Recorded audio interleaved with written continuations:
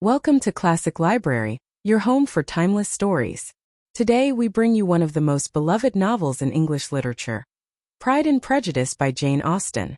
This masterpiece explores themes of love, social class, and personal growth, wrapped in a beautifully written story. Sit back, relax, and enjoy this timeless classic. Let's begin. Chapter 1. It is a truth universally acknowledged that a single man in possession of a good fortune must be in want of a wife.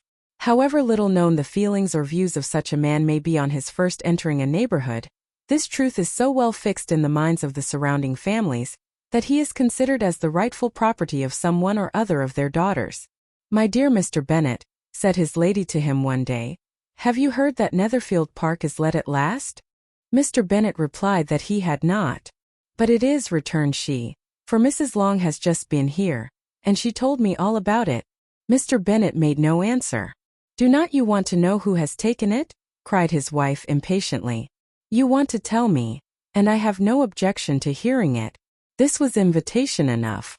"Why, my dear, you must know, Mrs. Long says that Netherfield is taken by a young man of large fortune from the north of England, that he came down on Monday in a chaise and four to see the place, and was so much delighted with it that he agreed with Mr. Morris immediately, that he is to take possession before Michaelmas, and some of his servants are to be in the house by the end of next week. What is his name?" "Bingley." "Is he married or single?" "Oh, single, my dear, to be sure. A single man of large fortune, 4,000 or 5,000 a year. What a fine thing for our girls." "How so? How can it affect them?" "My dear Mr. Bennet," replied his wife, "how can you be so tiresome? You must know that I am thinking of his marrying one of them." "Is that his design in settling here?" "Design? Nonsense, how can you talk so? But it is very likely that he may fall in love with one of them, and therefore you must visit him as soon as he comes. I see no occasion for that. You and the girls may go, or you may send them by themselves, which perhaps will be still better, for as you are as handsome as any of them, Mr. Bingley might like you the best of the party." "My dear, you flatter me. I certainly have had my share of beauty, but I do not pretend to be anything extraordinary now. When a woman has 5 grown-up daughters, she ought to give over thinking of her own beauty. In such cases, a woman has not often much beauty to think of. But my dear, you must indeed go and see Mr. Bingley when he comes into the neighborhood. It is more than I engage for, I assure you. But consider your daughters. Only think what an establishment it would be for one of them. Sir William and Lady Lucas are determined to go, merely on that account, for in general, you know, they visit no newcomers. Indeed you must go, for it will be impossible for us to visit him if you do not. You are over-scrupulous, surely.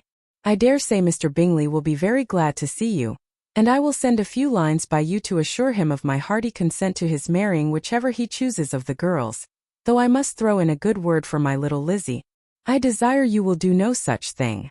Lizzie is not a bit better than the others, and I am sure she is not half so handsome as Jane, nor half so good-humored as Lydia. But you are always giving her the preference." "They have none of them much to recommend them," replied he. "They are all silly and ignorant like other girls, but Lizzie has something more of quickness than her sisters."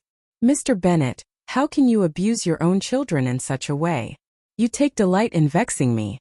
You have no compassion on my poor nerves. You mistake me, my dear. I have a high respect for your nerves. They are my old friends. I have heard you mention them with consideration these 20 years at least." This was invitation enough. "Why, my dear, you must know, Mrs. Long says that Netherfield is taken by a young man of large fortune from the north of England, that he came down on Monday in a chaise and four to see the place, and was so much delighted with it that he agreed with Mr. Morris immediately, that he is to take possession before Michaelmas, and some of his servants are to be in the house by the end of next week. What is his name?" "Bingley." "Is he married or single?" "Oh, single, my dear, to be sure.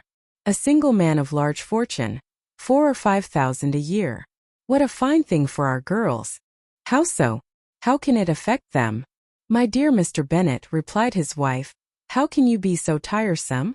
You must know that I am thinking of his marrying one of them. Is that his design in settling here?" "Design? Nonsense, how can you talk so? But it is very likely that he may fall in love with one of them, and therefore you must visit him as soon as he comes. I see no occasion for that. You and the girls may go, Or you may send them by themselves, which perhaps will be still better. For as you are as handsome as any of them, Mr. Bingley might like you the best of the party. My dear, you flatter me. I certainly have had my share of beauty, but I do not pretend to be anything extraordinary now. When a woman has 5 grown-up daughters, she ought to give over thinking of her own beauty. In such cases, a woman has not often much beauty to think of. But my dear, you must indeed go and see Mr. Bingley when he comes into the neighborhood. It is more than I engage for, I assure you. But consider your daughters. Only think what an establishment it would be for one of them. Sir William and Lady Lucas are determined to go, merely on that account. For in general, you know, they visit no newcomers.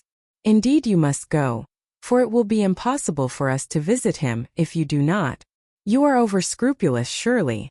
I dare say Mr. Bingley will be very glad to see you, and I will send a few lines by you to assure him of my hearty consent to his marrying whichever he chooses of the girls, though I must throw in a good word for my little Lizzie. I desire you will do no such thing. Lizzie is not a bit better than the others, and I am sure she is not half so handsome as Jane, nor half so good-humored as Lydia. But you are always giving her the preference. They have none of them much to recommend them, replied he. They are all silly and ignorant like other girls, but Lizzie has something more of quickness than her sisters. Mr. Bennet, how can you abuse your own children in such a way? You take delight in vexing me. You have no compassion on my poor nerves. You mistake me, my dear. I have a high respect for your nerves. They are my old friends. I have heard you mention them with consideration these 20 years at least. Ah, you do not know what I suffer. But I hope you will get over it, and live to see many young men of 4,000 a year come into the neighborhood. It will be no use to us if 20 such should come, since you will not visit them. Depend upon it, my dear, that when there are 20, I will visit them all. Mr. Bennet was so odd a mixture of quick parts, sarcastic humor, reserve and caprice, that the experience of 23 years had been insufficient to make his wife understand his character. Her mind was less difficult to develop. She was a woman of mean understanding, little information and uncertain temper. When she was discontented, she fancied herself nervous. The business of her life was to get her daughters married. Its solace was visiting and news. Ah, you do not know what I suffer. But I hope you will get over it, and live to see many young men of 4,000 a year come into the neighborhood. It will be no use to us if 20 such should come, since you will not visit them. Depend upon it, my dear, that when there are 20, I will visit them all. Mr. Bennet was so odd a mixture of quick parts, sarcastic humor, reserve and caprice, that the experience of 23 years had been insufficient to make his wife understand his character. Her mind was less difficult to develop. She was a woman of mean understanding, little information and uncertain temper. When she was discontented, she fancied herself nervous. The business of her life was to get her daughters married. Its solace was visiting and news. Chapter 2. M.R. Bennet was among the earliest of those who waited on Mr. Bingley. He had always intended to visit him, though to the last always assuring his wife that he should not go. Until the evening after the visit was paid she had no knowledge of it. It was then disclosed in the following manner. Observing his second daughter employed in trimming a hat, he suddenly addressed her with, "I hope Mr. Bingley will like it, Lizzie." "We are not in a way to know what Mr. Bingley likes," said her mother resentfully, "since we are not to visit." "But you forget, mamma," said Elizabeth, "that we shall meet him at the assemblies, and that Mrs. Long has promised to introduce him." "I do not believe Mrs. Long will do any such thing. She has 2 nieces of her own. She is a selfish, hypocritical woman, and I have no opinion of her." "No more have I," said Mr. Bennet, "and I am glad to find that you do not depend on her serving you." Mrs. Bennet deigned not to make any reply, but, unable to contain herself, began scolding one of her daughters. "Don't keep coughing so, Kitty, for heaven's sake. Have a little compassion on my nerves. You tear them to pieces." "Kitty has no discretion in her coughs," said her father. "She times them ill." "I do not cough for my own amusement," replied Kitty fretfully. "When is your next ball to be, Lizzie?" "Tomorrow fortnight." "Aye, so it is," cried her mother, "and Mrs. Long does not come back till the day before. So it will be impossible for her to introduce him, for she will not know him herself. Then, my dear, you may have the advantage of your friend. and introduce Mr. Bingley to her. Impossible, Mr. Bennet, impossible, when I am not acquainted with him myself. How can you be so teasing? I honor your circumspection. A fortnight's acquaintance is certainly very little. One cannot know what a man really is by the end of a fortnight. But if we do not venture, somebody else will. And after all, Mrs. Long and her nieces must stand their chance. And therefore, as she will think it an act of kindness, if you decline the office, I will take it on myself. The girls stared at their father. Mrs. Bennet said only, "Nonsense, nonsense. What can be the meaning of that emphatic exclamation?" cried he. "Do you consider the forms of introduction, and the stress that is laid on them, as nonsense? I cannot quite agree with you there. What say you, Mary? For you are a young lady of deep reflection, I know, and read great books, and make extracts." Mary wished to say something very sensible, but knew not how. While Mary is adjusting her ideas, he continued, "Let us return to Mr. Bingley." "I am sick of Mr. Bingley," cried his wife. "I am sorry to hear that, but why did you not tell me so before? If I had known as much this morning, I certainly would not have called on him. It is very unlucky, but as I have actually paid the visit, we cannot escape the acquaintance now." The astonishment of the ladies was just what he wished, that of Mrs. Bennet perhaps surpassing the rest, though when the first tumult of joy was over, she began to declare that it was what she had expected all the while. "How good it was in you, my dear Mr. Bennet! But I knew I should persuade you at last. I was sure you loved your girls too well to neglect such an acquaintance. Well, how pleased I am! And it is such a good joke, too, that you should have gone this morning, and never said a word about it till now." "Now, Kitty, you may cough as much as you choose," said Mr. Bennet. And as he spoke, he left the room, fatigued with the raptures of his wife. "What an excellent father you have, girls," said she, when the door was shut. "I do not know how you will ever make him amends for his kindness, or me either for that matter. At our time of life it is not so. I do not believe Mrs. Long will do any such thing. She has 2 nieces of her own. She is a selfish, hypocritical woman, and I have no opinion of her." "No more have I," said Mr. Bennet, "and I am glad to find that you do not depend on her serving you." Mrs. Bennet deigned not to make any reply, but, unable to contain herself, began scolding one of her daughters.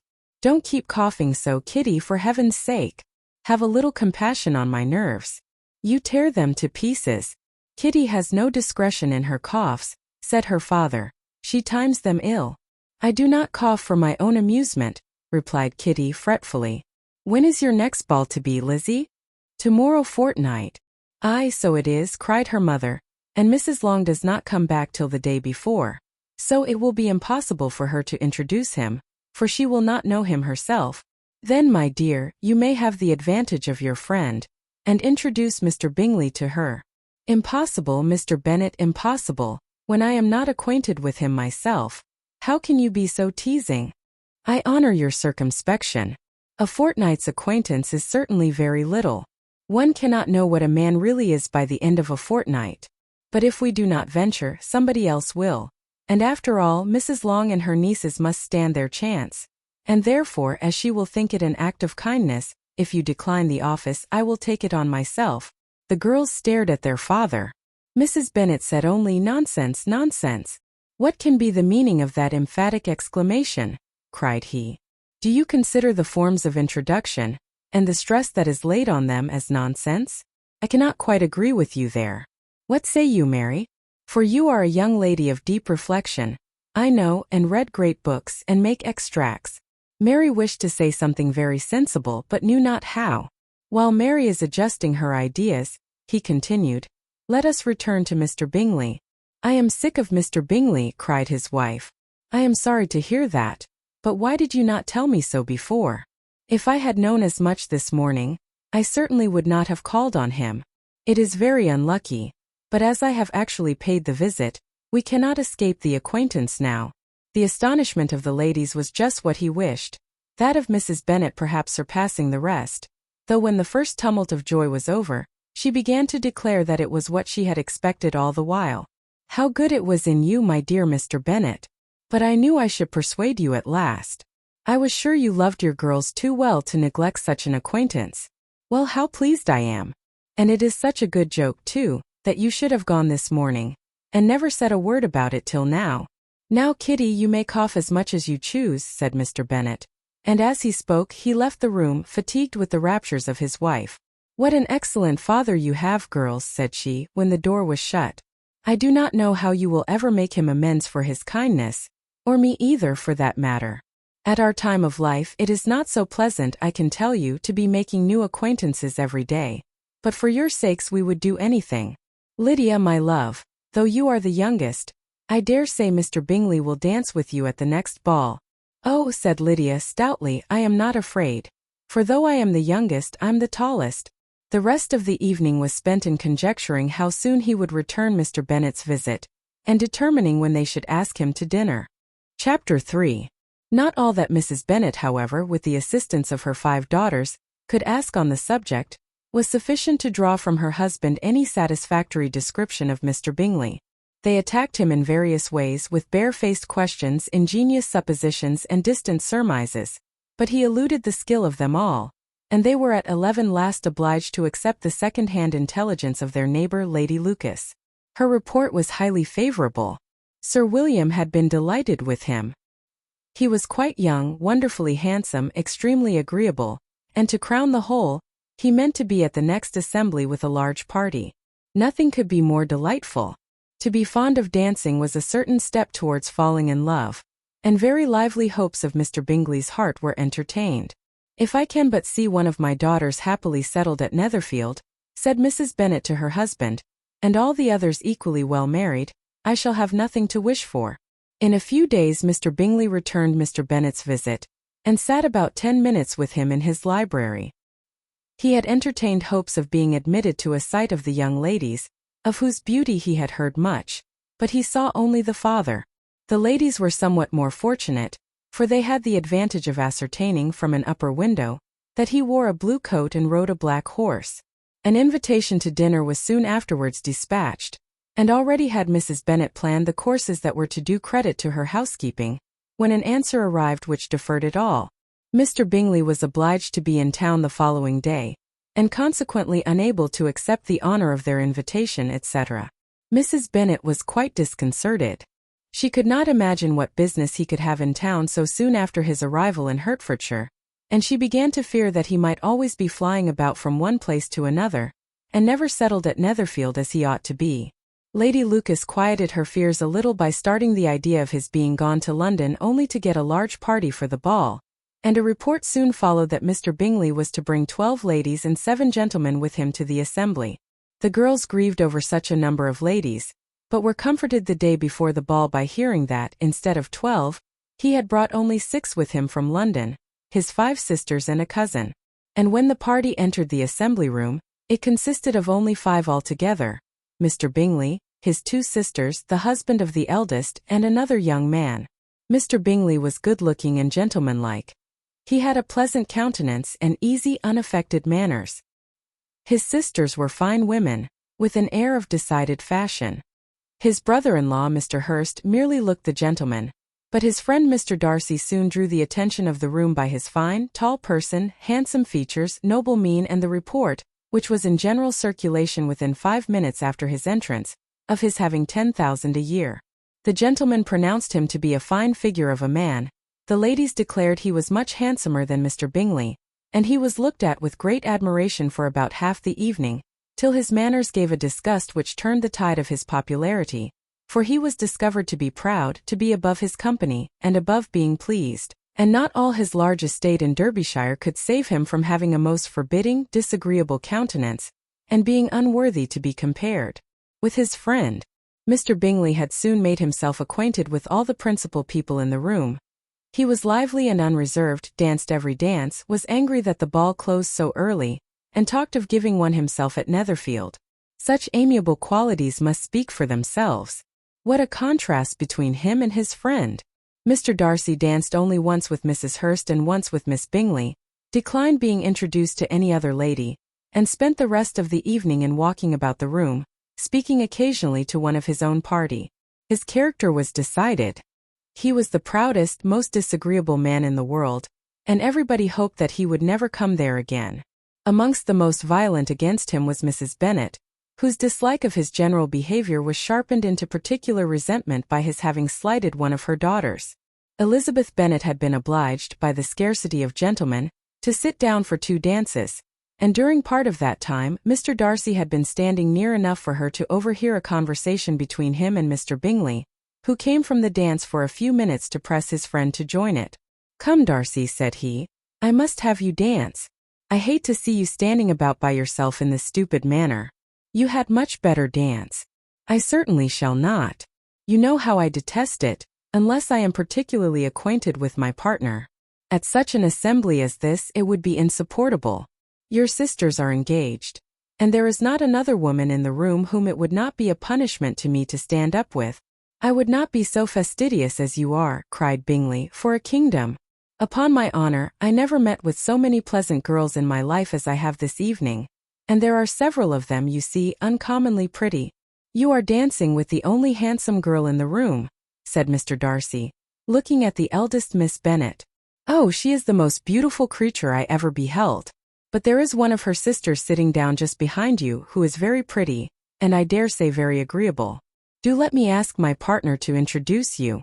"Which do you mean?" And turning round, he looked for a moment at Elizabeth till, catching her eye, he withdrew his own and coldly said, "She is tolerable, but not handsome enough to tempt me, and I am in no humor at present to give consequence to young ladies who are slighted by other men.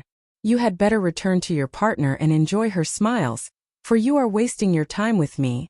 Mr. Bingley followed his advice.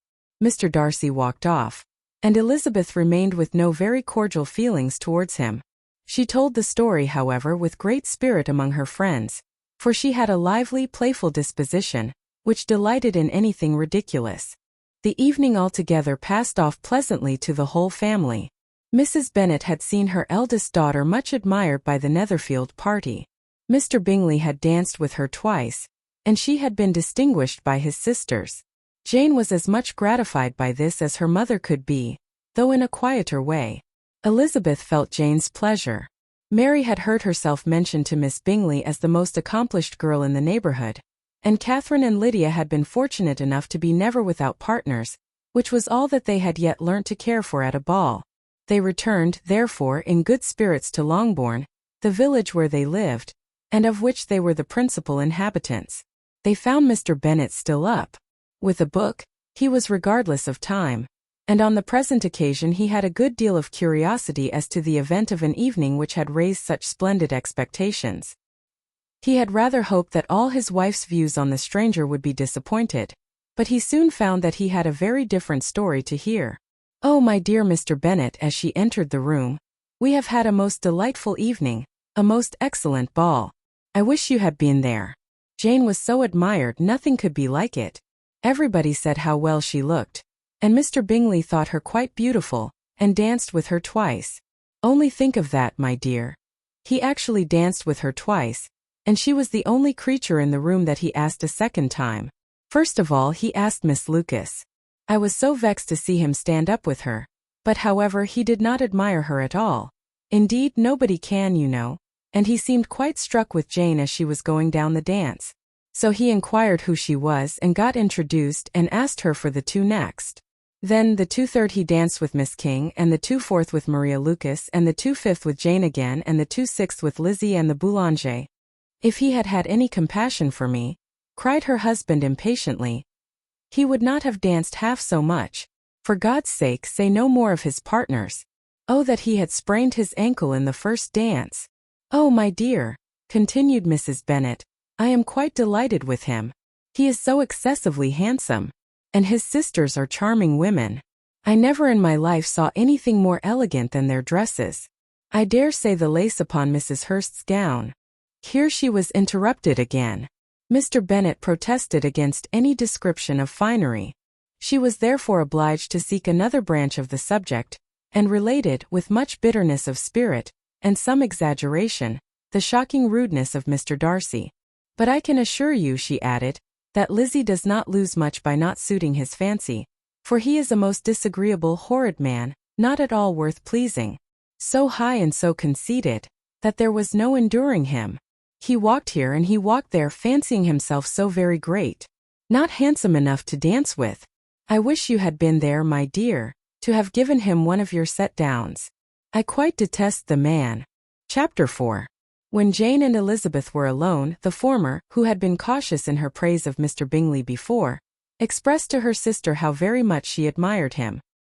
"He is just what a young man ought to be," said she, "sensible, good-humoured, lively, and I never saw such happy manners, so much ease, with such perfect good breeding."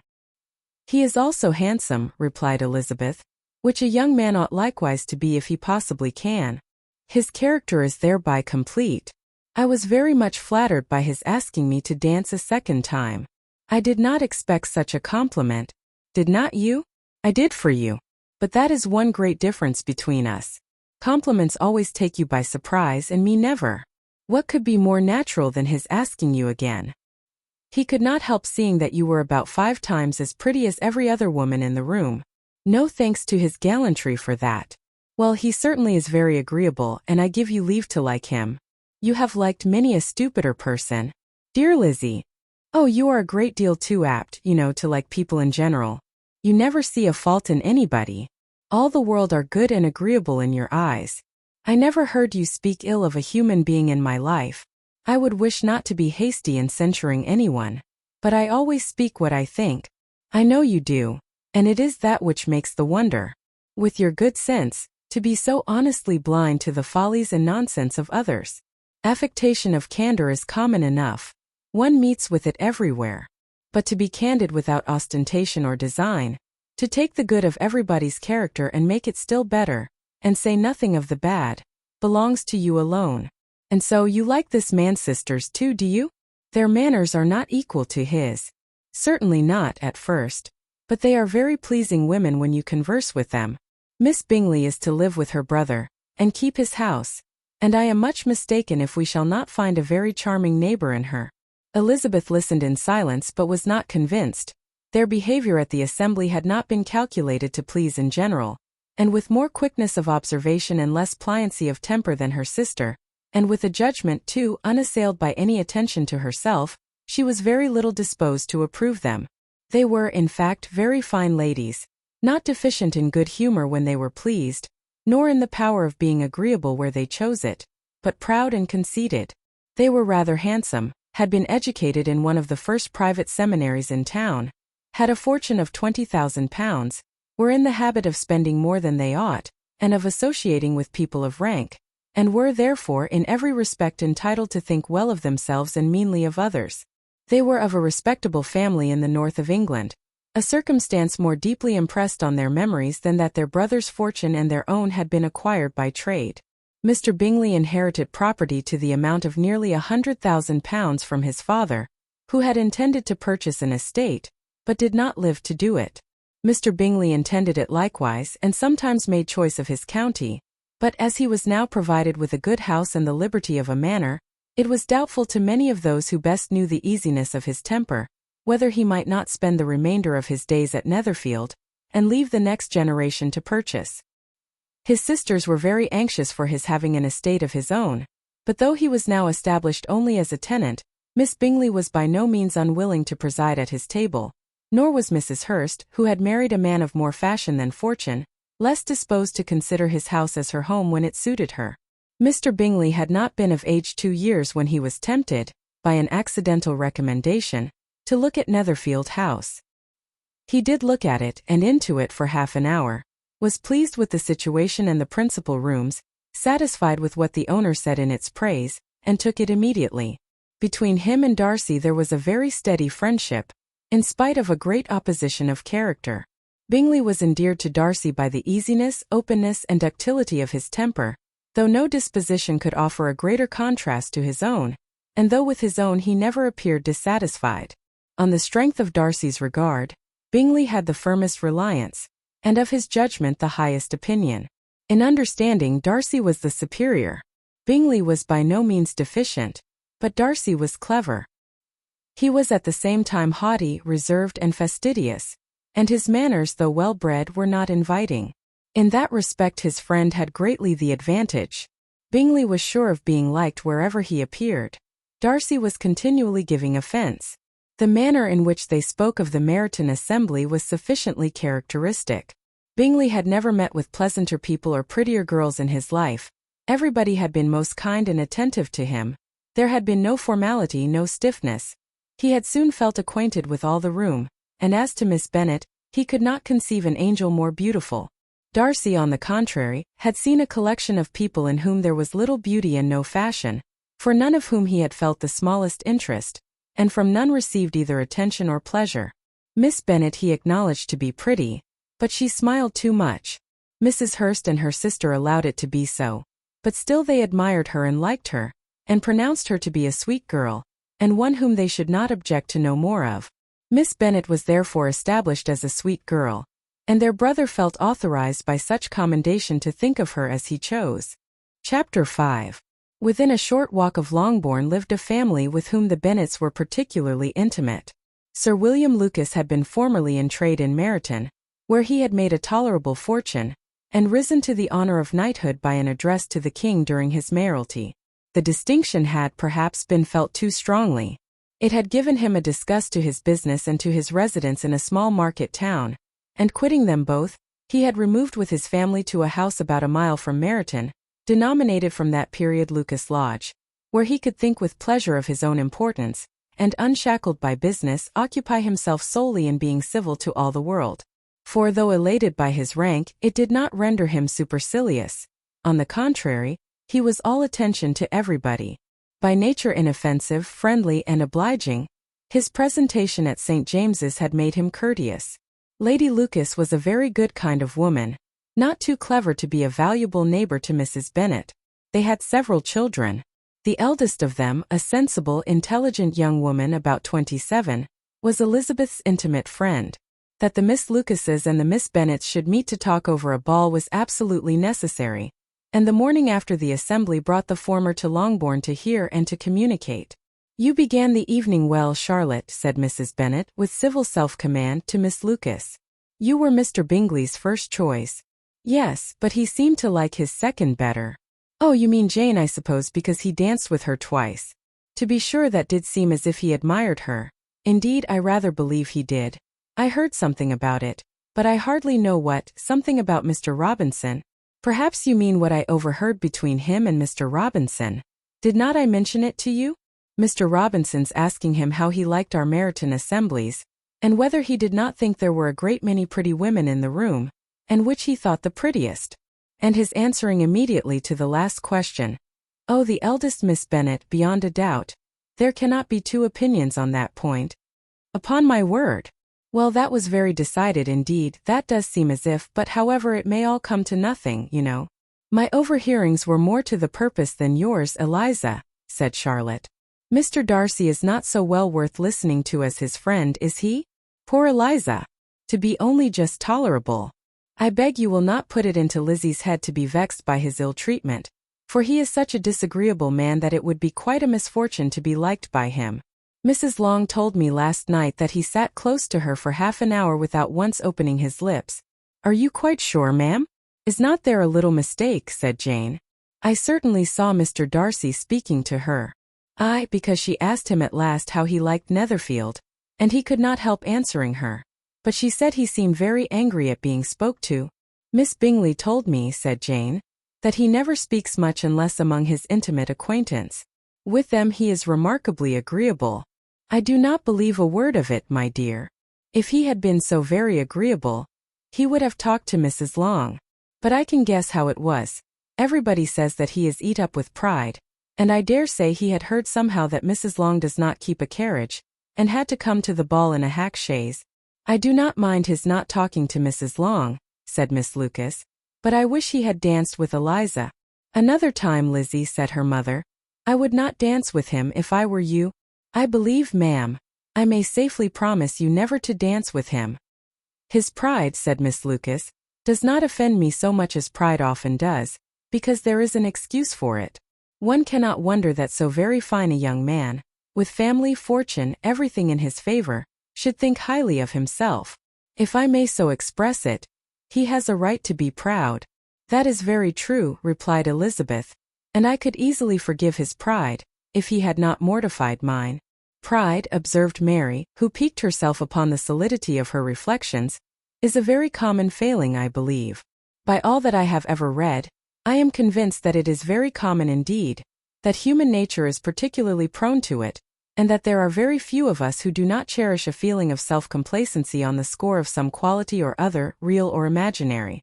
Vanity and pride are different things, though the words are often used synonymously. A person may be proud without being vain. Pride relates more to our opinion of ourselves, vanity to what we would have others think of us. If I were as rich as Mr. Darcy, cried a young Lucas who came with his sisters, I should not care how proud I was. I would keep a pack of foxhounds, and drink a bottle of wine every day. Then you would drink a great deal more than you ought, said Mrs. Bennet. And if I were to see you at it, I should take away your bottle directly. The boy protested that she should not. She continued to declare that she would. And the argument ended only with the visit. Chapter 6. The ladies of Longbourn soon waited on those of Netherfield. The visit was returned in due form. Miss Bennet's pleasing manners grew on the goodwill of Mrs. Hurst and Miss Bingley, and though the mother was found to be intolerable, and the younger sisters not worth speaking to, a wish of being better acquainted with them was expressed towards the two eldest. By Jane this attention was received with the greatest pleasure, but Elizabeth still saw superciliousness in their treatment of everybody, hardly excepting even her sister, and could not like them, though their kindness to Jane, such as it was, had a value as arising in all probability from the influence of their brother's admiration. It was generally evident whenever they met that he did admire her, and to her it was equally evident that Jane was yielding to the preference which she had begun to entertain for him from the first, and was in a way to be very much in love, but she considered with pleasure that it was not likely to be discovered by the world in general, since Jane united with great strength of feeling, a composure of temper and an uniform cheerfulness of manner, which would guard her from the suspicions of the impertinent. She mentioned this to her friend, Miss Lucas. It may perhaps be pleasant, replied Charlotte, to be able to impose on the public in such a case, but it is sometimes a disadvantage to be so very guarded. If a woman conceals her affection with the same skill from the object of it, she may lose the opportunity of fixing him, and it will then be but poor consolation to believe the world equally in the dark. There is so much of gratitude or vanity in almost every attachment, that it is not safe to leave any to itself. We can all begin freely. A slight preference is natural enough, but there are very few of us who have heart enough to be really in love without encouragement. In 9 cases out of 10, a woman had better show more affection than she feels. Bingley likes your sister undoubtedly, but he may never do more than like her, if she does not help him on. But she does help him on as much as her nature will allow. If I can perceive her regard for him, he must be a simpleton indeed not to discover it too. Remember, Eliza, that he does not know Jane's disposition as you do. But if a woman is partial to a man, and does not endeavor to conceal it, he must find it out. Perhaps he must if he sees enough of her. But though Bingley and Jane meet tolerably often, it is never for many hours together, and as they always see each other in large mixed parties, it is impossible that every moment should be employed in conversing together. Jane should therefore make the most of every half hour in which she can command his attention. When she is secure of him, there will be leisure for falling in love as much as she chooses. Your plan is a good one, replied Elizabeth, where nothing is in question but the desire of being well married. And if I were determined to get a rich husband or any husband, I dare say I should adopt it. But these are not Jane's feelings. She is not acting by design. As yet she cannot even be certain of the degree of her own regard, nor of its reasonableness. She has known him only a fortnight. She danced 4 dances with him at Meryton. She saw him one morning at his own house, and has since dined in company with him 4 times. This is not quite enough to make her understand his character. Not as you represent it. Had she merely dined with him, she might only have discovered whether he had a good appetite. But you must remember that 4 evenings have been also spent together, and 4 evenings may do a great deal. Yes, these 4 evenings have enabled them to ascertain that they both like VIII better than commerce, but with respect to any other leading characteristic, I do not imagine that much has been unfolded.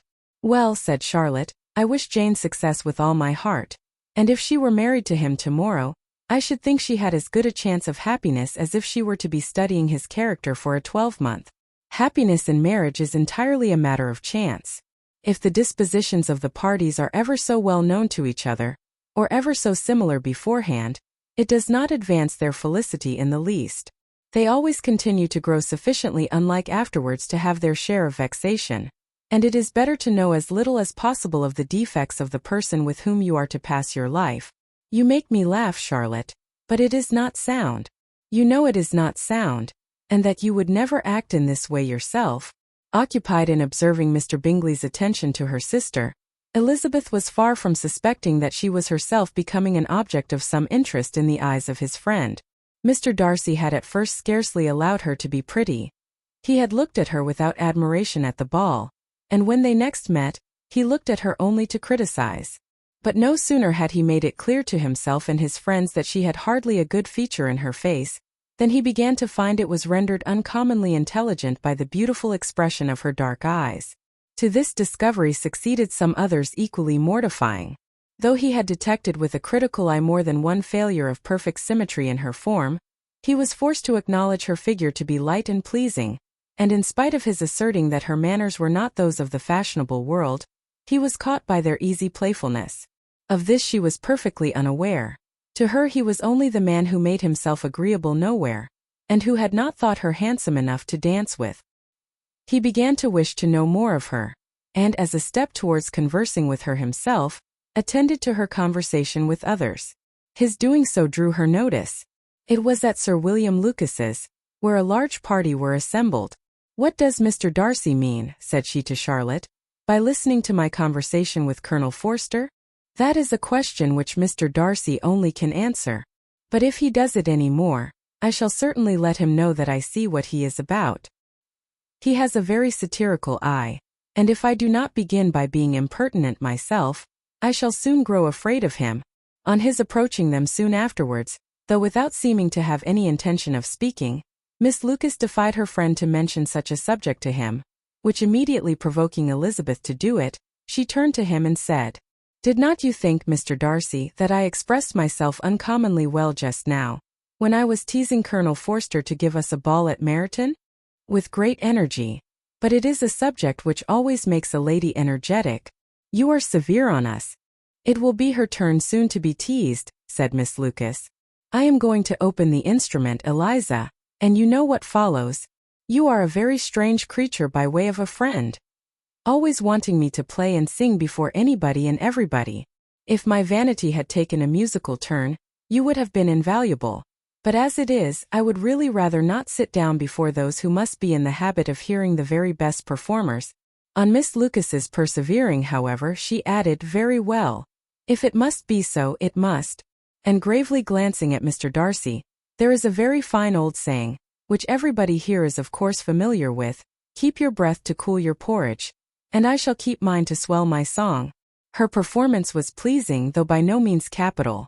After a song or two, and before she could reply to the entreaties of several that she would sing again, she was eagerly succeeded at the instrument by her sister Mary, who having, in consequence of being the only plain one in the family, worked hard for knowledge and accomplishments, was always impatient for display. Mary had neither genius nor taste, and though vanity had given her application, it had given her likewise a pedantic air and conceited manner, which would have injured a higher degree of excellence than she had reached. Elizabeth, easy and unaffected, had been listened to with much more pleasure, though not playing half so well, and Mary, at the end of a long concerto, was glad to purchase praise and gratitude by Scotch and Irish airs, at the request of her younger sisters, who with some of the Lucases and 2 or 3 officers, joined eagerly in dancing at one end of the room. Mr. Darcy stood near them in silent indignation at such a mode of passing the evening, to the exclusion of all conversation, and was too much engrossed by his own thoughts to perceive that Sir William Lucas was his neighbour, till Sir William thus began. "What a charming amusement for young people this is, Mr. Darcy. There is nothing like dancing after all. I consider it as one of the first refinements of polished societies." "Certainly, sir. And it has the advantage also of being in vogue amongst the less polished societies of the world. Every savage can dance." Sir William only smiled. "Your friend performs delightfully," he continued after a pause on seeing Bingley join the group, "and I doubt not that you are an adept in the science yourself, Mr. Darcy. You saw me dance at Meryton, I believe, sir?" "Yes, indeed, and received no inconsiderable pleasure from the sight." Do you often dance at St. James's? Never, sir. Do you not think it would be a proper compliment to the place? It is a compliment which I never pay to any place if I can avoid it. You have a house in town, I conclude? Mr. Darcy bowed. I had once some thoughts of fixing in town myself, for I am fond of superior society, but I did not feel quite certain that the air of London would agree with Lady Lucas. He paused in hopes of an answer, but his companion was not disposed to make any, and Elizabeth at that instant moving towards them, he was struck with the notion of doing a very gallant thing and called out to her, "My dear Miss Eliza, why are not you dancing? Mr. Darcy, you must allow me to present this young lady to you as a very desirable partner. You cannot refuse to dance, I am sure, when so much beauty is before you." And taking her hand, he would have given it to Mr. Darcy, who, though extremely surprised, was not unwilling to receive it, when she instantly drew back, and said with some discomposure to Sir William, "Indeed, sir, I have not the least intention of dancing. I entreat you not to suppose that I moved this way in order to beg for a partner." Mr. Darcy, with grave propriety, requested to be allowed the honor of her hand, but in vain. Elizabeth was determined, nor did Sir William at all shake her purpose by his attempt at persuasion. "You excel so much in the dance, Miss Eliza, that it is cruel to deny me the happiness of seeing you, and though this gentleman dislikes the amusement in general, he can have no objection, I am sure, to oblige us for 1/2 hour. Mr. Darcy is all politeness," said Elizabeth, smiling. "He is, indeed, but considering the inducement, my dear Miss Eliza, we cannot wonder at his complaisance, for who would object to such a partner?" Elizabeth looked archly, and turned away. Her resistance had not injured her with the gentleman, and he was thinking of her with some complacency, when thus accosted by Miss Bingley. "I can guess the subject of your reverie." "I should imagine not. You are considering how insupportable it would be to pass many evenings in this manner, in such society, and indeed I am quite of your opinion. I was never more annoyed. The insipidity and yet the noise, the nothingness and yet the self-importance of all these people. What would I give to hear your strictures on them? Your conjecture is totally wrong, I assure you. My mind was more agreeably engaged. I have been meditating on the very great pleasure which a pair of fine eyes in the face of a pretty woman can bestow." Miss Bingley immediately fixed her eyes on his face, and desired he would tell her what lady had the credit of inspiring such reflections. Mr. Darcy replied, with great intrepidity, "Miss Elizabeth Bennet." "Miss Elizabeth Bennet," repeated Miss Bingley. "I am all astonishment. How long has she been such a favourite? And pray when am I to wish you joy?" "That is exactly the question which I expected you to ask. A lady's imagination is very rapid. It jumps from admiration to love, from love to matrimony, in a moment. I knew you would be wishing me joy. Nay, if you are so serious about it, I shall consider the matter as absolutely settled. You will have a charming mother-in-law indeed, and of course she will be always at Pemberley with you." He listened to her with perfect indifference, while she chose to entertain herself in this manner, and as his composure convinced her that all was safe, her wit flowed along. Chapter VII. Mr. Bennet's property consisted almost entirely in an estate of 2,000 a year, which, unfortunately for his daughters, was entailed in default of heirs male on a distant relation, and their mother's fortune, though ample for her situation in life, could but ill supply the deficiency of his. Her father had been an attorney in Meryton, and had left her £4,000. She had a sister married to a Mr. Phillips, who had been a clerk to their father and succeeded him in the business, and a brother settled in London in a respectable line of trade. The village of Longbourn was only 1 mile from Meryton, a most convenient distance for the young ladies, who were usually tempted thither 3 or 4 times a week, to pay their duty to their aunt, and to a milliner's shop just over the way. The 2 youngest of the family, Catherine and Lydia, were particularly frequent in these attentions. Their minds were more vacant than their sisters', and when nothing better offered, a walk to Meryton was necessary to amuse their morning hours and furnish conversation for the evening, and however bare of news the country in general might be, they always contrived to learn some from their aunt. At present, indeed, they were well supplied both with news and happiness by the recent arrival of a militia regiment in the neighbourhood. It was to remain the whole winter, and Meryton was the headquarters. Their visits to Mrs. Phillips were now productive of the most interesting intelligence. Every day added something to their knowledge of the officers' names and connections. Their lodgings were not long a secret, and at length they began to know the officers themselves. Mr. Phillips visited them all, and this opened to his nieces a source of felicity unknown before. They could talk of nothing but officers, and Mr. Bingley's large fortune, the mention of which gave animation to their mother, was worthless in their eyes when opposed to the regimentals of an ensign. After listening one morning to their effusions on this subject, Mr. Bennet coolly observed, "From all that I can collect by your manner of talking, you must be two of the silliest girls in the country. I have suspected it some time, but I am now convinced." Catherine was disconcerted and made no answer, but Lydia, with perfect indifference, continued to express her admiration of Captain Carter, and her hope of seeing him in the course of the day, as he was going the next morning to London. "I am astonished, my dear," said Mrs. Bennet, "that you should be so ready to think your own children silly. If I wished to think slightingly of anybody's children, it should not be of my own, however. If my children are silly, I must hope to be always sensible of it. Yes, but as it happens they are all of them very clever. This is the only point, I flatter myself, on which we do not agree.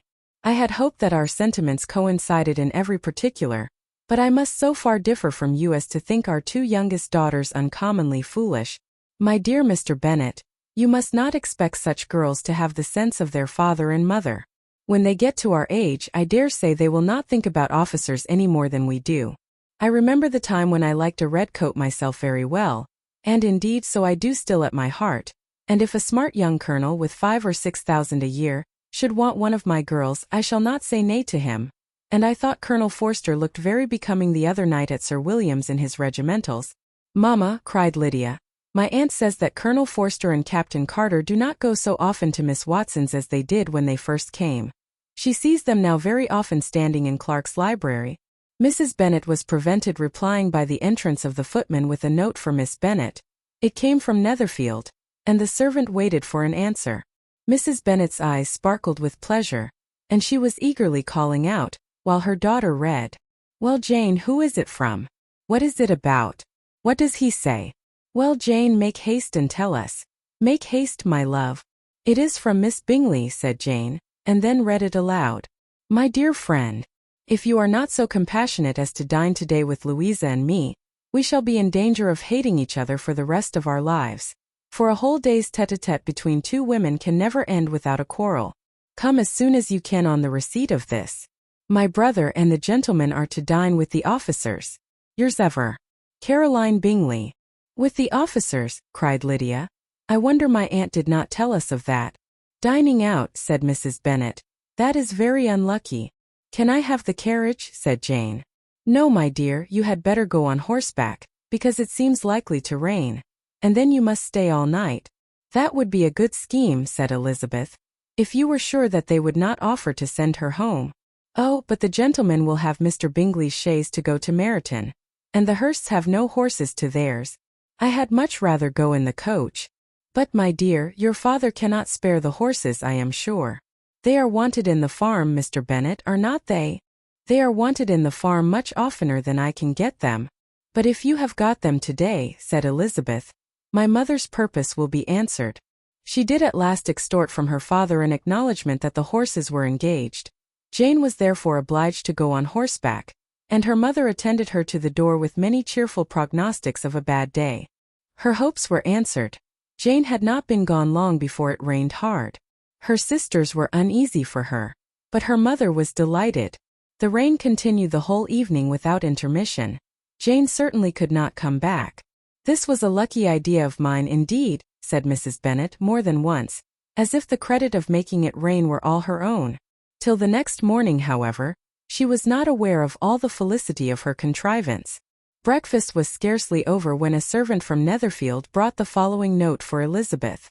"My dearest Lizzie, I find myself very unwell this morning, which I suppose is to be imputed to my getting wet through yesterday. My kind friends will not hear of my returning home till I am better. They insist also on my seeing Mr. Jones, therefore do not be alarmed if you should hear of his having been to me. And excepting a sore throat and a headache, there is not much the matter with me. Yours, etc." "Well, my dear," said Mr. Bennet, When Elizabeth had read the note aloud, "If your daughter should have a dangerous fit of illness, if she should die, it would be a comfort to know that it was all in pursuit of Mr. Bingley, and under your orders. Oh, I am not at all afraid of her dying. People do not die of little trifling colds. She will be taken good care of. As long as she stays there, it is all very well. I would go and see her if I could have the carriage." Elizabeth, feeling really anxious, determined to go to her, though the carriage was not to be had. And as she was no horsewoman, walking was her only alternative. She declared her resolution. "How can you be so silly," cried her mother, "as to think of such a thing in all this dirt? You will not be fit to be seen when you get there." "I shall be very fit to see Jane, which is all I want." "Is this a hint to me, Lizzie," said her father, "to send for the horses?" "No, indeed. I do not wish to avoid the walk. The distance is nothing when one has a motive, only 3 miles. I shall be back by dinner." "I admire the activity of your benevolence," observed Mary, "but every impulse of feeling should be guided by reason, and in my opinion exertion should always be in proportion to what is required." "We will go as far as Meryton with you," said Catherine and Lydia. Elizabeth accepted their company, and the 3 young ladies set off together. "If we make haste," said Lydia as they walked along, "perhaps we may see something of Captain Carter before he goes." In Meryton they parted. The 2 youngest repaired to the lodgings of one of the officers' wives, and Elizabeth continued her walk alone, crossing field after field at a quick pace, jumping over stiles and springing over puddles, with impatient activity, and finding herself at last within view of the house, with weary ankles, dirty stockings, and a face glowing with the warmth of exercise. She was shown into the breakfast parlor, where all but Jane were assembled, and where her appearance created a great deal of surprise. That she should have walked 3 miles so early in the day in such dirty weather, and by herself, was almost incredible to Mrs. Hurst and Miss Bingley, and Elizabeth was convinced that they held her in contempt for it. She was received, however, very politely by them, and in their brother's manners there was something better than politeness, there was good humor and kindness. Mr. Darcy said very little, and Mr. Hurst nothing at all. The former was divided between admiration of the brilliancy which exercise had given to her complexion and doubt as to the occasions justifying her coming so far alone. The latter was thinking only of his breakfast. Her inquiries after her sister were not very favorably answered. Miss Bennet had slept ill, and though up, was very feverish, and not well enough to leave her room. Elizabeth was glad to be taken to her immediately, and Jane, who had only been withheld by the fear of giving alarm or inconvenience, from expressing in her note how much she longed for such a visit, was delighted at her entrance. She was not equal, however, to much conversation, and when Miss Bingley left them together, could attempt little beside expressions of gratitude for the extraordinary kindness she was treated with. Elizabeth silently attended her. The apothecary came. When breakfast was over, they were joined by the sisters, and Elizabeth began to like them herself, when she saw how much affection and solicitude they showed for Jane. The apothecary came, and having examined his patient said, as might be supposed, that she had caught a violent cold, and that they must endeavor to get the better of it, advised her to return to bed, and promised her some draughts. The advice was followed readily, for the feverish symptoms increased, and her head ached acutely.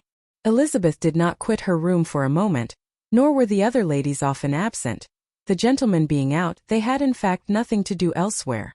When the clock struck 3, Elizabeth felt that she must go, and very unwillingly said so.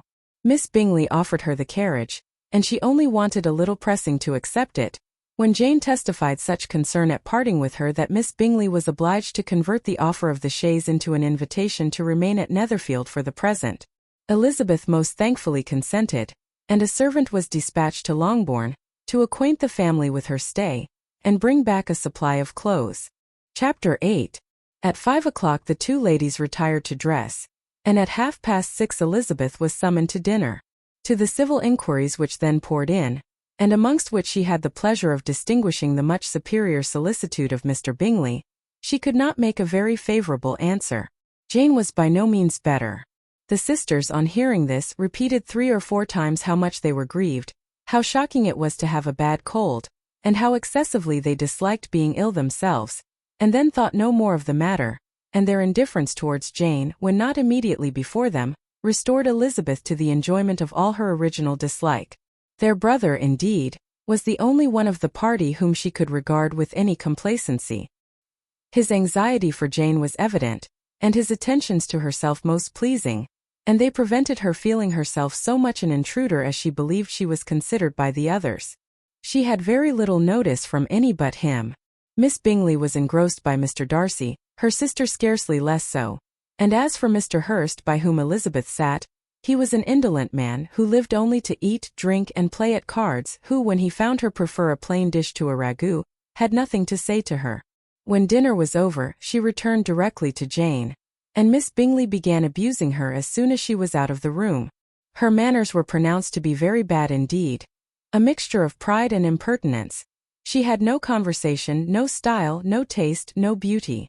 Mrs. Hurst thought the same and added, "She has nothing, in short, to recommend her, but being an excellent walker. I shall never forget her appearance this morning. She really looked almost wild." "She did indeed, Louisa. I could hardly keep my countenance. Very nonsensical to come at all. Why must she be scampering about the country? Because her sister had a cold. Her hair so untidy, so blousy. Yes, and her petticoat. I hope you saw her petticoat, 6 inches deep in mud, I am absolutely certain, and the gown which had been let down to hide it not doing its office." "Your picture may be very exact, Louisa," said Bingley, "but this was all lost upon me. I thought Miss Elizabeth Bennet looked remarkably well when she came into the room this morning. Her dirty petticoat quite escaped my notice." "You observed it, Mr. Darcy, I am sure," said Miss Bingley, "and I am inclined to think that you would not wish to see your sister make such an exhibition." "Certainly not. To walk 3 miles or 4 miles or 5 miles or whatever it is, above her ankles in dirt and alone, quite alone. What could she mean by it? It seems to me to show an abominable sort of conceited independence, a most country town indifference to decorum. It shows an affection for her sister that is very pleasing," said Bingley. "I am afraid, Mr. Darcy," observed Miss Bingley in a half-whisper, "that this adventure has rather affected your admiration of her fine eyes." "Not at all," he replied. "They were brightened by the exercise." A short pause followed this speech, and Mrs. Hurst began again. "I have an excessive regard for Jane Bennet. She is really a very sweet girl, and I wish with all my heart she were well settled. But with such a father and mother, and such low connections, I am afraid there is no chance of it. I think I have heard you say that their uncle is an attorney in Meryton?" "Yes, and they have another, who lives somewhere near Cheapside." "That is capital," added her sister, and they both laughed heartily. "If they had uncles enough to fill all Cheapside," cried Bingley, "it would not make them one jot less agreeable, but it must very materially lessen their chance of marrying men of any consideration in the world," replied Darcy. To this speech Bingley made no answer, but his sisters gave it their hearty assent, and indulged their mirth for some time at the expense of their dear friend's vulgar relations. With a renewal of tenderness, however, they repaired to her room on leaving the dining parlour, and sat with her till summoned to coffee. She was still very poorly, and Elizabeth would not quit her at all, till late in the evening, when she had the comfort of seeing her asleep, and when it appeared to her rather right than pleasant that she should go downstairs herself. On entering the drawing-room, she found the whole party at loo, and was immediately invited to join them, but suspecting them to be playing high, she declined it, and making her sister the excuse, said she would amuse herself, for the short time she could stay below, with a book. Mr. Hurst looked at her with astonishment. "Do you prefer reading to cards?" said he. "That is rather singular." "Miss Eliza Bennet," said Miss Bingley, "despises cards. She is a great reader, and has no pleasure in anything else."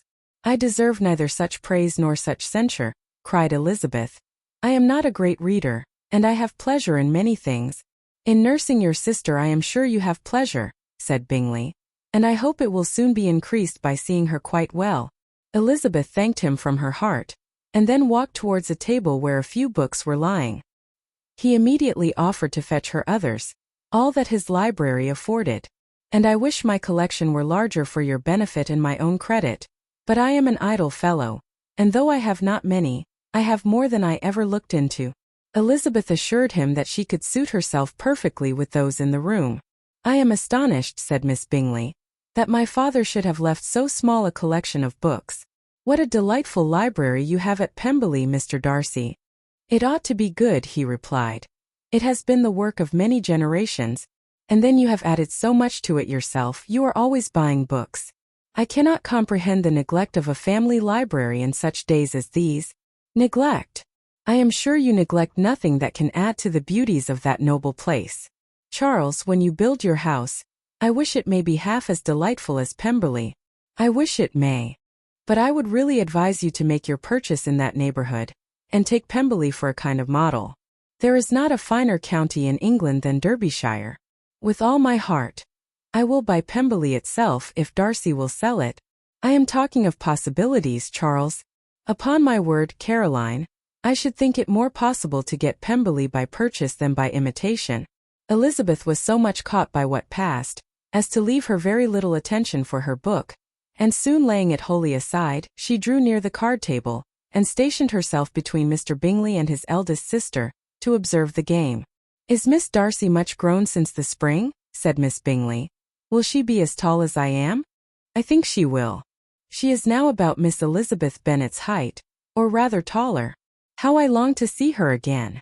I never met with anybody who delighted me so much. Such a countenance, such manners, and so extremely accomplished for her age. Her performance on the pianoforte is exquisite. It is amazing to me, said Bingley, how young ladies can have patience to be so very accomplished as they all are. All young ladies accomplished? My dear Charles, what do you mean? Yes, all of them, I think. They all paint tables, cover screens, and net purses. I scarcely know anyone who cannot do all this. And I am sure I never heard a young lady spoken of for the first time, without being informed that she was very accomplished. Your list of the common extent of accomplishments, said Darcy, has too much truth. The word is applied to many a woman who deserves it no otherwise than by netting a purse or covering a screen. But I am very far from agreeing with you in your estimation of ladies in general.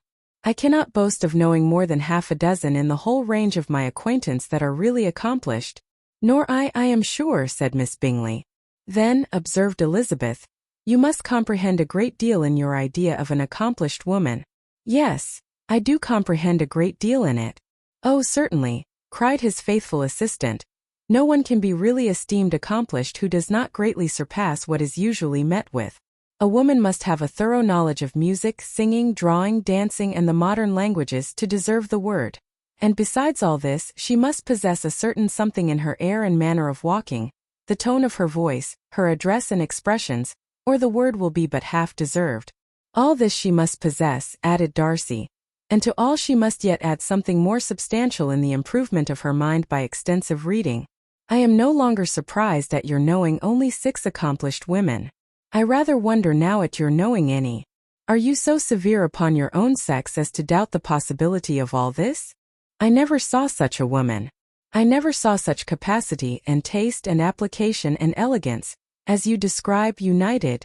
Mrs. Hurst and Miss Bingley both cried out against the injustice of her implied doubt, and were both protesting that they knew many women who answered this description, when Mr. Hurst called them to order, with bitter complaints of their inattention to what was going forward. As all conversation was thereby at an end, Elizabeth soon afterwards left the room. Eliza Bennet, said Miss Bingley when the door was closed on her, is one of those young ladies who seek to recommend themselves to the other sex by undervaluing their own, and with many men I dare say it succeeds. But in my opinion it is a paltry device, a very mean art. Undoubtedly, replied Darcy, to whom this remark was chiefly addressed, there is meanness in all the arts which ladies sometimes condescend to employ for captivation. Whatever bears affinity to cunning is despicable. Miss Bingley was not so entirely satisfied with this reply as to continue the subject. Elizabeth joined them again only to say that her sister was worse, and that she could not leave her. Bingley urged Mr. Jones's being sent for immediately, while his sisters, convinced that no country advice could be of any service, recommended an express to town for one of the most eminent physicians. This she would not hear of, but she was not so unwilling to comply with their brother's proposal, and it was settled that Mr. Jones should be sent for early in the morning, if Miss Bennet were not decidedly better. Bingley was quite uncomfortable. His sisters declared that they were miserable. They solaced their wretchedness, however, by duets after supper, while he could find no better relief to his feelings than by giving his housekeeper directions that every possible attention might be paid to the sick lady and her sister. Chapter 9. Elizabeth passed the chief of the night in her sister's room, and in the morning had the pleasure of being able to send a tolerable answer to the inquiries which she very early received from Mr. Bingley by a housemaid, and some time afterwards from the two elegant ladies who waited on his sisters. In spite of this amendment, however, she requested to have a note sent to Longbourn, desiring her mother to visit Jane, and form her own judgment of her situation. The note was immediately dispatched, and its contents as quickly complied with. Mrs. Bennet, accompanied by her two youngest girls, reached Netherfield soon after the family breakfast. Had she found Jane in any apparent danger, Mrs. Bennet would have been very miserable, but being satisfied on seeing her that her illness was not alarming, she had no wish of her recovering immediately, as her restoration to health would probably remove her from Netherfield. She would not listen, therefore, to her daughter's proposal of being carried home.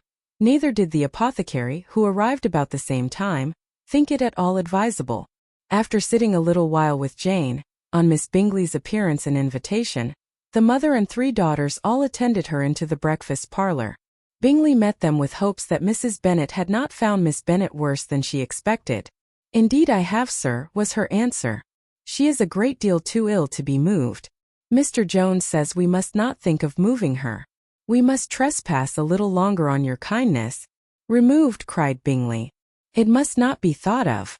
My sister, I am sure, will not hear of her removal."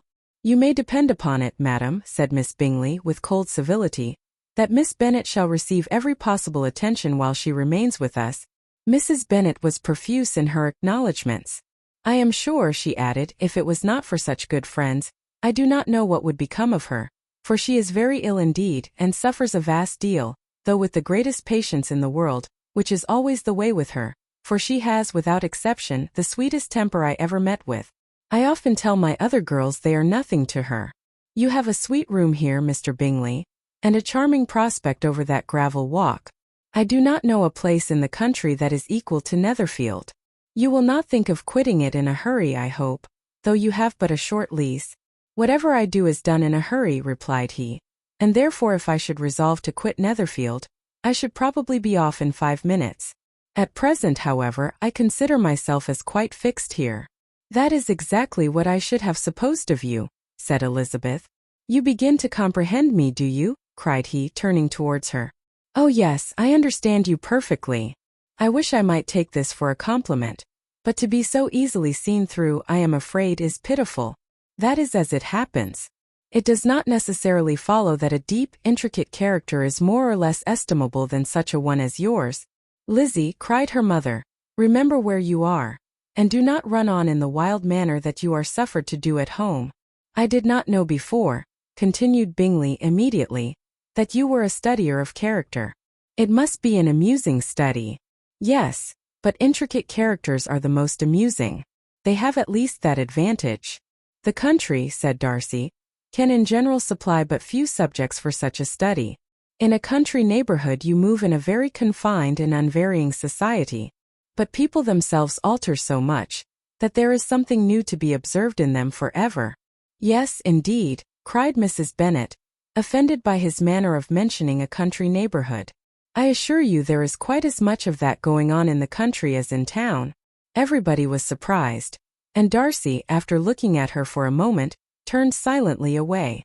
Mrs. Bennet, who fancied she had gained a complete victory over him, continued her triumph. "I cannot see that London has any great advantage over the country for my part, except the shops and public places. The country is a vast deal pleasanter, is not it, Mr. Bingley?"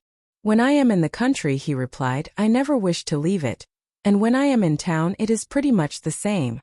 They have each their advantages, and I can be equally happy in either." "Aye, that is because you have the right disposition." But that gentleman, looking at Darcy, seemed to think the country was nothing at all. "Indeed, mamma, you are mistaken," said Elizabeth, blushing for her mother. "You quite mistook Mr. Darcy. He only meant that there was not such a variety of people to be met with in the country as in town, which you must acknowledge to be true." "Certainly, my dear, nobody said there were. But as to not meeting with many people in this neighbourhood, I believe there are few neighbourhoods larger. I know we dine with 24 families. Nothing but concern for Elizabeth could enable Bingley to keep his countenance. His sister was less delicate, and directed her eye towards Mr. Darcy with a very expressive smile. Elizabeth, for the sake of saying something that might turn her mother's thoughts, now asked her if Charlotte Lucas had been at Longbourn since her coming away. Yes, she called yesterday with her father. What an agreeable man Sir William is, Mr. Bingley. Is not he? So much the man of fashion. So genteel and so easy. He has always something to say to everybody. That is my idea of good breeding. And those persons who fancy themselves very important and never open their mouths quite mistake the matter. Did Charlotte dine with you? No, she would go home. I fancy she was wanted about the mince pies. For my part, Mr. Bingley, I always keep servants that can do their own work. My daughters are brought up differently. But everybody is to judge for themselves, and the Lucases are a very good sort of girls, I assure you. It is a pity they are not handsome. Not that I think Charlotte so very plain. But then she is our particular friend. She seems a very pleasant young woman, said Bingley. Oh dear, yes, but you must own she is very plain. Lady Lucas herself has often said so, and envied me Jane's beauty. I do not like to boast of my own child, but to be sure, Jane, one does not often see anybody better looking. It is what everybody says. I do not trust my own partiality. When she was only 15 there was a gentleman at my brother Gardiner's in town so much in love with her, that my sister-in-law was sure he would make her an offer before we came away. But however he did not. Perhaps he thought her too young. However, he wrote some verses on her, and very pretty they were. And so ended his affection, said Elizabeth impatiently. There has been many a one, I fancy, overcome in the same way. I wonder who first discovered the efficacy of poetry in driving away love. I have been used to consider poetry as the food of love, said Darcy. Of a fine, stout, healthy love it may. Everything nourishes what is strong already. But if it be only a slight, thin sort of inclination, I am convinced that one good sonnet will starve it entirely away. Darcy only smiled, and the general pause which ensued made Elizabeth tremble lest her mother should be exposing herself again. She longed to speak, but could think of nothing to say, and after a short silence Mrs. Bennet began repeating her thanks to Mr. Bingley for his kindness to Jane, with an apology for troubling him also with Lizzie. Mr. Bingley was unaffectedly civil in his answer, and forced his younger sister to be civil also, and say what the occasion required. She performed her part indeed without much graciousness, but Mrs. Bennet was satisfied, and soon afterwards ordered her carriage. Upon this signal, the youngest of her daughters put herself forward. The two girls had been whispering to each other during the whole visit, and the result of it was, that the youngest should tax Mr. Bingley with having promised on his first coming into the country to give a ball at Netherfield. Lydia was a stout, well-grown girl of 15, with a fine complexion and good-humoured countenance, a favourite with her mother, whose affection had brought her into public at an early age. She had high animal spirits, and a sort of natural self-consequence, which the attentions of the officers, to whom her uncle's good dinners and her own easy manners recommended her, had increased into assurance. She was very equal, therefore, to address Mr. Bingley on the subject of the ball, and abruptly reminded him of his promise, adding that it would be the most shameful thing in the world if he did not keep it. His answer to this sudden attack was delightful to her mother's ear. I am perfectly ready, I assure you, to keep my engagement, and when your sister is recovered you shall, if you please, name the very day of the ball. But you would not wish to be dancing while she is ill. Lydia declared herself satisfied. Oh yes, it would be much better to wait till Jane was well, and by that time most likely Captain Carter would be at Meryton again. And when you have given your ball, she added, I shall insist on their giving one also. I shall tell Colonel Forster it will be quite a shame if he does not. Mrs. Bennet and her daughters then departed, and Elizabeth returned instantly to Jane, leaving her own and her relations' behaviour to the remarks of the two ladies and Mr. Darcy, the latter of whom, however, could not be prevailed on to join in their censure of her, in spite of all Miss Bingley's witticisms on fine eyes. Chapter 10. The day passed much as the day before had done. Mrs. Hurst and Miss Bingley had spent some hours of the morning with the invalid, who continued, though slowly, to mend, and in the evening Elizabeth joined their party in the drawing-room. The loo table, however, did not appear. Mr. Darcy was writing, and Miss Bingley, seated near him, was watching the progress of his letter, and repeatedly calling off his attention by messages to his sister. Mr. Hurst and Mr. Bingley were at piquet, and Mrs. Hurst was observing their game. Elizabeth took up some needlework, and was sufficiently amused in attending to what passed between Darcy and his companion. The perpetual commendations of the lady either on his handwriting, or on the evenness of his lines, or on the length of his letter, with the perfect unconcern with which her praises were received, formed a curious dialogue, and was exactly in unison with her opinion of each. How delighted Miss Darcy will be to receive such a letter. He made no answer. You write uncommonly fast.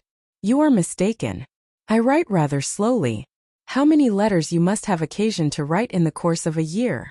Letters of business, too. How odious I should think them. It is fortunate, then, that they fall to my lot instead of to yours. Pray tell your sister that I long to see her. I have already told her so once by your desire. I am afraid you do not like your pen. Let me mend it for you. I mend pens remarkably well.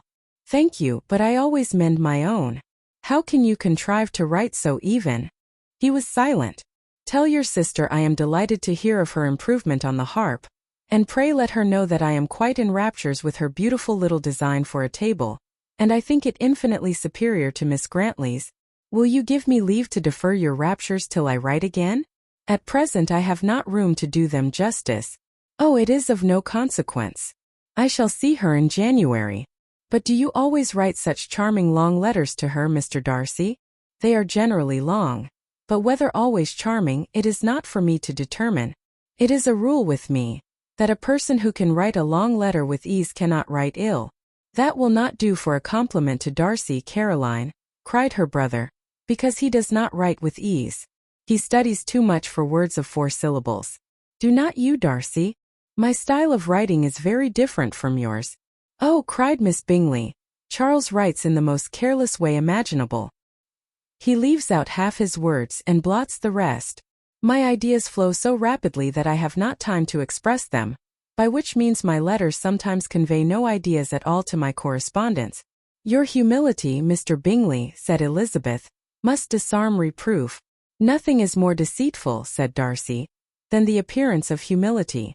It is often only carelessness of opinion, and sometimes an indirect boast. And which of the two do you call my little recent piece of modesty? The indirect boast. For you are really proud of your defects in writing, because you consider them as proceeding from a rapidity of thought and carelessness of execution, which, if not estimable, you think at least highly interesting. The power of doing anything with quickness is always much prized by the possessor, and often without any attention to the imperfection of the performance.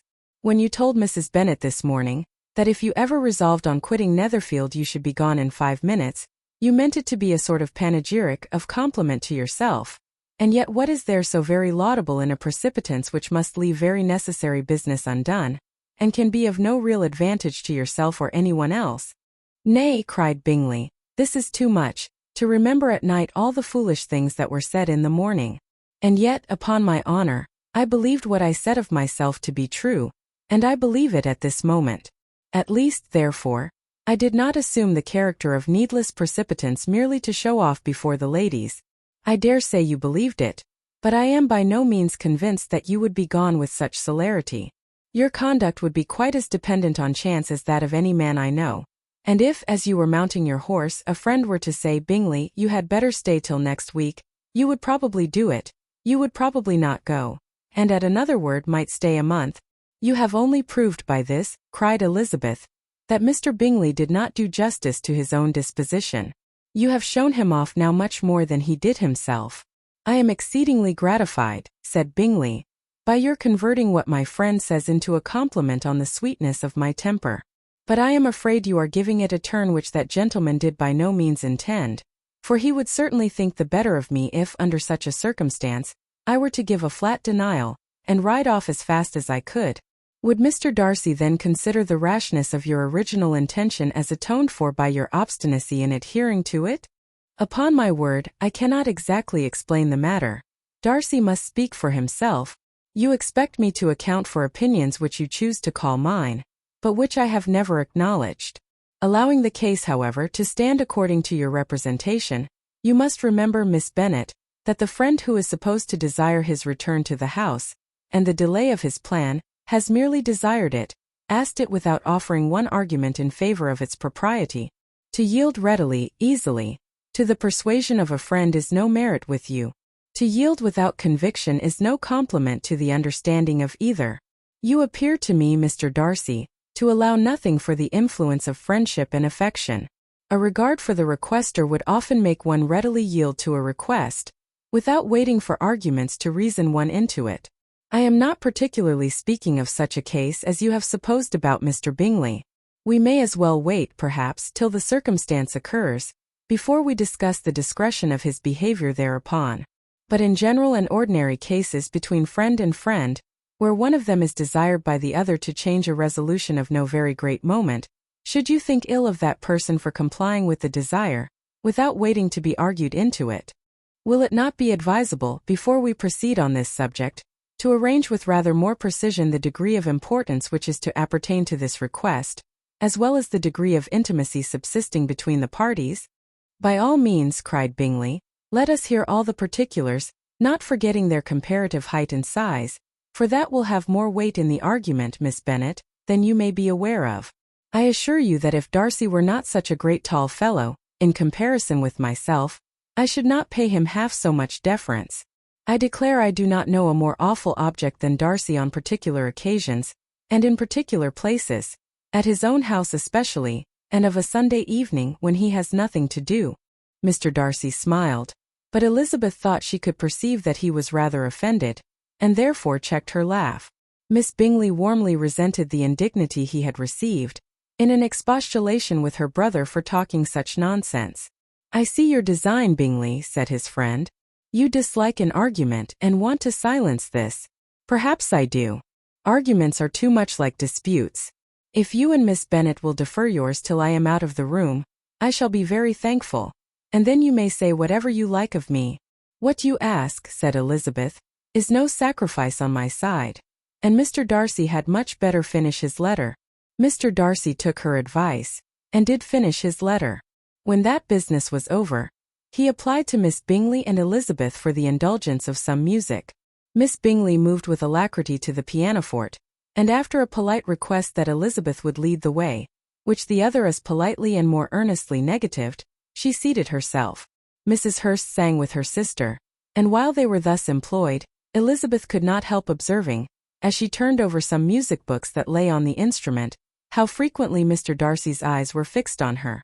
She hardly knew how to suppose that she could be an object of admiration to so great a man, and yet that he should look at her because he disliked her was still more strange.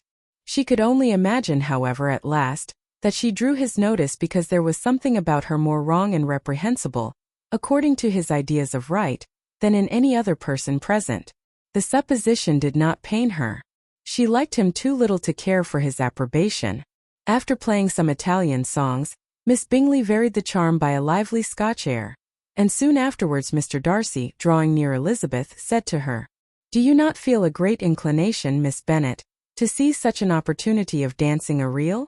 She smiled but made no answer. He repeated the question, with some surprise at her silence. "Oh," said she, "I heard you before, but I could not immediately determine what to say in reply. You wanted me, I know, to say yes, that you might have the pleasure of despising my taste, but I always delight in overthrowing those kind of schemes, and cheating a person of their premeditated contempt. I have, therefore, made up my mind to tell you that I do not want to dance a reel at all, and now despise me if you dare." "Indeed I do not dare." Elizabeth, having rather expected to affront him, was amazed at his gallantry, but there was a mixture of sweetness and archness in her manner which made it difficult for her to affront anybody, and Darcy had never been so bewitched by any woman as he was by her.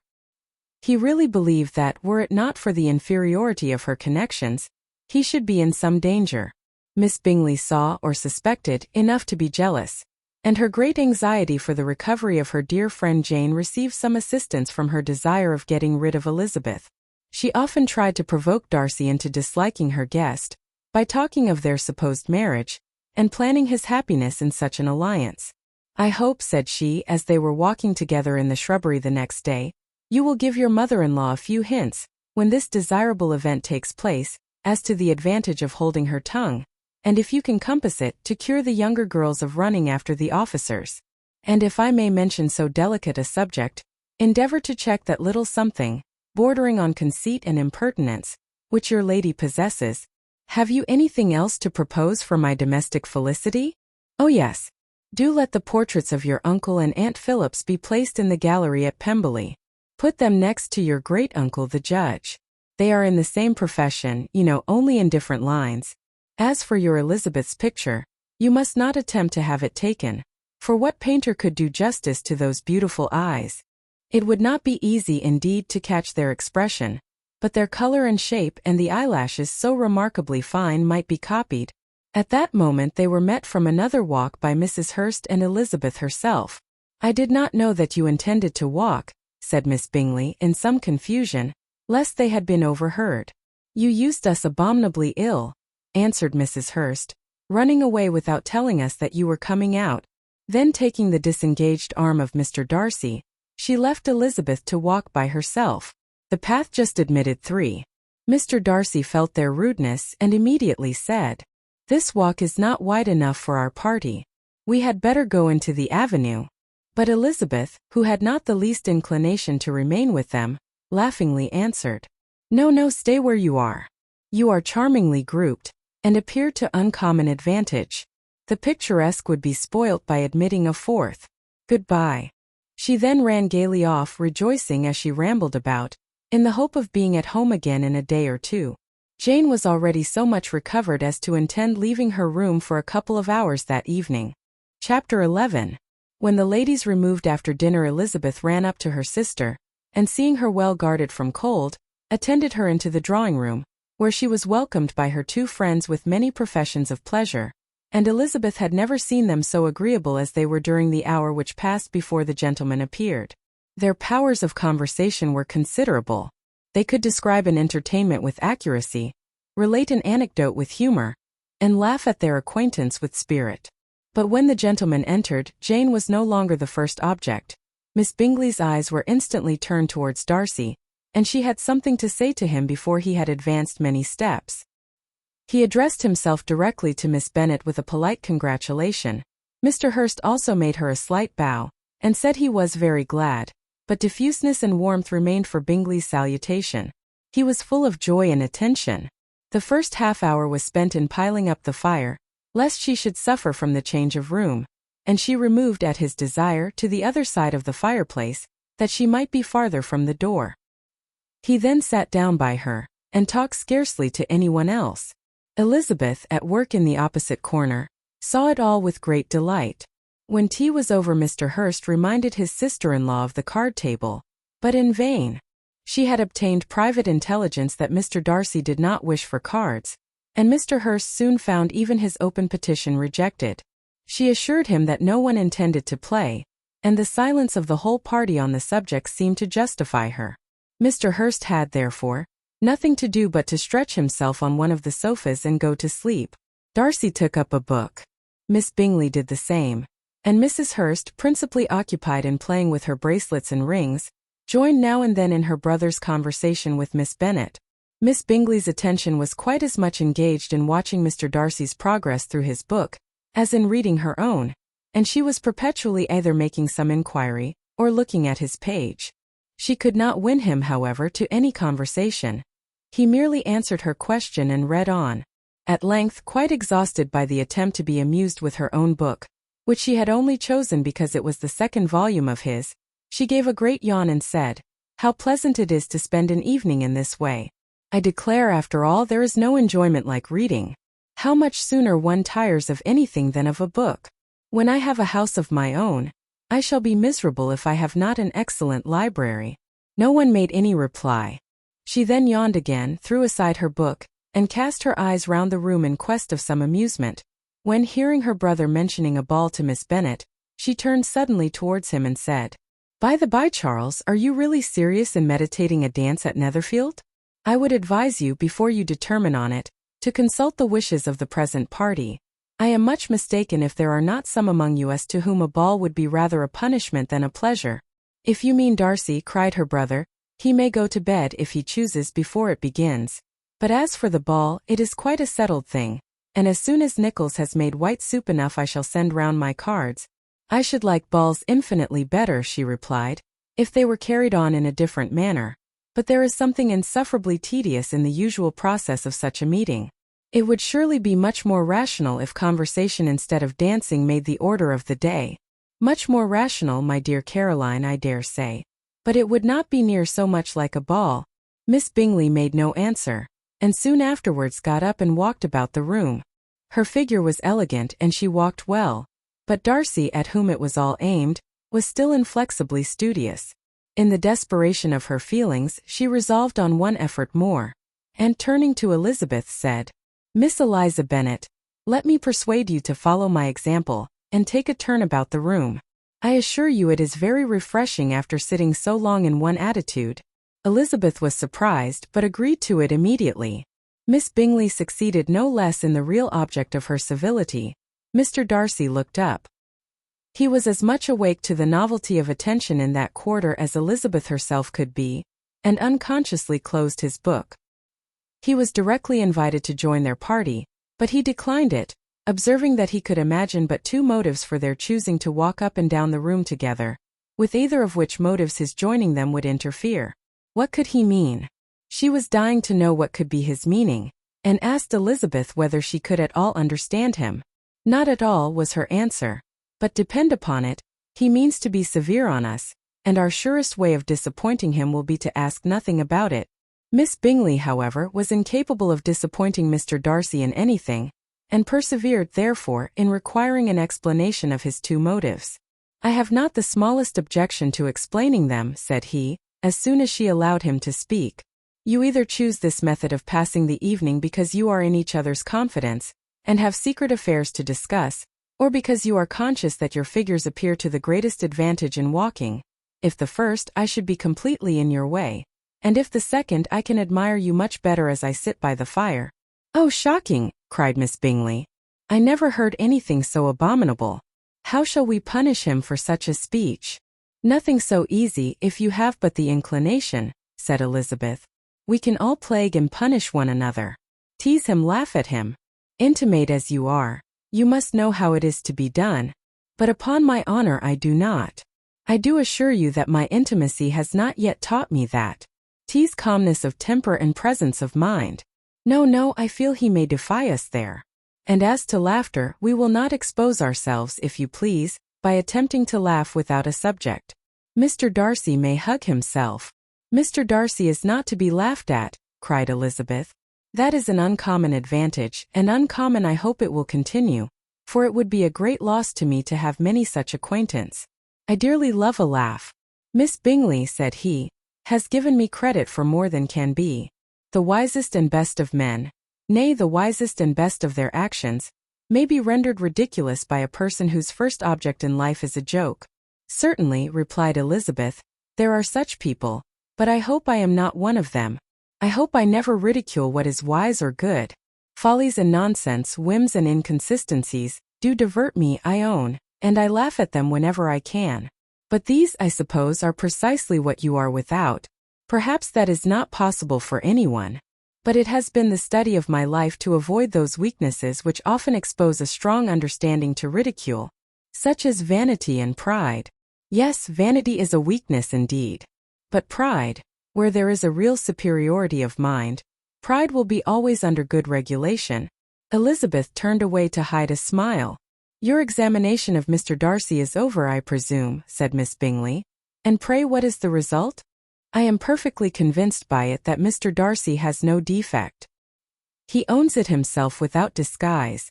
No, said Darcy, I have made no such pretension. I have faults enough, but they are not, I hope, of understanding. My temper I dare not vouch for. It is, I believe, too little yielding, certainly too little for the convenience of the world. I cannot forget the follies and vices of others so soon as I ought, nor their offenses against myself. My feelings are not puffed about with every attempt to move them. My temper would perhaps be called resentful. My good opinion once lost is lost forever. That is a failing indeed, cried Elizabeth. Implacable resentment is a shade in a character. But you have chosen your fault well. I really cannot laugh at it. You are safe from me. There is, I believe, in every disposition a tendency to some particular evil, a natural defect, which not even the best education can overcome. And your defect is a propensity to hate everybody. And yours, he replied with a smile, is willfully to misunderstand them. Do let us have a little music, cried Miss Bingley, tired of a conversation in which she had no share. Louisa, you will not mind my waking Mr. Hurst. Her sister made not the smallest objection, and the pianoforte was opened, and Darcy, after a few moments' recollection, was not sorry for it. He began to feel the danger of paying Elizabeth too much attention. Chapter 12. In consequence of an agreement between the sisters, Elizabeth wrote the next morning to her mother, to beg that the carriage might be sent for them in the course of the day. But Mrs. Bennet, who had calculated on her daughters remaining at Netherfield till the following Tuesday, which would exactly finish Jane's week, could not bring herself to receive them with pleasure before. Her answer, therefore, was not propitious, at least not to Elizabeth's wishes, for she was impatient to get home. Mrs. Bennet sent them word that they could not possibly have the carriage before Tuesday, and in her postscript it was added, that if Mr. Bingley and his sister pressed them to stay longer, she could spare them very well. Against staying longer, however, Elizabeth was positively resolved, nor did she much expect it would be asked, and fearful, on the contrary, of being considered as intruding themselves needlessly long, she urged Jane to borrow Mr. Bingley's carriage immediately, and at length it was settled that their original design of leaving Netherfield that morning should be mentioned, and the request made. The communication excited many professions of concern, and enough was said of wishing them to stay at least till the following day to work on Jane, and till the morrow their going was deferred. Miss Bingley was then sorry that she had proposed the delay, for her jealousy and dislike of one sister much exceeded her affection for the other. The master of the house heard with real sorrow that they were to go so soon, and repeatedly tried to persuade Miss Bennet that it would not be safe for her, that she was not enough recovered, but Jane was firm where she felt herself to be right. To Mr. Darcy it was welcome intelligence. Elizabeth had been at Netherfield long enough. She attracted him more than he liked, and Miss Bingley was uncivil to her and more teasing than usual to himself. He wisely resolved to be particularly careful that no sign of admiration should now escape him, nothing that could elevate her with the hope of influencing his felicity, sensible that, if such an idea had been suggested, his behavior during the last day must have material weight in confirming or crushing it. Steady to his purpose, he scarcely spoke 10 words to her through the whole of Saturday, and though they were at one time left by themselves for half an hour, he adhered most conscientiously to his book, and would not even look at her. On Sunday, after morning service, the separation, so agreeable to almost all, took place. Miss Bingley's civility to Elizabeth increased at last very rapidly, as well as her affection for Jane, and when they parted, after assuring the latter of the pleasure it would always give her to see her either at Longbourn or Netherfield, and embracing her most tenderly, she even shook hands with the former. Elizabeth took leave of the whole party in the liveliest spirits. They were not welcomed home very cordially by their mother. Mrs. Bennet wondered at their coming, and thought them very wrong to give so much trouble, and was sure Jane would have caught cold again. But their father, though very laconic in his expressions of pleasure, was really glad to see them. He had felt their importance in the family circle. The evening conversation, when they were all assembled, had lost much of its animation, and almost all its sense by the absence of Jane and Elizabeth. They found Mary, as usual, deep in the study of thorough base and human nature, and had some new extracts to admire and some new observations of threadbare morality to listen to. Catherine and Lydia had information for them of a different sort. Much had been done, and much had been said in the regiment since the preceding Wednesday. Several of the officers had dined lately with their uncle, a private had been flogged, and it had actually been hinted that Colonel Forster was going to be married. Chapter 13.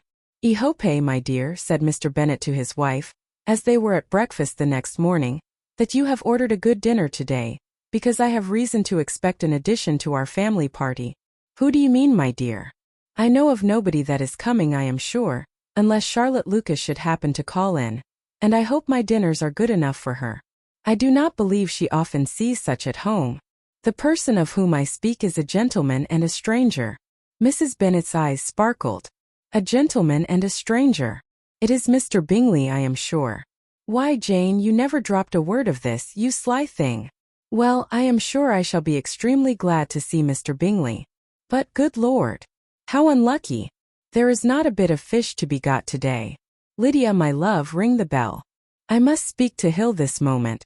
It is not Mr. Bingley, said her husband. It is a person whom I never saw in the whole course of my life. This roused a general astonishment, and he had the pleasure of being eagerly questioned by his wife and 5 daughters at once. After amusing himself some time with their curiosity, he thus explained, About a month ago I received this letter, and about a fortnight ago I answered it, for I thought it a case of some delicacy, and requiring early attention.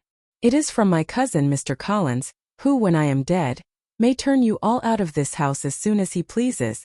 Oh, my dear, cried his wife, I cannot bear to hear that mentioned. Pray do not talk of that odious man. I do think it is the hardest thing in the world, that your estate should be entailed away from your own children, and I am sure if I had been you, I should have tried long ago to do something or other about it.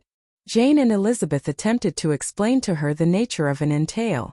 They had often attempted it before, but it was a subject on which Mrs. Bennet was beyond the reach of reason, and she continued to rail bitterly against the cruelty of settling an estate away from a family of 5 daughters, in favor of a man whom nobody cared anything about. It certainly is a most iniquitous affair, said Mr. Bennet, and nothing can clear Mr. Collins from the guilt of inheriting Longbourn. But if you will listen to his letter, you may perhaps be a little softened by his manner of expressing himself. No, that I am sure I shall not, and I think it was very impertinent of him to write to you at all, and very hypocritical. I hate such false friends. Why could not he keep on quarrelling with you, as his father did before him? Why, indeed, he does seem to have had some filial scruples on that head, as you will hear. Hunsford, near Westerham, Kent, October 15th. Dear Sir, the disagreement subsisting between yourself and my late honoured father always gave me much uneasiness, and since I have had the misfortune to lose him, I have frequently wished to heal the breach, but for some time I was kept back by my own doubts, fearing lest it might seem disrespectful to his memory for me to be on good terms with anyone with whom it had always pleased him to be at variance. There, Mrs. Bennet. My mind, however, is now made up on the subject, for having received ordination at Easter, I have been so fortunate as to be distinguished by the patronage of the Right Honourable Lady Catherine de Bourgh, widow of Sir Louis de Bourgh, whose bounty and beneficence has preferred me to the valuable rectory of this parish, where it shall be my earnest endeavour to demean myself with grateful respect towards her ladyship, and be ever ready to perform those rites and ceremonies which are instituted by the Church of England. As a clergyman, moreover, I feel it my duty to promote and establish the blessing of peace in all families within the reach of my influence, and on these grounds I flatter myself that my present overtures of goodwill are highly commendable, and that the circumstance of my being next in the entail of Longbourn estate will be kindly overlooked on your side, and not lead you to reject the offered olive branch. I cannot be otherwise than concerned at being the means of injuring your amiable daughters, and beg leave to apologize for it, as well as to assure you of my readiness to make them every possible amends, but of this hereafter. If you should have no objection to receive me into your house, I propose myself the satisfaction of waiting on you and your family, Monday, November 18th by 4 o'clock, and shall probably trespass on your hospitality till the Saturday se'night following, which I can do without any inconvenience, as Lady Catherine is far from objecting to my occasional absence on a Sunday, provided that some other clergyman is engaged to do the duty of the day. I remain, dear sir, with respectful compliments to your lady and daughters, your well-wisher and friend, William Collins.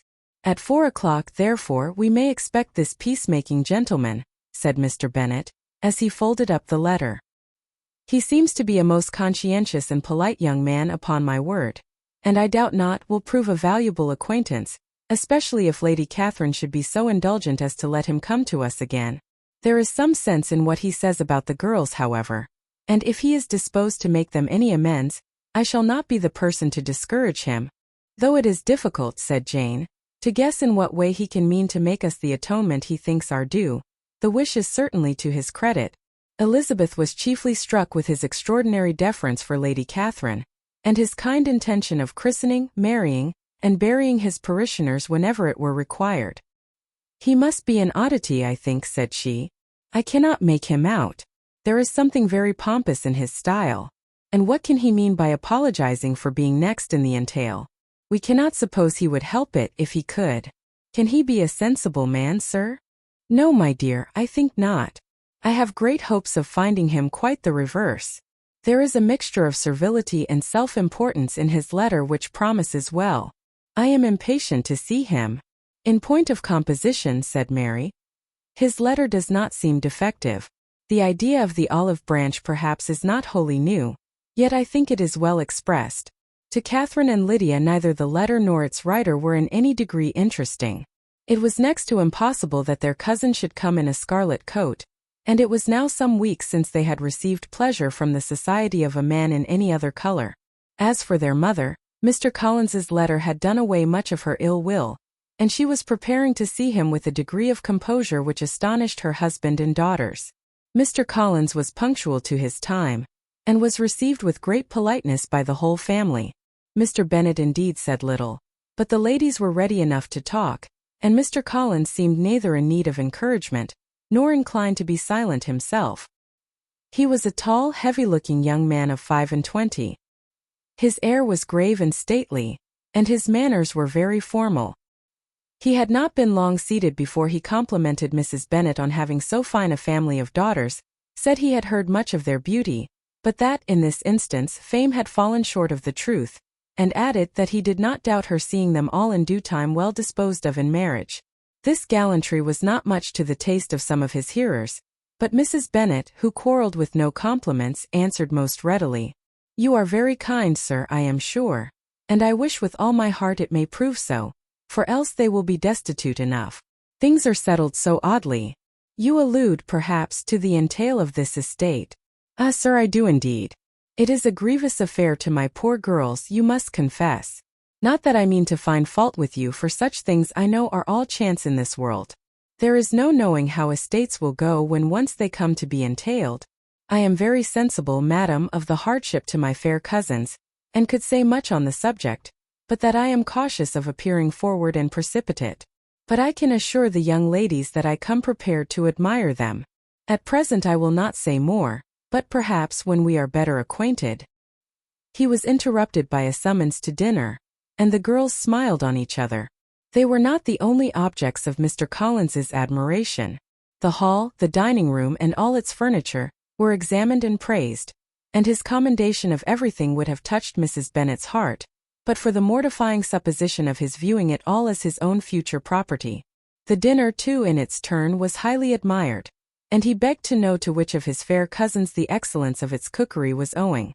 But here he was set right by Mrs. Bennet, who assured him, with some asperity, that they were very well able to keep a good cook, and that her daughters had nothing to do in the kitchen. He begged pardon for having displeased her.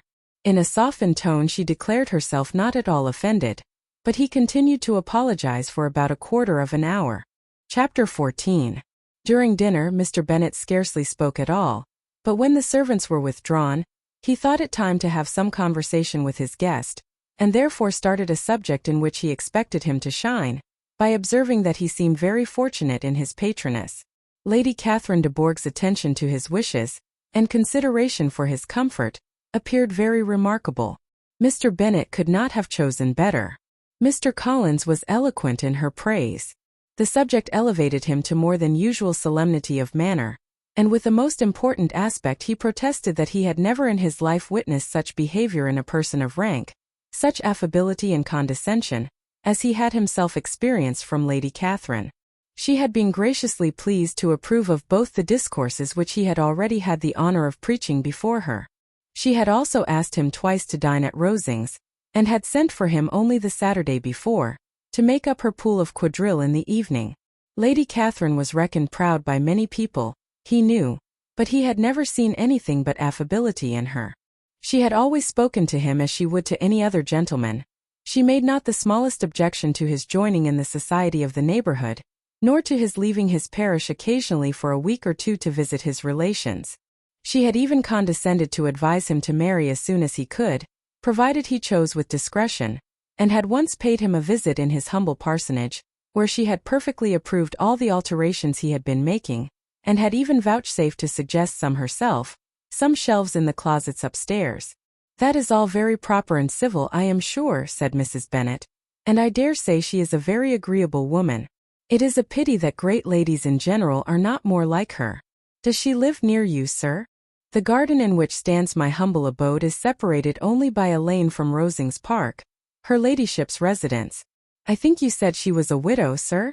Has she any family?" "She has one only daughter, the heiress of Rosings, and of very extensive property." "Ah," cried Mrs. Bennet, shaking her head. "Then she is better off than many girls. And what sort of young lady is she? Is she handsome?" "She is a most charming young lady indeed. Lady Catherine herself says that, in point of true beauty, Miss de Bourgh is far superior to the handsomest of her sex, because there is that in her features which marks the young woman of distinguished birth. She is unfortunately of a sickly constitution, which has prevented her making that progress in many accomplishments which she could not otherwise have failed of, as I am informed by the lady who superintended her education, and who still resides with them.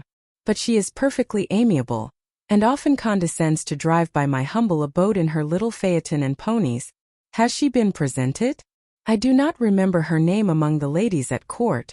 Her indifferent state of health unhappily prevents her being in town, and by that means, as I told Lady Catherine myself one day, has deprived the British court of its brightest ornament. Her ladyship seemed pleased with the idea, and you may imagine that I am happy on every occasion to offer those little delicate compliments which are always acceptable to ladies. I have more than once observed to Lady Catherine that her charming daughter seemed born to be a duchess, and that the most elevated rank, instead of giving her consequence, would be adorned by her. These are the kind of little things which please her ladyship, and it is a sort of attention which I conceive myself peculiarly bound to pay." "You judge very properly," said Mr. Bennet, "and it is happy for you that you possess the talent of flattering with delicacy. May I ask whether these pleasing attentions proceed from the impulse of the moment, or are the result of previous study?" "They arise chiefly from what is passing at the time, and though I sometimes amuse myself with suggesting and arranging such little elegant compliments as may be adapted to ordinary occasions, I always wish to give them as unstudied an air as possible." Mr. Bennet's expectations were fully answered. His cousin was as absurd as he had hoped, and he listened to him with the keenest enjoyment, maintaining at the same time the most resolute composure of countenance, and, except in an occasional glance at Elizabeth, requiring no partner in his pleasure. By tea-time, however, the dose had been enough, and Mr. Bennet was glad to take his guest into the drawing-room again, and when tea was over, glad to invite him to read aloud to the ladies. Mr. Collins readily assented, and a book was produced, but on beholding it, for everything announced it to be from a circulating library, he started back, and, begging pardon, protested that he never read novels. Kitty stared at him, and Lydia exclaimed. Other books were produced, and after some deliberation he chose Fordyce's Sermons. Lydia gaped as he opened the volume, and before he had, with very monotonous solemnity, read 3 pages, she interrupted him with, "Do you know, Mamma, that my Uncle Phillips talks of turning away Richard? And if he does, Colonel Forster will hire him.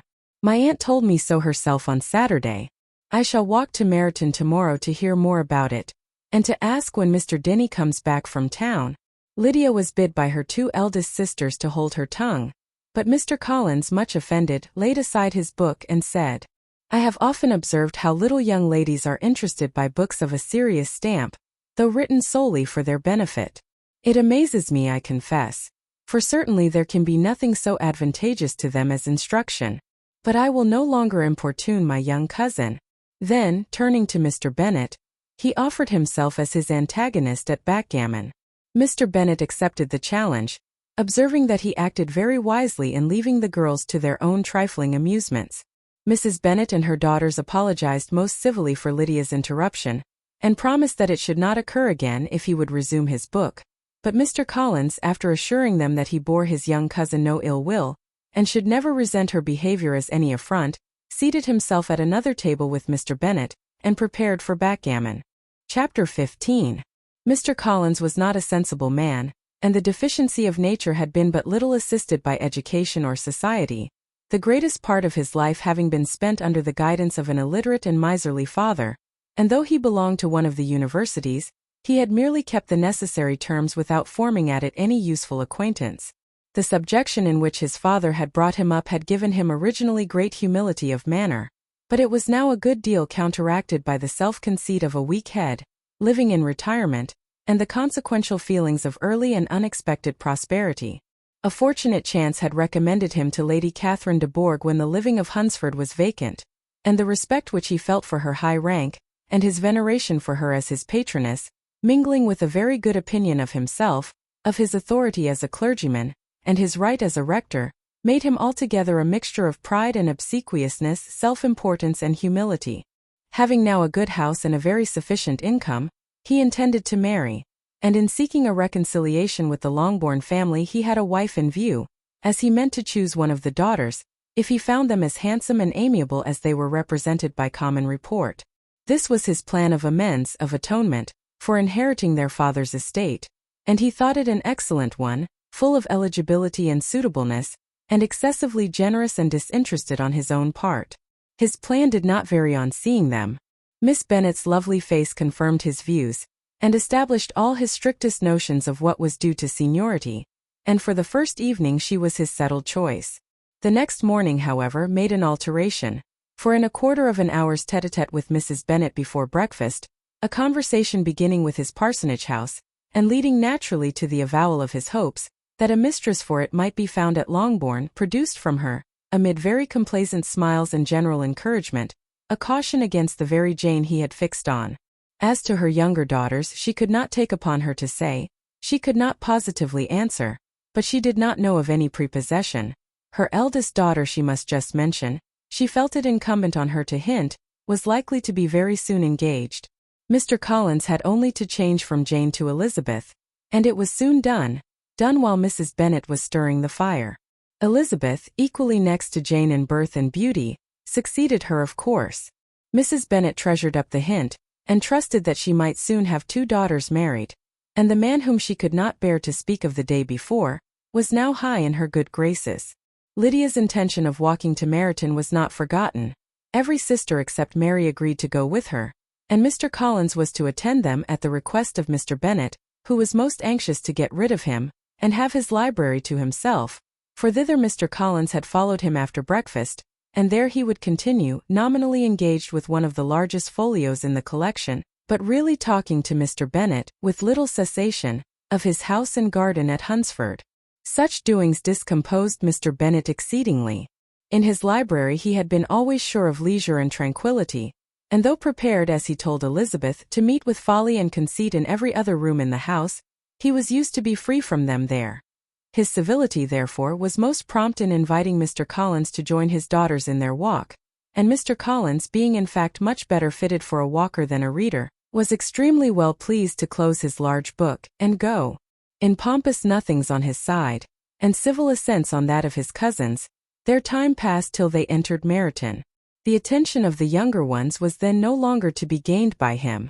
Their eyes were immediately wandering up the street in quest of the officers, and nothing less than a very smart bonnet, indeed, or a really new muslin in a shop window, could recall them.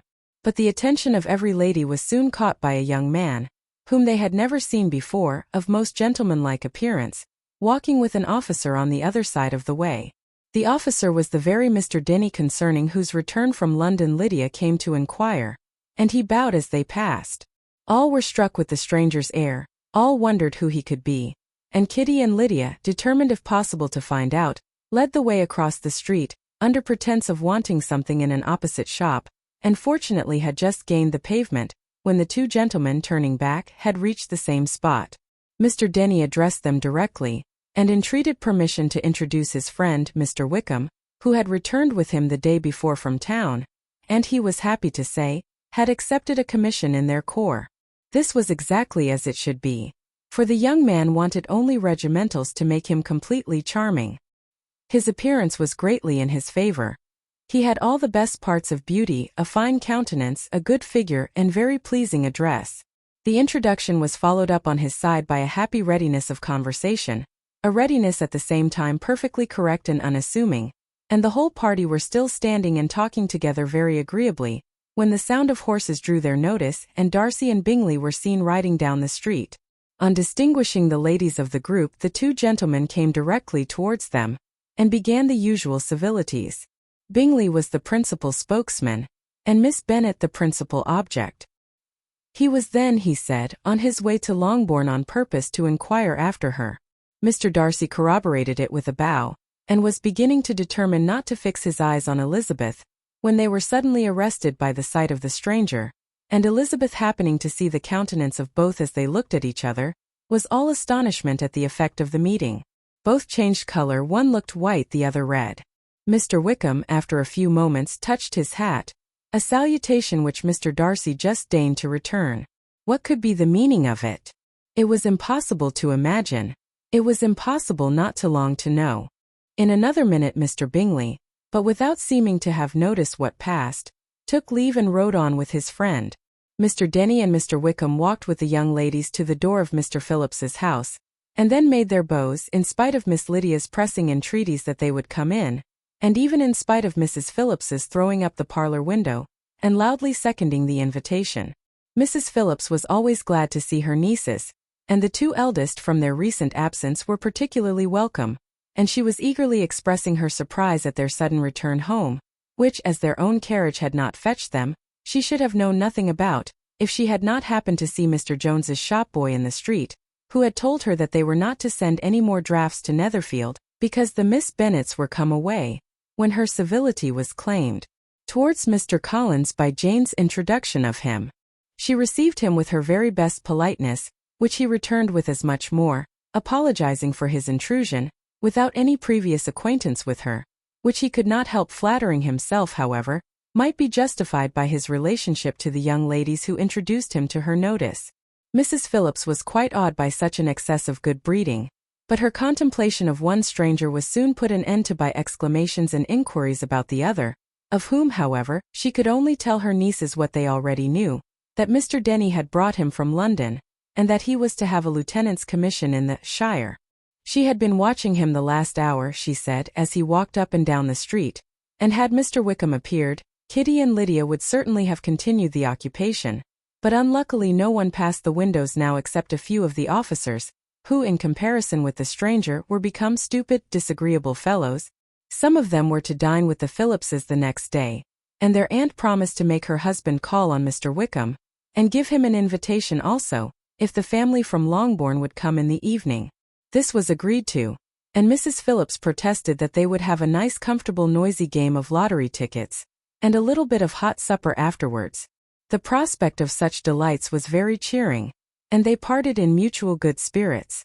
Mr. Collins repeated his apologies in quitting the room, and was assured, with unwearying civility, that they were perfectly needless. As they walked home, Elizabeth related to Jane what she had seen pass between the two gentlemen, but though Jane would have defended either or both, had they appeared to be wrong, she could no more explain such behavior than her sister. Mr. Collins on his return highly gratified Mrs. Bennet by admiring Mrs. Phillips's manners and politeness. He protested that, except Lady Catherine and her daughter, he had never seen a more elegant woman, for she had not only received him with the utmost civility, but had even pointedly included him in her invitation for the next evening, although utterly unknown to her before. Something, he supposed, might be attributed to his connection with them, but yet he had never met with so much attention in the whole course of his life. Chapter XVI. As no objection was made to the young people's engagement with their aunt, and all Mr. Collins's scruples of leaving Mr. and Mrs. Bennet for a single evening during his visit were most steadily resisted, the coach conveyed him and his 5 cousins at a suitable hour to Meryton, and the girls had the pleasure of hearing, as they entered the drawing-room, that Mr. Wickham had accepted their uncle's invitation, and was then in the house.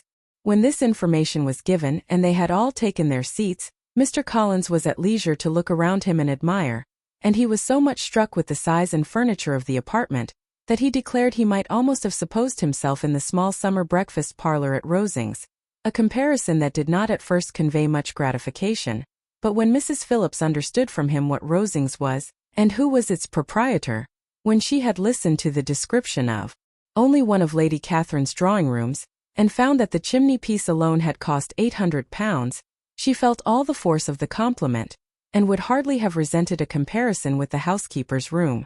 In describing to her all the grandeur of Lady Catherine and her mansion, with occasional digressions in praise of his own humble abode, and the improvements it was receiving. He was happily employed until the gentleman joined them, and he found in Mrs. Phillips a very attentive listener, whose opinion of his consequence increased with what she heard, and who was resolving to retail it all among her neighbors as soon as she could. To the girls who could not listen to their cousin, and who had nothing to do but to wish for an instrument, and examine their own indifferent imitations of china on the mantelpiece, the interval of waiting appeared very long. It was over at last, however. The gentleman did approach, and when Mr. Wickham walked into the room, Elizabeth felt that she had neither been seeing him before, nor thinking of him since, with the smallest degree of unreasonable admiration. The officers of the shire were in general a very creditable gentlemanlike set, and the best of them were of the present party. But Mr. Wickham was as far beyond them all in person, countenance, air and walk, as they were superior to the broad-faced stuffy Uncle Phillips, breathing port wine, who followed them into the room. Mr. Wickham was the happy man towards whom almost every female eye was turned, and Elizabeth was the happy woman by whom he finally seated himself, and the agreeable manner in which he immediately fell into conversation, though it was only on its being a wet night, and on the probability of a rainy season, made her feel that the commonest, dullest, most threadbare topic might be rendered interesting by the skill of the speaker. With such rivals for the notice of the fair as Mr. Wickham and the officers, Mr. Collins seemed to sink into insignificance. To the young ladies he certainly was nothing, but he had still at intervals a kind listener in Mrs. Phillips, and was, by her watchfulness, most abundantly supplied with coffee and muffin. When the card tables were placed, he had an opportunity of obliging her, in return, by sitting down to whist. "I know little of the game at present," said he, "but I shall be glad to improve myself, for in my situation of life."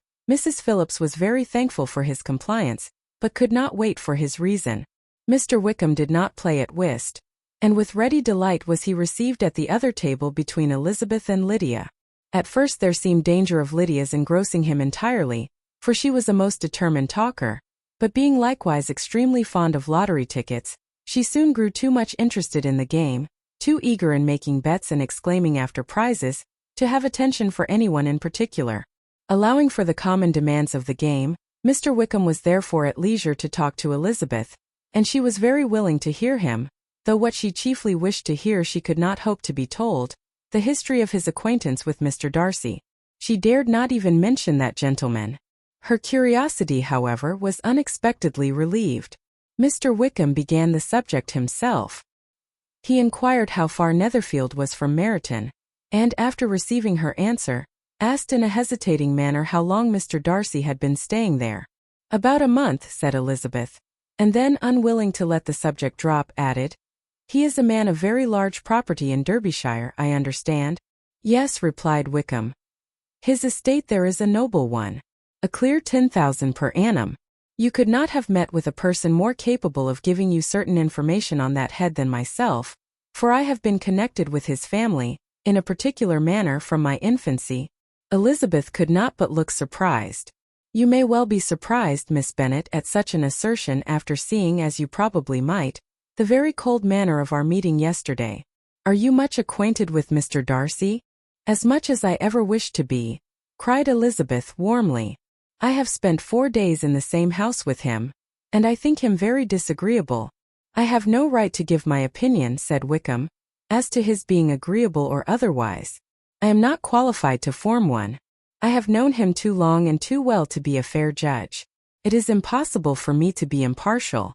But I believe your opinion of him would in general astonish, and perhaps you would not express it quite so strongly anywhere else. Here you are in your own family. Upon my word, I say no more here than I might say in any house in the neighborhood, except Netherfield. He is not at all liked in Hertfordshire. Everybody is disgusted with his pride. You will not find him more favorably spoken of by anyone. I cannot pretend to be sorry," said Wickham after a short interruption, "that he or that any man should not be estimated beyond their deserts, but with him I believe it does not often happen. The world is blinded by his fortune and consequence, or frightened by his high and imposing manners, and sees him only as he chooses to be seen. I should take him, even on my slight acquaintance, to be an ill-tempered man." Wickham only shook his head. "I wonder," said he, at the next opportunity of speaking, "whether he is likely to be in this country much longer. I do not at all know. But I heard nothing of his going away when I was at Netherfield. I hope your plans in favor of the Shire will not be affected by his being in the neighborhood. Oh no, it is not for me to be driven away by Mr. Darcy. If he wishes to avoid seeing me he must go. We are not on friendly terms, and it always gives me pain to meet him, but I have no reason for avoiding him but what I might proclaim to all the world, a sense of very great ill-usage, and most painful regrets at his being what he is. His father, Miss Bennet, the late Mr. Darcy, was one of the best men that ever breathed, and the truest friend I ever had, and I can never be in company with this Mr. Darcy without being grieved to the soul by 1,000 tender recollections. His behavior to myself has been scandalous, but I verily believe I could forgive him anything and everything, rather than his disappointing the hopes and disgracing the memory of his father. Elizabeth found the interest of the subject increase, and listened with all her heart, but the delicacy of it prevented further inquiry. Mr. Wickham began to speak on more general topics, Meryton, the neighborhood, the society, appearing highly pleased with all that he had yet seen, and speaking of the latter especially with gentle but very intelligible gallantry. It was the prospect of constant society, and good society, he added, which was my chief inducement to enter the Shire. I know it to be a most respectable, agreeable corps, and my friend Denny tempted me further by his account of their present quarters, and the very great attentions and excellent acquaintance Meryton had procured them. Society, I own, is necessary to me. I have been a disappointed man, and my spirits will not bear solitude. I must have employment in society. A military life is not what I was intended for, but circumstances have now made it eligible. The church ought to have been my profession. I was brought up for the church, and I should at this time have been in possession of a most valuable living, had it pleased the gentleman we were speaking of just now. Indeed, yes, the late Mr. Darcy bequeathed me the next presentation of the best living in his gift. He was my godfather and excessively attached to me. I cannot do justice to his kindness. He meant to provide for me amply, and thought he had done it, but when the living fell, it was given elsewhere. Good heavens, cried Elizabeth, but how could that be? How could his will be disregarded? Why did not you seek legal redress? There was just such an informality in the terms of the bequest as to give me no hope from law. A man of honor could not have doubted the intention, but Mr. Darcy chose to doubt it, or to treat it as a merely conditional recommendation, and to assert that I had forfeited all claim to it by extravagance, imprudence, in short, anything or nothing. Certain it is that the living became vacant 2 years ago, exactly as I was of an age to hold it, and that it was given to another man, and no less certain is it that I cannot accuse myself of having really done anything to deserve to lose it. I have a warm, unguarded temper, and I may perhaps have sometimes spoken my opinion of him, and to him too freely. I can recall nothing worse. But the fact is that we are very different sort of men, and that he hates me. This is quite shocking. He deserves to be publicly disgraced. Some time or other he will be, but it shall not be by me. Till I can forget his father, I can never defy or expose him. Elizabeth honored him for such feelings, and thought him handsomer than ever as he expressed them. But what, said she after a pause, can have been his motive? What can have induced him to behave so cruelly? A thorough, determined dislike of me. A dislike which I cannot but attribute in some measure to jealousy. Had the late Mr. Darcy liked me less, his son might have borne with me better, but his father's uncommon attachment to me irritated him, I believe, very early in life. He had not a temper to bear the sort of competition in which we stood, the sort of preference which was often given me. I had not thought Mr. Darcy so bad as this. Though I have never liked him, I had not thought so very ill of him. I had supposed him to be despising his fellow creatures in general, but did not suspect him of descending to such malicious revenge, such injustice, such inhumanity as this. After a few minutes' reflection, however, she continued, I do remember his boasting one day, at Netherfield, of the implacability of his resentments, of his having an unforgiving temper. His disposition must be dreadful. I will not trust myself on the subject, replied Wickham. I can hardly be just to him. Elizabeth was again deep in thought, and after a time exclaimed, to treat in such a manner the godson, the friend, the favorite of his father. She could have added, A young man too like you, whose very countenance may vouch for your being amiable. But she contented herself with, and one too who had probably been his own companion from childhood, connected together, as I think you said, in the closest manner. We were born in the same parish within the same park. The greatest part of our youth was passed together, inmates of the same house, sharing the same amusements, objects of the same parental care. My father began life in the profession which your uncle, Mr. Phillips, appears to do so much credit to, but he gave up everything to be of use to the late Mr. Darcy, and devoted all his time to the care of the Pemberley property. He was most highly esteemed by Mr. Darcy, a most intimate, confidential friend. Mr. Darcy often acknowledged himself to be under the greatest obligations to my father's active superintendence, and when immediately before my father's death, Mr. Darcy gave him a voluntary promise of providing for me, I am convinced that he felt it to be as much a debt of gratitude to him as of affection to myself. How strange, cried Elizabeth. How abominable. I wonder that the very pride of this Mr. Darcy has not made him just to you. If from no better motive, that he should not have been too proud to be dishonest. For dishonesty I must call it. It is wonderful, replied Wickham, for almost all his actions may be traced to pride, and pride has often been his best friend. It has connected him nearer with virtue than any other feeling. But we are none of us consistent, and in his behavior to me there were stronger impulses even than pride. Can such abominable pride as his have ever done him good? Yes, it has often led him to be liberal and generous, to give his money freely, to display hospitality, to assist his tenants and relieve the poor. Family pride and filial pride, for he is very proud of what his father was, have done this. Not to appear to disgrace his family, to degenerate from the popular qualities, or lose the influence of the Pemberley house, is a powerful motive. He has also brotherly pride, which with some brotherly affection, makes him a very kind and careful guardian of his sister, and you will hear him generally cried up as the most attentive and best of brothers. What sort of a girl is Miss Darcy? He shook his head. I wish I could call her amiable. It gives me pain to speak ill of a Darcy, but she is too much like her brother. Very, very proud. As a child, she was affectionate and pleasing, and extremely fond of me, and I have devoted hours and hours to her amusement. But she is nothing to me now. She is a handsome girl about 15 or 16, and I understand highly accomplished. Since her father's death her home has been London, where a lady lives with her, and superintends her education. After many pauses and many trials of other subjects, Elizabeth could not help reverting once more to the first, and saying, I am astonished at his intimacy with Mr. Bingley. How can Mr. Bingley, who seems good humour itself, and is, I really believe, truly amiable, be in friendship with such a man? How can they suit each other? Do you know Mr. Bingley? Not at all. He is a sweet-tempered, amiable, charming man. He cannot know what Mr. Darcy is. Probably not. But Mr. Darcy can please where he chooses. He does not want abilities. He can be a conversable companion if he thinks it worth his while. Among those who are at all his equals in consequence, he is a very different man from what he is to the less prosperous. His pride never deserts him, but with the rich he is liberal-minded, just, sincere, rational, honorable, and perhaps agreeable, allowing something for fortune and figure.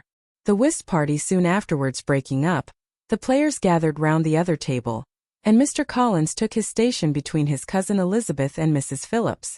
The usual inquiries as to his success were made by the latter. It had not been very great. He had lost every point, but when Mrs. Phillips began to express her concern thereupon, he assured her with much earnest gravity that it was not of the least importance, that he considered the money as a mere trifle, and begged she would not make herself uneasy.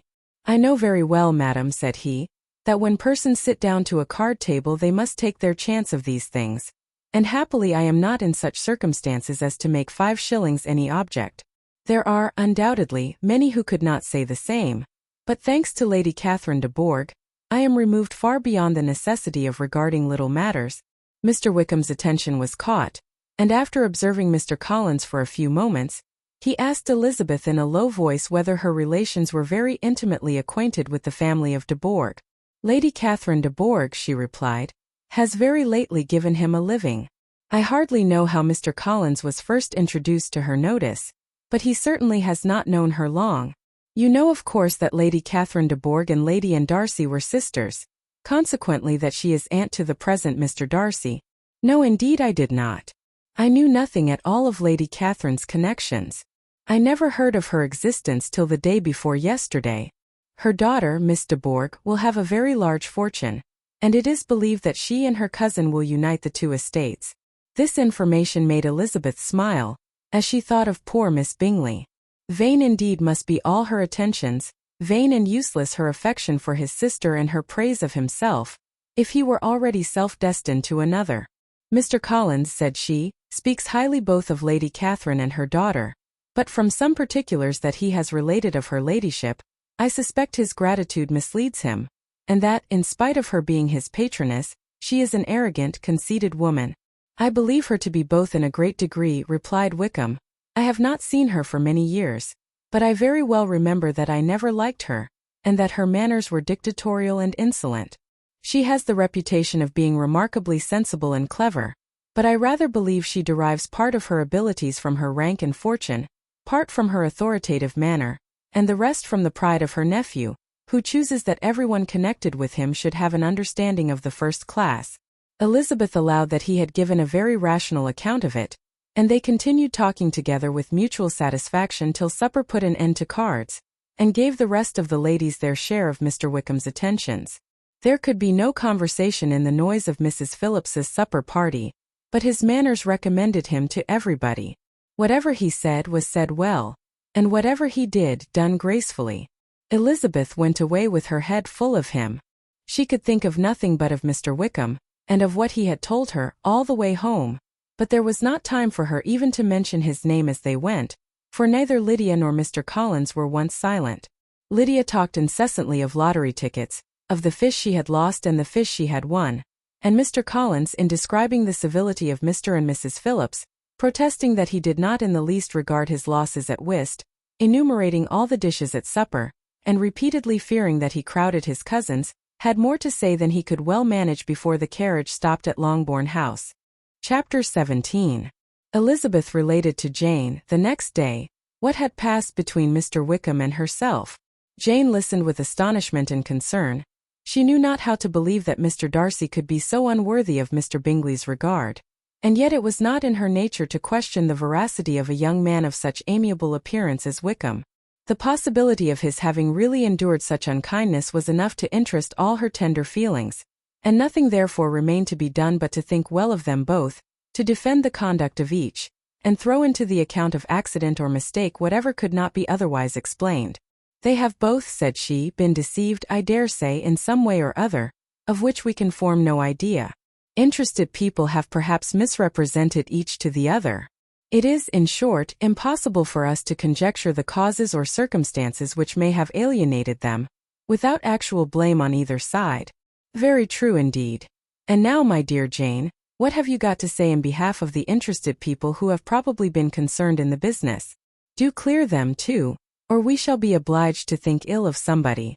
Laugh as much as you choose, but you will not laugh me out of my opinion. My dearest Lizzie, do but consider in what a disgraceful light it places Mr. Darcy, to be treating his father's favourite in such a manner, one whom his father had promised to provide for. It is impossible. No man of common humanity, no man who had any value for his character, could be capable of it. Can his most intimate friends be so excessively deceived in him? Oh no. I can much more easily believe Mr. Bingley's being imposed on than that Mr. Wickham should invent such a history of himself as he gave me last night. Names, facts, everything mentioned without ceremony. If it be not so, let Mr. Darcy contradict it. Besides, there was truth in his looks. It is difficult, indeed, it is distressing. One does not know what to think. I beg your pardon. One knows exactly what to think. But Jane could think with certainty on only one point, that Mr. Bingley, if he had been imposed on, would have much to suffer when the affair became public. The two young ladies were summoned from the shrubbery, where this conversation passed, by the arrival of some of the very persons of whom they had been speaking. Mr. Bingley and his sisters came to give their personal invitation for the long-expected ball at Netherfield, which was fixed for the following Tuesday. The two ladies were delighted to see their dear friend again, called it an age since they had met, and repeatedly asked what she had been doing with herself since their separation. To the rest of the family they paid little attention, avoiding Mrs. Bennet as much as possible, saying not much to Elizabeth, and nothing at all to the others. They were soon gone again, rising from their seats with an activity which took their brother by surprise, and hurrying off as if eager to escape from Mrs. Bennet's civilities. The prospect of the Netherfield ball was extremely agreeable to every female of the family. Mrs. Bennet chose to consider it as given in compliment to her eldest daughter, and was particularly flattered by receiving the invitation from Mr. Bingley himself, instead of a ceremonious card. Jane pictured to herself a happy evening in the society of her two friends, and the attentions of their brother, and Elizabeth thought with pleasure of dancing a great deal with Mr. Wickham, and of seeing a confirmation of everything in Mr. Darcy's look and behavior. The happiness anticipated by Catherine and Lydia depended less on any single event, or any particular person, for though they each, like Elizabeth, meant to dance half the evening with Mr. Wickham, he was by no means the only partner who could satisfy them, and a ball was at any rate a ball. And even Mary could assure her family that she had no disinclination for it. "While I can have my mornings to myself," said she, "it is enough. I think it is no sacrifice to join occasionally in evening engagements. Society has claims on us all, and I profess myself one of those who consider intervals of recreation and amusement as desirable for everybody." Elizabeth's spirits were so high on the occasion, that though she did not often speak unnecessarily to Mr. Collins, she could not help asking him whether he intended to accept Mr. Bingley's invitation, and if he did, whether he would think it proper to join in the evening's amusement, and she was rather surprised to find that he entertained no scruple whatever on that head, and was very far from dreading a rebuke, either from the Archbishop or Lady Catherine de Bourgh, by venturing to dance. "I am by no means of opinion, I assure you," said he, "that a ball of this kind, given by a young man of character to respectable people, can have any evil tendency, and I am so far from objecting to dancing myself, that I shall hope to be honored with the hands of all my fair cousins in the course of the evening, and I take this opportunity of soliciting yours, Miss Elizabeth, for the two first dances especially, a preference which I trust my cousin Jane will attribute to the right cause, and not to any disrespect for her." Elizabeth felt herself completely taken in. She had fully proposed being engaged by Wickham for those very dances, and to have Mr. Collins instead. Her liveliness had been never worse timed. There was no help for it, however. Mr. Wickham's happiness and her own was perforce delayed a little longer, and Mr. Collins's proposal accepted with as good a grace as she could. She was not the better pleased with his gallantry, from the idea it suggested of something more. It now first struck her that she was selected from among her sisters as worthy of being the mistress of Hunsford Parsonage, and of assisting to form a quadrille table at Rosings, in the absence of more eligible visitors. The idea soon reached a conviction as she observed his increasing civilities towards herself, and heard his frequent attempt at a compliment on her wit and vivacity, and though more astonished than gratified herself by this effect of her charms, it was not long before her mother gave her to understand that the probability of their marriage was exceedingly agreeable to her. Elizabeth, however, did not choose to take the hint, being well aware that a serious dispute must be the consequence of any reply. Mr. Collins might never make the offer, and till he did, it was useless to quarrel about him. If there had not been a Netherfield ball to prepare for and talk of, the younger Miss Bennets would have been in a pitiable state at this time, for from the day of the invitation to the day of the ball, there was such a succession of rain as prevented their walking to Meryton once. No aunt, no officers, no news could be sought after. The very shoe roses for Netherfield were got by proxy. Even Elizabeth might have found some trial of her patience in weather which totally suspended the improvement of her acquaintance with Mr. Wickham, and nothing less than a dance on Tuesday could have made such a Friday, Saturday, Sunday, and Monday endurable to Kitty and Lydia. Chapter 18. Till Elizabeth entered the drawing-room at Netherfield, and looked in vain for Mr. Wickham among the cluster of red coats there assembled, a doubt of his being present had never occurred to her. The certainty of meeting him had not been checked by any of those recollections that might not unreasonably have alarmed her. She had dressed with more than usual care, and prepared in the highest spirits for the conquest of all that remained unsubdued of his heart, trusting that it was not more than might be won in the course of the evening. But in an instant arose the dreadful suspicion of his being purposely omitted, for Mr. Darcy's pleasure, in the Bingleys' invitation to the officers, and though this was not exactly the case, The absolute fact of his absence was pronounced by his friend Mr. Denny, to whom Lydia eagerly applied, and who told them that Wickham had been obliged to go to town on business the day before, and was not yet returned, adding, with a significant smile, "I do not imagine his business would have called him away just now, if he had not wished to avoid a certain gentleman here." This part of his intelligence, though unheard by Lydia, was caught by Elizabeth, and as it assured her that Darcy was not less answerable for Wickham's absence than if her first surmise had been just, every feeling of displeasure against the former was so sharpened by immediate disappointment, that she could hardly reply with tolerable civility to the polite inquiries which he directly afterwards approached to make. Attention, forbearance, patience with Darcy was injury to Wickham. She was resolved against any sort of conversation with him, and turned away with a degree of ill humor which she could not wholly surmount even in speaking to Mr. Bingley, whose blind partiality provoked her. But Elizabeth was not formed for ill humor, and though every prospect of her own was destroyed for the evening, it could not dwell long on her spirits, and having told all her griefs to Charlotte Lucas, whom she had not seen for a week, she was soon able to make a voluntary transition to the oddities of her cousin, and to point him out to her particular notice. The 2 first dances, however, brought a return of distress. They were dances of mortification. Mr. Collins, awkward and solemn, apologizing instead of attending, and often moving wrong without being aware of it, gave her all the shame and misery which a disagreeable partner for a couple of dances can give. The moment of her release from him was ecstasy. She danced next with an officer, and had the refreshment of talking of Wickham, and of hearing that he was universally liked. When those dances were over, she returned to Charlotte Lucas, and was in conversation with her, when she found herself suddenly addressed by Mr. Darcy, who took her so much by surprise in his application for her hand, that, without knowing what she did, she accepted him. He walked away again immediately, and she was left to fret over her own want of presence of mind. Charlotte tried to console her. "I dare say you will find him very agreeable." "Heaven forbid! That would be the greatest misfortune of all, to find a man agreeable whom one is determined to hate. Do not wish me such an evil." When the dancing recommenced, however, and Darcy approached to claim her hand, Charlotte could not help cautioning her, in a whisper, not to be a simpleton, and allow her fancy for Wickham to make her appear unpleasant in the eyes of a man oftentimes his consequence. Elizabeth made no answer, and took her place in the set, amazed at the dignity to which she was arrived in being allowed to stand opposite to Mr. Darcy, and reading in her neighbors' looks their equal amazement in beholding it.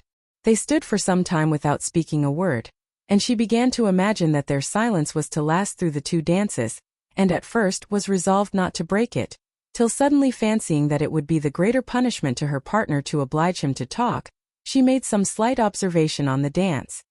He replied and was again silent.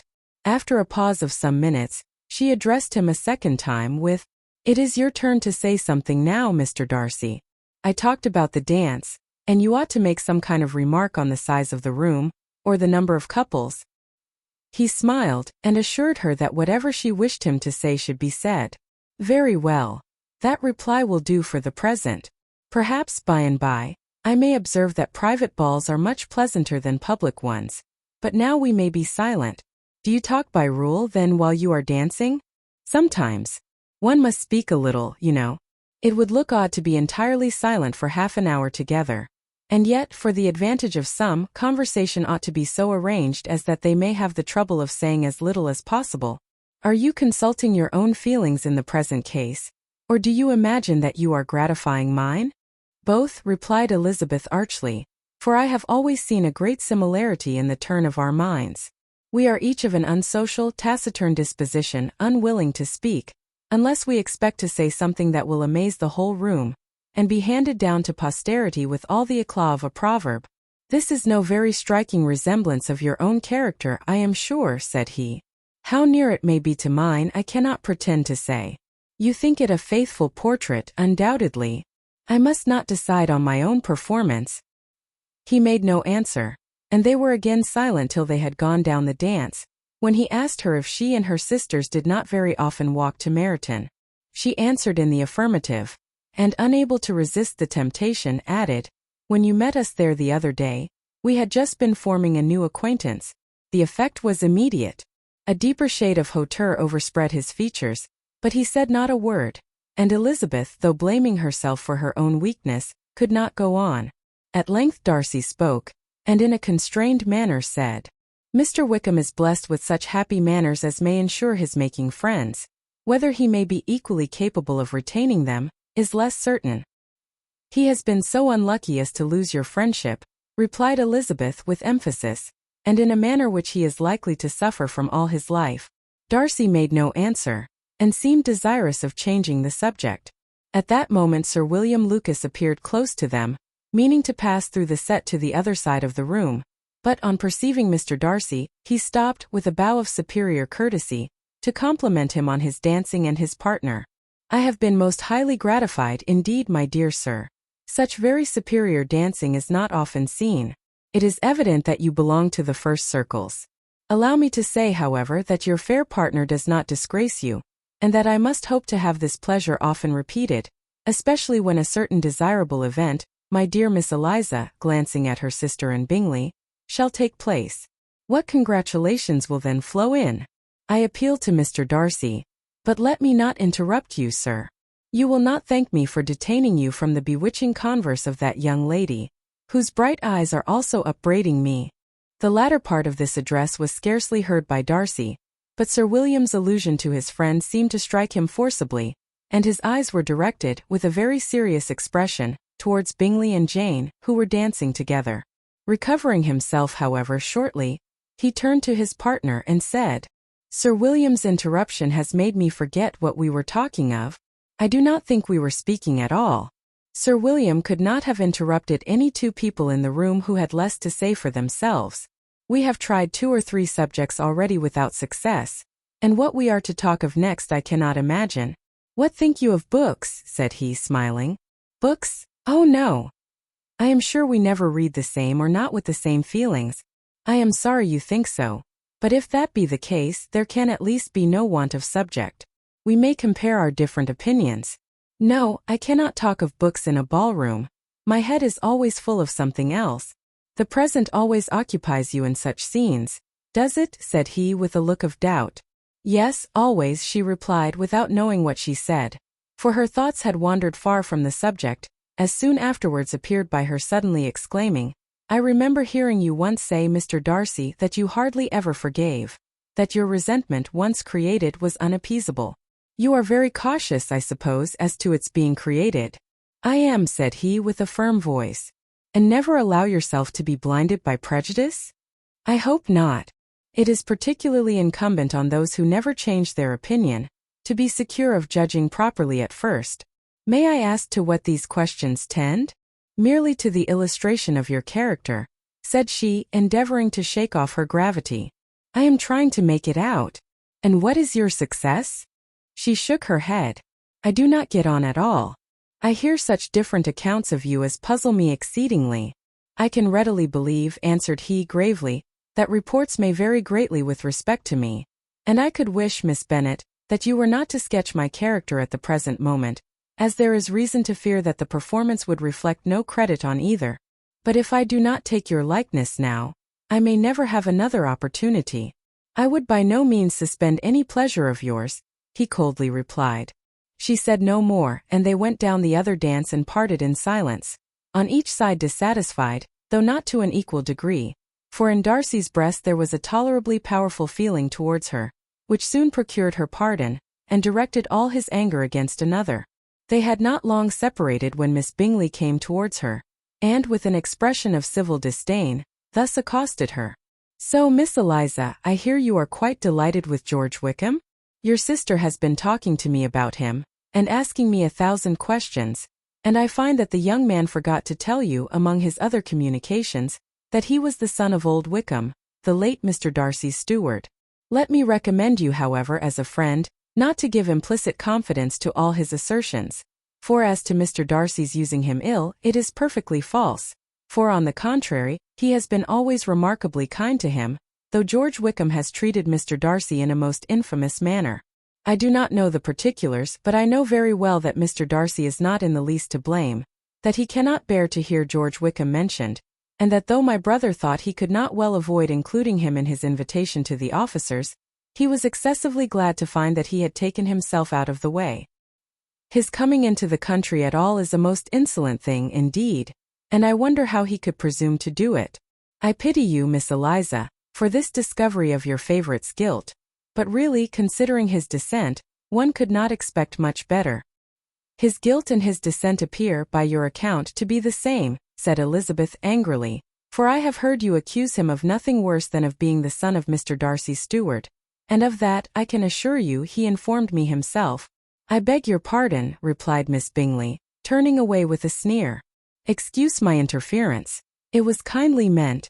"Insolent girl," said Elizabeth to herself. "You are much mistaken if you expect to influence me by such a paltry attack as this.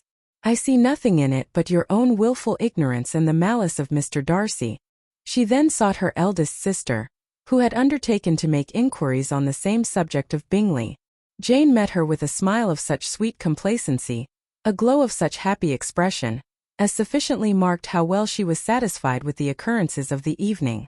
Elizabeth instantly read her feelings, and at that moment solicitude for Wickham, resentment against his enemies, and everything else, gave way before the hope of Jane's being in the fairest way for happiness. "I want to know," said she, with a countenance no less smiling than her sister's, "what you have learnt about Mr. Wickham. But perhaps you have been too pleasantly engaged to think of any third person, in which case you may be sure of my pardon." "No," replied Jane, "I have not forgotten him. But I have nothing satisfactory to tell you.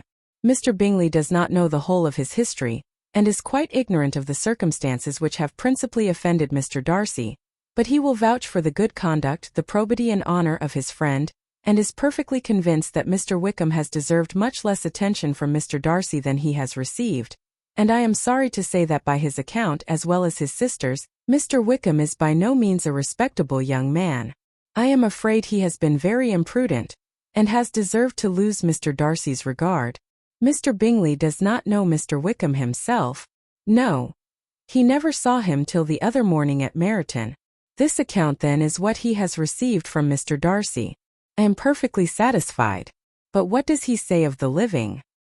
He does not exactly recollect the circumstances, though he has heard them from Mr. Darcy more than once, but he believes that it was left to him conditionally only. I have not a doubt of Mr. Bingley's sincerity, said Elizabeth warmly, but you must excuse my not being convinced by assurances only. Mr. Bingley's defence of his friend was a very able one, I dare say, but since he is unacquainted with several parts of the story, and has learnt the rest from that friend himself, I shall venture still to think of both gentlemen as I did before. She then changed the discourse to one more gratifying to each, and on which there could be no difference of sentiment. Elizabeth listened with delight to the happy though modest hopes which Jane entertained of Bingley's regard, and said all in her power to heighten her confidence in it. On their being joined by Mr. Bingley himself, Elizabeth withdrew to Miss Lucas, to whose inquiry after the pleasantness of her last partner she had scarcely replied, before Mr. Collins came up to them, and told her with great exultation, that he had just been so fortunate as to make a most important discovery. I have found out, said he, by a singular accident, that there is now in the room a near relation to my patroness. I happened to overhear the gentleman himself mentioning to the young lady who does the honours of this house the names of his cousin Miss de Bourgh, and of her mother, Lady Catherine. How wonderfully these sort of things occur! Who would have thought of my meeting with, perhaps, a nephew of Lady Catherine de Bourgh in this assembly? I am most thankful that the discovery is made in time for me to pay my respects to him, which I am now going to do, and trust he will excuse my not having done it before. My total ignorance of the connection must plead my apology. You are not going to introduce yourself to Mr. Darcy? Indeed I am. I shall entreat his pardon for not having done it earlier.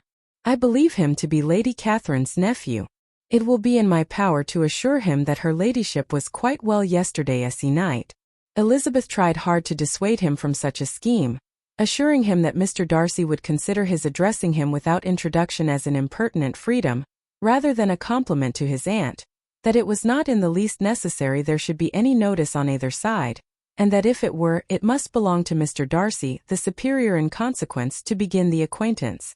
Mr. Collins listened to her with the determined air of following his own inclination, and when she ceased speaking, replied thus: My dear Miss Elizabeth, I have the highest opinion in the world of your excellent judgment in all matters within the scope of your understanding, But permit me to say that there must be a wide difference between the established forms of ceremony amongst the laity and those which regulate the clergy. For, give me leave to observe that I consider the clerical office as equal in point of dignity with the highest rank in the kingdom, provided that a proper humility of behavior is at the same time maintained. You must, therefore, allow me to follow the dictates of my conscience on this occasion, which lead me to perform what I look on as a point of duty. Pardon me for neglecting to profit by your advice, which on every other subject shall be my constant guide, though in the case before us I consider myself more fitted by education and habitual study to decide on what is right than a young lady like yourself. And with a low bow he left her to attack Mr. Darcy, whose reception of his advances she eagerly watched, and whose astonishment at being so addressed was very evident. Her cousin prefaced his speech with a solemn bow, and though she could not hear a word of it, she felt as if hearing it all, and saw in the motion of his lips the words apology, Hunsford, and Lady Catherine de Bourgh. It vexed her to see him expose himself to such a man. Mr. Darcy was eyeing him with unrestrained wonder, and when at last Mr. Collins allowed him to speak, replied with an air of distant civility. Mr. Collins, however, was not discouraged from speaking again, and Mr. Darcy's contempt seemed abundantly increasing with the length of his second speech, and at the end of it he only made him a slight bow and moved another way. Mr. Collins then returned to Elizabeth. I have no reason, I assure you, said he, to be dissatisfied with my reception. Mr. Darcy seemed much pleased with the attention. He answered me with the utmost civility, and even paid me the compliment of saying that he was so well convinced of Lady Catherine's discernment as to be certain she could never bestow a favor unworthily. It was really a very handsome thought. Upon the whole, I am much pleased with him. As Elizabeth had no longer any interest of her own to pursue, she turned her attention almost entirely on her sister and Mr. Bingley, and the train of agreeable reflections which her observations gave birth to made her perhaps almost as happy as Jane. She saw her an idea settled in that very house, in all the felicity which a marriage of true affection could bestow, and she felt capable, under such circumstances, of endeavoring even to like Bingley's two sisters. Her mother's thoughts she plainly saw were bent the same way, and she determined not to venture near her, lest she might hear too much. When they sat down to supper, therefore, she considered it a most unlucky perverseness which placed them within one of each other, and deeply was she vexed to find that her mother was talking to that one person, Lady Lucas, freely, openly, and of nothing else but of her expectation that Jane would be soon married to Mr. Bingley. It was an animating subject, and Mrs. Bennet seemed incapable of fatigue while enumerating the advantages of the match. His being such a charming young man and so rich and living but 3 miles from them, were the first points of self-gratulation, and then it was such a comfort to think how fond the two sisters were of Jane, and to be certain that they must desire the connection as much as she could do. It was, moreover, such a promising thing for her younger daughters, as Jane's marrying so greatly must throw them in the way of other rich men. And lastly, it was so pleasant at her time of life to be able to consign her single daughters to the care of their sister, that she might not be obliged to go into company more than she liked. It was necessary to make this circumstance a matter of pleasure, because on such occasions it is the etiquette, but no one was less likely than Mrs. Bennet to find comfort in staying at home at any period of her life. She concluded with many good wishes that Lady Lucas might soon be equally fortunate, though evidently and triumphantly believing there was no chance of it. In vain did Elizabeth endeavour to check the rapidity of her mother's words, or persuade her to describe her felicity in a less audible whisper, for to her inexpressible vexation she could perceive that the chief of it was overheard by Mr. Darcy, who sat opposite to them. Her mother only scolded her for being nonsensical. "What is Mr. Darcy to me, pray, that I should be afraid of him? I am sure we owe him no such particular civility as to be obliged to say nothing he may not like to hear. For heaven's sake, madam, speak lower. What advantage can it be to you to offend Mr. Darcy? You will never recommend yourself to his friend by so doing." Nothing that she could say, however, had any influence. Her mother would talk of her views in the same intelligible tone. Elizabeth blushed and blushed again with shame and vexation. She could not help frequently glancing her eye at Mr. Darcy, though every glance convinced her of what she dreaded, for though he was not always looking at her mother, she was convinced that his attention was invariably fixed by her. The expression of his face changed gradually from indignant contempt to a composed and steady gravity. At length, however, Mrs. Bennet had no more to say, and Lady Lucas, who had been long yawning at the repetition of delights which she saw no likelihood of sharing, was left to the comforts of cold ham and chicken. Elizabeth now began to revive. But not long was the interval of tranquility, for when supper was over, singing was talked of, and she had the mortification of seeing Mary, after very little entreaty, preparing to oblige the company. By many significant looks and silent entreaties did she endeavor to prevent such a proof of complaisance, but in vain. Mary would not understand them. Such an opportunity of exhibiting was delightful to her, and she began her song. Elizabeth's eyes were fixed on her with most painful sensations, and she watched her progress through the several stanzas with an impatience which was very ill rewarded at their close, for Mary, on receiving amongst the thanks of the table the hint of a hope that she might be prevailed on to favor them again, after the pause of half a minute began another. Mary's powers were by no means fitted for such a display. Her voice was weak, and her manner affected. Elizabeth was in agonies. She looked at Jane to see how she bore it, but Jane was very composedly talking to Bingley. She looked at his two sisters, and saw them making signs of derision at each other, and at Darcy, who continued, however, impenetrably grave. She looked at her father to entreat his interference, lest Mary should be singing all night. He took the hint, and when Mary had finished her second song, said aloud, "That will do extremely well, child. You have delighted us long enough. Let the other young ladies have time to exhibit." Mary, though pretending not to hear, was somewhat disconcerted, and Elizabeth, sorry for her and sorry for her father's speech, was afraid her anxiety had done no good. Others of the party were now applied to. "If I," said Mr. Collins, "were so fortunate as to be able to sing, I should have great pleasure, I am sure, in obliging the company with an air, for I consider music as a very innocent diversion, and perfectly compatible with the profession of a clergyman. I do not mean, however, to assert that we can be justified in devoting too much of our time to music, for there are certainly other things to be attended to. The rector of a parish has much to do. In the first place, he must make such an agreement for tithes as may be beneficial to himself and not offensive to his patron. He must write his own sermons, and the time that remains will not be too much for his parish duties, and the care and improvement of his dwelling, which he cannot be excused from making as comfortable as possible. And I do not think it of light importance that he should have attentive and conciliatory manners towards everybody, especially towards those to whom he owes his preferment. I cannot acquit him of that duty, nor could I think well of the man who should omit an occasion of testifying his respect towards anybody connected with the family." And with a bow to Mr. Darcy, he concluded his speech, which had been spoken so loud as to be heard by half the room. Many stared, many smiled, but no one looked more amused than Mr. Bennet himself, while his wife seriously commended Mr. Collins for having spoken so sensibly, and observed in a half-whisper to Lady Lucas, that he was a remarkably clever, good kind of young man.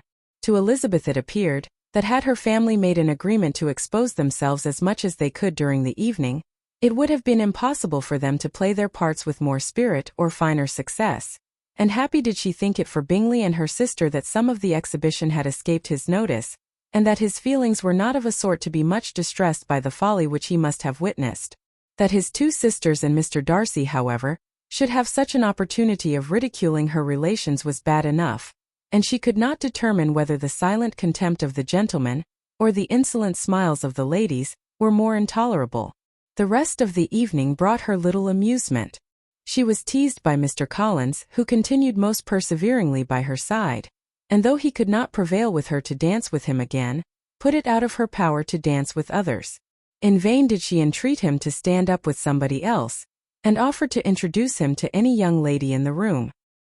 He assured her that as to dancing he was perfectly indifferent to it, that his chief object was, by delicate attentions, to recommend himself to her, and that he should therefore make a point of remaining close to her the whole evening. There was no arguing upon such a project. She owed her greatest relief to her friend Miss Lucas, who often joined them, and good-naturedly engaged Mr. Collins's conversation to herself. She was at least free from the offence of Mr. Darcy's further notice, though often standing within a very short distance of her, quite disengaged, he never came near enough to speak. She felt it to be the probable consequence of her allusions to Mr. Wickham, and rejoiced in it. The Longbourn party were the last of all the company to depart, and by a maneuver of Mrs. Bennet had to wait for their carriage a quarter of an hour after everybody else was gone, which gave them time to see how heartily they were wished away by some of the family. Mrs. Hurst and her sister scarcely opened their mouths except to complain of fatigue, and were evidently impatient to have the house to themselves. They repulsed every attempt of Mrs. Bennet at conversation, and by so doing threw a languor over the whole party, which was very little relieved by the long speeches of Mr. Collins, who was complimenting Mr. Bingley and his sisters on the elegance of their entertainment, and the hospitality and politeness which had marked their behavior to their guests. Darcy said nothing at all. Mr. Bennet, in equal silence, was enjoying the scene. Mr. Bingley and Jane were standing together a little detached from the rest, and talked only to each other. Elizabeth preserved as steady a silence as either Mrs. Hurst or Miss Bingley, and even Lydia was too much fatigued to utter more than the occasional exclamation of "Lord, how tired I am," accompanied by a violent yawn. When at length they arose to take leave, Mrs. Bennet was most pressingly civil in her hope of seeing the whole family soon at Longbourn, and addressed herself particularly to Mr. Bingley, to assure him how happy he would make them, by eating a family dinner with them at any time, without the ceremony of a formal invitation. Bingley was all grateful pleasure, and he readily engaged for taking the earliest opportunity of waiting on her after his return from London, whither he was obliged to go the next day for a short time. Mrs. Bennet was perfectly satisfied, and quitted the house under the delightful persuasion that, allowing for the necessary preparations of settlements, new carriages and wedding clothes, she should undoubtedly see her daughter settled at Netherfield in the course of 3 or 4 months. Of having another daughter married to Mr. Collins she thought with equal certainty, and with considerable, though not equal, pleasure. Elizabeth was the least dear to her of all her children, and though the man and the match were quite good enough for her, the worth of each was eclipsed by Mr. Bingley and Netherfield. Chapter 19. The next day opened a new scene at Longbourn. Mr. Collins made his declaration in form. Having resolved to do it without loss of time, as his leave of absence extended only to the following Saturday, and having no feelings of diffidence to make it distressing to himself even at the moment, he set about it in a very orderly manner, with all the observances which he supposed a regular part of the business.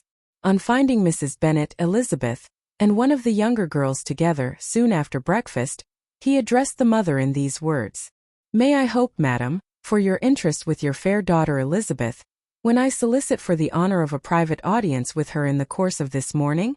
Before Elizabeth had time for anything but a blush of surprise, Mrs. Bennet instantly answered, "Oh dear! Yes, certainly. I am sure Lizzie will be very happy. I am sure she can have no objection. Come, Kitty, I want you upstairs." And gathering her work together, she was hastening away, when Elizabeth called out, "Dear ma'am, do not go.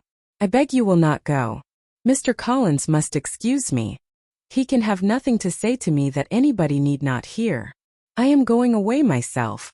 "No, no, nonsense, Lizzie. I desire you will stay where you are." And upon Elizabeth seeming really, with vexed and embarrassed looks, about to escape, she added, "Lizzie, I insist upon your staying and hearing Mr. Collins." Elizabeth would not oppose such an injunction, and a moment's consideration making her also sensible that it would be wisest to get it over as soon and as quietly as possible, she sat down again and tried to conceal, by incessant employment, the feelings which were divided between distress and diversion. Mrs. Bennet and Kitty walked off, and as soon as they were gone Mr. Collins began. "Believe me, my dear Miss Elizabeth, that your modesty, so far from doing you any disservice, rather adds to your other perfections. You would have been less amiable in my eyes had there not been this little unwillingness, but allow me to assure you that I have your respected mother's permission for this address. You can hardly doubt the purport of my discourse, however your natural delicacy may lead you to dissemble. My attentions have been too marked to be mistaken.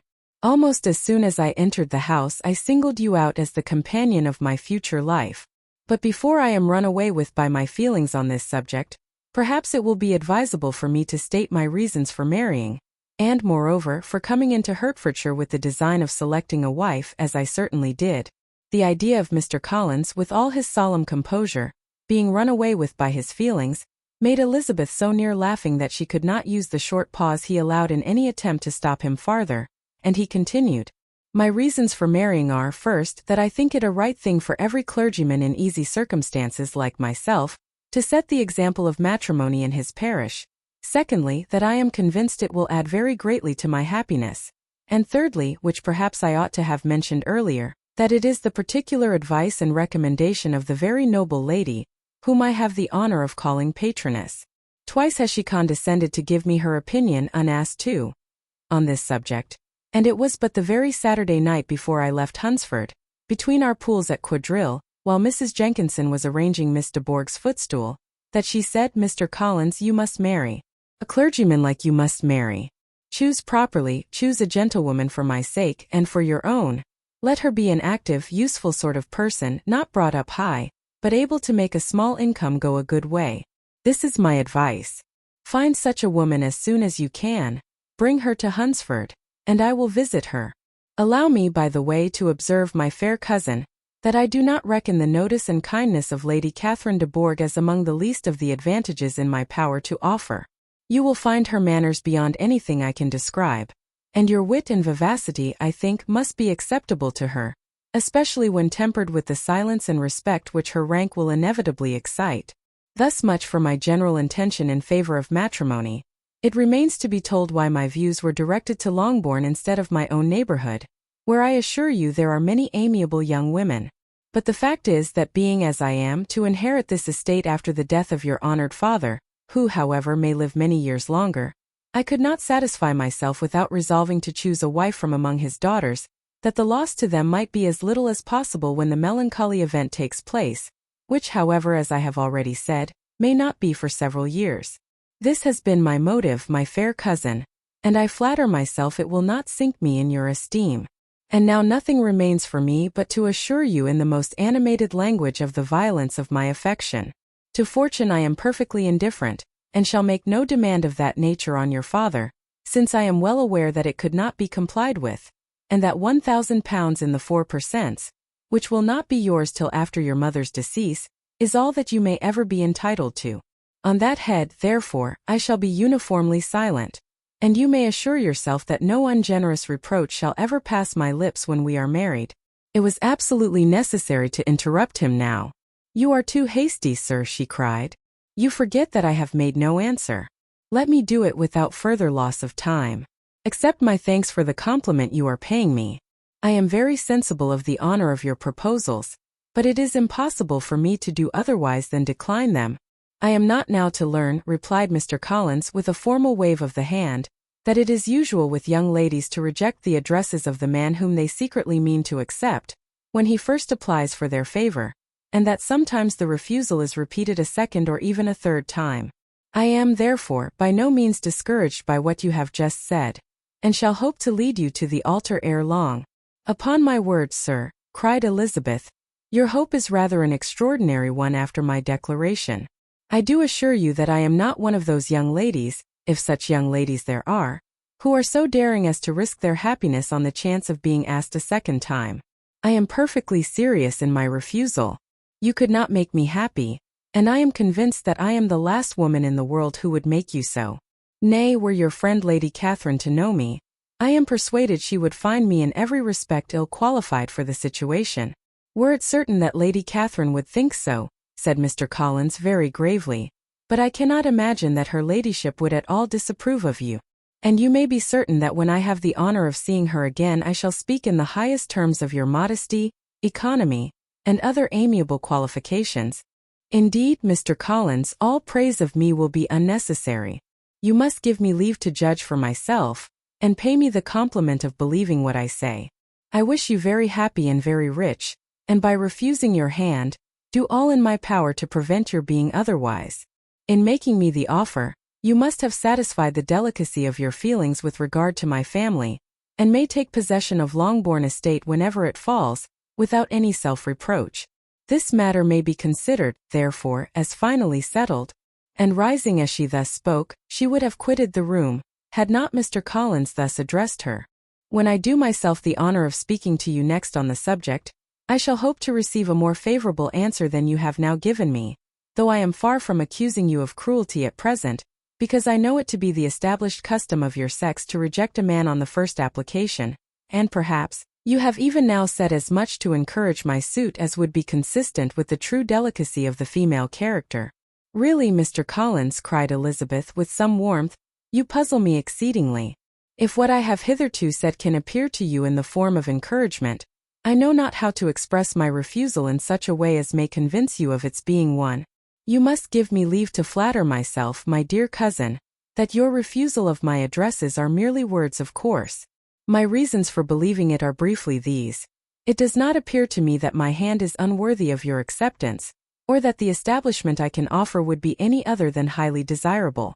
My situation in life, my connections with the family of de Bourgh, and my relationship to your own, are circumstances highly in my favor, and you should take it into further consideration that, in spite of your manifold attractions, it is by no means certain that another offer of marriage may ever be made you.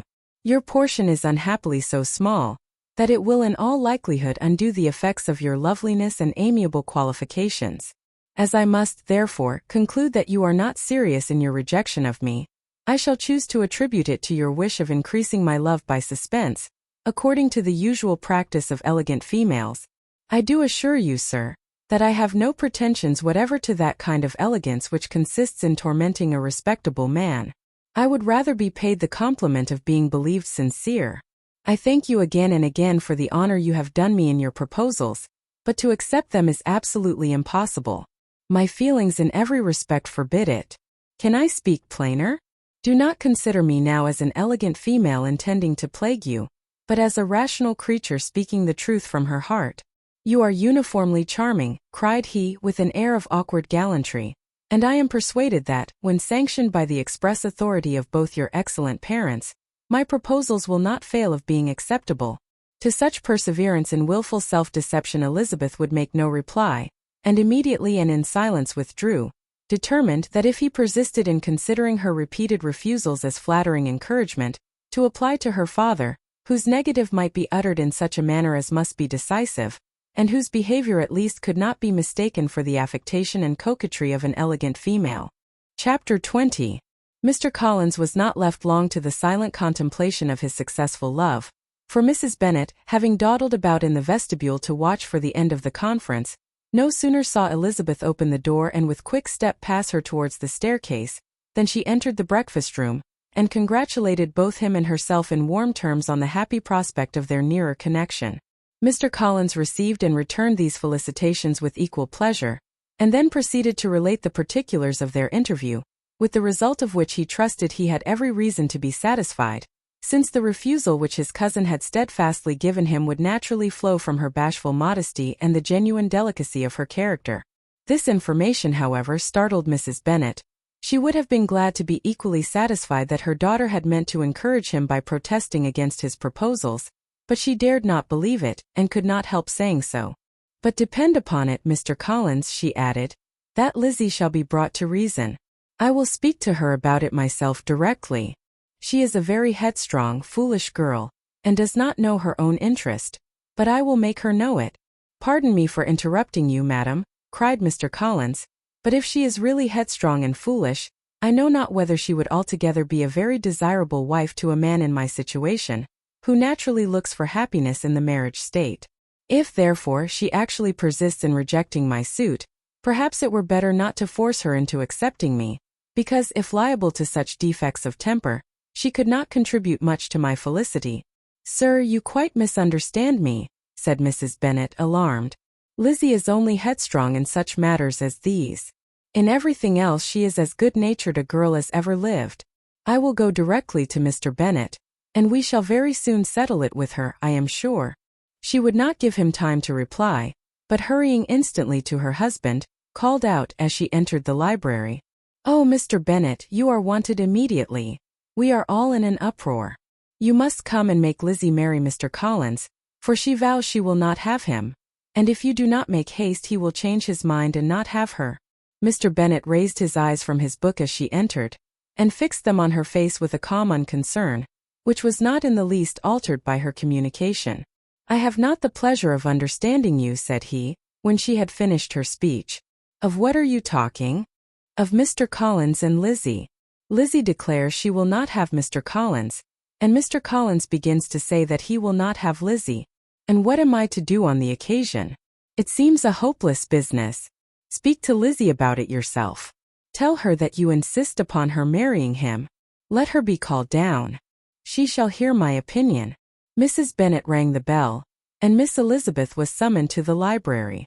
"Come here, child," cried her father as she appeared. "I have sent for you on an affair of importance. I understand that Mr. Collins has made you an offer of marriage. Is it true?" Elizabeth replied that it was. "Very well. And this offer of marriage you have refused?" "I have, sir." "Very well. We now come to the point. Your mother insists upon your accepting it. Is it not so, Mrs. Bennet?" "Yes, or I will never see her again. An unhappy alternative is before you, Elizabeth. From this day you must be a stranger to one of your parents. Your mother will never see you again if you do not marry Mr. Collins, and I will never see you again if you do." Elizabeth could not but smile at such a conclusion of such a beginning.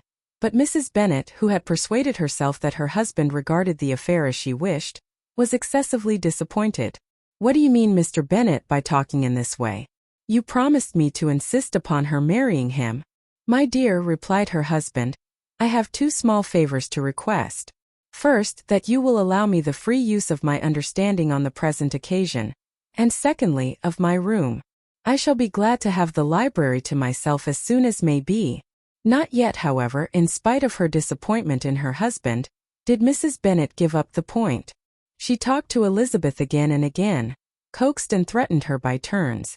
She endeavored to secure Jane in her interest, but Jane, with all possible mildness, declined interfering, and Elizabeth, sometimes with real earnestness, and sometimes with playful gaiety, replied to her attacks.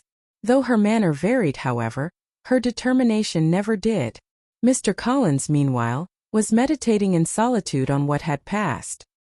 He thought too well of himself to comprehend on what motive his cousin could refuse him, and though his pride was hurt, he suffered in no other way. His regard for her was quite imaginary, and the possibility of her deserving her mother's reproach prevented his feeling any regret. While the family were in this confusion, Charlotte Lucas came to spend the day with them. She was met in the vestibule by Lydia, who, flying to her, cried in a half-whisper, "I am glad you are come, for there is such fun here. What do you think has happened this morning? Mr. Collins has made an offer to Lizzie, and she will not have him." Charlotte had hardly time to answer before they were joined by Kitty, who came to tell the same news, and no sooner had they entered the breakfast room, where Mrs. Bennet was alone, than she likewise began on the subject, calling on Miss Lucas for her compassion, and entreating her to persuade her friend Lizzie to comply with the wishes of her family. "Pray do, my dear Miss Lucas," she added in a melancholy tone, "for nobody is on my side, nobody takes part with me. I am cruelly used, nobody feels for my poor nerves." Charlotte's reply was spared by the entrance of Jane and Elizabeth. "Aye, there she comes," continued Mrs. Bennet, looking as unconcerned as may be, "and caring no more for us than if we were at York, provided she can have her own way. But I tell you what, Miss Lizzie, if you take it into your head to go on refusing every offer of marriage in this way, you will never get a husband at all, and I am sure I do not know who is to maintain you when your father is dead. I shall not be able to keep you, and so I warn you. I have done with you from this very day. I told you in the library, you know, that I should never speak to you again, and you will find me as good as my word. I have no pleasure in talking to undutiful children. Not that I have much pleasure indeed in talking to anybody. People who suffer as I do from nervous complaints can have no great inclination for talking. Nobody can tell what I suffer. But it is always so. Those who do not complain are never pitied." Her daughters listened in silence to this effusion, sensible that any attempt to reason with or soothe her would only increase the irritation. She talked on, therefore, without interruption from any of them till they were joined by Mr. Collins, who entered with an air more stately than usual, and on perceiving whom, she said to the girls, "Now I do insist upon it, that you, all of you, hold your tongues, and let Mr. Collins and me have a little conversation together." Elizabeth passed quietly out of the room, Jane and Kitty followed, but Lydia stood her ground, determined to hear all she could, and Charlotte, detained first by the civility of Mr. Collins, whose inquiries after herself and all her family were very minute, and then by a little curiosity, satisfied herself with walking to the window and pretending not to hear. In a doleful voice Mrs. Bennet thus began the projected conversation. "Oh, Mr. Collins!" "My dear madam," replied he, Let us be forever silent on this point. Far be it from me," he presently continued, in a voice that marked his displeasure, "to resent the behavior of your daughter. Resignation to inevitable evils is the duty of us all, the peculiar duty of a young man who has been so fortunate as I have been, in early preferment, and I trust I am resigned. Perhaps not the less so from feeling a doubt of my positive happiness had my fair cousin honored me with her hand, for I have often observed that resignation is never so perfect as when the blessing denied begins to lose somewhat of its value in our estimation. You will not, I hope, consider me as showing any disrespect to your family, my dear madam, by thus withdrawing my pretensions to your daughter's favor, without having paid yourself and Mr. Bennet the compliment of requesting you to interpose your authority in my behalf. My conduct may, I fear, be objectionable in having accepted my dismission from your daughter's lips instead of your own, but we are all liable to error. I have certainly meant well through the whole affair. My object has been to secure an amiable companion for myself, with due consideration for the advantage of all your family, and if my manner has been at all reprehensible, I here beg leave to apologize. Chapter 21. The discussion of Mr. Collins's offer was now nearly at an end, and Elizabeth had only to suffer from the uncomfortable feelings necessarily attending it, and occasionally from some peevish allusion of her mother. As for the gentleman himself, his feelings were chiefly expressed, not by embarrassment or dejection, or by trying to avoid her, but by stiffness of manner and resentful silence. He scarcely ever spoke to her, and the assiduous attentions which he had been so sensible of himself were transferred for the rest of the day to Miss Lucas, whose civility in listening to him was a seasonable relief to them all, and especially to her friend. The morrow produced no abatement of Mrs. Bennet's ill humor or ill health. Mr. Collins was also in the same state of angry pride. Elizabeth had hoped that his resentment might shorten his visit, but his plan did not appear in the least affected by it. He was always to have gone on Saturday, and to Saturday he still meant to stay. After breakfast, the girls walked to Meryton, to inquire if Mr. Wickham were returned, and to lament over his absence from the Netherfield ball. He joined them on their entering the town, and attended them to their aunt's, where his regret and vexation and the concern of everybody were well talked over. To Elizabeth, however, he voluntarily acknowledged that the necessity of his absence had been self-imposed. "I found," said he, as the time drew near, "that I had better not meet Mr. Darcy, that to be in the same room, the same party with him for so many hours together, might be more than I could bear, and that scenes might arise unpleasant to more than myself." She highly approved his forbearance, and they had leisure for a full discussion of it, and for all the commendations which they civilly bestowed on each other, as Wickham and another officer walked back with them to Longbourn, and during the walk he particularly attended to her. His accompanying them was a double advantage. She felt all the compliment it offered to herself, and it was most acceptable as an occasion of introducing him to her father and mother. Soon after their return, a letter was delivered to Miss Bennet. It came from Netherfield, and was opened immediately. The envelope contained a sheet of elegant, little hot-pressed paper, well covered with a lady's fair, flowing hand, and Elizabeth saw her sister's countenance change as she read it, and saw her dwelling intently on some particular passages. Jane recollected herself soon, and putting the letter away tried to join with her usual cheerfulness in the general conversation, but Elizabeth felt an anxiety on the subject which drew off her attention even from Wickham, and no sooner had he and his companion taken leave, than a glance from Jane invited her to follow her upstairs. When they had gained their own room, Jane, taking out her letter, said, "This is from Caroline Bingley. What it contains has surprised me a good deal. The whole party have left Netherfield by this time, and are on their way to town, and without any intention of coming back again. You shall hear what she says." She then read the first sentence aloud, which comprised the information of their having just resolved to follow their brother to town directly, and of their meaning to dine that day in Grosvenor Street, where Mr. Hurst had a house. The next was in these words: "I do not pretend to regret anything I shall leave in Hertfordshire except your society, my dearest friend, but we will hope at some future period to enjoy many returns of that delightful intercourse we have known, and in the meanwhile may lessen the pain of separation by a very frequent and most unreserved correspondence. I depend on you for that." To these high-flown expressions Elizabeth listened with all the insensibility of distrust, and though the suddenness of their removal surprised her, she saw nothing in it really to lament. It was not to be supposed that their absence from Netherfield would prevent Mr. Bingley's being there. And as to the loss of their society, she was persuaded that Jane must soon cease to regard it in the enjoyment of his. "It is unlucky," said she, after a short pause, "that you should not be able to see your friends before they leave the country. But may we not hope that the period of future happiness, to which Miss Bingley looks forward, may arrive earlier than she is aware, and that the delightful intercourse you have known as friends will be renewed with yet greater satisfaction as sisters? Mr. Bingley will not be detained in London by them.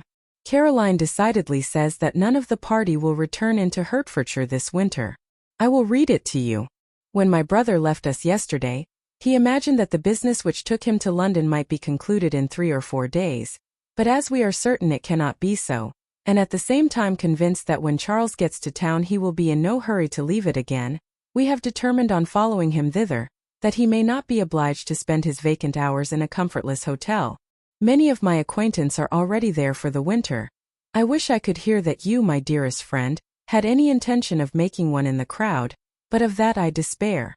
I sincerely hope your Christmas in Hertfordshire may abound in the gaieties which that season generally brings, and that your beaux will be so numerous as to prevent your feeling the loss of the 3 of whom we shall deprive you. It is evident by this," added Jane, "that he comes back no more this winter. It is only evident that Miss Bingley does not mean he should. Why will you think so? It must be his own doing. He is his own master. But you do not know all. I will read you the passage which particularly hurts me. I will have no reserves from you. Mr. Darcy is impatient to see his sister, and to confess the truth, we are scarcely less eager to meet her again. I really do not think Georgiana Darcy has her equal for beauty, elegance, and accomplishments, and the affection she inspires in Louisa and myself is heightened into something still more interesting from the hope we dare to entertain of her being hereafter our sister. I do not know whether I ever before mentioned to you my feelings on this subject, but I will not leave the country without confiding them, and I trust you will not esteem them unreasonable. My brother admires her greatly already. He will have frequent opportunity now of seeing her on the most intimate footing. Her relations all wish the connection as much as his own, and a sister's partiality is not misleading me, I think, when I call Charles most capable of engaging any woman's heart. With all these circumstances to favor an attachment, and nothing to prevent it, am I wrong, my dearest Jane, in indulging the hope of an event which will secure the happiness of so many? What think you of this sentence, my dear Lizzie? Said Jane as she finished it. Is it not clear enough? Does it not expressly declare that Caroline neither expects nor wishes me to be her sister, that she is perfectly convinced of her brother's indifference, and that if she suspects the nature of my feelings for him she means, most kindly, to put me on my guard? Can there be any other opinion on the subject? Yes, there can, for mine is totally different. Will you hear it? Most willingly. You shall have it in a few words. Miss Bingley sees that her brother is in love with you and wants him to marry Miss Darcy. She follows him to town in the hope of keeping him there, and tries to persuade you that he does not care about you. Jane shook her head. Indeed, Jane, you ought to believe me. No one who has ever seen you together can doubt his affection. Miss Bingley, I am sure, cannot. She is not such a simpleton.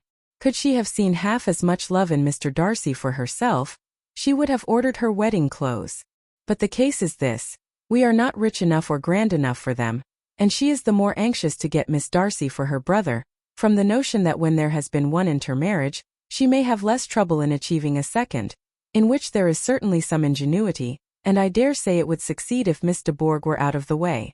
But, my dearest Jane, you cannot seriously imagine that, because Miss Bingley tells you her brother greatly admires Miss Darcy, he is in the smallest degree less sensible of your merit than when he took leave of you on Tuesday, or that it will be in her power to persuade him that, instead of being in love with you, he is very much in love with her friend. If we thought alike of Miss Bingley, replied Jane, your representation of all this might make me quite easy. But I know the foundation is unjust. Caroline is incapable of wilfully deceiving anyone, and all that I can hope in this case is, that she is deceived herself. That is right. You could not have started a more happy idea, since you will not take comfort in mine. Believe her to be deceived by all means. You have now done your duty by her, and must fret no longer. But, my dear sister, can I be happy, even supposing the best, in accepting a man whose sisters and friends are all wishing him to marry elsewhere? You must decide for yourself, said Elizabeth. And if, upon mature deliberation, you find that the misery of disobliging his two sisters is more than equivalent to the happiness of being his wife, I advise you by all means to refuse him. How can you talk so? Said Jane, faintly smiling. You must know that, though I should be exceedingly grieved at their disapprobation, I could not hesitate. I did not think you would. And that being the case, I cannot consider your situation with much compassion. But if he returns no more this winter, my choice will never be required. 1,000 things may arise in 6 months. The idea of his returning no more Elizabeth treated with the utmost contempt. It appeared to her merely the suggestion of Caroline's interested wishes, and she could not for a moment suppose that those wishes, however openly or artfully spoken, could influence a young man so totally independent of everyone. She represented to her sister as forcibly as possible what she felt on the subject, and had soon the pleasure of seeing its happy effect. Jane's temper was not desponding, and she was gradually led to hope, though the diffidence of affection sometimes overcame the hope, that Bingley would return to Netherfield, and answer every wish of her heart. They agreed that Mrs. Bennet should only hear of the departure of the family, without being alarmed on the score of the gentleman's conduct. But even this partial communication gave her a great deal of concern, and she bewailed it as exceedingly unlucky that the ladies should happen to go away just as they were all getting so intimate together. After lamenting it, however, at some length, she had the consolation of thinking that Mr. Bingley would be soon down again, and soon dining at Longbourn, and the conclusion of all was the comfortable declaration, that, though he had been invited only to a family dinner, she would take care to have 2 full courses. Chapter 22. The Bennets were engaged to dine with the Lucases, and again during the chief of the day, was Miss Lucas so kind as to listen to Mr. Collins. Elizabeth took an opportunity of thanking her. It keeps him in good humor, said she, and I am more obliged to you than I can express. Charlotte assured her friend of her satisfaction in being useful, and that it amply repaid her for the little sacrifice of her time. This was very amiable, but Charlotte's kindness extended farther than Elizabeth had any conception of. Its object was nothing less than to secure her from any return of Mr. Collins's addresses, by engaging them towards herself. Such was Miss Lucas's scheme, and appearances were so favorable, that when they parted at night, she would have felt almost sure of success if he had not been to leave Hertfordshire so very soon. But here she did injustice to the fire and independence of his character, for it led him to escape out of Longbourn House the next morning with admirable slyness, and hasten to Lucas Lodge to throw himself at her feet. He was anxious to avoid the notice of his cousins from a conviction that if they saw him depart, they could not fail to conjecture his design, and he was not willing to have the attempt known till its success could be known likewise, for though feeling almost secure, and with reason, for Charlotte had been tolerably encouraging, he was comparatively diffident since the adventure of Wednesday. His reception, however, was of the most flattering kind. Miss Lucas perceived him from an upper window as he walked towards the house, and instantly set out to meet him accidentally in the lane. But little had she dared to hope that so much love and eloquence awaited her there. In as short a time as Mr. Collins's long speeches would allow, everything was settled between them to the satisfaction of both, and as they entered the house, he earnestly entreated her to name the day that was to make him the happiest of men, and though such a solicitation must be waived for the present, the lady felt no inclination to trifle with his happiness. The stupidity with which he was favored by nature must guard his courtship from any charm that could make a woman wish for its continuance, and Miss Lucas, who accepted him solely from the pure and disinterested desire of an establishment, cared not how soon that establishment were gained. Sir William and Lady Lucas were speedily applied to for their consent, and it was bestowed with a most joyful alacrity. Mr. Collins's present circumstances made it a most eligible match for their daughter, to whom they could give little fortune, and his prospects of future wealth were exceedingly fair. Lady Lucas began directly to calculate, with more interest than the matter had ever excited before, how many years longer Mr. Bennet was likely to live, and Sir William gave it as his decided opinion, that whenever Mr. Collins should be in possession of the Longbourn estate, it would be highly expedient that both he and his wife should make their appearance at St. James's. The whole family, in short, were properly overjoyed on the occasion. The younger girls formed hopes of coming out a year or two sooner than they might otherwise have done, and the boys were relieved from their apprehension of Charlotte's dying an old maid. Charlotte herself was tolerably composed. She had gained her point, and had time to consider of it. Her reflections were in general satisfactory. Mr. Collins, to be sure, was neither sensible nor agreeable. His society was irksome, and his attachment to her must be imaginary. But still he would be her husband. Without thinking highly either of men or of matrimony, marriage had always been her object. It was the only honorable provision for well-educated young women of small fortune, and however uncertain of giving happiness, must be their pleasantest preservative from want. This preservative she had now obtained, and at the age of 27, without having ever been handsome, she felt all the good luck of it. The least agreeable circumstance in the business was the surprise it must occasion to Elizabeth Bennet, whose friendship she valued beyond that of any other person. Elizabeth would wonder, and probably would blame her, and though her resolution was not to be shaken, her feelings must be hurt by such a disapprobation. She resolved to give her the information herself, and therefore charged Mr. Collins, when he returned to Longbourn to dinner, to drop no hint of what had passed before any of the family. A promise of secrecy was of course very dutifully given, but it could not be kept without difficulty, for the curiosity excited by his long absence burst forth in such very direct questions on his return, as required some ingenuity to evade, and he was at the same time exercising great self-denial, for he was longing to publish his prosperous love. As he was to begin his journey too early on the morrow to see any of the family, the ceremony of leave-taking was performed when the ladies moved for the night, and Mrs. Bennet, with great politeness and cordiality, said how happy they should be to see him at Longbourn again, whenever his other engagements might allow him to visit them. "My dear madam," he replied, "this invitation is particularly gratifying, because it is what I have been hoping to receive, and you may be very certain that I shall avail myself of it as soon as possible." They were all astonished, and Mr. Bennet, who could by no means wish for so speedy a return, immediately said, "But is there not danger of Lady Catherine's disapprobation here, my good sir? You had better neglect your relations than run the risk of offending your patroness." "My dear sir," replied Mr. Collins, "I am particularly obliged to you for this friendly caution, and you may depend upon my not taking so material a step without her ladyship's concurrence. You cannot be too much on your guard. Risk anything rather than her displeasure, and if you find it likely to be raised by your coming to us again, which I should think exceedingly probable, stay quietly at home, and be satisfied that we shall take no offense. Believe me, my dear sir, my gratitude is warmly excited by such affectionate attention, and depend upon it, you will speedily receive from me a letter of thanks for this as well as for every other mark of your regard during my stay in Hertfordshire. As for my fair cousins, though my absence may not be long enough to render it necessary, I shall now take the liberty of wishing them health and happiness, not excepting my cousin Elizabeth." With proper civilities the ladies then withdrew, all of them equally surprised to find that he meditated a quick return. Mrs. Bennet wished to understand by it that he thought of paying his addresses to one of her younger girls, and Mary might have been prevailed on to accept him. She rated his abilities much higher than any of the others. There was a solidity in his reflections which often struck her, and though by no means so clever as herself, she thought that, if encouraged to read and improve himself by such an example as hers, he might become a very agreeable companion. But on the following morning every hope of this kind was done away. Miss Lucas called soon after breakfast, and in a private conference with Elizabeth related the event of the day before.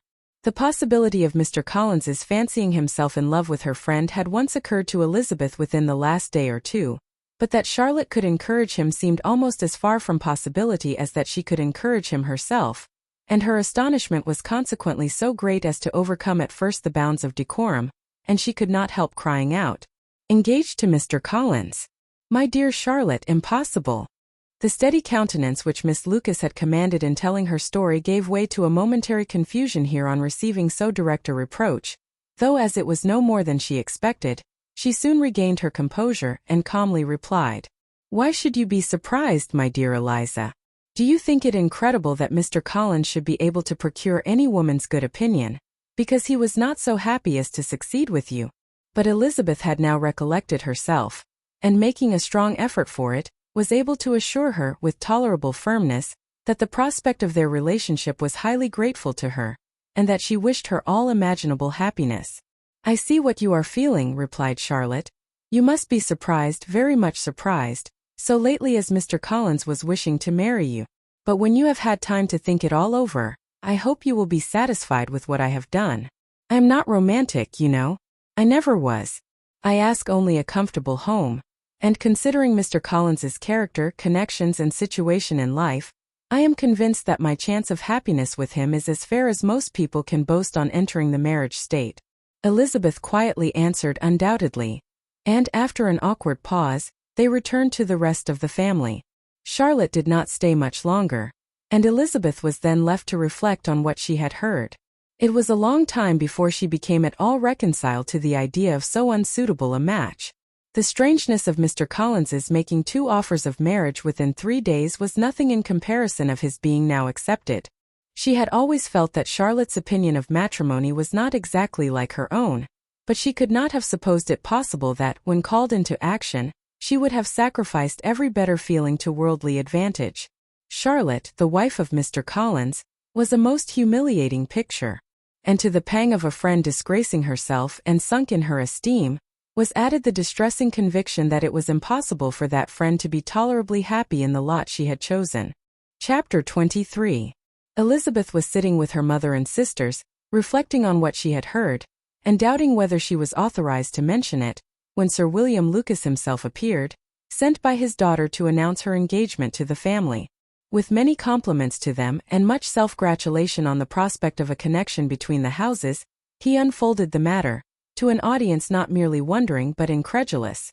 For Mrs. Bennet, with more perseverance than politeness, protested he must be entirely mistaken, and Lydia, always unguarded and often uncivil, boisterously exclaimed, "Good Lord! Sir William, how can you tell such a story? Do not you know that Mr. Collins wants to marry Lizzie?" Nothing less than the complaisance of a courtier could have borne without anger such treatment, but Sir William's good breeding carried him through it all, and though he begged leave to be positive as to the truth of his information, he listened to all their impertinence with the most forbearing courtesy.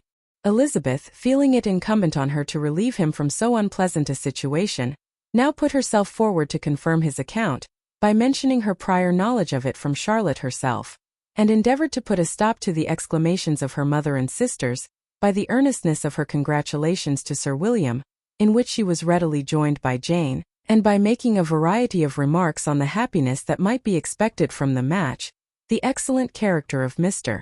Collins, and the convenient distance of Hunsford from London. Mrs. Bennet was, in fact, too much overpowered to say a great deal while Sir William remained, but no sooner had he left them than her feelings found a rapid vent. In the first place, she persisted in disbelieving the whole of the matter. Secondly, she was very sure that Mr. Collins had been taken in. Thirdly, she trusted that they would never be happy together. And fourthly, that the match might be broken off. 2 inferences, however, were plainly deduced from the whole. One, that Elizabeth was the real cause of all the mischief, and the other, that she herself had been barbarously used by them all. And on these 2 points she principally dwelt during the rest of the day. Nothing could console and nothing appease her. Nor did that day wear out her resentment. A week elapsed before she could see Elizabeth without scolding her. A month passed away before she could speak to Sir William or Lady Lucas without being rude. And many months were gone before she could at all forgive their daughter. Mr. Bennet's emotions were much more tranquil on the occasion, and such as he did experience he pronounced to be of a most agreeable sort, for it gratified him, he said, to discover that Charlotte Lucas, whom he had been used to think tolerably sensible, was as foolish as his wife and more foolish than his daughter. Jane confessed herself a little surprised at the match, but she said less of her astonishment than of her earnest desire for their happiness, nor could Elizabeth persuade her to consider it as improbable. Kitty and Lydia were far from envying Miss Lucas, for Mr. Collins was only a clergyman, and it affected them in no other way than as a piece of news to spread at Meryton. Lady Lucas could not be insensible of triumph on being able to retort on Mrs. Bennet the comfort of having a daughter well married, and she called at Longbourn rather oftener than usual to say how happy she was, though Mrs. Bennet's sour looks and ill-natured remarks might have been enough to drive happiness away.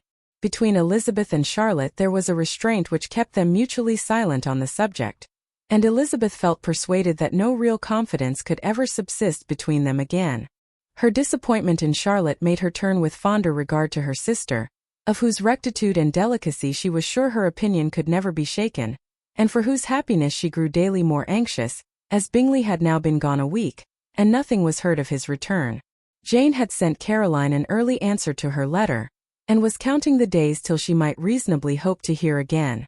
The promised letter of thanks from Mr. Collins arrived on Tuesday, addressed to their father, and written with all the solemnity of gratitude which a 12-month's abode in the family might have prompted.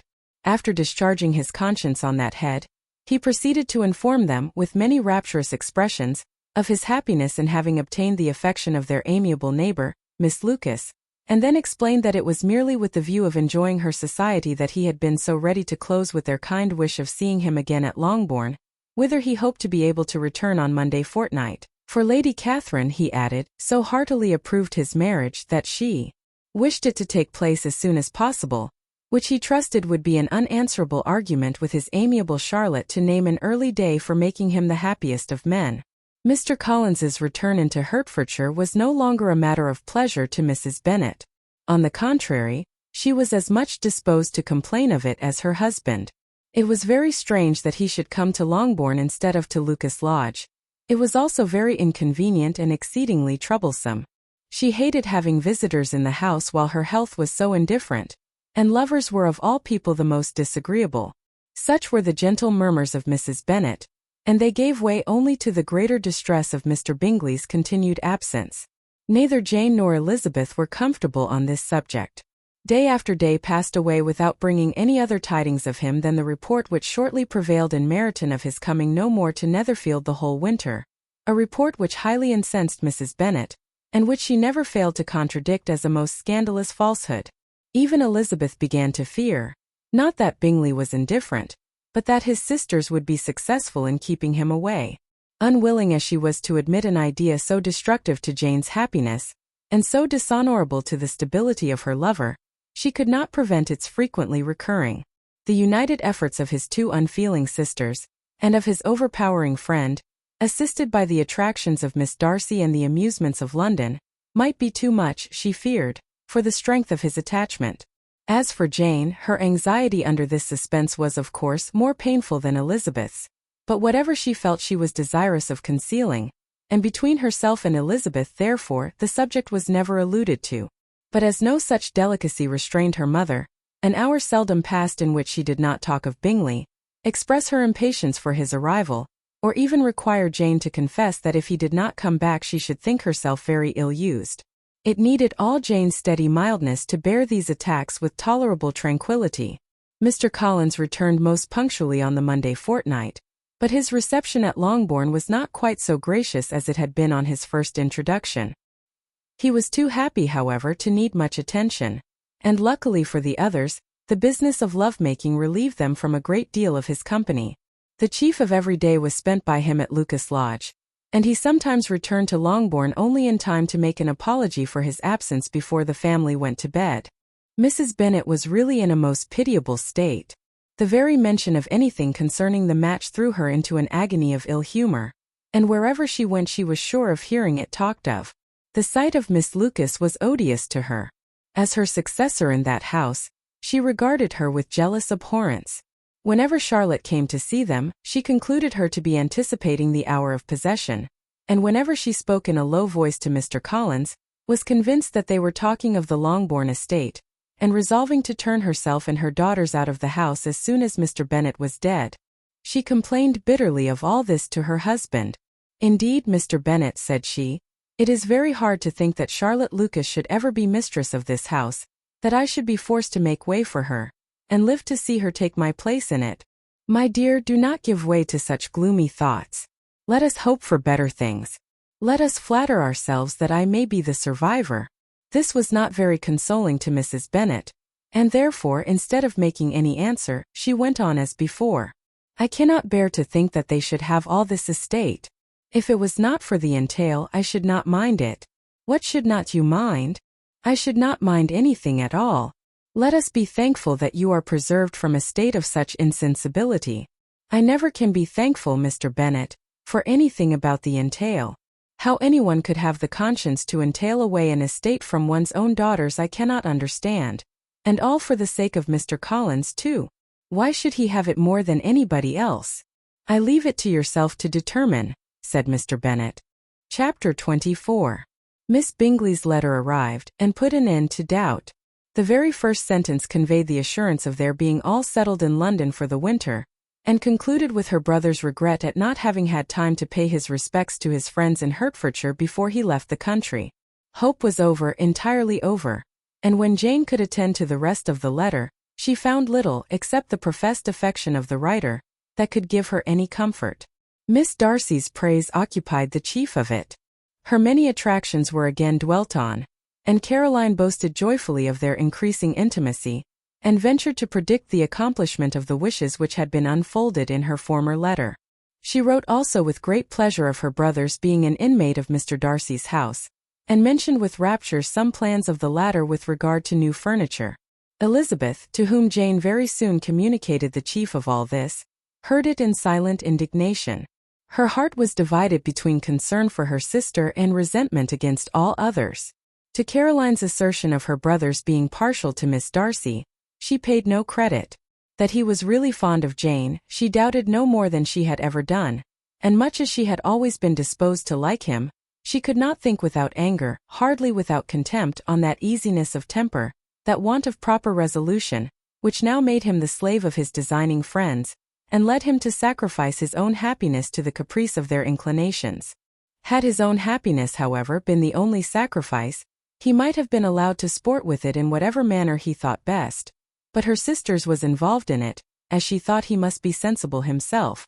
It was a subject, in short, on which reflection would be long indulged, and must be unavailing. She could think of nothing else, and yet, whether Bingley's regard had really died away, or were suppressed by his friend's interference, whether he had been aware of Jane's attachment, or whether it had escaped his observation, whichever were the case, though her opinion of him must be materially affected by the difference, her sister's situation remained the same, her peace equally wounded. A day or two passed before Jane had courage to speak of her feelings to Elizabeth, but at last, on Mrs. Bennet's leaving them together, after a longer irritation than usual about Netherfield and its master, she could not help saying, "Oh, that my dear mother had more command over herself. She can have no idea of the pain she gives me by her continual reflections on him. But I will not repine. It cannot last long. He will be forgot, and we shall all be as we were before." Elizabeth looked at her sister with incredulous solicitude, but said nothing. "You doubt me," cried Jane, slightly coloring. "Indeed, you have no reason. He may live in my memory as the most amiable man of my acquaintance, but that is all. I have nothing either to hope or fear, and nothing to reproach him with. Thank God I have not that pain. A little time, therefore. I shall certainly try to get the better." With a stronger voice she soon added, "I have this comfort immediately, that it has not been more than an error of fancy on my side, and that it has done no harm to anyone but myself." "My dear Jane," exclaimed Elizabeth, "you are too good. Your sweetness and disinterestedness are really angelic. I do not know what to say to you. I feel as if I had never done you justice, or loved you as you deserve." Miss Bennet eagerly disclaimed all extraordinary merit, and threw back the praise on her sister's warm affection. "Nay," said Elizabeth, "this is not fair. You wish to think all the world respectable, and are hurt if I speak ill of anybody. I only want to think you perfect, and you set yourself against it. Do not be afraid of my running into any excess, of my encroaching on your privilege of universal goodwill. You need not. There are few people whom I really love, and still fewer of whom I think well. The more I see of the world, the more am I dissatisfied with it, and every day confirms my belief of the inconsistency of all human characters, and of the little dependence that can be placed on the appearance of either merit or sense. I have met with 2 instances lately. One I will not mention, the other is Charlotte's marriage. It is unaccountable. In every view it is unaccountable. My dear Lizzie, do not give way to such feelings as these. They will ruin your happiness. You do not make allowance enough for difference of situation and temper. Consider Mr. Collins's respectability, and Charlotte's prudent, steady character. Remember that she is one of a large family, that as to fortune it is a most eligible match, and be ready to believe, for everybody's sake, that she may feel something like regard and esteem for our cousin. To oblige you, I would try to believe almost anything, but no one else could be benefited by such a belief as this. For were I persuaded that Charlotte had any regard for him, I should only think worse of her understanding than I now do of her heart. My dear Jane, Mr. Collins is a conceited, pompous, narrow-minded, silly man. You know he is as well as I do. And you must feel as well as I do, that the woman who marries him cannot have a proper way of thinking. You shall not defend her, though it is Charlotte Lucas. You shall not, for the sake of one individual, change the meaning of principle and integrity, nor endeavor to persuade yourself or me, that selfishness is prudence, and insensibility of danger security for happiness. I must think your language too strong in speaking of both, replied Jane. And I hope you will be convinced of it, by seeing them happy together. But enough of this. You alluded to something else. You mentioned 2 instances. I cannot misunderstand you, but I entreat you, dear Lizzie, not to pain me by thinking that person to blame, and saying your opinion of him is sunk. We must not be so ready to fancy ourselves intentionally injured. We must not expect a lively young man to be always so guarded and circumspect. It is very often nothing but our own vanity that deceives us. Women fancy admiration means more than it does, and men take care that they should. If it is designedly done, they cannot be justified. But I have no idea of there being so much design in the world as some persons imagine. I am far from attributing any part of Mr. Bingley's conduct to design, said Elizabeth. But without scheming to do wrong or to make others unhappy, there may be error and there may be misery. Thoughtlessness, want of attention to other people's feelings, and want of resolution will do the business. And do you impute it to either of those? Yes, to the last. But if I go on I shall displease you by saying what I think of persons you esteem. Stop me whilst you can. You persist, then, in supposing his sisters influence him? Yes, in conjunction with his friend. I cannot believe it. Why should they try to influence him? They can only wish his happiness. And if he is attached to me no other woman can secure it. Your first position is false. They may wish many things besides his happiness. They may wish his increase of wealth and consequence. They may wish him to marry a girl who has all the importance of money, great connections and pride. Beyond a doubt they do wish him to choose Miss Darcy, replied Jane. But this may be from better feelings than you are supposing. They have known her much longer than they have known me. No wonder if they love her better. But whatever may be their own wishes, it is very unlikely they should have opposed their brothers. What sister would think herself at liberty to do it, unless there were something very objectionable? If they believed him attached to me they would not try to part us. If he were so, they could not succeed. By supposing such an affection, you make everybody acting unnaturally and wrong, and me most unhappy. Do not distress me by the idea. I am not ashamed of having been mistaken, or at least it is slight. It is nothing in comparison of what I should feel in thinking ill of him or his sisters. Let me take it in the best light, in the light in which it may be understood. Elizabeth could not oppose such a wish, and from this time Mr. Bingley's name was scarcely ever mentioned between them. Mrs. Bennet still continued to wonder and repine at his returning no more, and though a day seldom passed in which Elizabeth did not account for it clearly, there seemed little chance of her ever considering it with less perplexity. Her daughter endeavored to convince her of what she did not believe herself, that his attentions to Jane had been merely the effect of a common and transient liking, which ceased when he saw her no more. But though the probability of the statement was admitted at the time, she had the same story to repeat every day. Mrs. Bennet's best comfort was, that Mr. Bingley must be down again in the summer. Mr. Bennet treated the matter differently. So Lizzie, said he one day, your sister is crossed in love, I find. I congratulate her. Next to being married, a girl likes to be crossed in love a little now and then. It is something to think of, and gives her a sort of distinction among her companions. When is your turn to come? You will hardly bear to be long outdone by Jane. Now is your time. Here are officers enough at Meryton to disappoint all the young ladies in the country. Let Wickham be your man.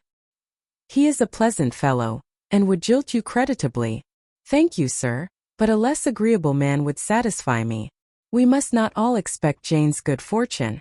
True, said Mr. Bennet, but it is a comfort to think that, whatever of that kind may befall you, you have an affectionate mother who will always make the most of it. Mr. Wickham's society was of material service in dispelling the gloom which the late perverse occurrences had thrown on many of the Longbourn family. They saw him often, and to his other recommendations was now added that of general unreserve. The whole of what Elizabeth had already heard, his claims on Mr. Darcy, and all that he had suffered from him, was now openly acknowledged and publicly canvassed, and everybody was pleased to think how much they had always disliked Mr. Darcy before they had known anything of the matter. Miss Bennet was the only creature who could suppose there might be any extenuating circumstances in the case unknown to the Society of Hertfordshire. Her mild and steady candour always pleaded for allowances, and urged the possibility of mistakes, but by everybody else Mr. Darcy was condemned as the worst of men. Chapter 25. After a week spent in professions of love and schemes of felicity, Mr. Collins was called from his amiable Charlotte by the arrival of Saturday. The pain of separation, however, might be alleviated on his side by preparations for the reception of his bride, as he had reason to hope that shortly after his next return into Hertfordshire, the day would be fixed that was to make him the happiest of men. He took leave of his relations at Longbourn with as much solemnity as before, wished his fair cousins health and happiness again, and promised their father another letter of thanks. On the following Monday, Mrs. Bennet had the pleasure of receiving her brother and his wife, who came, as usual, to spend the Christmas at Longbourn. Mr. Gardiner was a sensible, gentlemanlike man, greatly superior to his sister, as well by nature as education. The Netherfield ladies would have had difficulty in believing that a man who lived by trade, and within view of his own warehouses, could have been so well-bred and agreeable. Mrs. Gardiner, who was several years younger than Mrs. Bennet and Mrs. Phillips, was an amiable, intelligent, elegant woman, and a great favorite with her Longbourn nieces. Between the two eldest and herself especially, there subsisted a very particular regard. They had frequently been staying with her in town.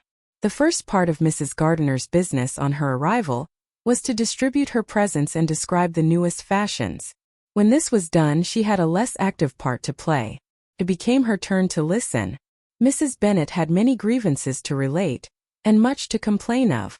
They had all been very ill-used since she last saw her sister. 2 of her girls had been on the point of marriage, and after all there was nothing in it. "I do not blame Jane," she continued, "for Jane would have got Mr. Bingley if she could. But Lizzie! Oh, sister! It is very hard to think that she might have been Mr. Collins's wife by this time, had not it been for her own perverseness. He made her an offer in this very room, and she refused him. The consequence of it is, that Lady Lucas will have a daughter married before I have, and that Longbourn estate is just as much entailed as ever. The Lucases are very artful people indeed, sister. They are all for what they can get. I am sorry to say it of them, but so it is. It makes me very nervous and poorly, to be thwarted so in my own family, and to have neighbors who think of themselves before anybody else.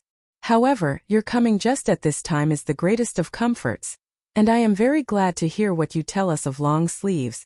Mrs. Gardiner, to whom the chief of this news had been given before, in the course of Jane and Elizabeth's correspondence with her, made her sister a slight answer, and in compassion to her nieces turned the conversation. When alone with Elizabeth afterwards, she spoke more on the subject. "It seems likely to have been a desirable match for Jane," said she. "I am sorry it went off. But these things happen so often. A young man, such as you describe Mr. Bingley, so easily falls in love with a pretty girl for a few weeks, and when accident separates them so easily forgets her, that these sort of inconstancies are very frequent." "An excellent consolation in its way," said Elizabeth, "but it will not do for us. We do not suffer by accident. It does not often happen that the interference of friends will persuade a young man of independent fortune to think no more of a girl whom he was violently in love with only a few days before. But that expression of violently in love is so hackneyed, so doubtful, so indefinite, that it gives me very little idea.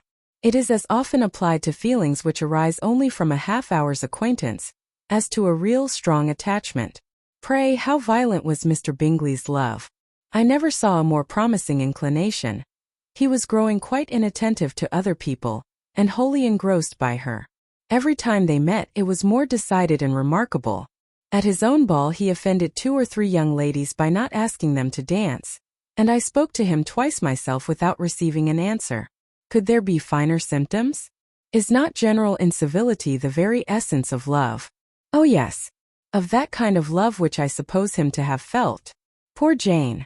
I am sorry for her because with her disposition, she may not get over it immediately. It had better have happened to you, Lizzie. You would have laughed yourself out of it sooner.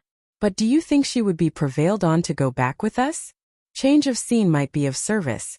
and perhaps a little relief from home may be as useful as anything." Elizabeth was exceedingly pleased with this proposal, and felt persuaded of her sister's ready acquiescence. "I hope," added Mrs. Gardiner, "that no consideration with regard to this young man will influence her. We live in so different a part of town, all our connections are so different, and as you well know we go out so little, that it is very improbable they should meet at all, unless he really comes to see her. And that is quite impossible, for he is now in the custody of his friend, and Mr. Darcy would no more suffer him to call on Jane in such a part of London." "My dear aunt, how could you think of it? Mr. Darcy may, perhaps, have heard of such a place as XXIII Street, but he would hardly think a month's ablution enough to cleanse him from its impurities, were he once to enter it. And depend upon it, Mr. Bingley never stirs without him. So much the better. I hope they will not meet at all. But does not Jane correspond with his sister? She will not be able to help calling. She will drop the acquaintance entirely."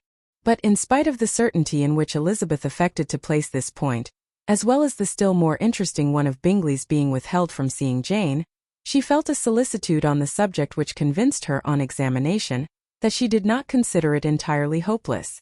It was possible, and sometimes she thought it probable, that his affection might be reanimated, and the influence of his friends successfully combated by the more natural influence of Jane's attractions. Miss Bennet accepted her aunt's invitation with pleasure, and the Bingleys were no otherwise in her thoughts at the same time than as she hoped, by Caroline's not living in the same house with her brother, she might occasionally spend a morning with her, without any danger of seeing him. The Gardiners stayed a week at Longbourn, and what with the Phillipses, the Lucases, and the officers, there was not a day without its engagement. Mrs. Bennet had so carefully provided for the entertainment of her brother and sister, that they did not once sit down to a family dinner. When the engagement was for home, some of the officers always made part of it, of which officers Mr. Wickham was sure to be one, and on these occasions Mrs. Gardiner, rendered suspicious by Elizabeth's warm commendation of him, narrowly observed them both. Without supposing them, from what she saw, to be very seriously in love, their preference of each other was plain enough to make her a little uneasy, and she resolved to speak to Elizabeth on the subject before she left Hertfordshire, and represent to her the imprudence of encouraging such an attachment. To Mrs. Gardiner, Wickham had one means of affording pleasure, unconnected with his general powers. About 10 or a dozen years ago, before her marriage, she had spent a considerable time in that very part of Derbyshire to which he belonged. They had, therefore, many acquaintance in common, and though Wickham had been little there since the death of Darcy's father 5 years before, it was yet in his power to give her fresher intelligence of her former friends than she had been in the way of procuring. Mrs. Gardiner had seen Pemberley, and known the late Mr. Darcy by character perfectly well. Here, consequently, was an inexhaustible subject of discourse. In comparing her recollection of Pemberley with the minute description which Wickham could give, and in bestowing her tribute of praise on the character of its late possessor, she was delighting both him and herself. On being made acquainted with the present Mr. Darcy's treatment of him, she tried to remember something of that gentleman's reputed disposition, when quite a lad, which might agree with it, and was confident, at last, that she recollected having heard Mr. Fitzwilliam Darcy formerly spoken of as a very proud, ill-natured boy. Chapter 26. Mrs. Gardiner's caution to Elizabeth was punctually and kindly given on the first favourable opportunity of speaking to her alone. After honestly telling her what she thought, she thus went on. "You are too sensible a girl, Lizzie, to fall in love merely because you are warned against it, and therefore I am not afraid of speaking openly. Seriously, I would have you be on your guard. Do not involve yourself, or endeavour to involve him, in an affection which the want of fortune would make so very imprudent. I have nothing to say against him. He is a most interesting young man, and if he had the fortune he ought to have, I should think you could not do better. But as it is, you must not let your fancy run away with you. You have sense, and we all expect you to use it. Your father would depend on your resolution and good conduct, I am sure. You must not disappoint your father." "My dear aunt, this is being serious indeed." "Yes, and I hope to engage you to be serious likewise." "Well then, you need not be under any alarm. I will take care of myself, and of Mr. Wickham too. He shall not be in love with me, if I can prevent it." "Elizabeth, you are not serious now." "I beg your pardon. I will try again. At present I am not in love with Mr. Wickham. No, I certainly am not. But he is beyond all comparison the most agreeable man I ever saw, and if he becomes really attached to me, I believe it will be better that he should not. I see the imprudence of it. Oh, that abominable Mr. Darcy! My father's opinion of me does me the greatest honor, and I should be miserable to forfeit it. My father, however, is partial to Mr. Wickham. In short, my dear aunt, I should be very sorry to be the means of making any of you unhappy, but since we see every day that where there is affection young people are seldom withheld, by immediate want of fortune, from entering into engagements with each other, how can I promise to be wiser than so many of my fellow creatures, if I am tempted, or how am I even to know that it would be wiser to resist? All that I can promise you, therefore, is not to be in a hurry. I will not be in a hurry to believe myself his first object. When I am in company with him, I will not be wishing. In short, I will do my best. Perhaps it will be as well if you discourage his coming here so very often. At least you should not remind your mother of inviting him. As I did the other day, said Elizabeth with a conscious smile. Very true, it will be wise in me to refrain from that. But do not imagine that he is always here so often. It is on your account that he has been so frequently invited this week. You know my mother's ideas as to the necessity of constant company for her friends. But really, and upon my honor, I will try to do what I think to be wisest. And now I hope you are satisfied. Her aunt assured her that she was, and Elizabeth, having thanked her for the kindness of her hints, they parted. A wonderful instance of advice being given on such a point without being resented. Mr. Collins returned into Hertfordshire soon after it had been quitted by the Gardiners and Jane. But, as he took up his abode with the Lucases, his arrival was no great inconvenience to Mrs. Bennet. His marriage was now fast approaching, and she was at length so far resigned as to think it inevitable, and even repeatedly to say in an ill-natured tone, that she wished they might be happy. Thursday was to be the wedding day, and on Wednesday Miss Lucas paid her farewell visit, and when she rose to take leave, Elizabeth, ashamed of her mother's ungracious and reluctant good wishes, and sincerely affected herself, accompanied her out of the room. As they went downstairs together, Charlotte said, I shall depend on hearing from you very often, Eliza. That you certainly shall. And I have another favor to ask. Will you come and see me? We shall often meet, I hope, in Hertfordshire. I am not likely to leave Kent for some time. Promise me, therefore, to come to Hunsford. Elizabeth could not refuse, though she foresaw little pleasure in the visit. My father and Maria are to come to me in March, added Charlotte, and I hope you will consent to be of the party. Indeed, Eliza, you will be as welcome to me as either of them. The wedding took place. The bride and bridegroom set off for Kent from the church door, and everybody had as much to say or to hear on the subject as usual. Elizabeth soon heard from her friend, and their correspondence was as regular and frequent as it ever had been. That it should be equally unreserved was impossible. Elizabeth could never address her without feeling that all the comfort of intimacy was over, and though determined not to slacken as a correspondent, it was for the sake of what had been rather than what was. Charlotte's first letters were received with a good deal of eagerness. There could not but be curiosity to know how she would speak of her new home, how she would like Lady Catherine, and how happy she would dare pronounce herself to be. Though when the letters were read, Elizabeth felt that Charlotte expressed herself on every point exactly as she might have foreseen. She wrote cheerfully, seemed surrounded with comforts, and mentioned nothing which she could not praise. The house, furniture, neighborhood, and roads were all to her taste, and Lady Catherine's behavior was most friendly and obliging. It was Mr. Collins's picture of Hunsford and Rosings rationally softened, and Elizabeth perceived that she must wait for her own visit there, to know the rest. Jane had already written a few lines to her sister, to announce their safe arrival in London, and when she wrote again, Elizabeth hoped it would be in her power to say something of the Bingleys. Her impatience for this second letter was as well rewarded as impatience generally is. Jane had been a week in town, without either seeing or hearing from Caroline. She accounted for it, however, by supposing that her last letter to her friend from Longbourn had by some accident been lost. My aunt, she continued, is going tomorrow into that part of the town, and I shall take the opportunity of calling in Grosvenor Street. She wrote again when the visit was paid, and she had seen Miss Bingley. I did not think Caroline in spirits, were her words, but she was very glad to see me, and reproached me for giving her no notice of my coming to London. I was right, therefore. My last letter had never reached her. I inquired after their brother, of course. He was well, but so much engaged with Mr. Darcy that they scarcely ever saw him. I found that Miss Darcy was expected to dinner. I wish I could see her. My visit was not long, as Caroline and Mrs. Hurst were going out. I dare say I shall soon see them here. Elizabeth shook her head over this letter. It convinced her that accident only could discover to Mr. Bingley her sister's being in town. For weeks passed away, and Jane saw nothing of him. She endeavored to persuade herself that she did not regret it, but she could no longer be blind to Miss Bingley's inattention. After waiting at home every morning for a fortnight, and inventing every evening a fresh excuse for her, the visitor did at last appear. But the shortness of her stay, and yet more the alteration of her manner, would allow Jane to deceive herself no longer. The letter which she wrote on this occasion to her sister will prove what she felt. My dearest Lizzie will, I am sure, be incapable of triumphing in her better judgment at my expense, when I confess myself to have been entirely deceived in Miss Bingley's regard for me.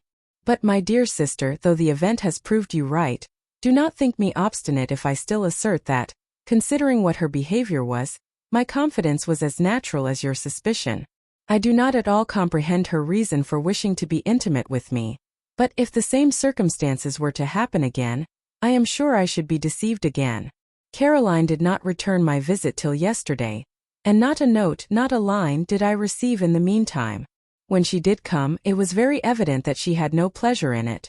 She made a slight, formal apology for not calling before, said not a word of wishing to see me again, and was in every respect so altered a creature, that when she went away I was perfectly resolved to continue the acquaintance no longer. I pity, though I cannot help blaming her. She was very wrong in singling me out as she did. I can safely say that every advance to intimacy began on her side. But I pity her, because she must feel that she has been acting wrong, and because I am very sure that anxiety for her brother is the cause of it. I need not explain myself farther, and though we know this anxiety to be quite needless, yet if she feels it, it will easily account for her behavior to me. And so deservedly dear as he is to his sister, whatever anxiety she may feel on his behalf is natural and amiable. I cannot but wonder, however, at her having any such fears now, because if he had at all cared about me, we must have met long, long ago. He knows of my being in town, I am certain, from something she said herself, and yet it would seem by her manner of talking, as if she wanted to persuade herself that he is really partial to Miss Darcy. I cannot understand it. If I were not afraid of judging harshly, I should be almost tempted to say that there is a strong appearance of duplicity in all this. I will endeavor to banish every painful thought, and think only of what will make me happy, your affection, and the invariable kindness of my dear uncle and aunt. Let me hear from you very soon. Miss Bingley said something of his never returning to Netherfield again, of giving up the house, but not with any certainty. We had better not mention it. I am extremely glad that you have such pleasant accounts from our friends at Hunsford. Pray go to see them, with Sir William and Maria. I am sure you will be very comfortable there. Yours, etc. This letter gave Elizabeth some pain, but her spirits returned as she considered that Jane would no longer be duped, by the sister at least. All expectation from the brother was now absolutely over. She would not even wish for any renewal of his attentions. His character sunk on every review of it, and as a punishment for him as well as a possible advantage to Jane, she seriously hoped he might really soon marry Mr. Darcy's sister, as by Wickham's account she would make him abundantly regret what he had thrown away. Mrs. Gardiner about this time reminded Elizabeth of her promise concerning that gentleman, and required information, and Elizabeth had such to send as might rather give contentment to her aunt than to herself. His apparent partiality had subsided, his attentions were over, he was the admirer of someone else. Elizabeth was watchful enough to see it all, but she could see it and write of it without material pain. Her heart had been but slightly touched, and her vanity was satisfied with believing that she would have been his only choice, had fortune permitted it. The sudden acquisition of £10,000 was the most remarkable charm of the young lady to whom he was now rendering himself agreeable, but Elizabeth, less clear-sighted perhaps in this case than in Charlotte's, did not quarrel with him for his wish of independence. Nothing, on the contrary, could be more natural, and while able to suppose that it cost him a few struggles to relinquish her, she was ready to allow it a wise and desirable measure for both, and could very sincerely wish him happy. All this was acknowledged to Mrs. Gardiner, and after relating the circumstances she thus went on. I am now convinced, my dear aunt, that I have never been much in love, for had I really experienced that pure and elevating passion, I should at present detest his very name, and wish him all manner of evil. But my feelings are not only cordial towards him, they are even impartial towards Miss King. I cannot find out that I hate her at all, or that I am in the least unwilling to think her a very good sort of girl. There can be no love in all this. My watchfulness has been effectual, and though I should certainly be a more interesting object to all my acquaintance, were I distractedly in love with him, I cannot say that I regret my comparative insignificance. Importance may sometimes be purchased too dearly. Kitty and Lydia take his defection much more to heart than I do. They are young in the ways of the world, and not yet open to the mortifying conviction that handsome young men must have something to live on as well as the plain. Chapter 27. With no greater events than these in the Longbourn family, and otherwise diversified by little beyond the walks to Meryton, sometimes dirty and sometimes cold, did January and February pass away. March was to take Elizabeth to Hunsford. She had not at first thought very seriously of going thither, but Charlotte, she soon found, was depending on the plan, and she gradually learned to consider it herself with greater pleasure as well as greater certainty. Absence had increased her desire of seeing Charlotte again, and weakened her disgust of Mr. Collins. There was novelty in the scheme, and as with such a mother and such uncompanionable sisters, home could not be faultless, a little change was not unwelcome for its own sake. The journey would, moreover, give her a peep at Jane, and in short, as the time drew near, she would have been very sorry for any delay. Everything, however, went on smoothly, and was finally settled according to Charlotte's first sketch. She was to accompany Sir William and his second daughter. The improvement of spending a night in London was added in time, and the plan became as perfect as plan could be. The only pain was in leaving her father, who would certainly miss her, and who, when it came to the point, so little liked her going, that he told her to write to him, and almost promised to answer her letter. The farewell between herself and Mr. Wickham was perfectly friendly, on his side even more. His present pursuit could not make him forget that Elizabeth had been the first to excite and to deserve his attention, the first to listen and to pity, the first to be admired, and in his manner of bidding her adieu, wishing her every enjoyment, reminding her of what she was to expect in Lady Catherine de Bourgh, and trusting their opinion of her, their opinion of everybody, would always coincide, there was a solicitude, an interest, which she felt must ever attach her to him with a most sincere regard, and she parted from him convinced, that, whether married or single, he must always be her model of the amiable and pleasing. Her fellow travellers the next day were not of a kind to make her think him less agreeable. Sir William Lucas and his daughter Maria, a good-humoured girl, but as empty-headed as himself, had nothing to say that could be worth hearing, and were listened to with about as much delight as the rattle of the chaise. Elizabeth loved absurdities, but she had known Sir William's too long. He could tell her nothing new of the wonders of his presentation and knighthood, and his civilities were worn out like his information. It was a journey of only 24 miles, and they began it so early as to be in Grassetchett Street by noon. As they drove to Mr. Gardiner's door, Jane was at a drawing-room window watching their arrival. When they entered the passage, she was there to welcome them, and Elizabeth, looking earnestly in her face, was pleased to see it healthful and lovely as ever. On the stairs were a troop of little boys and girls, whose eagerness for their cousin's appearance would not allow them to wait in the drawing-room, and whose shyness, as they had not seen her for a 12-month, prevented their coming lower. All was joy and kindness. The day passed most pleasantly away, the morning in bustle and shopping, and the evening at one of the theatres. Elizabeth then contrived to sit by her aunt. Their first subject was her sister, and she was more grieved than astonished to hear, in reply to her minute inquiries, that though Jane always struggled to support her spirits, there were periods of dejection.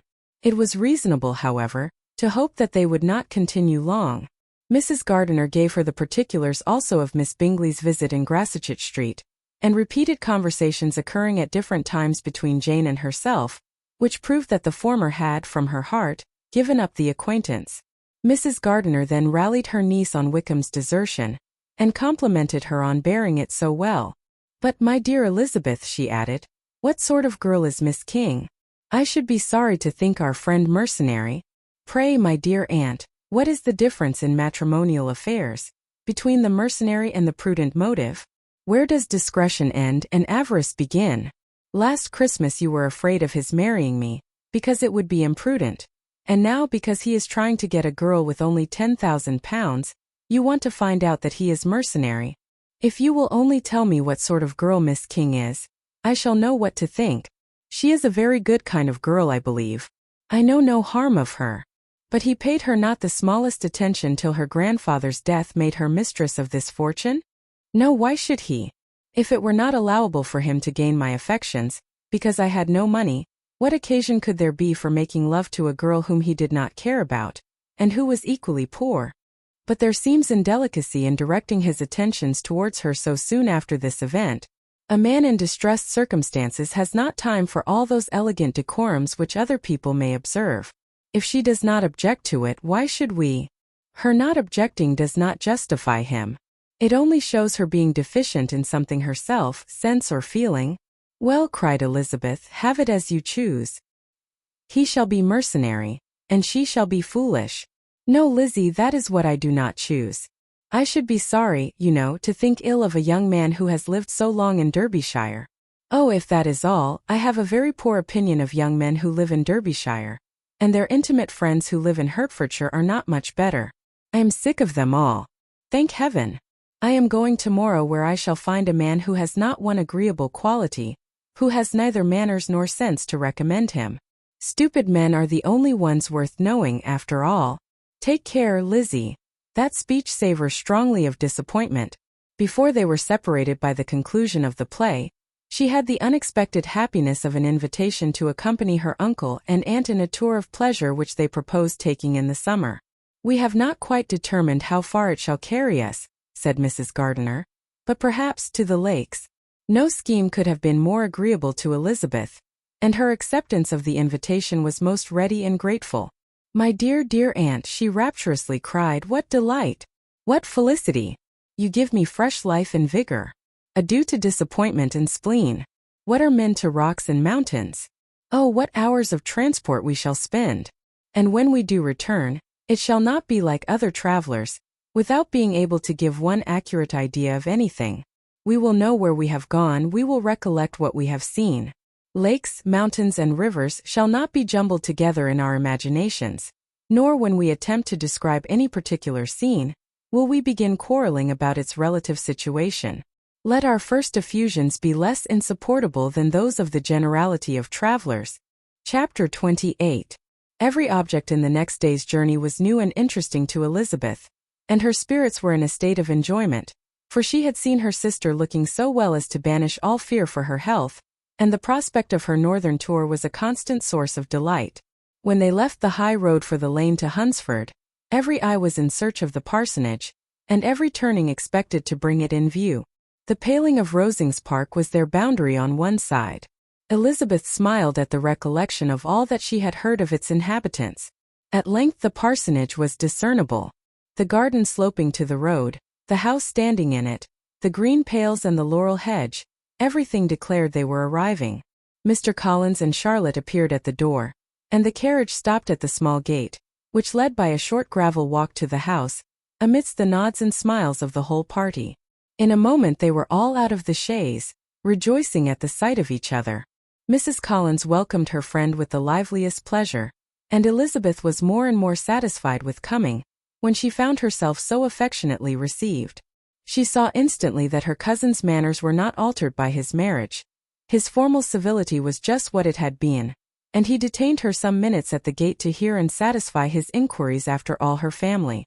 They were then, with no other delay than his pointing out the neatness of the entrance, taken into the house, and as soon as they were in the parlor, he welcomed them a second time with ostentatious formality to his humble abode, and punctually repeated all his wife's offers of refreshment.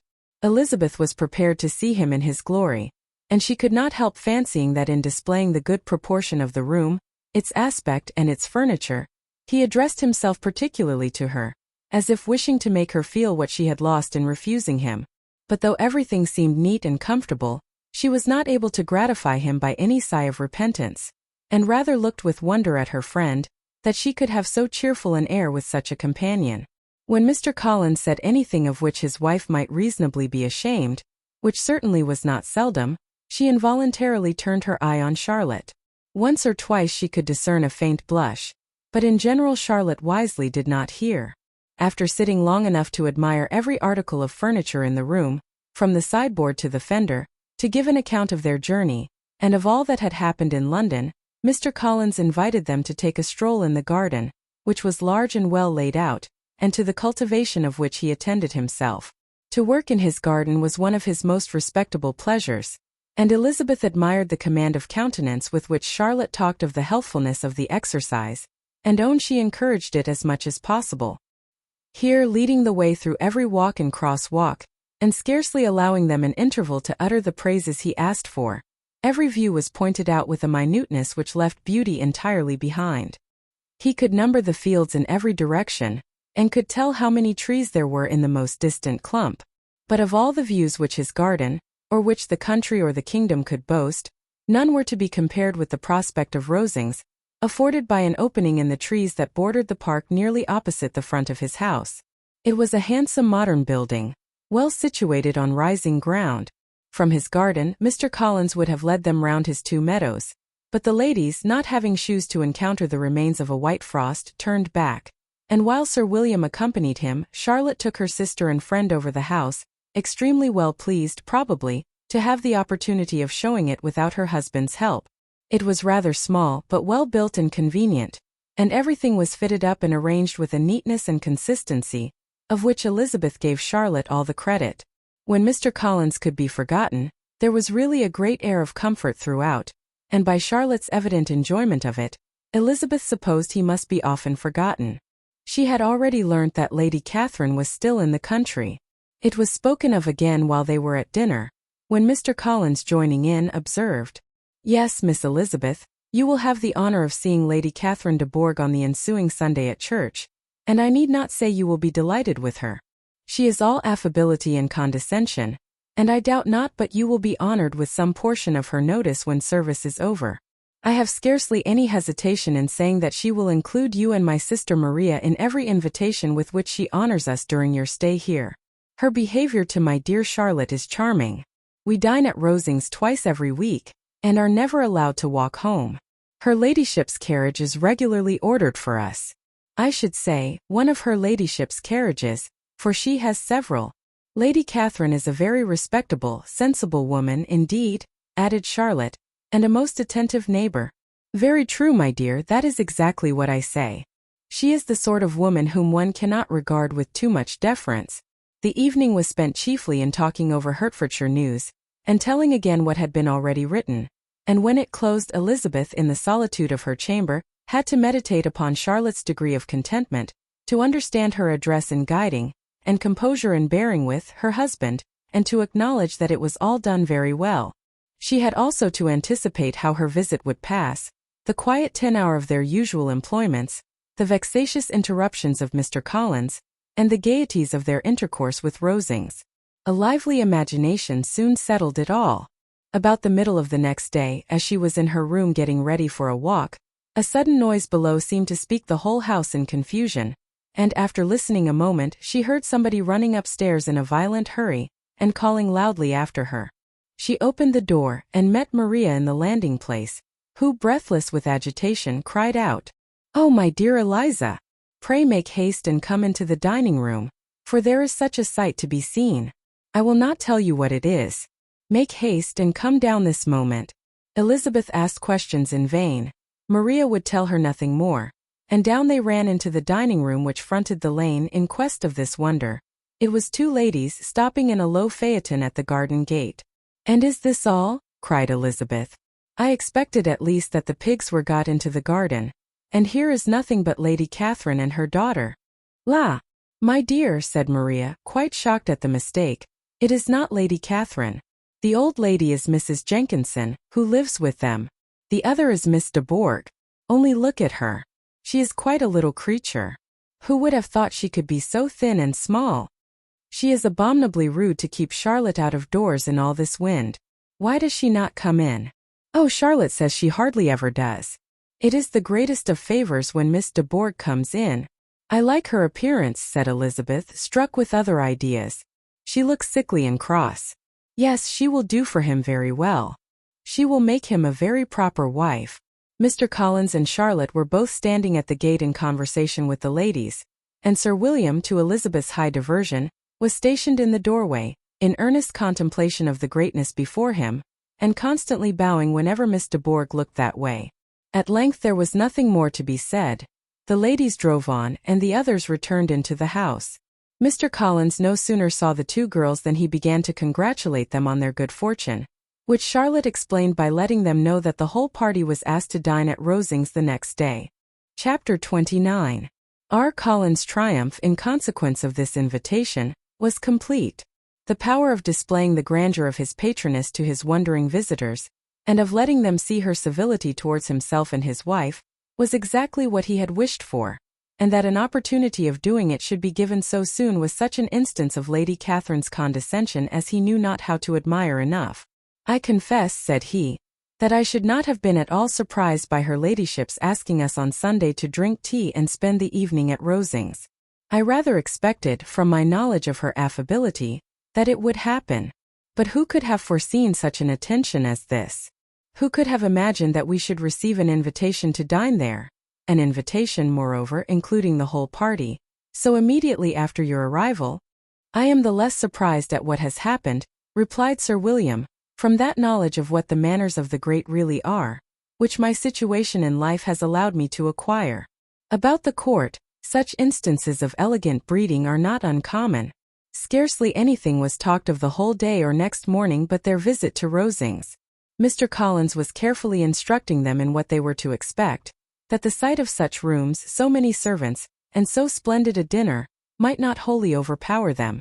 When the ladies were separating for the toilette, he said to Elizabeth, "Do not make yourself uneasy, my dear cousin, about your apparel. Lady Catherine is far from requiring that elegance of dress in us which becomes herself and daughter. I would advise you merely to put on whatever of your clothes is superior to the rest. There is no occasion for anything more. Lady Catherine will not think the worse of you for being simply dressed. She likes to have the distinction of rank preserved." While they were dressing, he came 2 or 3 times to their different doors, to recommend their being quick, as Lady Catherine very much objected to be kept waiting for her dinner. Such formidable accounts of her ladyship and her manner of living quite frightened Maria Lucas, who had been little used to company, and she looked forward to her introduction at Rosings with as much apprehension as her father had done to his presentation at St. James's. As the weather was fine, they had a pleasant walk of about half a mile across the park. Every park has its beauty and its prospects, and Elizabeth saw much to be pleased with, though she could not be in such raptures as Mr. Collins expected the scene to inspire, and was but slightly affected by his enumeration of the windows in front of the house, and his relation of what the glazing altogether had originally cost Sir Louis de Bourgh. When they ascended the steps to the hall, Maria's alarm was every moment increasing, and even Sir William did not look perfectly calm. Elizabeth's courage did not fail her. She had heard nothing of Lady Catherine that spoke her awful from any extraordinary talents or miraculous virtue, and the mere stateliness of money and rank she thought she could witness without trepidation. From the entrance hall, of which Mr. Collins pointed out, with a rapturous air, the fine proportion and finished ornaments, they followed the servants through an antechamber to the room where Lady Catherine, her daughter, and Mrs. Jenkinson were sitting. Her ladyship, with great condescension, arose to receive them, and as Mrs. Collins had settled it with her husband that the office of introduction should be hers, it was performed in a proper manner, without any of those apologies and thanks which he would have thought necessary. In spite of having been at St. James's, Sir William was so completely awed by the grandeur surrounding him, that he had but just courage enough to make a very low bow, and take his seat without saying a word, and his daughter, frightened almost out of her senses, sat on the edge of her chair, not knowing which way to look. Elizabeth found herself quite equal to the scene, and could observe the 3 ladies before her composedly. Lady Catherine was a tall, large woman with strongly marked features, which might once have been handsome. Her air was not conciliating, nor was her manner of receiving them such as to make her visitors forget their inferior rank. She was not rendered formidable by silence, but whatever she said was spoken in so authoritative a tone as marked her self-importance, and brought Mr. Wickham immediately to Elizabeth's mind, and from the observation of the day altogether, she believed Lady Catherine to be exactly what he had represented. When, after examining the mother, in whose countenance and deportment she soon found some resemblance of Mr. Darcy, she turned her eyes on the daughter, she could almost have joined in Maria's astonishment at her being so thin and so small. There was neither in figure nor face any likeness between the ladies. Miss de Bourgh was pale and sickly. Her features, though not plain, were insignificant, and she spoke very little except in a low voice to Mrs. Jenkinson, in whose appearance there was nothing remarkable, and who was entirely engaged in listening to what she said, and placing a screen in the proper direction before her eyes. After sitting a few minutes, they were all sent to one of the windows to admire the view, Mr. Collins attending them to point out its beauties, and Lady Catherine kindly informing them that it was much better worth looking at in the summer. The dinner was exceedingly handsome, and there were all the servants and all the articles of plate which Mr. Collins had promised, and as he had likewise foretold, he took his seat at the bottom of the table, by her ladyship's desire, and looked as if he felt that life could furnish nothing greater. He carved and ate and praised with delighted alacrity, and every dish was commended first by him, and then by Sir William, who was now enough recovered to echo whatever his son-in-law said, in a manner which Elizabeth wondered Lady Catherine could bear. But Lady Catherine seemed gratified by their excessive admiration, and gave most gracious smiles, especially when any dish on the table proved a novelty to them. The party did not supply much conversation. Elizabeth was ready to speak whenever there was an opening, but she was seated between Charlotte and Miss de Bourgh, the former of whom was engaged in listening to Lady Catherine, and the latter said not a word to her all the dinner time. Mrs. Jenkinson was chiefly employed in watching how little Miss de Bourgh ate, pressing her to try some other dish and fearing she was indisposed. Maria thought speaking out of the question, and the gentlemen did nothing but eat and admire. When the ladies returned to the drawing-room, there was little to be done but to hear Lady Catherine talk, which she did without any intermission till coffee came in, delivering her opinion on every subject in so decisive a manner as proved that she was not used to have her judgment controverted. She inquired into Charlotte's domestic concerns familiarly and minutely, and gave her a great deal of advice as to the management of them all, told her how everything ought to be regulated in so small a family as hers, and instructed her as to the care of her cows and her poultry. Elizabeth found that nothing was beneath this great lady's attention which could furnish her with an occasion for dictating to others. In the intervals of her discourse with Mrs. Collins, she addressed a variety of questions to Maria and Elizabeth, but especially to the latter, of whose connection she knew the least, and who, she observed to Mrs. Collins, was a very genteel, pretty kind of girl. She asked her at different times how many sisters she had, whether they were older or younger than herself, whether any of them were likely to be married, whether they were handsome, where they had been educated, what carriage her father kept, and what had been her mother's maiden name. Elizabeth felt all the impertinence of her questions, but answered them very composedly. Lady Catherine then observed, "Your father's estate is entailed on Mr. Collins, I think? For your sake," turning to Charlotte, "I am glad of it, but otherwise I see no occasion for entailing estates from the female line. It was not thought necessary in Sir Louis de Bourgh's family. Do you play and sing, Miss Bennet?" "A little." "Oh then, some time or other we shall be happy to hear you. Our instrument is a capital one, probably superior to. You shall try it some day. Do your sisters play and sing?" "One of them does." "Why did not you all learn? You ought all to have learned. The Miss Webbs all play, and their father has not so good an income as yours. Do you draw?" "No, not at all." "What, none of you?" "Not one." "That is very strange. But I suppose you had no opportunity. Your mother should have taken you to town every spring for the benefit of masters." "My mother would have no objection, but my father hates London." "Has your governess left you?" "We never had any governess." "No governess? How is that possible? 5 daughters brought up at home without a governess? I never heard of such a thing. Your mother must have been quite a slave to your education." Elizabeth could hardly help smiling, as she assured her that had not been the case. "Then who taught you? Who attended to you? Without a governess, you must have been neglected." "Compared with some families, I believe we were. But such of us as wished to learn never wanted the means. We were always encouraged to read, and had all the masters that were necessary. Those who chose to be idle certainly might."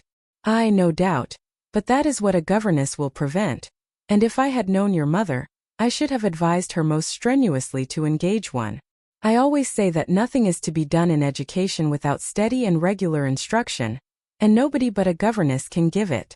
It is wonderful how many families I have been the means of supplying in that way. I am always glad to get a young person well placed out, for nieces of Mrs. Jenkinson are most delightfully situated through my means, and it was but the other day that I recommended another young person, who was merely accidentally mentioned to me, and the family are quite delighted with her. Mrs. Collins, did I tell you of Lady Metcalfe's calling yesterday to thank me? She finds Miss Pope a treasure. Lady Catherine, said she, you have given me a treasure. Are any of your younger sisters out, Miss Bennet? Yes, ma'am, all. All. What, all 5 out at once? Very odd. And you only the second. The younger ones out before the elder are married. Your younger sisters must be very young. Yes, my youngest is not 16. Perhaps she is full young to be much in company. But really, ma'am, I think it would be very hard upon younger sisters that they should not have their share of society and amusement, because the elder may not have the means or inclination to marry early. The last born has as good a right to the pleasures of youth as the first. And to be kept back on such a motive, I think it would not be very likely to promote sisterly affection or delicacy of mind. Upon my word, said her ladyship, you give your opinion very decidedly for so young a person. Pray, what is your age? With 3 younger sisters grown up, replied Elizabeth, smiling, your ladyship can hardly expect me to own it.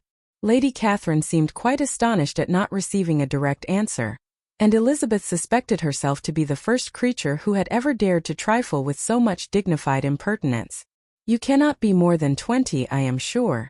Therefore you need not conceal your age. I am not 21. When the gentlemen had joined them, and tea was over, the card tables were placed. Lady Catherine, Sir William, and Mr. and Mrs. Collins sat down to quadrille, and as Miss de Bourgh chose to play at casino, the 2 girls had the honor of assisting Mrs. Jenkinson to make up her party. Their table was superlatively stupid.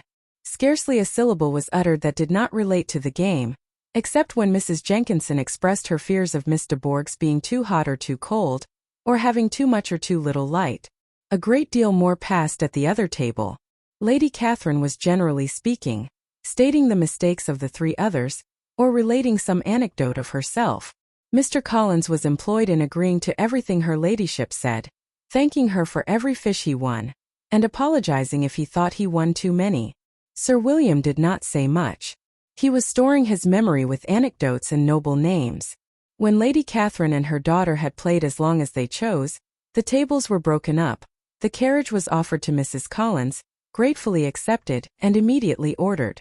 The party then gathered round the fire to hear Lady Catherine determine what weather they were to have on the morrow. From these instructions they were summoned by the arrival of the coach, and with many speeches of thankfulness on Mr. Collins's side, and as many bows on Sir William's, they departed.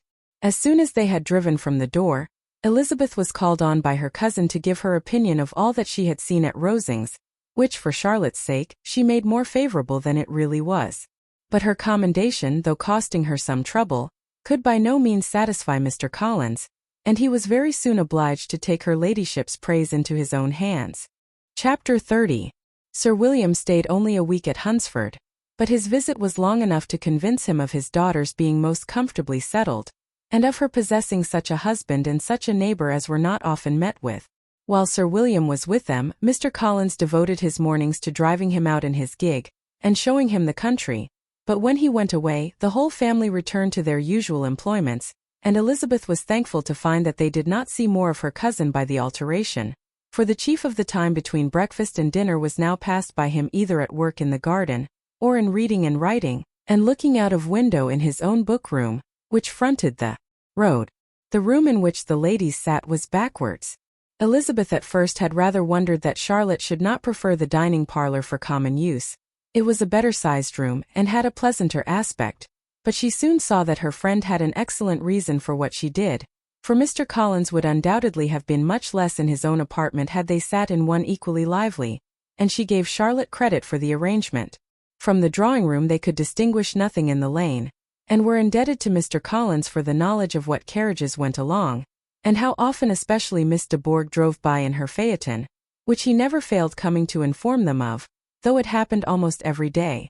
She not unfrequently stopped at the parsonage, and had a few minutes' conversation with Charlotte, but was scarcely ever prevailed on to get out.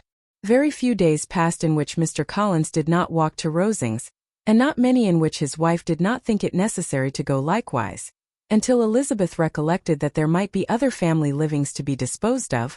She could not understand the sacrifice of so many hours. Now and then they were honored with a call from her ladyship, and nothing escaped her observation that was passing in the room during these visits.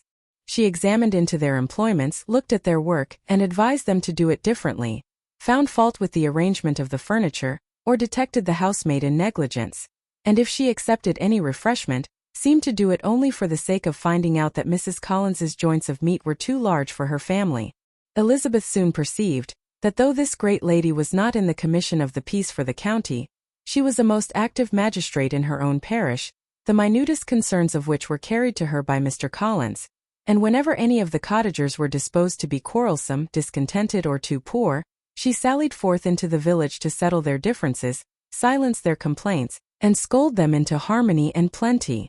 The entertainment of dining at Rosings was repeated about twice a week, and allowing for the loss of Sir William, and there being only one card table in the evening, every such entertainment was the counterpart of the first. Their other engagements were few, as the style of living of the neighborhood in general was beyond the Collinses' reach. This, however, was no evil to Elizabeth, and upon the whole she spent her time comfortably enough. There were half hours of pleasant conversation with Charlotte, and the weather was so fine for the time of year, that she had often great enjoyment out of doors. Her favorite walk, and where she frequently went while the others were calling on Lady Catherine, was along the open grove which edged that side of the park, where there was a nice sheltered path, which no one seemed to value but herself, and where she felt beyond the reach of Lady Catherine's curiosity. In this quiet way the first fortnight of her visit soon passed away. Easter was approaching, and the week preceding it was to bring an addition to the family at Rosings, which in so small a circle must be important.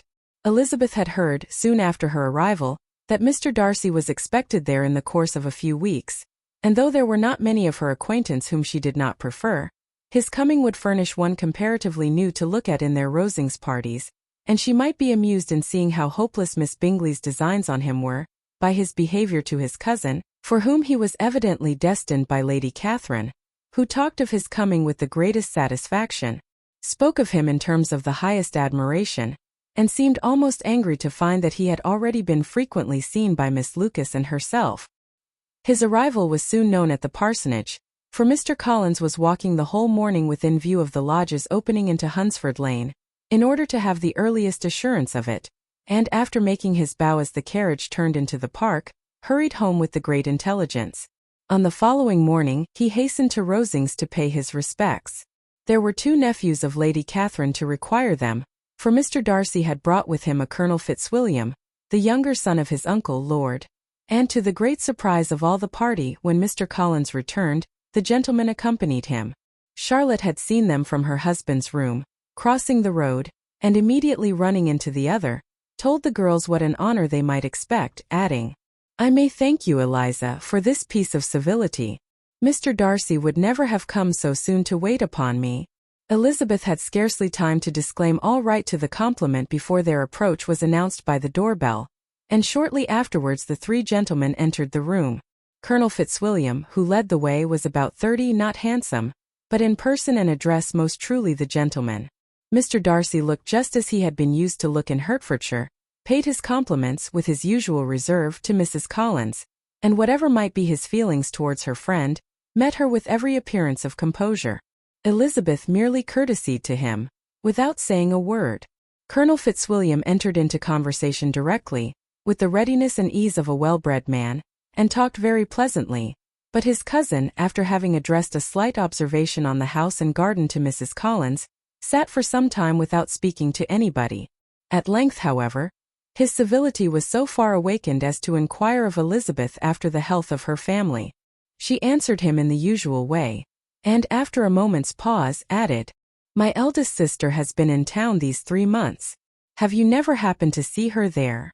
She was perfectly sensible that he never had, but she wished to see whether he would betray any consciousness of what had passed between the Bingleys and Jane. and she thought he looked a little confused as he answered that he had never been so fortunate as to meet Miss Bennet. The subject was pursued no further, and the gentleman soon afterwards went away. Chapter 31. Colonel Fitzwilliam's manners were very much admired at the parsonage, and the ladies all felt that he must add considerably to the pleasure of their engagements at Rosings.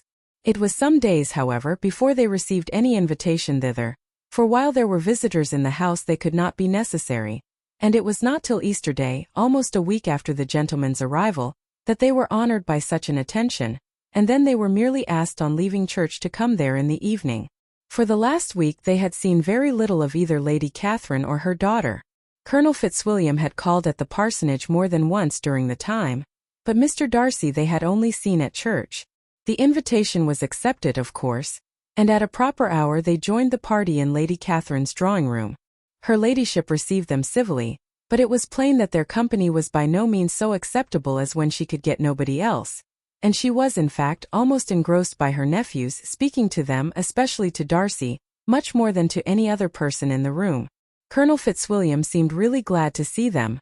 Anything was a welcome relief to him at Rosings, and Mrs. Collins's pretty friend had, moreover, caught his fancy very much. He now seated himself by her, and talked so agreeably of Kent and Hertfordshire, of travelling and staying at home, of new books and music, that Elizabeth had never been half so well entertained in that room before, and they conversed with so much spirit and flow as to draw the attention of Lady Catherine herself, as well as of Mr. Darcy. His eyes had been soon and repeatedly turned towards them with a look of curiosity, and that her ladyship after a while shared the feeling was more openly acknowledged, for she did not scruple to call out, "What is that you are saying, Fitzwilliam? What is it you are talking of? What are you telling Miss Bennet? Let me hear what it is." "We were talking of music, madam," said he, when no longer able to avoid a reply. "Of music? Then pray speak aloud. It is of all subjects my delight. I must have my share in the conversation if you are speaking of music. There are few people in England, I suppose, who have more true enjoyment of music than myself, or a better natural taste. If I had ever learnt, I should have been a great proficient. And so would Anne if her health had allowed her to apply. I am confident that she would have performed delightfully. How does Georgiana get on, Darcy?" Mr. Darcy spoke with affectionate praise of his sister's proficiency. "I am very glad to hear such a good account of her," said Lady Catherine, "and pray tell her from me, that she cannot expect to excel, if she does not practice a great deal." "I assure you, madam," he replied, "that she does not need such advice. She practices very constantly. So much the better. It cannot be done too much, and when I next write to her, I shall charge her not to neglect it on any account. I often tell young ladies that no excellence in music is to be acquired without constant practice. I have told Miss Bennet several times that she will never play really well unless she practices more, and though Mrs. Collins has no instrument, she is very welcome, as I have often told her, to come to Rosings every day, and play on the pianoforte in Mrs. Jenkinson's room. She would be in nobody's way, you know, in that part of the house." Mr. Darcy looked a little ashamed of his aunt's ill-breeding, and made no answer. When coffee was over, Colonel Fitzwilliam reminded Elizabeth of having promised to play to him, and she sat down directly to the instrument. He drew a chair near her. Lady Catherine listened to half a song, and then talked as before to her other nephew, till the latter walked away from her, and moving with his usual deliberation towards the pianoforte, stationed himself so as to command a full view of the fair performer's countenance. Elizabeth saw what he was doing, and at the first convenient pause turned to him with an arch smile and said, "You mean to frighten me, Mr. Darcy, by coming in all this state to hear me. But I will not be alarmed, though your sister does play so well.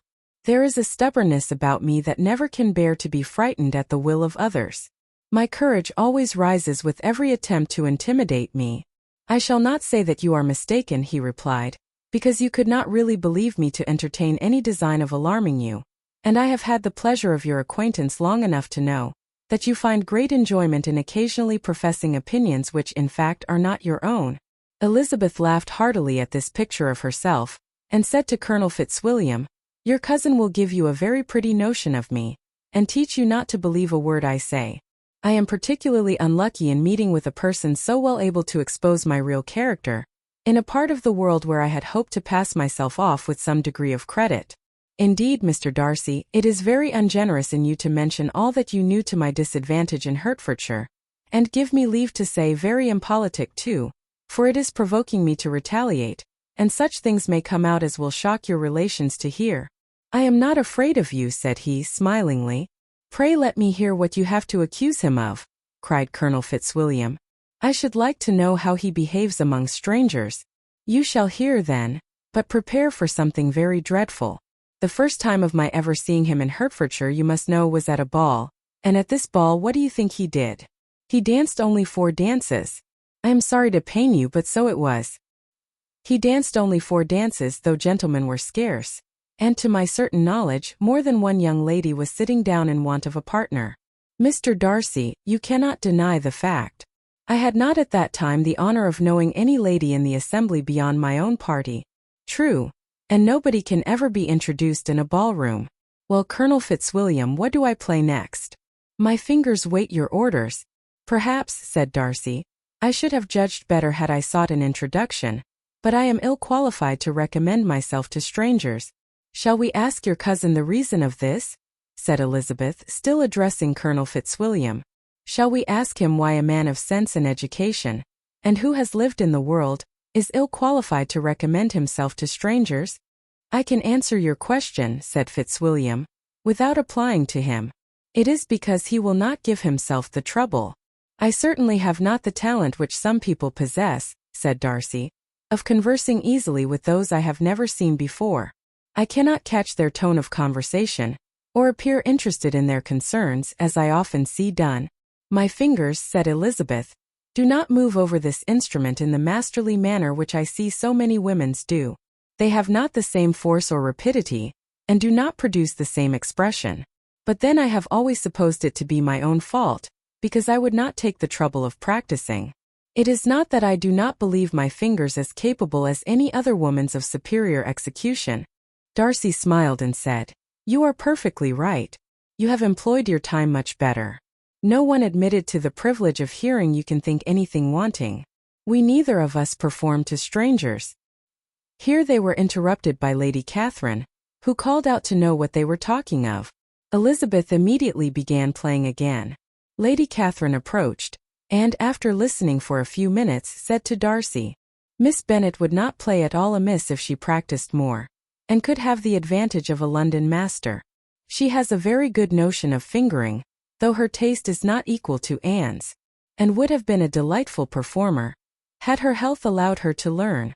Elizabeth looked at Darcy to see how cordially he assented to his cousin's praise, but neither at that moment nor at any other could she discern any symptom of love, and from the whole of his behaviour to Miss de Bourgh she derived this comfort for Miss Bingley, that he might have been just as likely to marry her, had she been his relation. Lady Catherine continued her remarks on Elizabeth's performance, mixing with them many instructions on execution and taste. Elizabeth received them with all the forbearance of civility, and at the request of the gentleman remained at the instrument till her ladyship's carriage was ready to take them all home. Chapter 32. Elizabeth was sitting by herself the next morning, and writing to Jane, while Mrs. Collins and Maria were gone on business into the village, when she was startled by a ring at the door, the certain signal of a visitor. As she had heard no carriage, she thought it not unlikely to be Lady Catherine, and under that apprehension was putting away her half-finished letter, that she might escape all impertinent questions, when the door opened, and to her very great surprise Mr. Darcy, and Mr. Darcy only, entered the room. He seemed astonished too on finding her alone, and apologized for his intrusion, by letting her know that he had understood all the ladies to be within. They then sat down, and when her inquiries after Rosings were made, seemed in danger of sinking into total silence. It was absolutely necessary, therefore, to think of something, and in this emergency, recollecting when she had seen him last in Hertfordshire, and feeling curious to know what he would say on the subject of their hasty departure, she observed, How very suddenly you all quitted Netherfield last November, Mr. Darcy. It must have been a most agreeable surprise to Mr. Bingley to see you all after him so soon, for if I recollect right, he went but the day before. He and his sisters were well, I hope, when you left London? Perfectly so, I thank you. She found that she was to receive no other answer. and after a short pause added, "I think I have understood that Mr. Bingley has not much idea of ever returning to Netherfield again? I have never heard him say so, but it is probable that he may spend very little of his time there in future. He has many friends, and he is at a time of life when friends and engagements are continually increasing. If he means to be but little at Netherfield, it would be better for the neighborhood that he should give up the place entirely, for then we might possibly get a settled family there. But perhaps Mr. Bingley did not take the house so much for the convenience of the neighborhood as for his own, and we must expect him to keep or quit it on the same principle." "I should not be surprised," said Darcy, "if he were to give it up as soon as any eligible purchase offers." Elizabeth made no answer. She was afraid of talking longer of his friend, and having nothing else to say, was now determined to leave the trouble of finding a subject to him. He took the hint and soon began with, "This seems a very comfortable house. Lady Catherine, I believe, did a great deal to it when Mr. Collins first came to Hunsford." "I believe she did, and I am sure she could not have bestowed her kindness on a more grateful object. Mr. Collins appears very fortunate in his choice of a wife." "Yes, indeed. His friends may well rejoice in his having met with one of the very few sensible women who would have accepted him, or have made him happy if they had. My friend has an excellent understanding, though I am not certain that I consider her marrying Mr. Collins as the wisest thing she ever did. She seems perfectly happy, however, and in a prudential light it is certainly a very good match for her. It must be very agreeable to her to be settled within so easy a distance of her own family and friends." "An easy distance, do you call it? It is nearly 50 miles. And what is 50 miles of good road? Little more than half a day's journey." "Yes, I call it a very easy distance. I should never have considered the distance as one of the advantages of the match," cried Elizabeth. "I should never have said Mrs. Collins was settled near her family. It is a proof of your own attachment to Hertfordshire. Anything beyond the very neighborhood of Longbourn, I suppose, would appear far." As he spoke there was a sort of smile, which Elizabeth fancied she understood.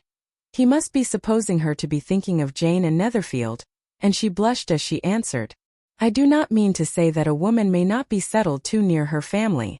The far and the near must be relative, and depend on many varying circumstances. Where there is fortune to make the expense of traveling unimportant, distance becomes no evil. But that is not the case here. Mr. and Mrs. Collins have a comfortable income, but not such a one as will allow of frequent journeys, and I am persuaded my friend would not call herself near her family under less than half the present distance." Mr. Darcy drew his chair a little towards her, and said, "You cannot have a right to such very strong local attachment. You cannot have been always at Longbourn." Elizabeth looked surprised. The gentleman experienced some change of feeling. He drew back his chair, took a newspaper from the table, and glancing over it said in a colder voice, "Are you pleased with Kent?" A short dialogue on the subject of the country ensued, on either side calm and concise, and soon put an end to by the entrance of Charlotte and her sister, just returned from their walk. The tête-à-tête surprised them. Mr. Darcy related the mistake which had occasioned his intruding on Miss Bennet, and after sitting a few minutes longer, without saying much to anybody, went away. "What can be the meaning of this?" said Charlotte as soon as he was gone. "My dear Eliza, he must be in love with you, or he would never have called on us in this familiar way." But when Elizabeth told of his silence, it did not seem very likely, even to Charlotte's wishes, to be the case, and after various conjectures, they could at last only suppose his visit to proceed from the difficulty of finding anything to do, which was the more probable from the time of year. All field sports were over. Within doors there was Lady Catherine, books, and a billiard table, but gentlemen cannot be always within doors, and in the nearness of the parsonage or the pleasantness of the walk to it, or of the people who lived in it, the two cousins found a temptation from this period of walking thither almost every day. They called at various times of the morning, sometimes separately, sometimes together, and now and then accompanied by their aunt. It was plain to them all that Colonel Fitzwilliam came because he had pleasure in their society, a persuasion which of course recommended him still more, and Elizabeth was reminded by her own satisfaction in being with him, as well as by his evident admiration, of her former favourite, George Wickham. And though in comparing them she saw there was less captivating softness in Colonel Fitzwilliam's manners, she believed he might have the best informed mind. But why Mr. Darcy came so often to the parsonage it was more difficult to understand. It could not be for society, as he frequently sat there 10 minutes together without opening his lips, and when he did speak it seemed the effect of necessity rather than of choice, a sacrifice to propriety, not a pleasure to himself. He seldom appeared really animated. Mrs. Collins knew not what to make of him. Colonel Fitzwilliam's occasionally laughing at his stupidity proved that he was generally different, which her own knowledge of him could not have told her, and as she would have liked to believe this changed the effect of love, and the object of that love her friend Eliza, she set herself seriously to work to find it out. She watched him whenever they were at Rosings, and whenever he came to Hunsford, but without much success. He certainly looked at her friend a great deal, but the expression of that look was disputable. It was an earnest, steadfast gaze, but she often doubted whether there were much admiration in it, and sometimes it seemed nothing but absence of mind. She had once or twice suggested to Elizabeth the possibility of his being partial to her, but Elizabeth always laughed at the idea, and Mrs. Collins did not think it right to press the subject, from the danger of raising expectations which might only end in disappointment, for in her opinion it admitted not of a doubt that all her friend's dislike would vanish if she could suppose him to be in her power. In her kind schemes for Elizabeth, she sometimes planned her marrying Colonel Fitzwilliam. He was, beyond comparison, the pleasantest man. He certainly admired her, and his situation in life was most eligible, but to counterbalance these advantages, Mr. Darcy had considerable patronage in the church, and his cousin could have none at all. Chapter 33. More than once did Elizabeth, in her ramble within the park, unexpectedly meet Mr. Darcy. She felt all the perverseness of the mischance that should bring him where no one else was brought, and to prevent its ever happening again, took care to inform him at first that it was a favorite haunt of hers. How it could occur a second time therefore was very odd. Yet it did, and even the third. It seemed like willful ill-nature or a voluntary penance, for on these occasions it was not merely a few formal inquiries and an awkward pause and then away, but he actually thought it necessary to turn back and walk with her. He never said a great deal, nor did she give herself the trouble of talking or of listening much, but it struck her in the course of their third encounter that he was asking some odd unconnected questions, about her pleasure in being at Hunsford, her love of solitary walks, and her opinion of Mr. and Mrs. Collins's happiness, and that in speaking of Rosings and her not perfectly understanding the house, he seemed to expect that whenever she came into Kent again she would be staying there too. His words seemed to imply it. Could he have Colonel Fitzwilliam in his thoughts? She supposed if he meant anything, he must mean an allusion to what might arise in that quarter. It distressed her a little, and she was quite glad to find herself at the gate in the Pales opposite the parsonage. She was engaged one day as she walked in reperusing Jane's last letter, and dwelling on some passages which proved that Jane had not written in spirits, when instead of being again surprised by Mr. Darcy, she saw on looking up that Colonel Fitzwilliam was meeting her. Putting away the letter immediately, and forcing a smile, she said, "I did not know before that you ever walked this way." "I have been making the tour of the park," he replied, "as I generally do every year, and intended to close it with a call at the parsonage. Are you going much farther?" "No, I should have turned in a moment." And accordingly she did turn, and they walked towards the parsonage together. "Do you certainly leave Kent on Saturday?" said she. "Yes, if Darcy does not put it off again. But I am at his disposal. He arranges the business just as he pleases, and if not able to please himself in the arrangement, he has at least great pleasure in the power of choice. I do not know anybody who seems more to enjoy the power of doing what he likes than Mr. Darcy." "He likes to have his own way very well," replied Colonel Fitzwilliam, "but so we all do. It is only that he has better means of having it than many others because he is rich and many others are poor. I speak feelingly. A younger son, you know, must be inured to self-denial and dependence. In my opinion, the younger son of an earl can know very little of either. Now, seriously, what have you ever known of self-denial and dependence?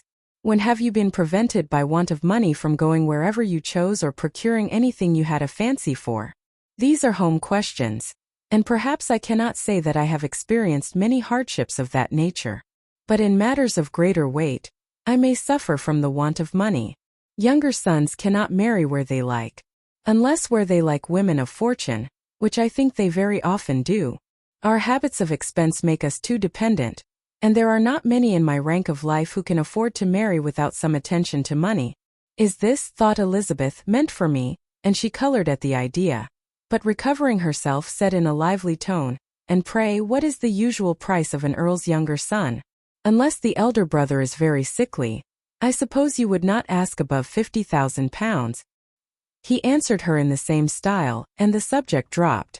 To interrupt a silence which might make him fancy her affected with what had passed, she soon afterwards said, I imagine your cousin brought you down with him chiefly for the sake of having somebody at his disposal. I wonder he does not marry to secure a lasting convenience of that kind.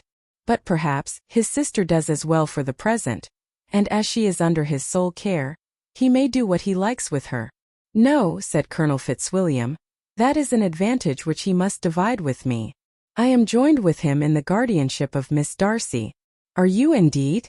And pray what sort of a guardian do you make? Does your charge give you much trouble?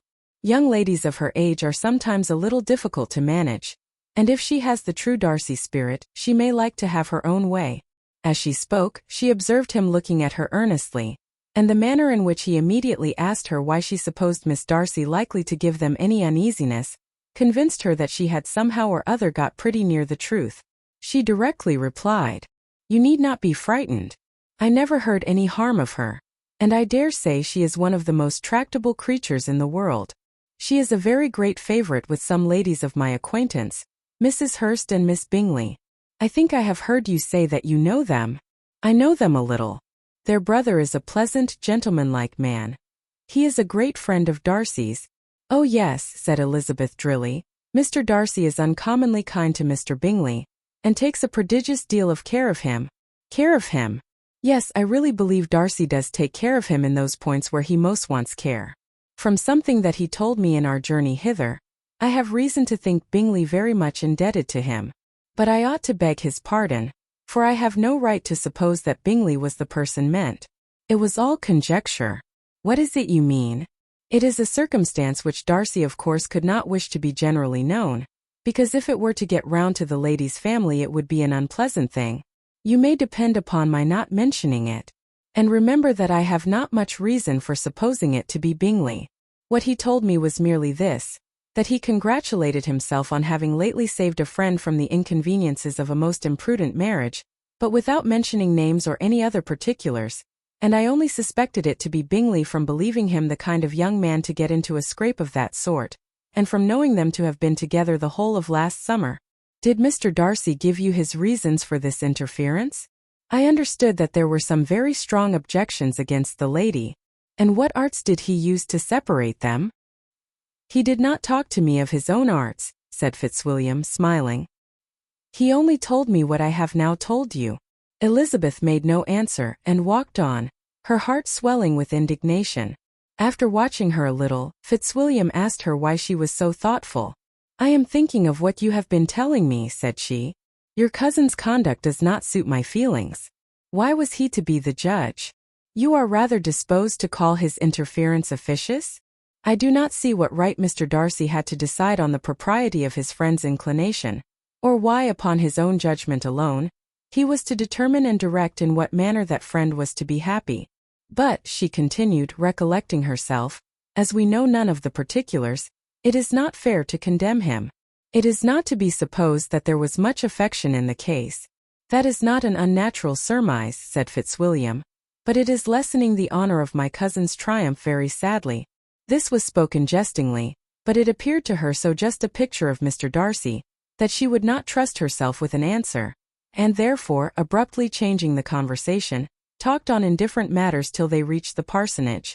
There, shut into her own room, as soon as their visitor left them, she could think without interruption of all that she had heard.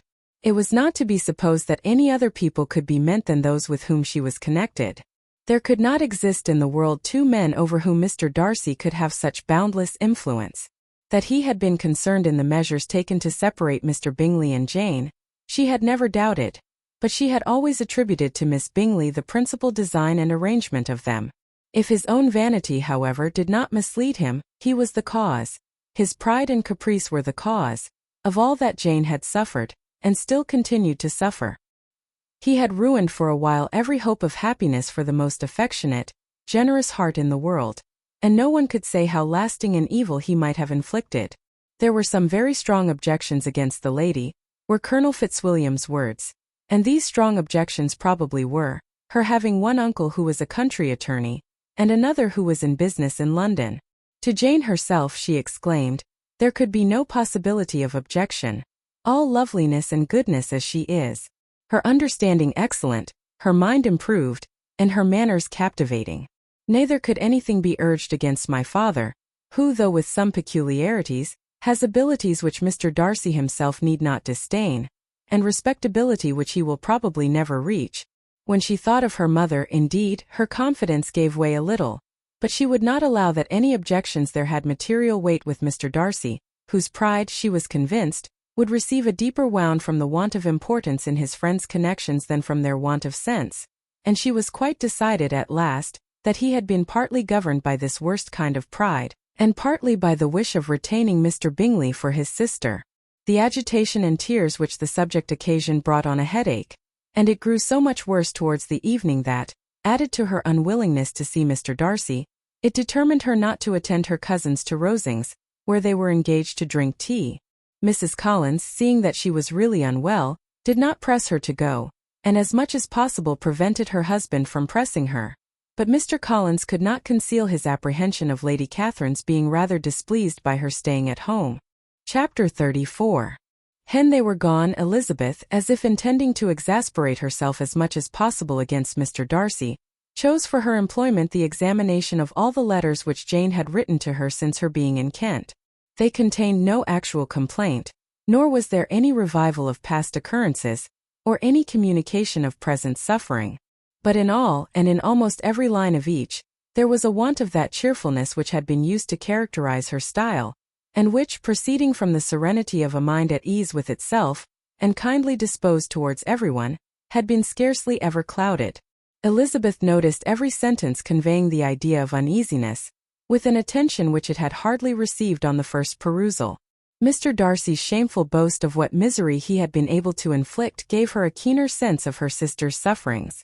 It was some consolation to think that his visit to Rosings was to end on the day after the next, and a still greater that in less than a fortnight she should herself be with Jane again, and enabled to contribute to the recovery of her spirits, by all that affection could do. She could not think of Darcy's leaving Kent without remembering that his cousin was to go with him, but Colonel Fitzwilliam had made it clear that he had no intentions at all, and agreeable as he was, she did not mean to be unhappy about him. While settling this point, she was suddenly roused by the sound of the doorbell, and her spirits were a little fluttered by the idea of its being Colonel Fitzwilliam himself, who had once before called late in the evening, and might now come to inquire particularly after her. But this idea was soon banished, and her spirits were very differently affected, when to her utter amazement, she saw Mr. Darcy walk into the room. In a hurried manner he immediately began an inquiry after her health, imputing his visit to a wish of hearing that she were better. She answered him with cold civility. He sat down for a few moments, and then getting up walked about the room. Elizabeth was surprised but said not a word. After a silence of several minutes, he came towards her in an agitated manner, and thus began. In vain have I struggled. It will not do. My feelings will not be repressed. You must allow me to tell you how ardently I admire and love you. Elizabeth's astonishment was beyond expression. She stared, colored, doubted, and was silent. This he considered sufficient encouragement, and the avowal of all that he felt and had long felt for her immediately followed. He spoke well, but there were feelings besides those of the heart to be detailed, and he was not more eloquent on the subject of tenderness than of pride. His sense of her inferiority, of its being a degradation, of the family obstacles which judgment had always opposed to inclination, were dwelt on with a warmth which seemed due to the consequence he was wounding, but was very unlikely to recommend his suit. In spite of her deeply rooted dislike, she could not be insensible to the compliment of such a man's affection, and though her intentions did not vary for an instant, she was at first sorry for the pain he was to receive, till roused to resentment by his subsequent language, she lost all compassion in anger. She tried, however, to compose herself to answer him with patience, when he should have done. He concluded with representing to her the strength of that attachment which, in spite of all his endeavors, he had found impossible to conquer, and with expressing his hope that it would now be rewarded by her acceptance of his hand. As he said this, she could easily see that he had no doubt of a favorable answer. He spoke of apprehension and anxiety, but his countenance expressed real security. Such a circumstance could only exasperate farther, and when he ceased the color rose into her cheeks and she said, "In such cases as this, it is, I believe, the established mode to express a sense of obligation for the sentiments avowed, however unequally they may be returned. It is natural that obligation should be felt, and if I could feel gratitude I would now thank you. But I cannot. I have never desired your good opinion, and you have certainly bestowed it most unwillingly. I am sorry to have occasioned pain to anyone. It has been most unconsciously done, however, and I hope will be of short duration. The feelings which you tell me have long prevented the acknowledgement of your regard can have little difficulty in overcoming it after this explanation." Mr. Darcy, who was leaning against the mantelpiece with his eyes fixed on her face, seemed to catch her words with no less resentment than surprise. His complexion became pale with anger, and the disturbance of his mind was visible in every feature. He was struggling for the appearance of composure, and would not open his lips till he believed himself to have attained it.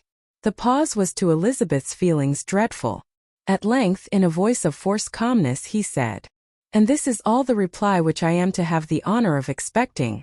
I might, perhaps, wish to be informed why, with so little endeavor at civility, I am thus rejected. But it is of small importance."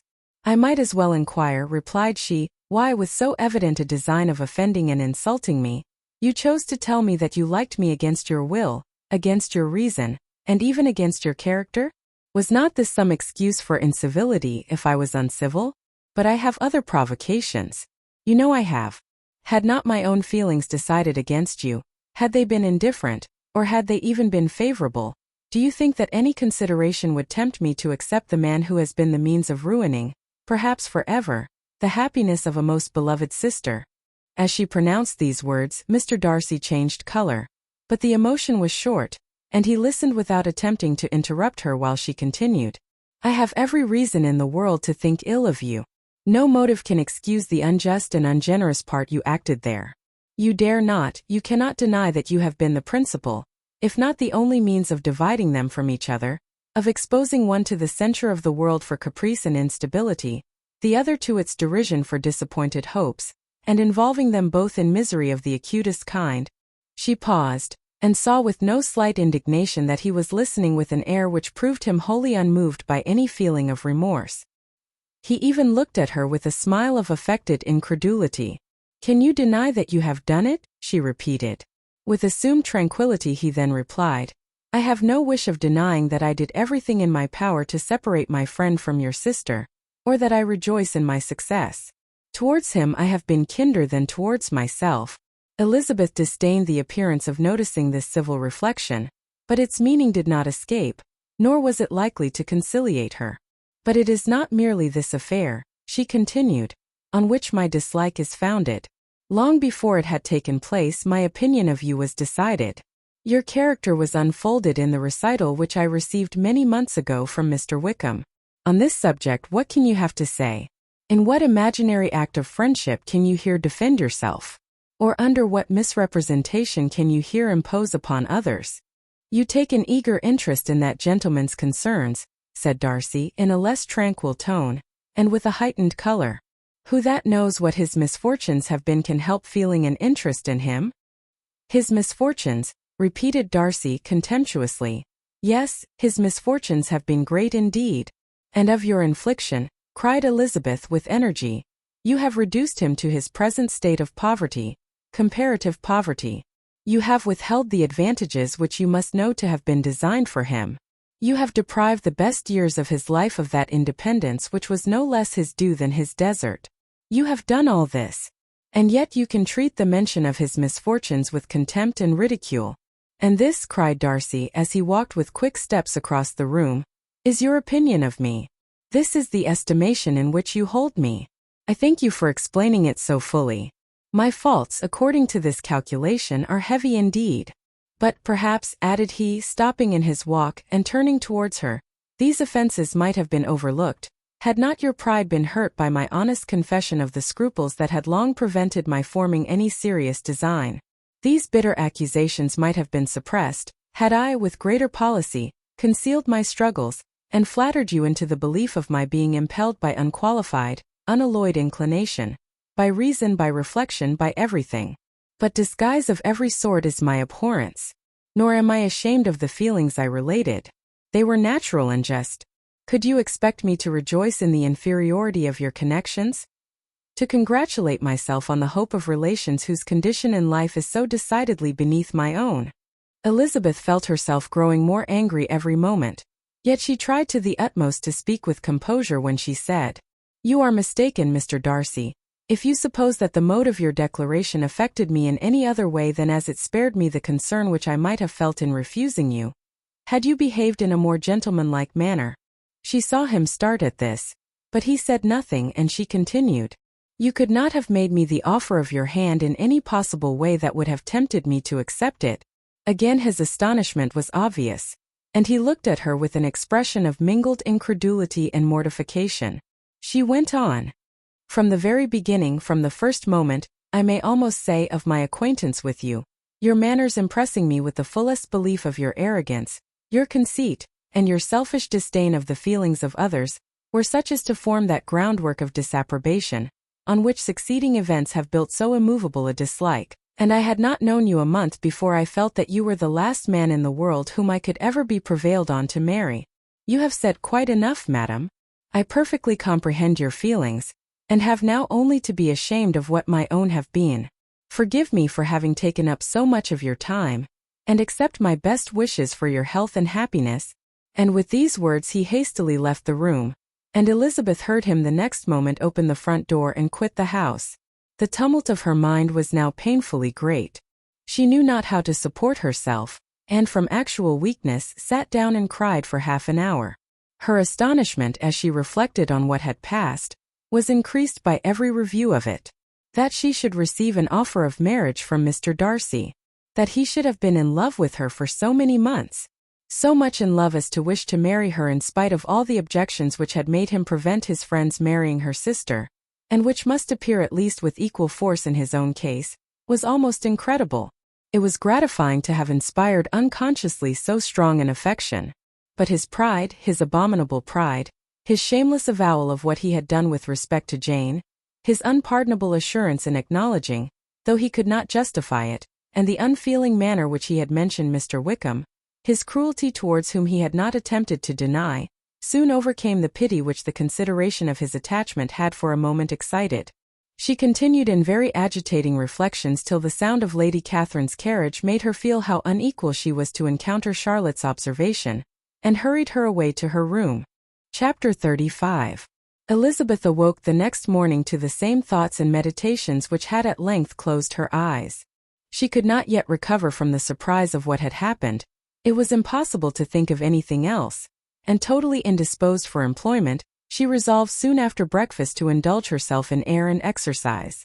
She was proceeding directly to her favorite walk, when the recollection of Mr. Darcy's sometimes coming there stopped her, and instead of entering the park, she turned up the lane which led her farther from the turnpike road. The park paling was still the boundary on one side, and she soon passed one of the gates into the ground. After walking 2 or 3 times along that part of the lane, she was tempted, by the pleasantness of the morning, to stop at the gates and look into the park. The 5 weeks which she had now passed in Kent had made a great difference in the country, and every day was adding to the verdure of the early trees. She was on the point of continuing her walk, when she caught a glimpse of a gentleman within the sort of grove which edged the park. He was moving that way, and fearful of its being Mr. Darcy, she was directly retreating. But the person who advanced was now near enough to see her, and stepping forward with eagerness, pronounced her name. She had turned away, but on hearing herself called, though in a voice which proved it to be Mr. Darcy, she moved again towards the gate. He had by that time reached it also, and holding out a letter which she instinctively took, said with a look of haughty composure, "I have been walking in the grove some time in the hope of meeting you. Will you do me the honor of reading that letter?" And then with a slight bow, turned again into the plantation, and was soon out of sight. With no expectation of pleasure, but with the strongest curiosity, Elizabeth opened the letter, and to her still increasing wonder, perceived an envelope containing 2 sheets of letter paper, written quite through in a very close hand. The envelope itself was likewise full. Pursuing her way along the lane, she then began it. It was dated from Rosings at 8 o'clock in the morning, and was as follows. Be not alarmed, madam, on receiving this letter, by the apprehension of its containing any repetition of those sentiments, or renewal of those offers, which were last night so disgusting to you. I write without any intention of paining you or humbling myself by dwelling on wishes, which for the happiness of both cannot be too soon forgotten, and the effort which the formation and the perusal of this letter must occasion, should have been spared, had not my character required it to be written and read. You must, therefore, pardon the freedom with which I demand your attention. Your feelings, I know, will bestow it unwillingly, but I demand it of your justice. 2 offenses of a very different nature, and by no means of equal magnitude, you last night laid to my charge. The first mentioned was that, regardless of the sentiments of either, I had detached Mr. Bingley from your sister, and the other that I had, in defiance of various claims, in defiance of honor and humanity, ruined the immediate prosperity and blasted the prospects of Mr. Wickham, wilfully and wantonly to have thrown off the companion of my youth, the acknowledged favorite of my father, a young man who had scarcely any other dependence than on our patronage, and who had been brought up to expect its exertion, would be a depravity, to which the separation of 2 young persons whose affection could be the growth of only a few weeks, could bear no comparison. But from the severity of that blame which was last night so liberally bestowed, respecting each circumstance, I shall hope to be in future secured, when the following account of my actions and their motives has been read.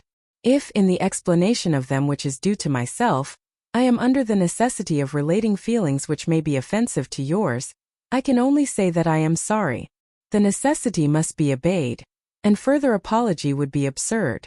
I had not been long in Hertfordshire before I saw, in common with others, that Bingley preferred your elder sister to any other young woman in the country. But it was not till the evening of the dance at Netherfield that I had any apprehension of his feeling a serious attachment. I had often seen him in love before. At that ball, while I had the honor of dancing with you, I was first made acquainted, by Sir William Lucas's accidental information, that Bingley's attentions to your sister had given rise to a general expectation of their marriage. He spoke of it as a certain event, of which the time alone could be undecided. From that moment I observed my friend's behavior attentively, and I could then perceive that his partiality for Miss Bennet was beyond what I had ever witnessed in him. Your sister I also watched. Her look and manners were open, cheerful, and engaging as ever, but without any symptom of peculiar regard, and I remained convinced from the evening's scrutiny, that though she received his attentions with pleasure, she did not invite them by any participation of sentiment. If you have not been mistaken here, I must have been in an error. Your superior knowledge of your sister must make the latter probable. If it be so, if I have been misled by such error to inflict pain on her, your resentment has not been unreasonable. But I shall not scruple to assert, that the serenity of your sister's countenance and air was such as might have given the most acute observer a conviction that, however amiable her temper, her heart was not likely to be easily touched. That I was desirous of believing her indifferent is certain, but I will venture to say that my investigations and decisions are not usually influenced by my hopes or fears. I did not believe her to be indifferent because I wished it. I believed it on impartial conviction, as truly as I wished it in reason. My objections to the marriage were not merely those which I last night acknowledged to have required the utmost force of passion to put aside in my own case. The want of connection could not be so great an evil to my friend as to me. But there were other causes of repugnance, causes which, though still existing, and existing to an equal degree in both instances, I had myself endeavored to forget, because they were not immediately before me. These causes must be stated, though briefly. The situation of your mother's family, though objectionable, was nothing in comparison of that total want of propriety so frequently, so almost uniformly betrayed by herself, by your 3 younger sisters, and occasionally even by your father. Pardon me, it pains me to offend you.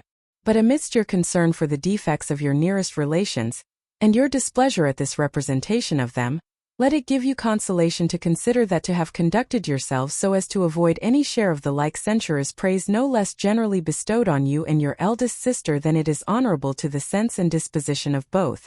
I will only say farther, that from what passed that evening my opinion of all parties was confirmed, and every inducement heightened, which could have led me before to preserve my friend from what I esteemed a most unhappy connection. He left Netherfield for London on the day following, as you, I am certain, remember, with the design of soon returning. The part which I acted is now to be explained. His sister's uneasiness had been equally excited with my own. Our coincidence of feeling was soon discovered, and alike sensible that no time was to be lost in detaching their brother, we shortly resolved on joining him directly in London. We accordingly went, and there I readily engaged in the office of pointing out to my friend the certain evils of such a choice. I described and enforced them earnestly, but however this remonstrance might have staggered or delayed his determination, I do not suppose that it would ultimately have prevented the marriage, had it not been seconded by the assurance, which I hesitated not in giving, of your sister's indifference. He had before believed her to return his affection with sincere, if not with equal regard. But Bingley has great natural modesty, with a stronger dependence on my judgment than on his own. To convince him, therefore, that he had deceived himself was no very difficult point. To persuade him against returning into Hertfordshire, when that conviction had been given, was scarcely the work of a moment. I cannot blame myself for having done thus much. There is but one part of my conduct in the whole affair, on which I do not reflect with satisfaction. It is that I condescended to adopt the measures of art so far as to conceal from him your sister's being in town. I knew it myself, as it was known to Miss Bingley, but her brother is even yet ignorant of it. That they might have met without ill consequence is perhaps probable, but his regard did not appear to me enough extinguished for him to see her without some danger. Perhaps this concealment, this disguise, was beneath me. It is done, however, and it was done for the best. On this subject I have nothing more to say, no other apology to offer. If I have wounded your sister's feelings, it was unknowingly done, and though the motives which governed me may to you very naturally appear insufficient, I have not yet learnt to condemn them. With respect to that other, more weighty accusation, of having injured Mr. Wickham, I can only refute it by laying before you the whole of his connection with my family. Of what he has particularly accused me I am ignorant, but of the truth of what I shall relate I can summon more than one witness of undoubted veracity. Mr. Wickham is the son of a very respectable man, who had for many years the management of all the Pemberley estates, and whose good conduct in the discharge of his trust naturally inclined my father to be of service to him, and on George Wickham, who was his godson, his kindness was therefore liberally bestowed. My father supported him at school, and afterwards at Cambridge, most important assistance, as his own father, always poor from the extravagance of his wife, would have been unable to give him a gentleman's education. My father was not only fond of this young man's society, whose manners were always engaging, he had also the highest opinion of him, and hoping the church would be his profession, intended to provide for him in it. As for myself, it is many, many years since I first began to think of him in a very different manner. The vicious propensities, the want of principle, which he was careful to guard from the knowledge of his best friend, could not escape the observation of a young man of nearly the same age with himself, and who had opportunities of seeing him in unguarded moments, which Mr. Darcy could not have. Here again I shall give you pain. To what degree you only can tell. But whatever may be the sentiments which Mr. Wickham has created, a suspicion of their nature shall not prevent me from unfolding his real character. It adds even another motive. My excellent father died about 5 years ago, and his attachment to Mr. Wickham was to the last so steady, that in his will he particularly recommended it to me to promote his advancement in the best manner that his profession might allow, and if he took orders, desired that a valuable family living might be his as soon as it became vacant. There was also a legacy of £1,000. His own father did not long survive mine, and within half a year from these events Mr. Wickham wrote to inform me that, having finally resolved against taking orders, he hoped I should not think it unreasonable for him to expect some more immediate pecuniary advantage, in lieu of the preferment, by which he could not be benefited. He had some intention, he added, of studying the law, and I must be aware that the interest of £1,000 would be a very insufficient support therein. I rather wished than believed him to be sincere. but at any rate was perfectly ready to accede to his proposal. I knew that Mr. Wickham ought not to be a clergyman. The business was therefore soon settled. He resigned all claim to assistance in the church, were it possible that he could ever be in a situation to receive it, and accepted in return £3,000. All connection between us seemed now dissolved. I thought too ill of him to invite him to Pemberley, or admit his society in town. In town I believe he chiefly lived, but his studying the law was a mere pretence, and being now free from all restraint, his life was a life of idleness and dissipation. For about 3 years I heard little of him, but on the decease of the incumbent of the living which had been designed for him, he applied to me again by letter for the presentation. His circumstances, he assured me, and I had no difficulty in believing it, were exceedingly bad. He had found the law a most unprofitable study, and was now absolutely resolved on being ordained, if I would present him to the living in question, of which he trusted there could be little doubt, as he was well assured that I had no other person to provide for, and I could not have forgotten my revered father's intentions. You will hardly blame me for refusing to comply with this entreaty, or for resisting every repetition of it. His resentment was in proportion to the distress of his circumstances, and he was doubtless as violent in his abuse of me to others as in his reproaches to myself. After this period, every appearance of acquaintance was dropped. How he lived I know not. But last summer he was again most painfully obtruded on my notice. I must now mention a circumstance which I would wish to forget myself, and which no obligation less than the present should induce me to unfold to any human being. Having said thus much, I feel no doubt of your secrecy. My sister, who is more than 10 years my junior, was left to the guardianship of my mother's nephew, Colonel Fitzwilliam, and myself.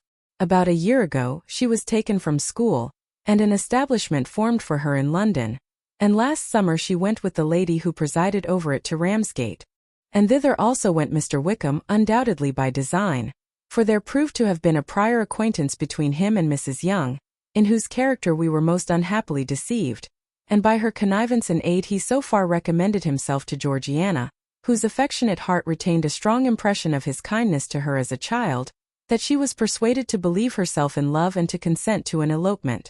She was then but 15, which must be her excuse, and after stating her imprudence, I am happy to add that I owed the knowledge of it to herself.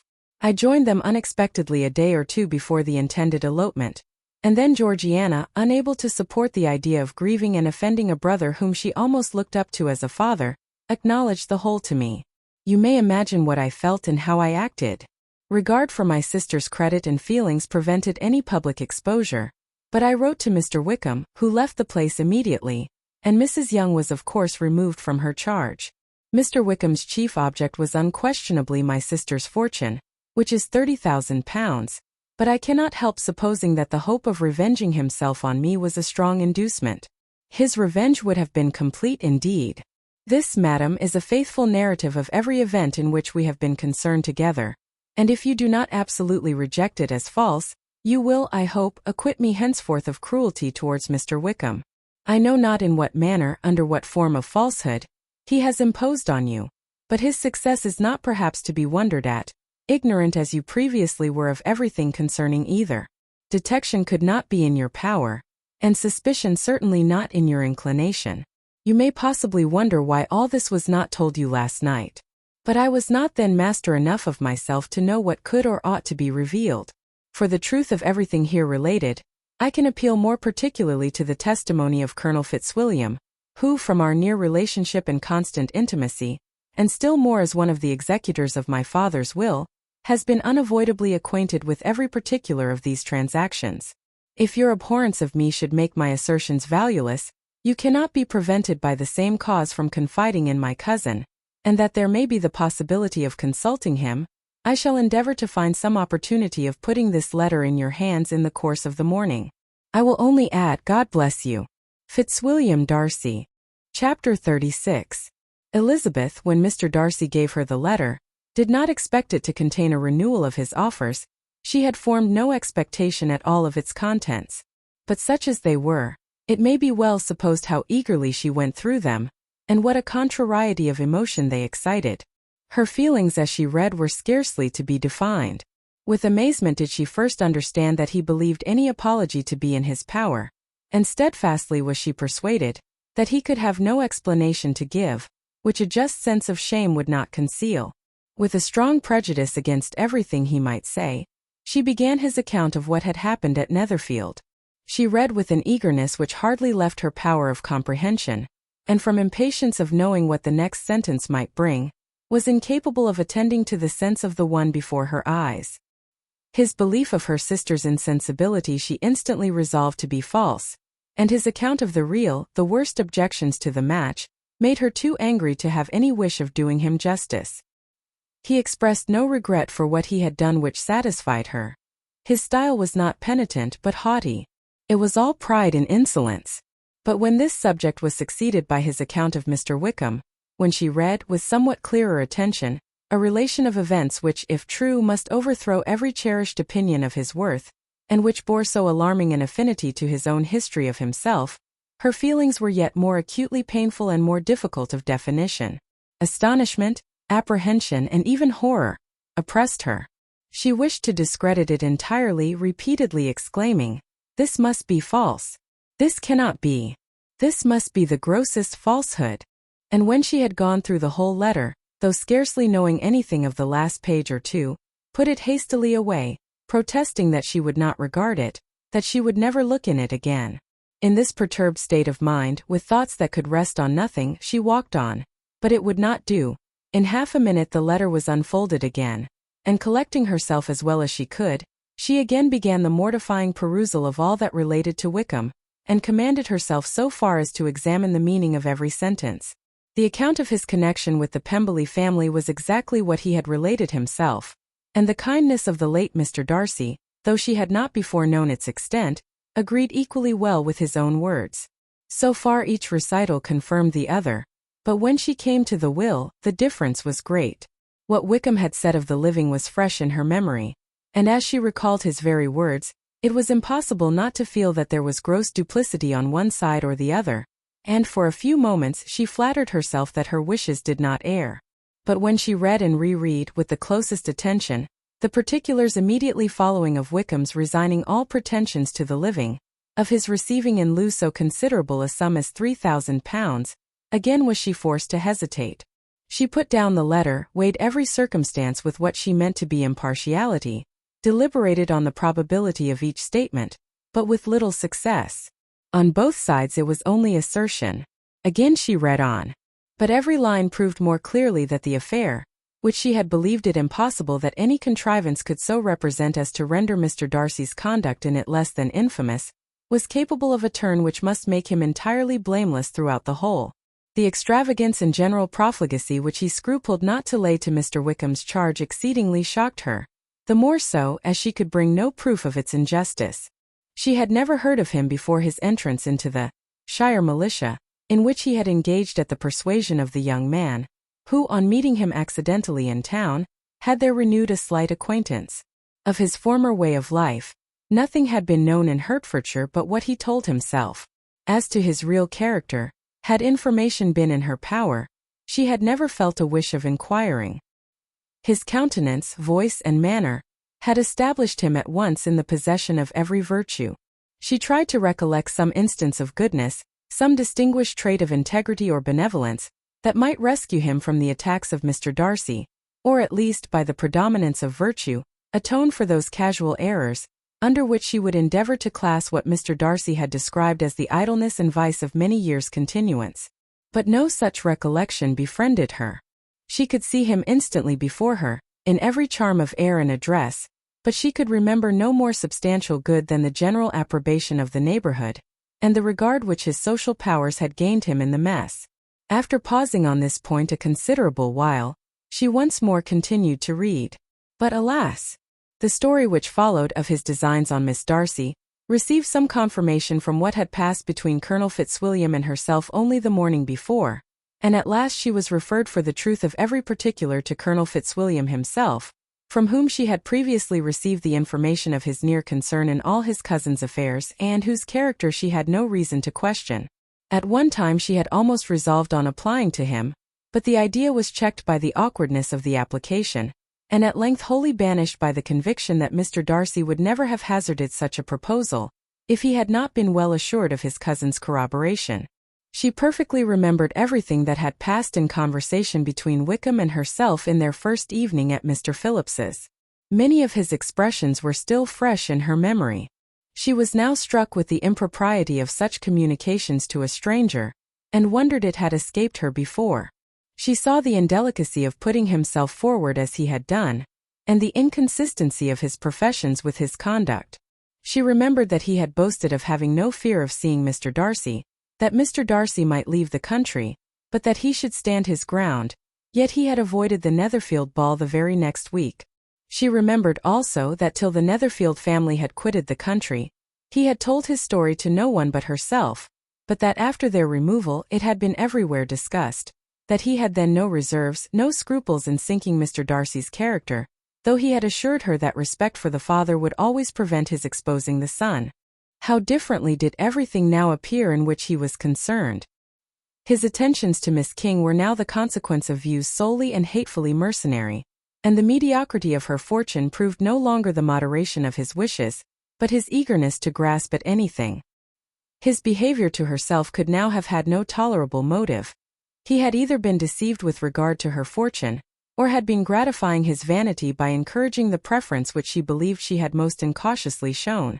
Every lingering struggle in his favor grew fainter and fainter, and in further justification of Mr. Darcy, she could not but allow that Mr. Bingley, when questioned by Jane, had long ago asserted his blamelessness in the affair, that, proud and repulsive as were his manners, she had never, in the whole course of their acquaintance, an acquaintance which had latterly brought them much together, and given her a sort of intimacy with his ways, seen anything that betrayed him to be unprincipled or unjust, anything that spoke him of irreligious or immoral habits, that among his own connections he was esteemed and valued, that even Wickham had allowed him merit as a brother, and that she had often heard him speak so affectionately of his sister as to prove him capable of some amiable feeling, that had his actions been what Wickham represented them, so gross a violation of everything right could hardly have been concealed from the world, and that friendship between a person capable of it and such an amiable man as Mr. Bingley was incomprehensible. She grew absolutely ashamed of herself. Of neither Darcy nor Wickham could she think, without feeling that she had been blind, partial, prejudiced, absurd. "How despicably have I acted," she cried. "I who have prided myself on my discernment. I who have valued myself on my abilities. Who have often disdained the generous candor of my sister, and gratified my vanity in useless or blameless distrust. How humiliating is this discovery! Yet how just a humiliation! Had I been in love, I could not have been more wretchedly blind. But vanity, not love, has been my folly. Pleased with the preference of one, and offended by the neglect of the other, on the very beginning of our acquaintance, I have courted prepossession and ignorance, and driven reason away where either were concerned. Till this moment I never knew myself. From herself to Jane, from Jane to Bingley, her thoughts were in a line which soon brought to her recollection that Mr. Darcy's explanation there had appeared very insufficient, and she read it again. Widely different was the effect of a second perusal.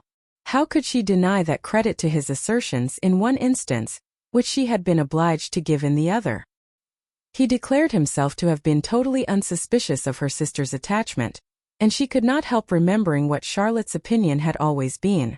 Neither could she deny the justice of his description of Jane.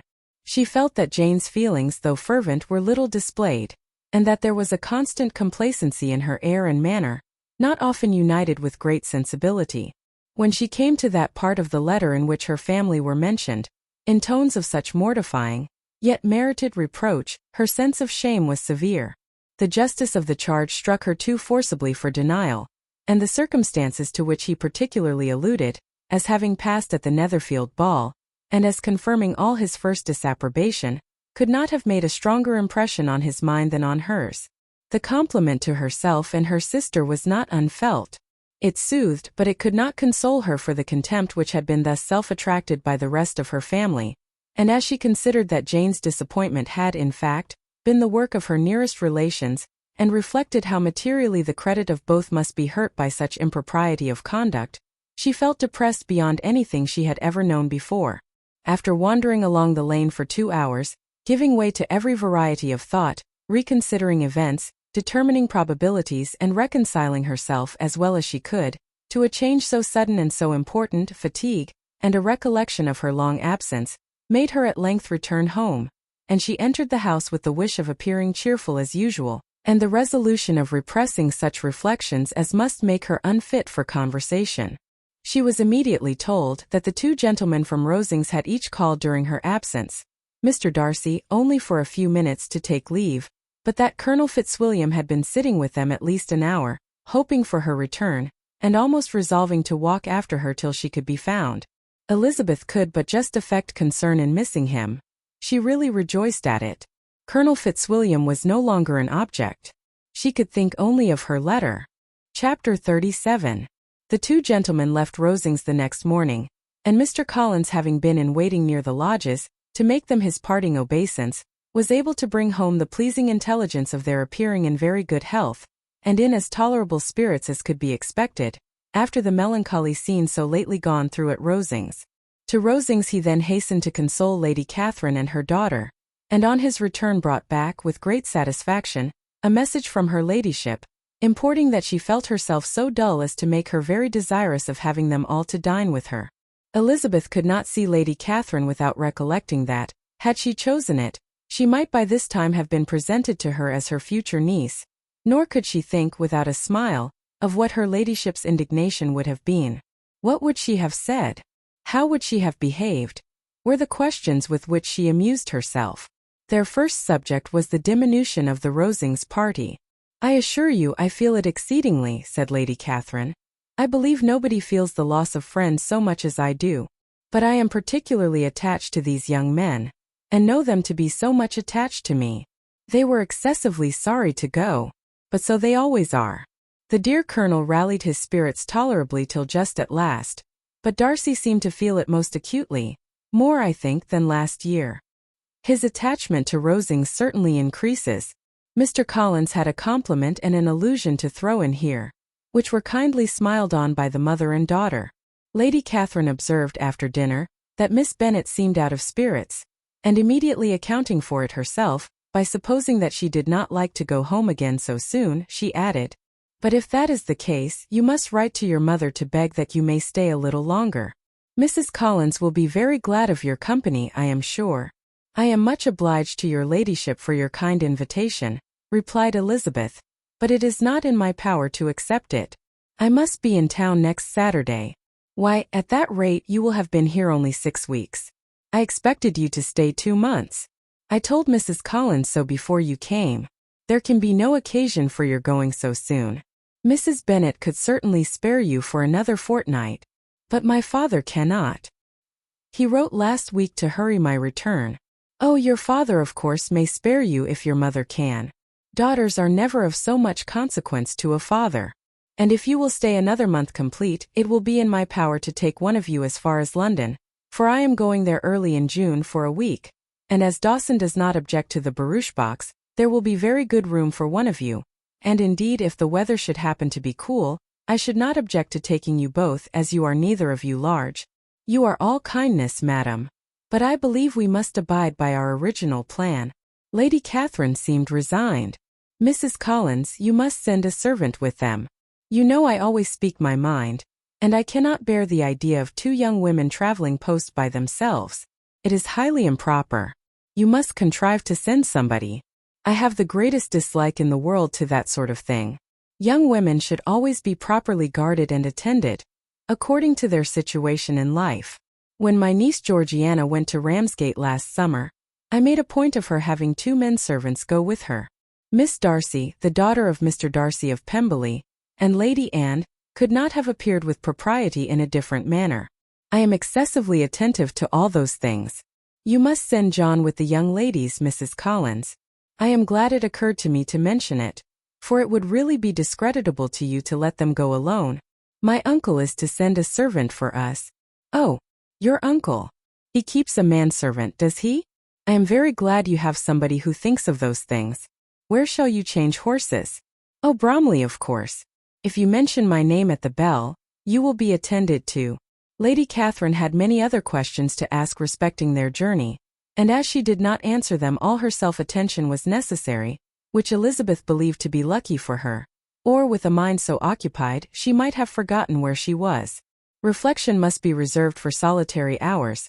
Whenever she was alone, she gave way to it as the greatest relief, and not a day went by without a solitary walk, in which she might indulge in all the delight of unpleasant recollections.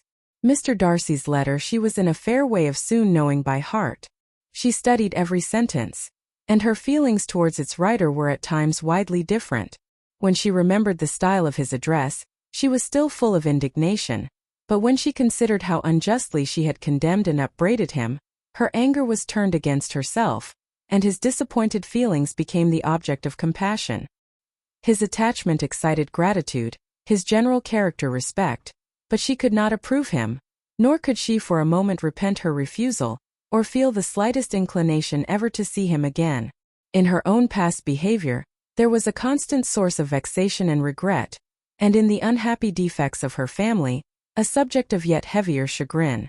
They were hopeless of remedy. Her father, contented with laughing at them, would never exert himself to restrain the wild giddiness of his youngest daughters, and her mother, with manners so far from right herself, was entirely insensible of the evil. Elizabeth had frequently united with Jane in an endeavor to check the imprudence of Catherine and Lydia, but while they were supported by their mother's indulgence, what chance could there be of improvement? Catherine, weak-spirited, irritable, and completely under Lydia's guidance, had been always affronted by their advice, and Lydia, self-willed and careless, would scarcely give them a hearing. They were ignorant, idle, and vain. While there was an officer in Meryton, they would flirt with him, and while Meryton was within a walk of Longbourn, they would be going there forever. Anxiety on Jane's behalf was another prevailing concern, and Mr. Darcy's explanation, by restoring Bingley to all her former good opinion, heightened the sense of what Jane had lost. His affection was proved to have been sincere, and his conduct cleared of all blame, unless any could attach to the implicitness of his confidence in his friend. How grievous then was the thought that, of a situation so as far as London, for I am going there early in June for a week, and as Dawson does not object to the barouche box, there will be very good room for one of you, and indeed if the weather should happen to be cool, I should not object to taking you both, as you are neither of you large. You are all kindness, madam, but I believe we must abide by our original plan. Lady Catherine seemed resigned. Mrs. Collins, you must send a servant with them. You know I always speak my mind, and I cannot bear the idea of two young women traveling post by themselves. It is highly improper. You must contrive to send somebody. I have the greatest dislike in the world to that sort of thing. Young women should always be properly guarded and attended, according to their situation in life. When my niece Georgiana went to Ramsgate last summer, I made a point of her having two men servants go with her. Miss Darcy, the daughter of Mr. Darcy of Pemberley, and Lady Anne, could not have appeared with propriety in a different manner. I am excessively attentive to all those things. You must send John with the young ladies, Mrs. Collins. I am glad it occurred to me to mention it, for it would really be discreditable to you to let them go alone. My uncle is to send a servant for us. Oh, your uncle. He keeps a manservant, does he? I am very glad you have somebody who thinks of those things. Where shall you change horses? Oh, Bromley, of course. If you mention my name at the bell, you will be attended to. Lady Catherine had many other questions to ask respecting their journey, and as she did not answer them all her self-attention was necessary, which Elizabeth believed to be lucky for her, or with a mind so occupied she might have forgotten where she was. Reflection must be reserved for solitary hours. Whenever she was alone, she gave way to it as the greatest relief, and not a day went by without a solitary walk, in which she might indulge in all the delight of unpleasant recollections. Mr. Darcy's letter she was in a fair way of soon knowing by heart. She studied every sentence, and her feelings towards its writer were at times widely different. When she remembered the style of his address, she was still full of indignation, but when she considered how unjustly she had condemned and upbraided him, her anger was turned against herself, and his disappointed feelings became the object of compassion. His attachment excited gratitude, his general character respect, but she could not approve him, nor could she for a moment repent her refusal, or feel the slightest inclination ever to see him again. In her own past behavior, there was a constant source of vexation and regret, and in the unhappy defects of her family, a subject of yet heavier chagrin. They were hopeless of remedy. Her father, contented with laughing at them, would never exert himself to restrain the wild giddiness of his youngest daughters, and her mother, with manners so far from right herself, was entirely insensible of the evil. Elizabeth had frequently united with Jane in an endeavor to check the imprudence of Catherine and Lydia, but while they were supported by their mother's indulgence, what chance could there be of improvement? Catherine, weak-spirited, irritable, and completely under Lydia's guidance, had been always affronted by their advice, and Lydia, self-willed and careless, would scarcely give them a hearing. They were ignorant, idle, and vain. While there was an officer in Meryton, they would flirt with him, and while Meryton was within a walk of Longbourn, they would be going there forever. Anxiety on Jane's behalf was another prevailing concern, and Mr. Darcy's explanation, by restoring Bingley to all her former good opinion, heightened the sense of what Jane had lost.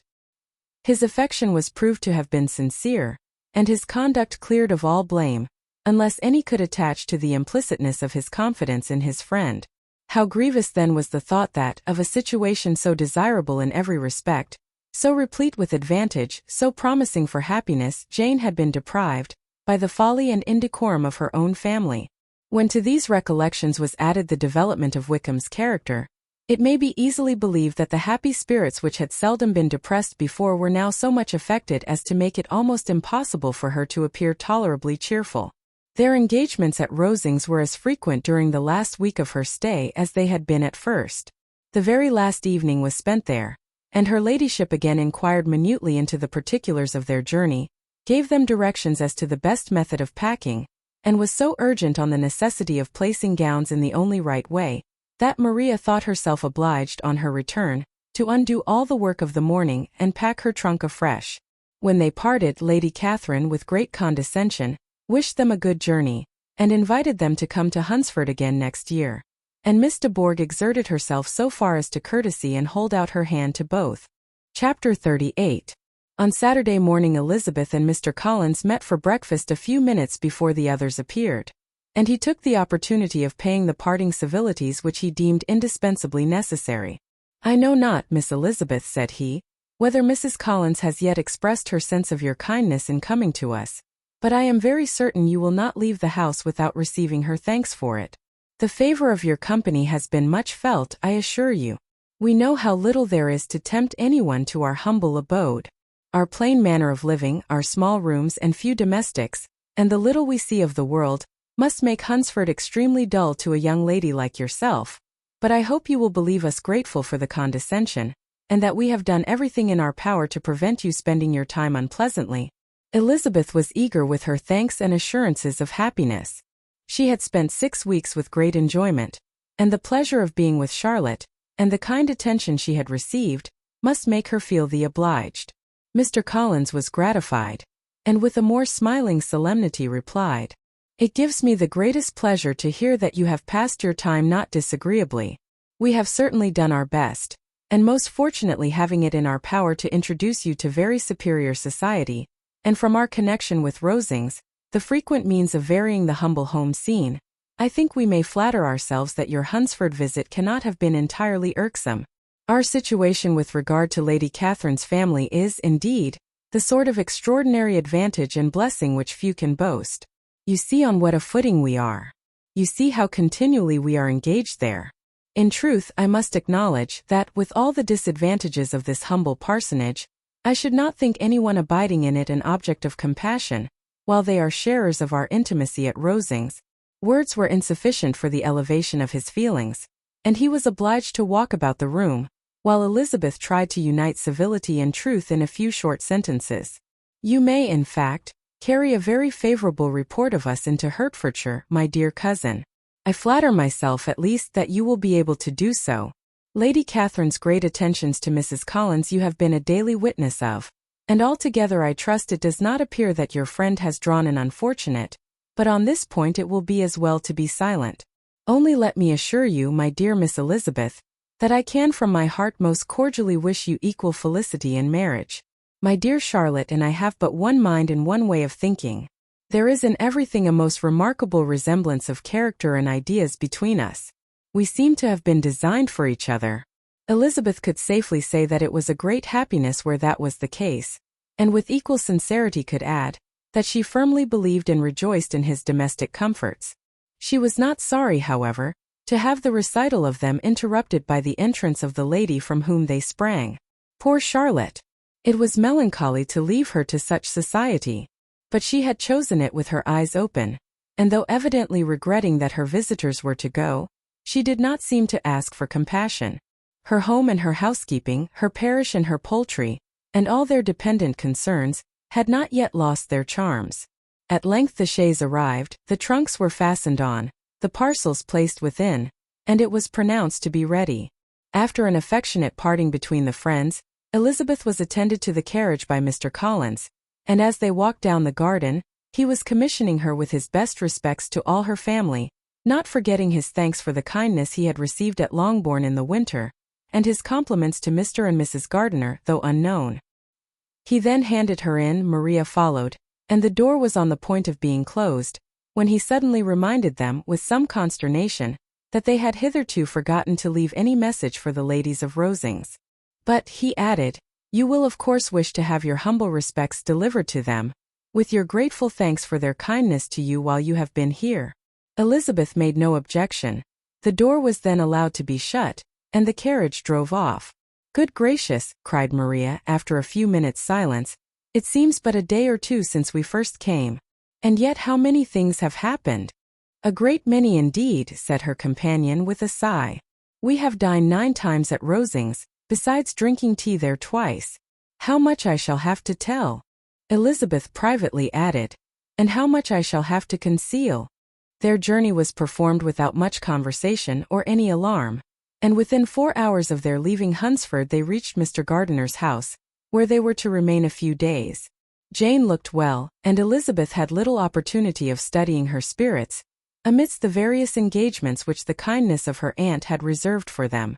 But Jane was to go home with her, and at Longbourn there would be leisure enough for observation. It was not without an effort, meanwhile, that she could wait even for Longbourn, before she told her sister of Mr. Darcy's proposals. To know that she had the power of revealing what would so exceedingly astonish Jane, and must at the same time so highly gratify whatever of her own vanity she had not yet been able to reason away, was such a temptation to openness as nothing could have conquered, but the state of indecision in which she remained as to the extent of what she should communicate, and her fear, if she once entered on the subject, of being hurried into repeating something of Bingley, which might only grieve her sister further. Chapter 39. It was the 2nd week in May, in which the 3 young ladies set out together from Grassetchett Street for the town of, in Hertfordshire, and as they drew near the appointed inn where Mr. Bennet's carriage was to meet them, they quickly perceived, in token of the coachman's punctuality, both Kitty and Lydia looking out of a dining-room upstairs. These 2 girls had been above an hour in the place, happily employed in visiting an opposite milliner, watching the sentinel on guard, and dressing a salad and cucumber.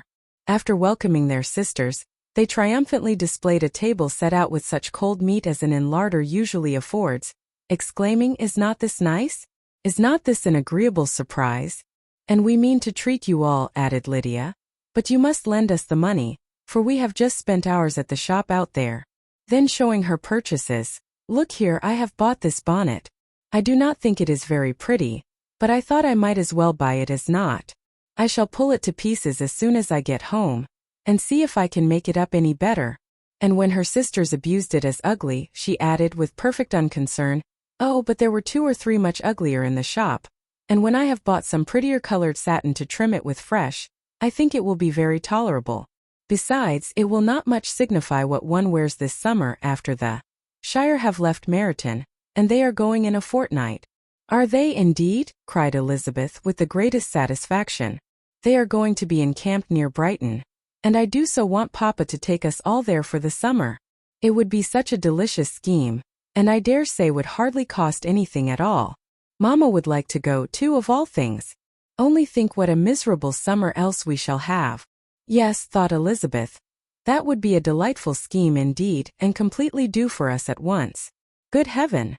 Brighton and a whole campful of soldiers to us, who have been overset already by one poor regiment of militia, and the monthly balls of Meryton." "Now I have got some news for you," said Lydia. as they sat down to table. "What do you think? It is excellent news, capital news, and about a certain person that we all like." Jane and Elizabeth looked at each other, and the waiter was told that he need not stay. Lydia laughed and said, "Aye, that is just like your formality and discretion. You thought the waiter must not hear, as if he cared. I dare say he often hears worse things said than I am going to say. But he is an ugly fellow. I am glad he is gone. I never saw such a long chin in my life. Well, but now for my news. It is about dear Wickham. Too good for the waiter, is not it? There is no danger of Wickham's marrying Mary King. There's for you. She is gone down to her uncle at Liverpool. Gone to stay. Wickham is safe. And Mary King is safe," added Elizabeth. "Safe from a connection imprudent as to fortune. She is a great fool for going away if she liked him. But I hope there is no strong attachment on either side," said Jane. "I am sure there is not on his. I will answer for it, he never cared 3 straws about her. Who could about such a nasty little freckled thing?"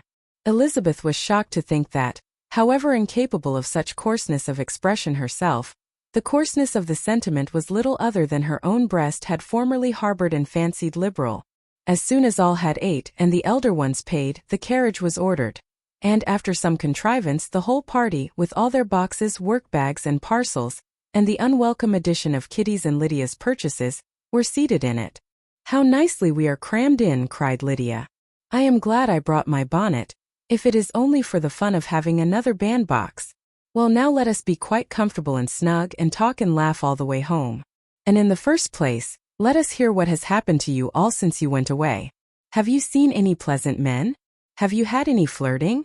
I was in great hopes that one of you would have got a husband before you came back. Jane will be quite an old maid soon, I declare. She is almost 23. Lord! How ashamed I should be of not being married before 23. My Aunt Phillips wants you so to get husbands you can't think. She says Lizzie had better have taken Mr. Collins, but I do not think there would have been any fun in it. Lord! How I should like to be married before any of you, and then I would chaperone you about to all the balls. Dear me! We had such a good piece of fun the other day at Colonel Forster's. Kitty and me were to spend the day there, and Mrs. Forster promised to have a little dance in the evening. By the by, Mrs. Forster and me are such friends. And so she asked the 2 Harringtons to come, but Harriet was ill, and so Pen was forced to come by herself, and then what do you think we did? We dressed up Chamberlain in woman's clothes on purpose to pass for a lady. Only think what fun! Not a soul knew of it but Colonel and Mrs. Forster and Kitty and me except my aunt, for we were forced to borrow one of her gowns, and you cannot imagine how well he looked. When Denny and Wickham and Pratt and 2 or 3 more of the men came in, they did not know him in the least. Lord! How I laughed! And so did Mrs. Forster. I thought I should have died. And that made the men suspect something, and then they soon found out what was the matter. With such kind of histories of their parties and good jokes did Lydia, assisted by Kitty's hints and additions, endeavor to amuse her companions all the way to Longbourn. Elizabeth listened as little as she could, but there was no escaping the frequent mention of Wickham's name. Their reception at home was most kind. Mrs. Bennet rejoiced to see Jane in undiminished beauty, and more than once during dinner did Mr. Bennet say voluntarily to Elizabeth, "I am glad you are come back, Lizzie." Their party in the dining room was large, for almost all the Lucases came to meet Maria and hear the news, and various were the subjects which occupied them. Lady Lucas was inquiring of Maria across the table, after the welfare and poultry of her eldest daughter. Mrs. Bennet was doubly engaged, on one hand collecting an account of the present fashions from Jane, who sat some way below her, and on the other, retailing them all to the younger Miss Lucases, and Lydia, in a voice rather louder than any other person's, was enumerating the various pleasures of the morning to anybody who would hear her. "Oh, Mary," said she, "I wish you had gone with us, for we had such fun. As we went along, Kitty and me drew up all the blinds and pretended there was nobody in the coach, and I should have gone so all the way if Kitty had not been sick. And when we got to the George, I do think we behaved very handsomely, for we treated the other 3 with the nicest cold luncheon in the world, and if you would have gone we would have treated you too. And then when we came away it was such fun. I thought we never should have got into the coach. I was ready to die of laughter. And then we were so merry all the way home. We talked and laughed so loud that anybody might have heard us 10 miles off. To this Mary very gravely replied, "Far be it from me, my dear sister, to depreciate such pleasures. They would doubtless be congenial with the generality of female minds. But I confess they would have no charms for me. I should infinitely prefer a book." But of this answer Lydia heard not a word. She seldom listened to anybody for more than half a minute, and never attended to Mary at all. In the afternoon Lydia was urgent with the rest of the girls to walk to Meryton, and see how everybody went on, but Elizabeth steadily opposed the scheme. It should not be said that the Miss Bennets could not be at home half a day before they were in pursuit of the officers. There was another reason, too, for her opposition. She dreaded seeing Wickham again, and was resolved to avoid it as long as possible. The comfort to her of the regiment's approaching removal was indeed beyond expression. In a fortnight they were to go, and once gone, she hoped there could be nothing more to plague her on his account. She had not been many hours at home before she found that the Brighton scheme, of which Lydia had given them a hint at the inn, was under frequent discussion between her parents. Elizabeth saw directly that her father had not the smallest intention of yielding, but his answers were at the same time so vague and equivocal that her mother, though often disheartened, had never yet despaired of succeeding at last. Chapter 40. Elizabeth's impatience to acquaint Jane with what had happened could no longer be overcome, and at length resolving to suppress every particular in which her sister was concerned, and preparing her to be surprised, she related to her the next morning the chief of the scene between Mr. Darcy and herself. Miss Bennet's astonishment was soon lessened by the strong sisterly partiality which made any admiration of Elizabeth appear perfectly natural, and all surprise was shortly lost in other feelings. She was sorry that Mr. Darcy should have delivered his sentiments in a manner so little suited to recommend them, but still more was she grieved for the unhappiness which her sister's refusal must have given him. "His being so sure of succeeding was wrong," said she, "and certainly ought not to have appeared. But consider how much it must increase his disappointment." "Indeed," replied Elizabeth, "I am heartily sorry for him. But he has other feelings which will probably soon drive away his regard for me. You do not blame me, however, for refusing him?" "Blame you? Oh no. But you blame me for having spoken so warmly of Wickham?" "No, I do not know that you were wrong in saying what you did. But you will know it when I have told you what happened the very next day." She then spoke of the letter, repeating the whole of its contents as far as they concerned George Wickham. What a stroke was this for poor Jane, who would willingly have gone through the world without believing that so much wickedness existed in the whole race of mankind as was here collected in one individual. Nor was Darcy's vindication, though grateful to her feelings, capable of consoling her for such discovery. Most earnestly did she labor to prove the probability of error, and seek to clear one without involving the other. "This will not do," said Elizabeth. "You never will be able to make both of them good for anything. Take your choice, but you must be satisfied with only one. There is but such a quantity of merit between them, just enough to make one good sort of man, and of late it has been shifting about pretty much. For my part, I am inclined to believe it all Mr. Darcy's, but you shall do as you choose." It was some time, however, before a smile could be extorted from Jane. "I do not know when I have been more shocked," said she. "Wickham so very bad. It is almost past belief. And poor Mr. Darcy. Dear Lizzie, only consider what he must have suffered. Such a disappointment. And with the knowledge of your ill opinion too. And having to relate such a thing of his sister. It is really too distressing. I am sure you must feel it so." "Oh no, my regret and compassion are all done away by seeing you so full of both.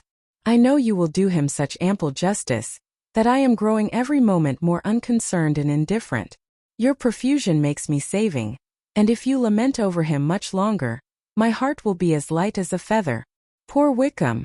There is such an expression of goodness in his countenance, such an openness and gentleness in his manner.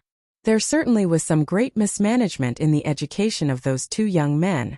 One has got all the goodness, and the other all the appearance of it. I never thought Mr. Darcy so deficient in the appearance of it as you used to do, and yet I meant to be uncommonly clever in taking so decided a dislike to him, without any reason. It is such a spur to one's genius, such an opening for wit, to have a dislike of that kind. One may be continually abusive without saying anything just, but one cannot be always laughing at a man without now and then stumbling on something witty. Lizzie, when you first read that letter, I am sure you could not treat the matter as you do now. Indeed I could not.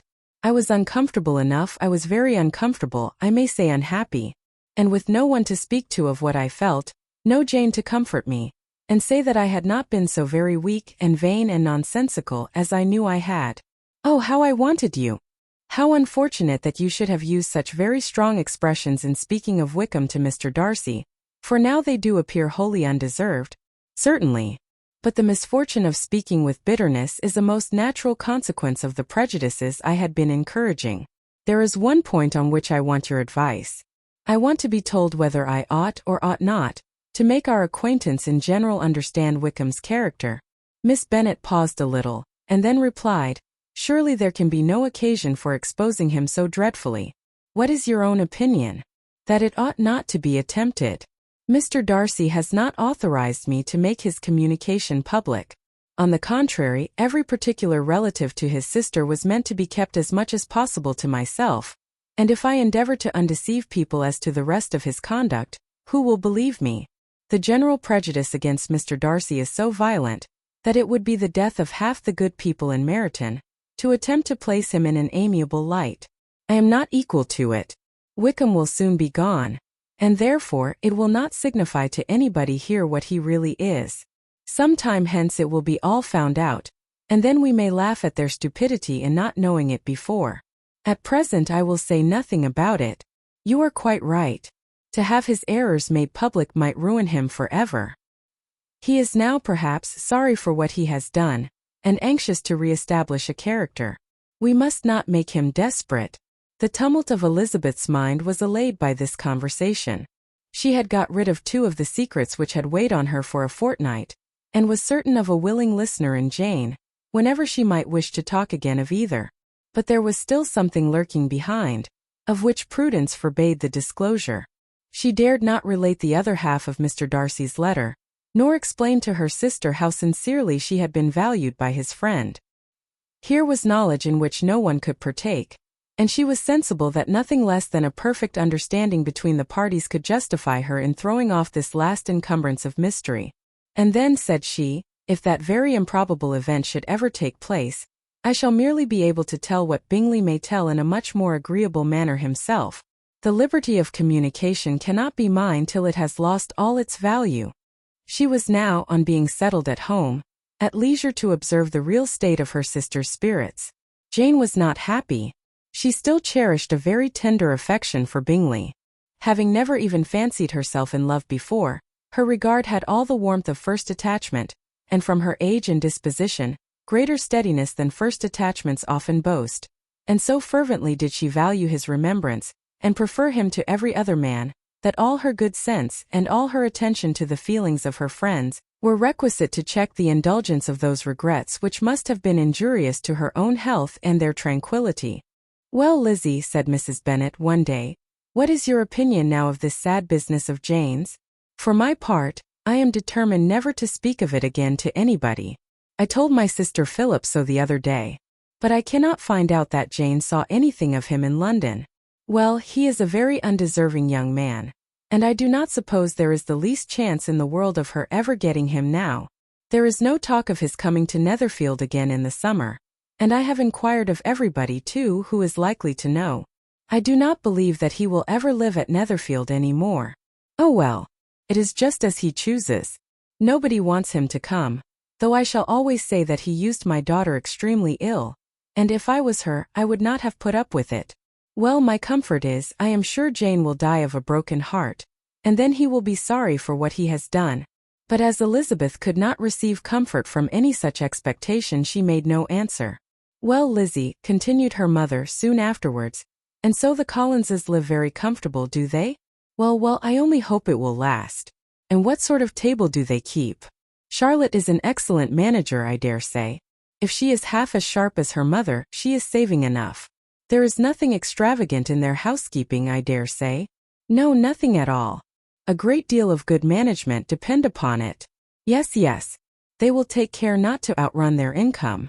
They will never be distressed for money. Well, much good may it do them. And so, I suppose they often talk of having Longbourn when your father is dead. They look upon it quite as their own, I dare say. Whenever that happens, it was a subject which they could not mention before me. No, it would have been strange if they had. But I make no doubt they often talk of it between themselves. Well, if they can be easy with an estate that is not lawfully their own, so much the better. I should be ashamed of having one that was only entailed on me. Chapter 41. The first week of their return was soon gone. The second began. It was the last of the regiment's stay in Meryton, and all the young ladies in the neighborhood were drooping apace. The dejection was almost universal. The elder Miss Bennets alone were still able to eat, drink, and sleep, and pursue the usual course of their employments. Very frequently were they reproached for this insensibility by Kitty and Lydia, whose own misery was extreme, and who could not comprehend such hard-heartedness in any of the family. Good heaven! What is to become of us? What are we to do? Would they often exclaim in the bitterness of woe. How can you be smiling so, Lizzie? Their affectionate mother shared all their grief. She remembered what she had herself endured on a similar occasion 25 years ago. I am sure, said she, I cried for 2 days together when Colonel Miller's regiment went away. I thought I should have broke my heart. I am sure I shall break mine, said Lydia. If one could but go to Brighton, observed Mrs. Bennet. Oh yes. If one could but go to Brighton. But Papa is so disagreeable. A little sea bathing would set me up forever. And my Aunt Phillips is sure it would do me a great deal of good, added Kitty. Such were the kind of lamentations resounding perpetually through Longbourn House. Elizabeth tried to be diverted by them, but all sense of pleasure was lost in shame. She felt anew the justice of Mr. Darcy's objections, and never had she before been so much disposed to pardon his interference in the views of his friend. But the gloom of Lydia's prospect was shortly cleared away, for she received an invitation from Mrs. Forster, the wife of the colonel of the regiment, to accompany her to Brighton. This invaluable friend was a very young woman, and very lately married. A resemblance in good humor and good spirits had recommended her and Lydia to each other, and out of their 3 months' acquaintance they had been intimate too. The rapture of Lydia on this occasion, her adoration of Mrs. Forster, the delight of Mrs. Bennet, and the mortification of Kitty, are scarcely to be described. Wholly inattentive to her sister's feelings, Lydia flew about the house in restless ecstasy, calling for everyone's congratulations, and laughing and talking with more violence than ever, whilst the luckless Kitty continued in the parlour repining at her fate in terms as unreasonable as her accent was peevish. I cannot see why Mrs. Forster should not ask me as well as Lydia, said she, though I am not her particular friend. I have just as much right to be asked as she has, and more too, for I am 2 years older. In vain did Elizabeth attempt to make her reasonable, and Jane to make her resigned. As for Elizabeth herself, this invitation was so far from exciting in her the same feelings as in her mother and Lydia, that she considered it as the death warrant of all possibility of common sense for the latter, and detestable as such a step must make her were it known, she could not help secretly advising her father not to let her go.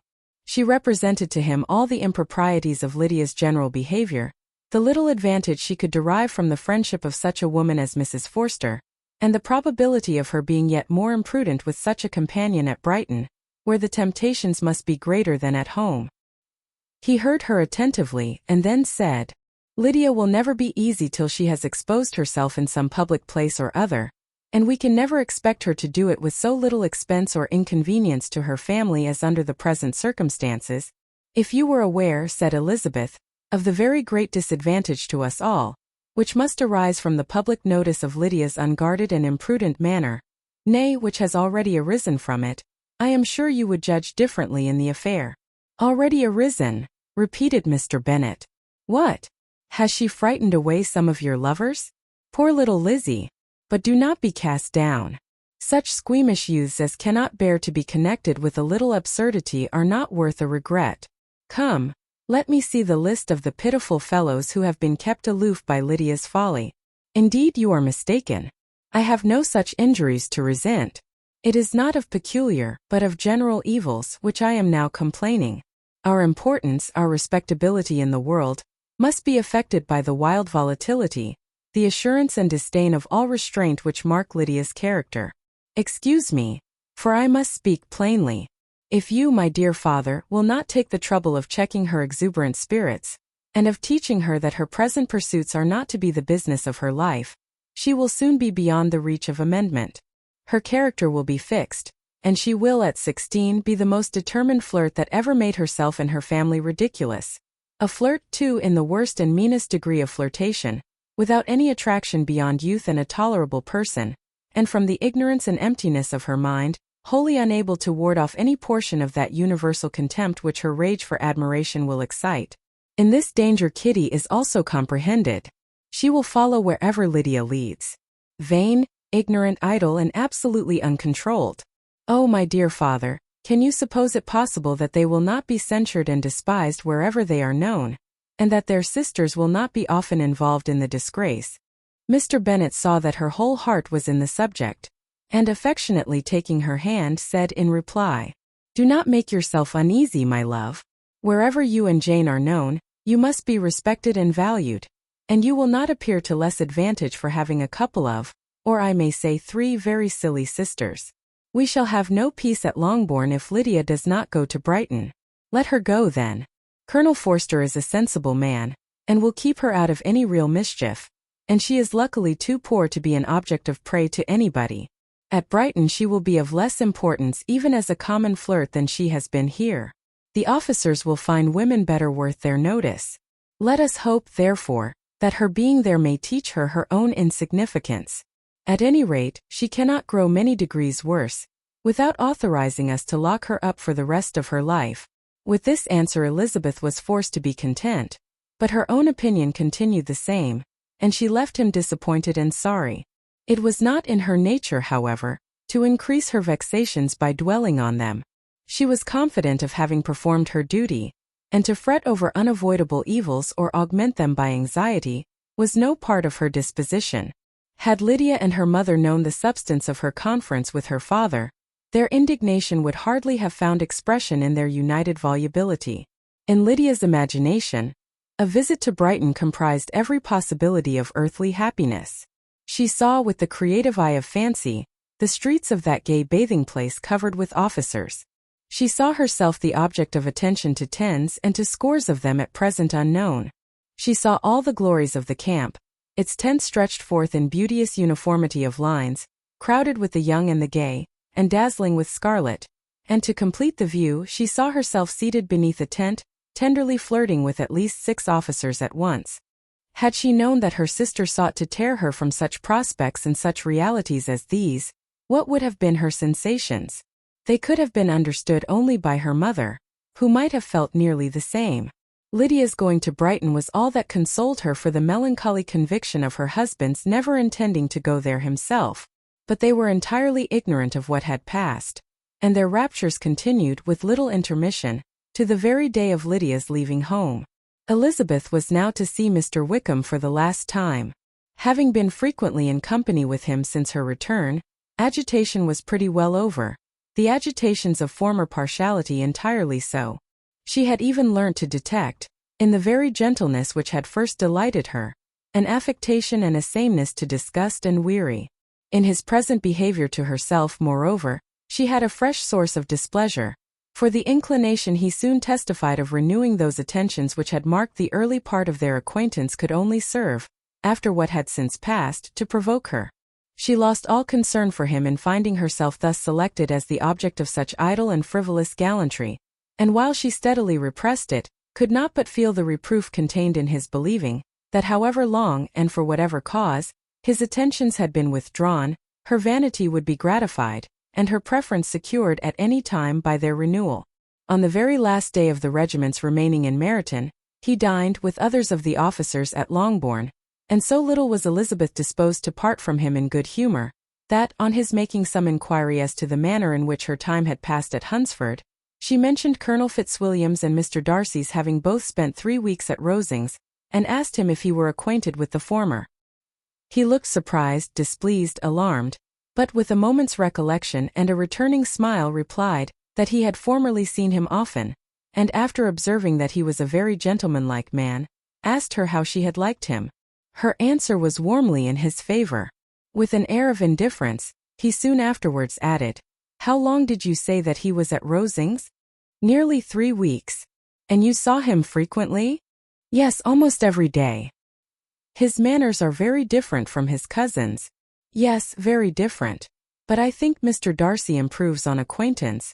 Indeed, cried Wickham, with a look which did not escape her. And pray may I ask, but checking himself he added in a gayer tone, is it in address that he improves? Has he deigned to add aught of civility to his ordinary style?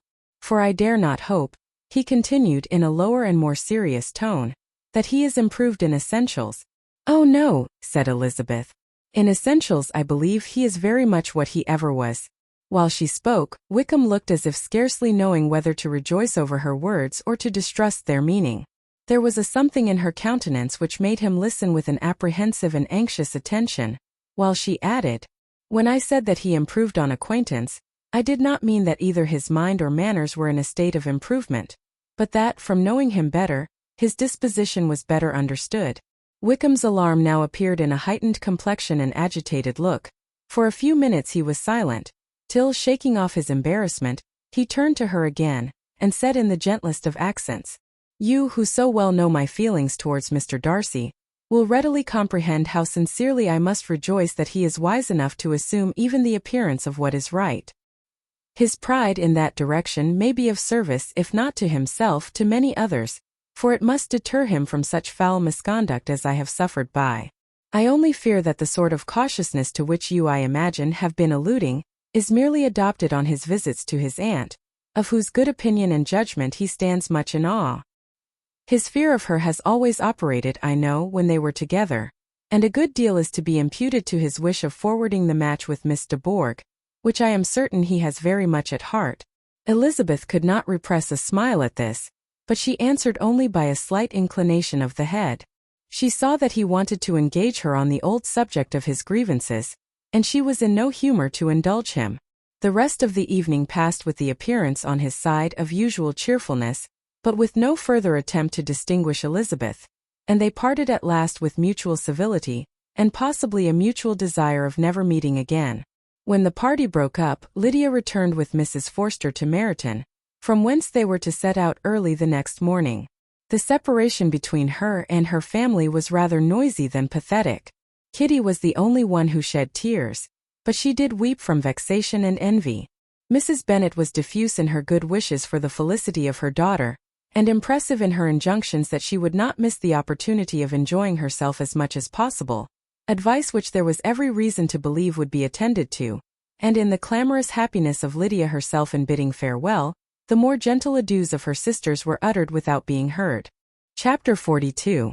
Had Elizabeth's opinion been all drawn from her own family, she could not have formed a very pleasing picture of conjugal felicity or domestic comfort. Her father, captivated by youth and beauty, and that appearance of good humor which youth and beauty generally give, had married a woman whose weak understanding and illiberal mind had very early in their marriage put an end to all real affection for her. Respect, esteem, and confidence had vanished forever, and all his views of domestic happiness were overthrown. But Mr. Bennet was not of a disposition to seek comfort for the disappointment which his own imprudence had brought on in any of those pleasures which too often console the unfortunate for their folly or their vice. He was fond of the country and of books, and from these tastes had arisen his principal enjoyments. To his wife he was very little otherwise indebted than as her ignorance and folly had contributed to his amusement. This is not the sort of happiness which a man would in general wish to owe to his wife, but where other powers of entertainment are wanting, the true philosopher will derive benefit from such as are given. Elizabeth, however, had never been blind to the impropriety of her father's behavior as a husband. She had always seen it with pain, but respecting his abilities and grateful for his affectionate treatment of herself, she endeavored to forget what she could not overlook, and to banish from her thoughts that continual breach of conjugal obligation and decorum which, in exposing his wife to the contempt of her own children, was so highly reprehensible. But she had never felt so strongly as now the disadvantages which must attend the children of so unsuitable a marriage, nor ever been so fully aware of the evils arising from so ill-judged a direction of talents which, rightly used, might at least have preserved the respectability of his daughters, even if incapable of enlarging the mind of his wife. When Elizabeth had rejoiced over Wickham's departure, she found little other cause for satisfaction in the loss of the regiment. Their parties abroad were less varied than before, And at home she had a mother and sister, whose constant repinings at the dullness of everything around them threw a real gloom over their domestic circle. And though Kitty might in time regain her natural degree of sense, since the disturbers of her brain were removed, her other sister, from whose disposition greater evil might be apprehended, was likely to be hardened in all her folly and assurance, by a situation of such double danger as a watering-place in a camp. Upon the whole, therefore, she found what has been sometimes found before, that an event to which she had looked forward with impatient desire, did not, in taking place, bring all the satisfaction she had promised herself. It was consequently necessary to name some other period for the commencement of actual felicity, to have some other point on which her wishes and hopes might be fixed, and by again enjoying the pleasure of anticipation, console herself for the present, and prepare for another disappointment. Her tour to the lakes was now the object of her happiest thoughts. It was her best consolation for all the uncomfortable hours which the discontentedness of her mother and Kitty made inevitable, and could she have included Jane in the scheme, every part of it would have been perfect. But it is fortunate, thought she, that I have something to wish for. Were the whole arrangement complete, my disappointment would be certain. But here, by carrying with me one ceaseless source of regret in my sister's absence, I may reasonably hope to have all my expectations of pleasure realized. A scheme of which every part promises delight can never be successful, and general disappointment is only warded off by the defense of some little peculiar vexation. When Lydia went away she promised to write very often and very minutely to her mother and Kitty, but her letters were always long expected, and always very short. Those to her mother contained little else than that they were just returned from the library, where such and such officers had attended them, and where she had seen such beautiful ornaments as made her quite wild, that she had a new gown or a new parasol, which she would have described more fully, but was obliged to leave off in a violent hurry, as Mrs. Forster called her, and they were going to the camp, and from her correspondence with her sister there was still less to be learnt, for her letters to Kitty, though rather longer, were much too full of lines under the words to be made public. After the first fortnight or 3 weeks of her absence, health, good humor, and cheerfulness began to reappear at Longbourn. Everything wore a happier aspect. The families who had been in town for the winter came back again, and summer finery and summer engagements arose. Mrs. Bennet was restored to her usual querulous serenity, and by the middle of June Kitty was so much recovered as to be able to enter Meryton without tears, an event of such happy promise as to make Elizabeth hope that by the following Christmas she might be so tolerably reasonable as not to mention an officer above once a day, unless, by some cruel and malicious arrangement at the War Office, another regiment should be quartered in Meryton. The time fixed for the beginning of their northern tour was now fast approaching, and a fortnight only was wanting of it, when a letter arrived from Mrs. Gardiner, which at once delayed its commencement and curtailed its extent. Mr. Gardiner would be prevented by business from setting out till a fortnight later in July, and must be in London again within a month, and as that left too short a period for them to go so far, and see so much as they had proposed, or at least to see it with the leisure and comfort they had built on, they were obliged to give up the lakes, and substitute a more contracted tour, and according to the present plan, were to go no farther northward than Derbyshire. In that county there was enough to be seen to occupy the chief of their 3 weeks, and to Mrs. Gardiner it had a peculiarly strong attraction. The town where she had formerly passed some years of her life, and where they were now to spend a few days, was probably as great an object of her curiosity as all the celebrated beauties of Matlock, Chatsworth, Dovedale, or the Peak. Elizabeth was excessively disappointed. She had set her heart on seeing the lakes, and still thought there might have been time enough, but it was her business to be satisfied, and certainly her temper to be happy, and all was soon right again. With the mention of Derbyshire there were many ideas connected. It was impossible for her to see the word without thinking of Pemberley and its owner. But surely, said she, I may enter his county with impunity, and rob it of a few petrified spars, without his perceiving me. The period of expectation was now doubled. 4 weeks were to pass away before her uncle and aunt's arrival. But they did pass away, and Mr. and Mrs. Gardiner, with their 4 children, did at length appear at Longbourn. The children, 2 girls of 6 and 8 years old and 2 younger boys, were to be left under the particular care of their cousin Jane, who was the general favorite, and whose steady sense and sweetness of temper exactly adapted her for attending to them in every way, teaching them, playing with them, and loving them. The Gardiners stayed only one night at Longbourn, and set off the next morning with Elizabeth in pursuit of novelty and amusement. One enjoyment was certain, that of suitableness as companions, a suitableness which comprehended health and temper to bear inconveniences, cheerfulness to enhance every pleasure, and affection and intelligence, which might supply it among themselves if there were disappointments abroad. It is not the object of this work to give a description of Derbyshire, nor of any of the remarkable places through which their route thither lay. Oxford, Blenheim, Warwick, Kenilworth, Birmingham, etc. are sufficiently known. A small part of Derbyshire is all the present concern.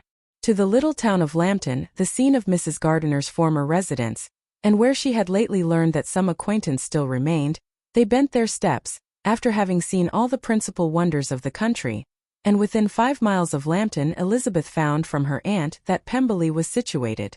It was not in their direct road, nor more than a mile or two out of it. In talking over their route the evening before, Mrs. Gardiner expressed an inclination to see the place again. Mr. Gardiner declared his willingness, and Elizabeth was applied to for her approbation. "My love, should not you like to see a place of which you have heard so much?" said her aunt. "A place, too, with which so many of your acquaintance are connected. Wickham passed all his youth there, you know." Elizabeth was distressed. She felt that she had no business at Pemberley, and was obliged to assume a disinclination for seeing it. She must own that she was tired of great houses. After going over so many, she really had no pleasure in fine carpets or satin curtains. Mrs. Gardiner abused her stupidity. "If it were merely a fine house richly furnished," said she, "I should not care about it myself. But the grounds are delightful. They have some of the finest woods in the country." Elizabeth said no more, but her mind could not acquiesce. The possibility of meeting Mr. Darcy while viewing the place instantly occurred. It would be dreadful. She blushed at the very idea, and thought it would be better to speak openly to her aunt than to run such a risk. But against this there were objections, and she finally resolved that it could be the last resource, if her private inquiries as to the absence of the family were unfavorably answered. Accordingly, when she retired at night, she asked the chambermaid whether Pemberley were not a very fine place, what was the name of its proprietor, and, with no little alarm, whether the family were down for the summer. A most welcome negative followed the last question, and her alarms being now removed, she was at leisure to feel a great deal of curiosity to see the house herself, and when the subject was revived the next morning, and she was again applied to, could readily answer, and with a proper air of indifference, that she had not really any dislike to the scheme. To Pemberley therefore they were to go. Chapter 43. Elizabeth, as they drove along, watched for the first appearance of Pemberley Woods with some perturbation, and when at length they turned in at the lodge, her spirits were in a high flutter. The park was very large, and contained great variety of ground. They entered it in one of its lowest points, and drove for some time through a beautiful wood stretching over a wide extent. Elizabeth's mind was too full for conversation, but she saw and admired every remarkable spot and point of view. They gradually ascended for half a mile, and then found themselves at the top of a considerable eminence, where the wood ceased, and the eye was instantly caught by Pemberley House, situated on the opposite side of the valley, into which the road with some abruptness wound. It was a large, handsome stone building, standing well on rising ground, and backed by a ridge of high woody hills, and in front a stream of some natural importance was swelled into greater, but without any artificial appearance. Its banks were neither formal nor falsely adorned. Elizabeth was delighted. She had never seen a place for which nature had done more, or where natural beauty had been so little counteracted by an awkward taste. They were all of them warm in their admiration, and at that moment she felt that to be mistress of Pemberley might be something. They descended the hill, crossed the bridge, and drove to the door, and while examining the nearer aspect of the house, all her apprehension of meeting its owner returned. She dreaded lest the chambermaid had been mistaken. On applying to see the place, they were admitted into the hall, and Elizabeth, as they waited for the housekeeper, had leisure to wonder at her being where she was. The housekeeper came, a respectable-looking elderly woman, much less fine and more civil than she had any notion of finding her. They followed her into the dining parlor. It was a large, well-proportioned room, handsomely fitted up. Elizabeth, after slightly surveying it, went to a window to enjoy its prospect. The hill, crowned with wood, from which they had descended, receiving increased abruptness from the distance, was a beautiful object. Every disposition of the ground was good, and she looked on the whole scene, the river, the trees scattered on its banks, and the winding of the valley as far as she could trace it, with delight. As they passed into other rooms, these objects were taking different positions, but from every window there were beauties to be seen. The rooms were lofty and handsome, and their furniture suitable to the fortune of their proprietor, but Elizabeth saw with admiration of his taste that it was neither gaudy nor uselessly fine, with less of splendor and more real elegance than the furniture of Rosings. And of this place, thought she, I might have been mistress. With these rooms I might have now been familiarly acquainted. Instead of viewing them as a stranger, I might have rejoiced in them as my own, and welcomed to them as visitors my uncle and aunt. But no, recollecting herself, that could never be. My uncle and aunt would have been lost to me. I should not have been allowed to invite them.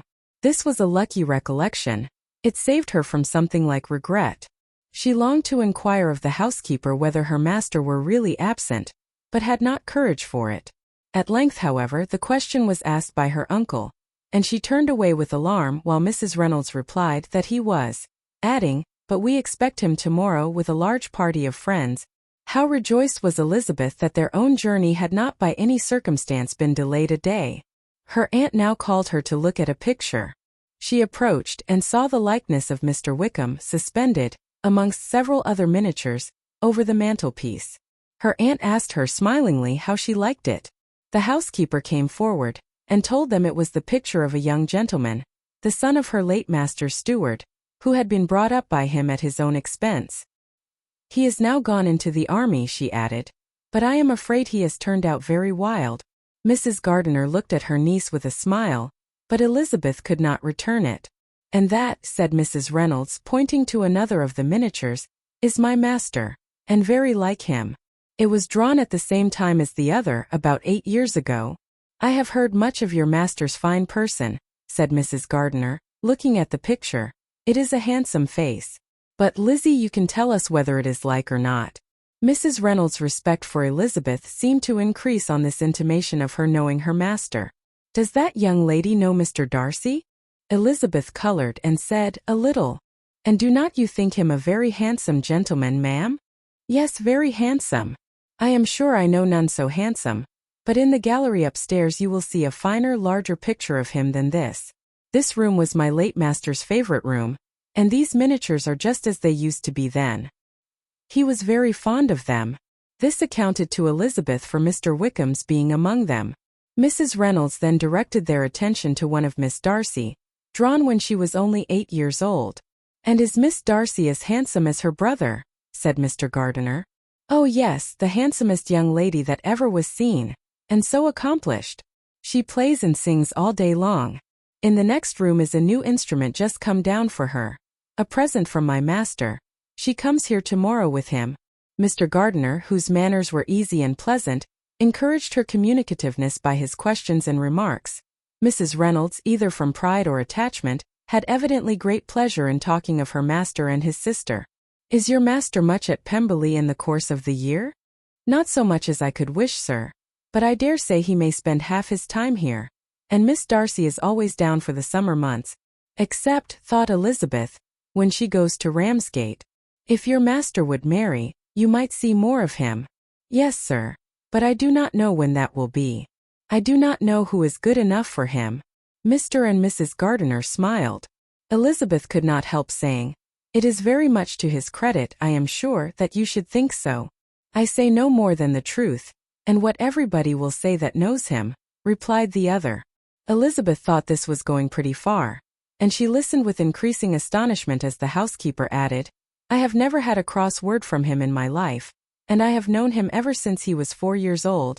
This was praise of all others most extraordinary, most opposite to her ideas. That he was not a good-tempered man had been her firmest opinion. Her keenest attention was awakened. She longed to hear more, and was grateful to her uncle for saying, there are very few people of whom so much can be said. You are lucky in having such a master. Yes, sir, I know I am. If I were to go through the world I could not meet with a better. But I have always observed, that they who are good-natured when children, are good-natured when they grow up. and he was always the sweetest-tempered, most generous-hearted boy in the world. Elizabeth almost stared at her. "Can this be Mr. Darcy?" thought she. "His father was an excellent man," said Mrs. Gardiner. "Yes, ma'am, that he was indeed. And his son will be just like him, just as affable to the poor." Elizabeth listened, wondered, doubted, and was impatient for more. Mrs. Reynolds could interest her on no other point. She related the subjects of the pictures, the dimensions of the rooms, and the price of the furniture in vain. Mr. Gardiner, highly amused by the kind of family prejudice to which he attributed her excessive commendation of her master, soon led again to the subject, and she dwelt with energy on his many merits, as they proceeded together up the great staircase.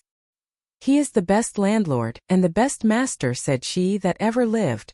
Not like the wild young men nowadays, who think of nothing but themselves. There is not one of his tenants or servants but what will give him a good name. Some people call him proud, but I am sure I never saw anything of it. To my fancy, it is only because he does not rattle away like other young men. In what an amiable light does this place him," thought Elizabeth. "This fine account of him," whispered her aunt as they walked, "is not quite consistent with his behavior to our poor friend. Perhaps we might be deceived. That is not very likely. Our authority was too good." On reaching the spacious lobby above, they were shown into a very pretty sitting-room, lately fitted up with greater elegance and lightness than the apartments below, and were informed that it was but just done to give pleasure to Miss Darcy, who had taken a liking to the room when last at Pemberley.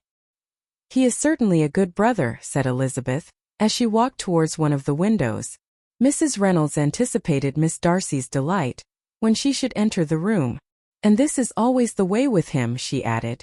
"Whatever can give his sister any pleasure is sure to be done in a moment. There is nothing he would not do for her." The picture gallery, and 2 or 3 of the principal bedrooms, were all that remained to be shown.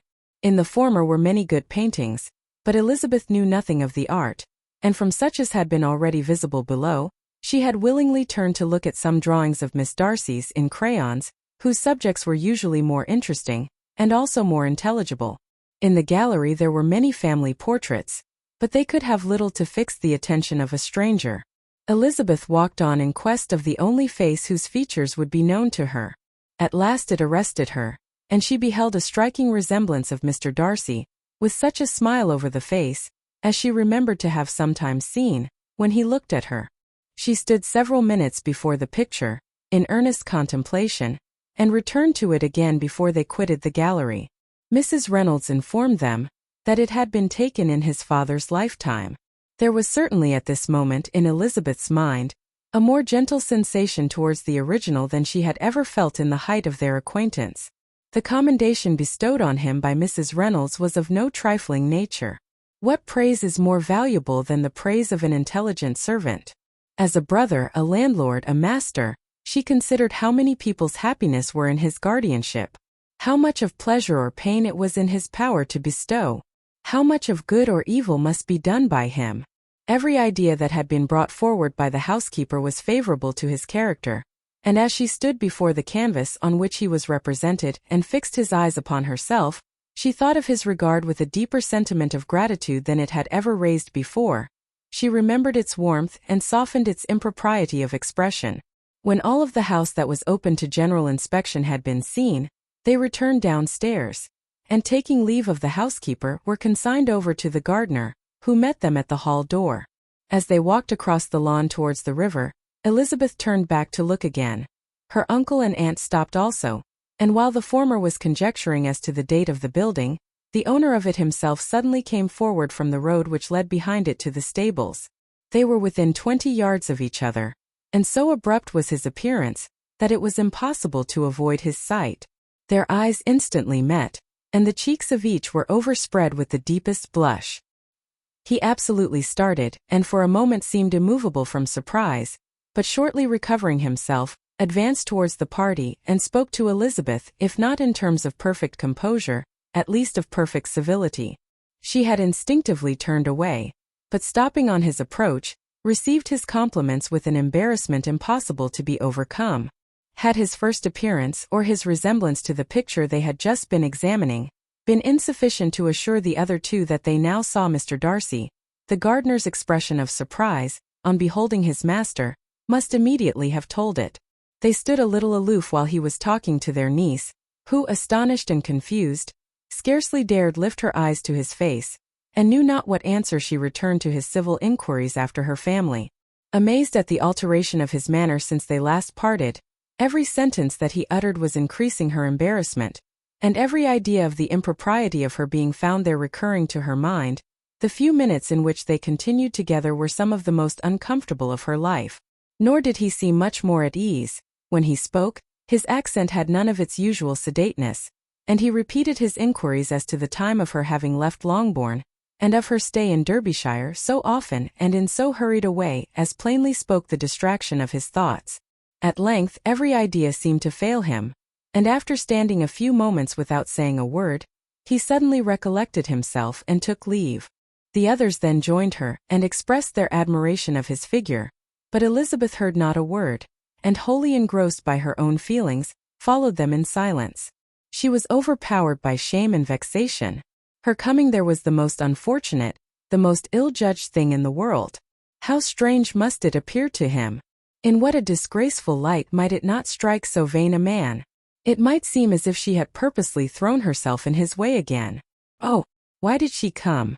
Or why did he thus come a day before he was expected? Had they been only 10 minutes sooner, they should have been beyond the reach of his discrimination, for it was plain that he was that moment arrived, that moment alighted from his horse or his carriage. She blushed again and again over the perverseness of the meeting, and his behavior so strikingly altered. What could it mean? That he should even speak to her was amazing. But to speak with such civility, to inquire after her family. Never in her life had she seen his manner so little dignified. Never had he spoken with such gentleness as on this unexpected meeting. What a contrast did it offer to his last address in Rosings Park, when he put his letter into her hand. She knew not what to think or how to account for it. They had now entered a beautiful walk by the side of the water, and every step was bringing forward a nobler fall of ground, or a finer reach of the woods to which they were approaching. But it was some time before Elizabeth was sensible of any of it, and though she answered mechanically to the repeated appeals of her uncle and aunt, and seemed to direct her eyes to such objects as they pointed out, she distinguished no part of the scene. Her thoughts were all fixed on that one spot of Pemberley House, whichever it might be, where Mr. Darcy then was. She longed to know what at that moment was passing in his mind, in what manner he thought of her, and whether, in defiance of everything, she was still dear to him. Perhaps he had been civil only because he felt himself at ease, yet there had been that in his voice which was not like ease. Whether he had felt more of pain or of pleasure in seeing her, she could not tell, but he certainly had not seen her with composure. At length, however, the remarks of her companions on her absence of mind roused her, and she felt the necessity of appearing more like herself. They entered the woods, and bidding adieu to the river for a while, ascended some of the higher grounds, whence, in spots where the opening of the trees gave the eye power to wander, were many charming views of the valley, the opposite hills, with the long range of woods overspreading many, and occasionally part of the stream. Mr. Gardiner expressed a wish of going round the whole park, but feared it might be beyond a walk. With a triumphant smile they were told that it was 10 miles round. It settled the matter, and they pursued the accustomed circuit, which brought them again after some time in a descent among hanging woods, to the edge of the water, and one of its narrowest parts. They crossed it by a simple bridge in character with the general air of the scene. It was a spot less adorned than any they had yet visited, and the valley, here contracted into a glen, allowed room only for the stream, and a narrow walk amidst the rough coppicewood which bordered it. Elizabeth longed to explore its windings, but when they had crossed the bridge and perceived their distance from the house, Mrs. Gardiner, who was not a great walker, could go no farther, and thought only of returning to the carriage as quickly as possible. Her niece was, therefore, obliged to submit, and they took their way towards the house on the opposite side of the river in the nearest direction. But their progress was slow, for Mr. Gardiner, though seldom able to indulge the taste, was very fond of fishing, and was so much engaged in watching the occasional appearance of some trout in the water, and talking to the man about them, that he advanced but little. Whilst wandering on in this slow manner, they were again surprised, and Elizabeth's astonishment was quite equal to what it had been at first, by the sight of Mr. Darcy approaching them, and at no great distance. The walk being here less sheltered than on the other side, allowed them to see him before they met. Elizabeth, however astonished, was at least more prepared for an interview than before, and resolved to appear and to speak with calmness, if he really intended to meet them. For a few moments indeed she felt that he would probably strike into some other path. The idea lasted while a turning in the walk concealed him from their view. The turning past, he was immediately before them. With a glance she saw that he had lost none of his recent civility, and to imitate his politeness, she began as they met to admire the beauty of the place. But she had not got beyond the words delightful and charming, when some unlucky recollections obtruded, and she fancied that praise of Pemberley from her might be mischievously construed. Her color changed and she said no more. Mrs. Gardiner was standing a little behind, and on her pausing, he asked her if she would do him the honor of introducing him to her friends. This was a stroke of civility for which she was quite unprepared, and she could hardly suppress a smile at his being now seeking the acquaintance of some of those very people, against whom his pride had revolted in his offer to herself. What will be his surprise, thought she, when he knows who they are? He takes them now for people of fashion. The introduction, however, was immediately made, and as she named their relationship to herself, she stole a sly look at him, to see how he bore it, and was not without the expectation of his decamping as fast as he could from such disgraceful companions. That he was surprised by the connection was evident. He sustained it, however, with fortitude, and so far from going away, turned back with them, and entered into conversation with Mr. Gardiner. Elizabeth could not but be pleased, could not but triumph. It was consoling that he should know she had some relations for whom there was no need to blush. She listened most attentively to all that passed between them, and gloried in every expression, every sentence of her uncle, which marked his intelligence, his taste, or his good manners. The conversation soon turned upon fishing, and she heard Mr. Darcy invite him, with the greatest civility, to fish there as often as he chose, while he continued in the neighborhood, offering at the same time to supply him with fishing tackle, and pointing out those parts of the stream where there was usually most sport. Mrs. Gardiner, who was walking arm in arm with Elizabeth, gave her a look expressive of her wonder. Elizabeth said nothing, but it gratified her exceedingly. The compliment must be all for herself. Her astonishment, however, was extreme, and continually was she repeating, "Why is he so altered? From what can it proceed? It cannot be for me. It cannot be for my sake that his manners are thus softened. My reproofs at Hunsford could not work such a change as this. It is impossible that he should still love me." After walking some time in this way, the two ladies in front, the two gentlemen behind, on resuming their places, after descending to the brink of the river for the better inspection of some curious water plant, there chanced to be a little alteration. It originated in Mrs. Gardiner, who, fatigued by the exercise of the morning, found Elizabeth's arm inadequate to her support, and consequently preferred her husband's. Mr. Darcy took her place by her niece, and they walked on together. After a short silence the lady first spoke. She wished him to know that she had been assured of his absence before she came to the place, and accordingly began by observing that his arrival had been very unexpected, for your housekeeper, she added, informed us that you would certainly not be here till tomorrow, and indeed before we left Bakewell, we understood that you were not immediately expected in the country.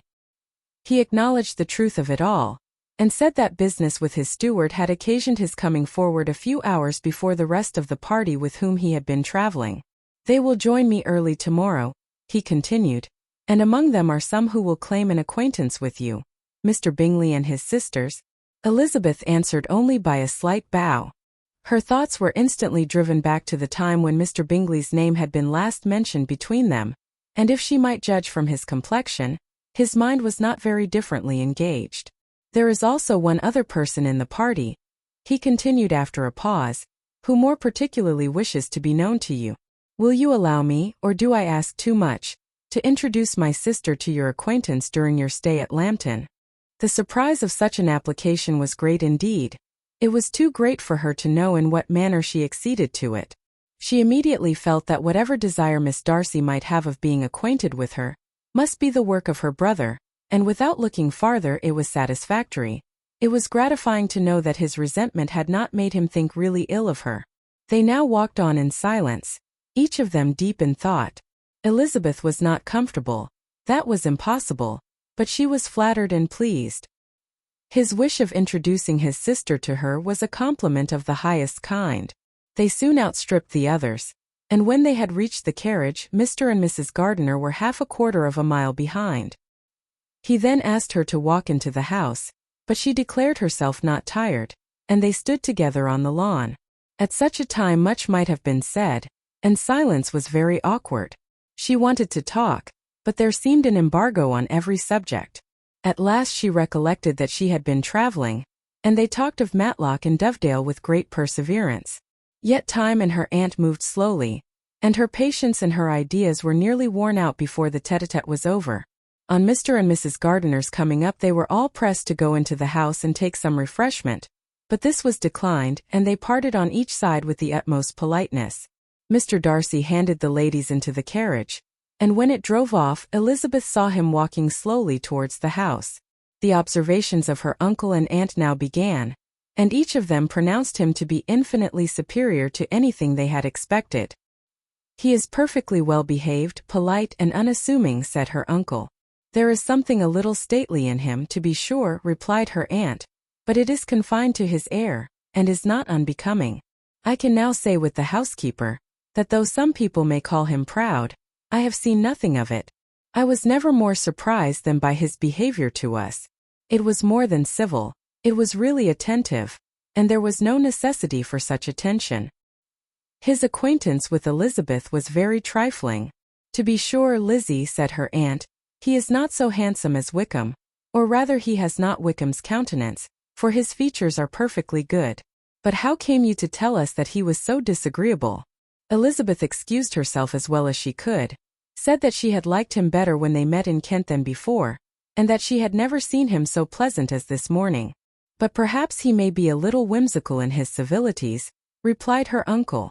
"Your great men often are, and therefore I shall not take him at his word about fishing, as he might change his mind another day, and warn me off his grounds." Elizabeth felt that they had entirely mistaken his character, but said nothing.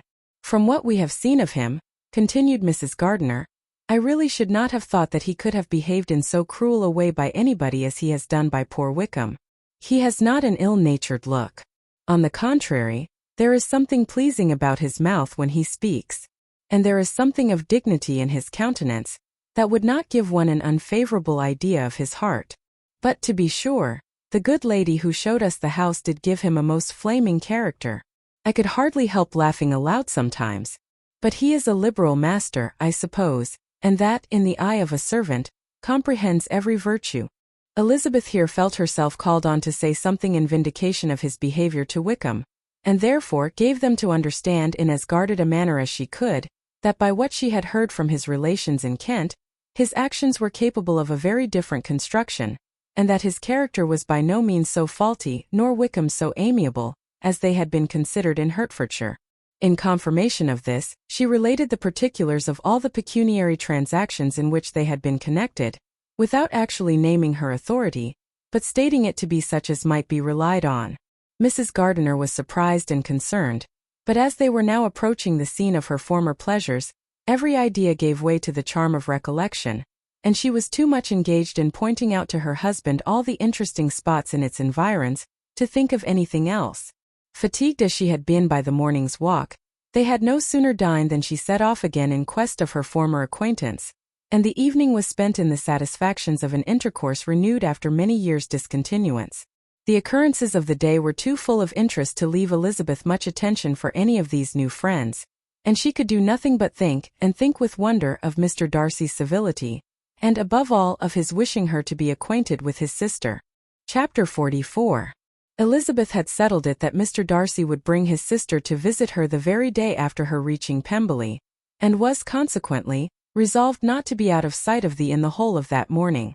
But her conclusion was false, for on the very morning after their own arrival at Lambton these visitors came. They had been walking about the place with some of their new friends, and were just returned to the inn to dress themselves for dining with the same family, when the sound of a carriage drew them to a window, and they saw a gentleman and lady in a coupé driving up the street. Elizabeth, immediately recognizing the livery, guessed what it meant, and imparted no small degree of surprise to her relations, by acquainting them with the honor which she expected.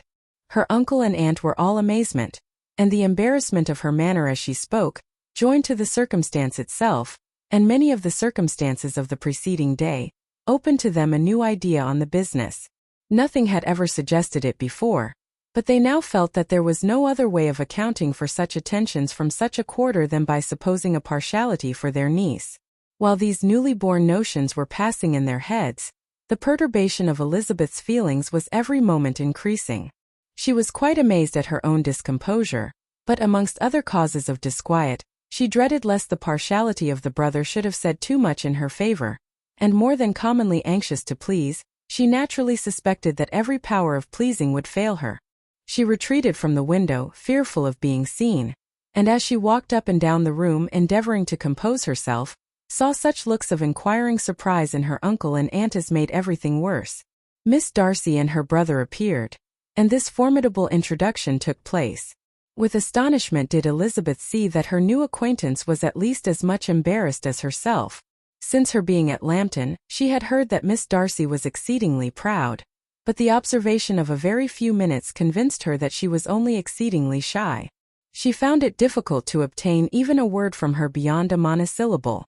Miss Darcy was tall, and on a larger scale than Elizabeth, and though little more than 16, her figure was formed, and her appearance womanly and graceful. She was less handsome than her brother, but there was sense and good humor in her face, and her manners were perfectly unassuming and gentle. Elizabeth, who had expected to find in her as acute and unembarrassed an observer as ever Mr. Darcy had been, was much relieved by discerning such different feelings. They had not been long together before Darcy told her that Bingley was also coming to wait on her, and she had barely time to express her satisfaction and prepare for such a visitor, when Bingley's quick step was heard on the stairs, and in a moment he entered the room. All Elizabeth's anger against him had been long done away, but had she still felt any, it could hardly have stood its ground against the unaffected cordiality with which he expressed himself on seeing her again. He inquired in a friendly though general way after her family, and looked and spoke with the same good-humored ease that he had ever done. To Mr. and Mrs. Gardiner, he was scarcely a less interesting personage than to herself. They had long wished to see him. The whole party before them, indeed, excited a lively attention. The suspicions which had just arisen of Mr. Darcy and their niece directed their observation towards each with an earnest, though guarded, inquiry, and they soon drew from those inquiries the full conviction that one of them at least knew what it was to love. Of the lady's sensations they remained a little in doubt, but that the gentleman was overflowing with admiration was evident enough. Elizabeth, on her side, had much to do. She wanted to ascertain the feelings of each of her visitors, she wanted to compose her own, and to make herself agreeable to all, and in the latter object where she feared most to fail, she was most sure of success, for those to whom she endeavored to give pleasure were prepossessed in her favor.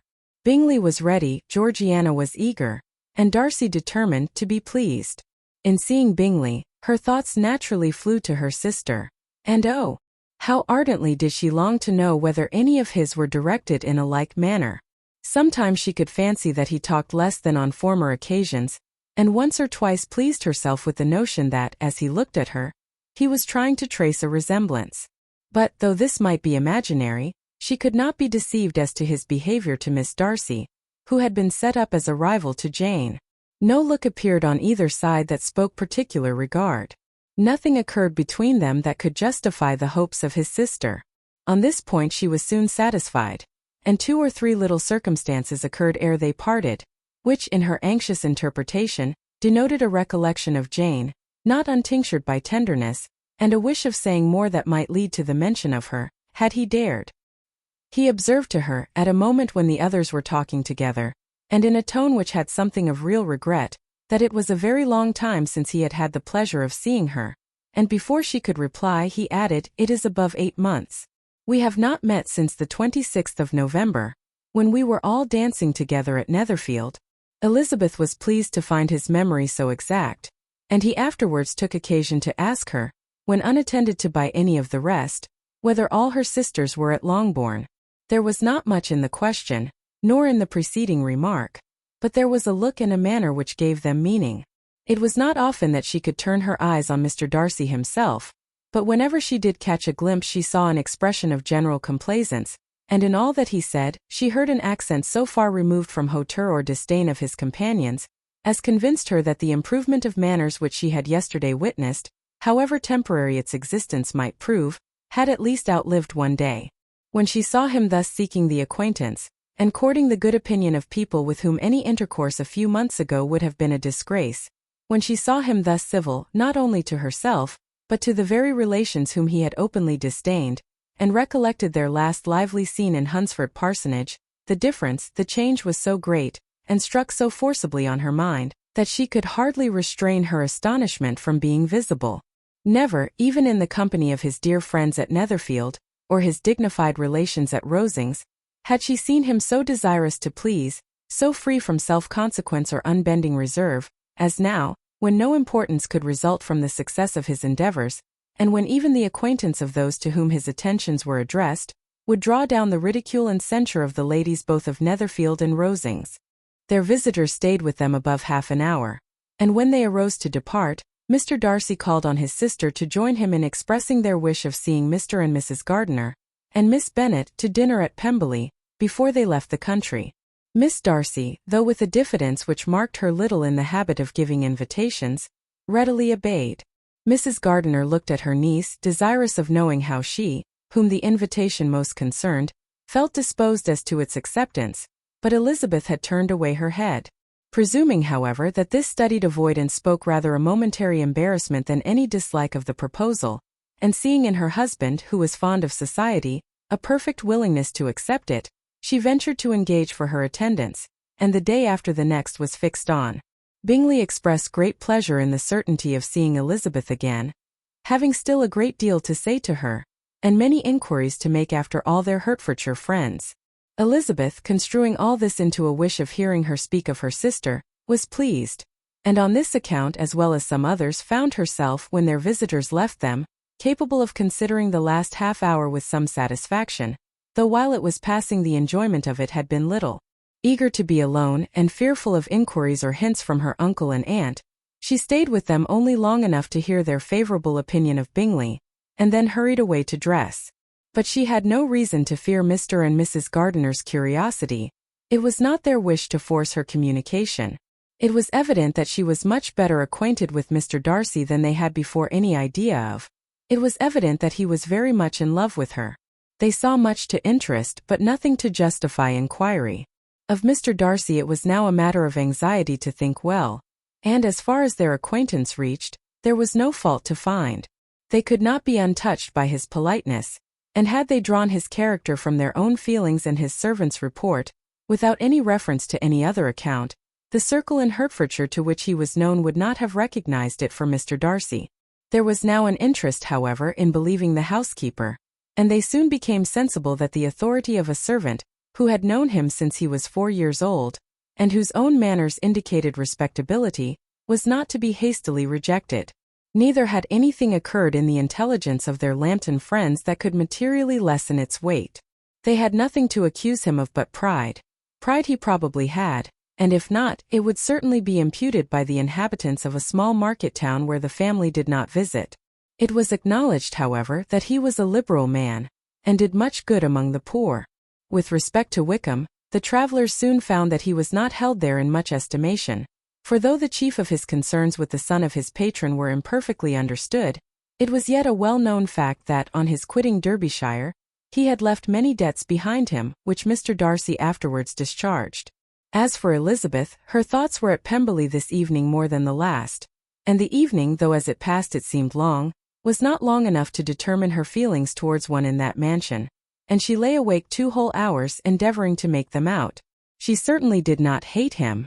No. Hatred had vanished long ago, and she had almost as long been ashamed of ever feeling a dislike against him, that could be so called. The respect created by the conviction of his valuable qualities, though at first unwillingly admitted, had for some time ceased to be repugnant to her feelings, and it was now heightened into somewhat of a friendlier nature by the testimony so highly in his favour, and bringing forward his disposition in so amiable a light, which yesterday had produced. But above all, above respect and esteem, there was a motive within her of goodwill which could not be overlooked. It was gratitude. Gratitude not merely for having once loved her, but for loving her still well enough to forgive all the petulance and acrimony of her manner in rejecting him, and all the unjust accusations accompanying her rejection.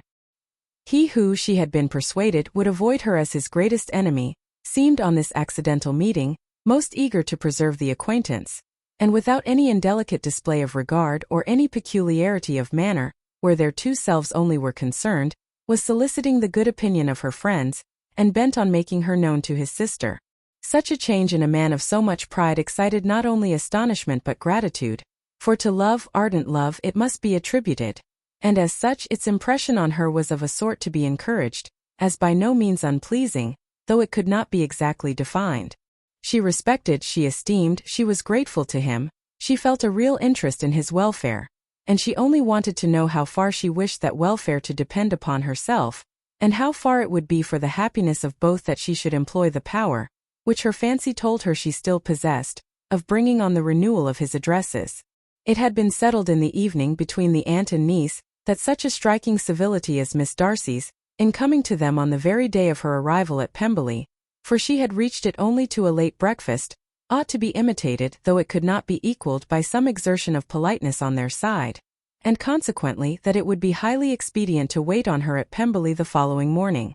They were therefore to go. Elizabeth was pleased, though when she asked herself the reason, she had very little to say in reply. Mr. Gardiner left them soon after breakfast. The fishing scheme had been renewed the day before, and a positive engagement made of his meeting some of the gentlemen at Pemberley by noon. Chapter 45. Convinced as Elizabeth now was that Miss Bingley's dislike of her had originated in jealousy, she could not help feeling how very unwelcome her appearance at Pemberley must be to her, and was curious to know with how much civility on that lady's side the acquaintance would now be renewed. On reaching the house, they were shown through the hall into the saloon, whose northern aspect rendered it delightful for summer. Its windows, opening to the ground, admitted a most refreshing view of the high woody hills behind the house, and of the beautiful oaks and Spanish chestnuts which were scattered over the intermediate lawn.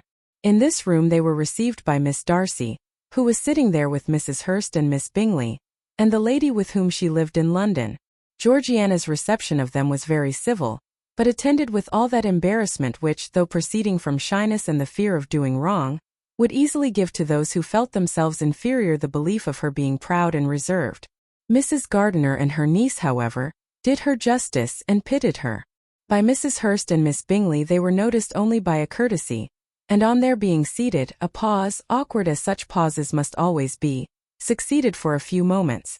It was first broken by Mrs. Annesley, a genteel, agreeable-looking woman, whose endeavour to introduce some kind of discourse proved her to be more truly well-bred than either of the others, and between her and Mrs. Gardiner, with occasional help from Elizabeth, the conversation was carried on. Miss Darcy looked as if she wished for courage enough to join in it, and sometimes did venture a short sentence, when there was least danger of its being heard. Elizabeth soon saw that she was herself closely watched by Miss Bingley, and that she could not speak a word, especially to Miss Darcy, without calling her attention. This observation would not have prevented her from trying to talk to the latter, had they not been seated at an inconvenient distance, but she was not sorry to be spared the necessity of saying much. Her own thoughts were employing her. She expected every moment that some of the gentlemen would enter the room. She wished, she feared, that the master of the house might be amongst them, and whether she wished or feared it most, she could scarcely determine. After sitting in this manner a quarter of an hour, without hearing Miss Bingley's voice, Elizabeth was roused by receiving from her a cold inquiry after the health of her family. She answered with equal indifference and brevity, and the other said no more. The next variation which their visit afforded was produced by the entrance of servants with cold meat, cake, and a variety of all the finest fruits in season, but this did not take place till after many a significant look and smile from Mrs. Annesley to Miss Darcy had been given, to remind her of her post. There was now employment for the whole party, for though they could not all talk, they could all eat, and the beautiful pyramids of grapes, nectarines, and peaches soon collected them round the table. While thus engaged, Elizabeth had a fair opportunity of deciding whether she most feared or wished for the appearance of Mr. Darcy, by the feelings which prevailed on his entering the room, and then, though but a moment before she had believed her wishes to predominate, she began to regret that he came. He had been some time with Mr. Gardiner, who, with 2 or 3 other gentlemen from the house, was engaged by the river. and had left him only on learning that the ladies of the family intended a visit to Georgiana that morning. No sooner did he appear than Elizabeth wisely resolved to be perfectly easy and unembarrassed, a resolution the more necessary to be made, but perhaps not the more easily kept, because she saw that the suspicions of the whole party were awakened against them, and that there was scarcely an eye which did not watch his behavior when he first came into the room. In no countenance was attentive curiosity so strongly marked as in Miss Bingley's, in spite of the smiles which overspread her face whenever she spoke to one of its objects. For jealousy had not yet made her desperate, and her attentions to Mr. Darcy were by no means over. Miss Darcy, on her brother's entrance, exerted herself much more to talk, and Elizabeth saw that he was anxious for his sister and herself to get acquainted, and forwarded, as much as possible, every attempt at conversation on either side.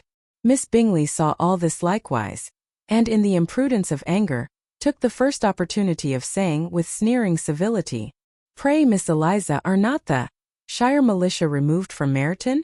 They must be a great loss to your family." In Darcy's presence she dared not mention Wickham's name, but Elizabeth instantly comprehended that he was uppermost in her thoughts, and the various recollections connected with him gave her a moment's distress, but exerting herself vigorously to repel the ill-natured attack, she presently answered the question in a tolerably disengaged tone. While she spoke, an involuntary glance showed her Darcy with a heightened complexion, earnestly looking at her, and his sister overcome with confusion, and unable to lift up her eyes. Had Miss Bingley known what pain she was then giving her beloved friend, she undoubtedly would have refrained from the hint, but she had merely intended to discompose Elizabeth, by bringing forward the idea of a man to whom she believed her partial, to make her betray a sensibility which might injure her in Darcy's opinion, and perhaps, to remind the latter of all the follies and absurdities by which some part of her family were connected with that corps. Not a syllable had ever reached her of Miss Darcy's meditated elopement. To no creature had it been revealed, where secrecy was possible, except to Elizabeth, and from all Bingley's connections her brother was particularly anxious to conceal it, from that very wish which Elizabeth had long ago attributed to him, of their becoming hereafter her own. He had certainly formed such a plan, and without meaning that it should affect his endeavour to separate him from Miss Bennet, it is probable that it might add something to his lively concern for the welfare of his friend. Elizabeth's collected behaviour, however, soon quieted his emotion, and as Miss Bingley, vexed and disappointed, dared not approach nearer to Wickham, Georgiana also recovered in time, though not enough to be able to speak any more. Her brother, whose eye she feared to meet, scarcely recollected her interest in the affair, and the very circumstance which had been designed to turn his thoughts from Elizabeth, seemed to have fixed them on her more and more cheerfully. Their visit did not continue long after the question and answer above mentioned, and while Mr. Darcy was attending them to their carriage, Miss Bingley was venting her feelings in criticisms on Elizabeth's person, behaviour, and dress. But Georgiana would not join her. Her brother's recommendation was enough to ensure her favour. His judgment could not err, and he had spoken in such terms of Elizabeth, as to leave Georgiana without the power of finding her otherwise than lovely and amiable. When Darcy returned to the saloon, Miss Bingley could not help repeating to him some part of what she had been saying to his sister. "How very ill Eliza Bennet looks this morning, Mr. Darcy," she cried. "I never in my life saw anyone so much altered as she is since the winter. She is grown so brown and coarse. Louisa and I were agreeing that we should not have known her again." However little Mr. Darcy might have liked such an address, he contented himself with coolly replying that he perceived no other alteration than her being rather tanned, no miraculous consequence of travelling in the summer. "For my own part," she rejoined, "I must confess that I never could see any beauty in her. Her face is too thin, her complexion has no brilliancy, and her features are not at all handsome. Her nose wants character. There is nothing marked in its lines. Her teeth are tolerable, but not out of the common way, and as for her eyes, which have sometimes been called so fine, I never could perceive anything extraordinary in them. They have a sharp, shrewish look, which I do not like at all, and in her air altogether, there is a self-sufficiency without fashion, which is intolerable." Persuaded as Miss Bingley was that Darcy admired Elizabeth, this was not the best method of recommending herself, but angry people are not always wise, and in seeing him at last look somewhat nettled, she had all the success she expected. He was resolutely silent, however, and from a determination of making him speak, she continued, I remember when we first knew her in Hertfordshire, how amazed we all were to find that she was a reputed beauty, and I particularly recollect your saying one night, after they had been dining at Netherfield, she a beauty. I should as soon call her mother a wit. But afterwards she seemed to improve on you, and I believe you thought her rather pretty at one time. Yes, replied Darcy, who could contain himself no longer, but that was only when I first knew her, for it is many months since I have considered her as one of the handsomest women of my acquaintance. He then went away, and Miss Bingley was left to all the satisfaction of having forced him to say what gave no one any pain but herself. Mrs. Gardiner and Elizabeth talked of all that had occurred during their visit as they returned, except what had particularly interested them both. The looks and behavior of everybody they had seen were discussed, except of the person who had mostly engaged their attention. They talked of his sister, his friends, his house, his fruit, of everything but himself. Yet Elizabeth was longing to know what Mrs. Gardiner thought of him, and Mrs. Gardiner would have been highly gratified by her niece's beginning the subject. Chapter 46. Elizabeth had been a good deal disappointed in not finding a letter from Jane on their first arrival at Lambton, and this disappointment had been renewed on each of the mornings that had now been spent there. But on the third her repining was over, and her sister justified by the receipt of 2 letters from her at once, on one of which was marked that it had been missent elsewhere. Elizabeth was not surprised at it, as Jane had written the direction remarkably ill. They had just been preparing to walk as the letters came in, and her uncle and aunt, leaving her to enjoy them in quiet, set off by themselves. The one missent must be first attended to. It had been written 5 days ago. The beginning contained an account of all their little parties and engagements, with such news as the country afforded. But the latter half, which was dated a day later, and written in evident agitation, gave more important intelligence. It was to this effect. Since writing the above, dearest Lizzie, something has occurred of a most unexpected and serious nature, but I am afraid of alarming you. Be assured that we are all well. What I have to say relates to poor Lydia.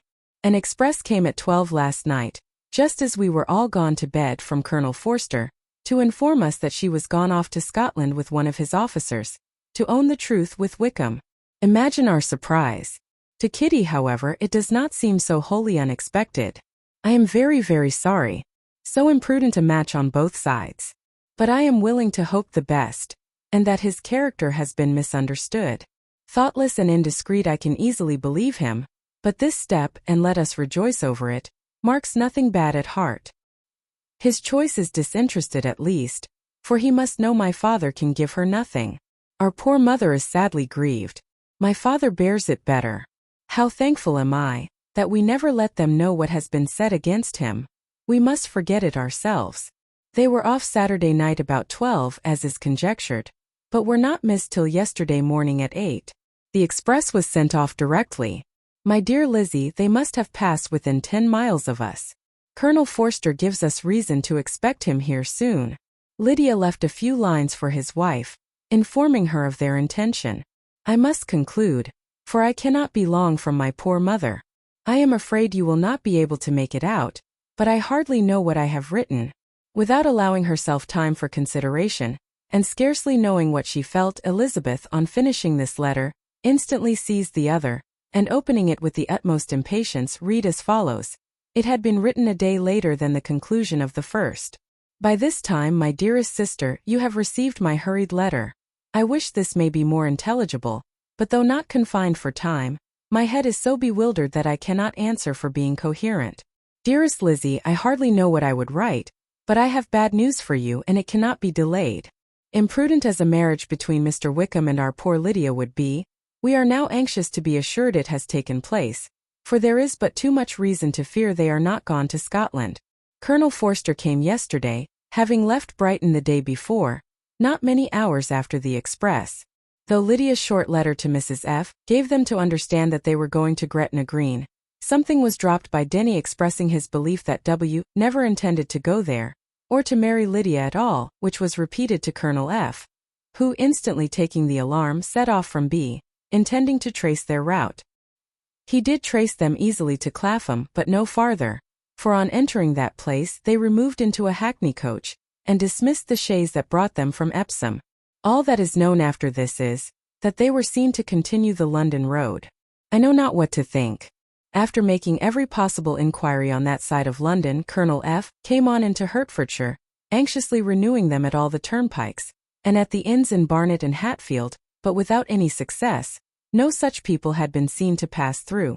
With the kindest concern he came on to Longbourn, and broke his apprehensions to us in a manner most creditable to his heart. I am sincerely grieved for him and Mrs. F. But no one can throw any blame on them. Our distress, my dear Lizzie, is very great. My father and mother believe the worst, but I cannot think so ill of him. Many circumstances might make it more eligible for them to be married privately in town than to pursue their first plan. And even if he could form such a design against a young woman of Lydia's connections, which is not likely, can I suppose her so lost to everything? Impossible. I grieve to find, however, that Colonel F. is not disposed to depend upon their marriage. He shook his head when I expressed my hopes, and said he feared W. was not a man to be trusted. My poor mother is really ill, and keeps her room. Could she exert herself it would be better, but this is not to be expected. And as to my father, I never in my life saw him so affected. Poor Kitty has anger for having concealed their attachment, but as it was a matter of confidence, one cannot wonder. I am truly glad, dearest Lizzie, that you have been spared something of these distressing scenes. But now, as the first shock is over, shall I own that I long for your return? I am not so selfish, however, as to press for it, if inconvenient. Adieu. I take up my pen again to do what I have just told you I would not, but circumstances are such that I cannot help earnestly begging you all to come here as soon as possible. I know my dear uncle and aunt so well that I am not afraid of requesting it, though I have still something more to ask of the former. My father is going to London with Colonel Forster instantly, to try to discover her. What he means to do, I am sure I know not, but his excessive distress will not allow him to pursue any measure in the best and safest way, and Colonel Forster is obliged to be at Brighton again tomorrow evening. In such an exigence my uncle's advice and assistance would be everything in the world. He will immediately comprehend what I must feel, and I rely upon his goodness. Oh, where is my uncle? Cried Elizabeth, darting from her seat as she finished the letter, in eagerness to follow him, without losing a moment of the time so precious. But as she reached the door, it was opened by a servant and Mr. Darcy appeared. Her pale face and impetuous manner made him start, and before he could recover himself enough to speak, she, in whose mind every idea was superseded by Lydia's situation, hastily exclaimed, I beg your pardon, but I must leave you. I must find Mr. Gardiner this moment on business that cannot be delayed. I have not an instant to lose. Good God! What is the matter? Cried he with more feeling than politeness. Then recollecting himself, I will not detain you a minute, but let me or let the servant go after Mr. and Mrs. Gardiner. You are not well enough. You cannot go yourself. Elizabeth hesitated, but her knees trembled under her, and she felt how little would be gained by her attempting to pursue them. Calling back the servant, therefore, she commissioned him, though in so breathless an accent as made her almost unintelligible, to fetch his master and mistress home instantly.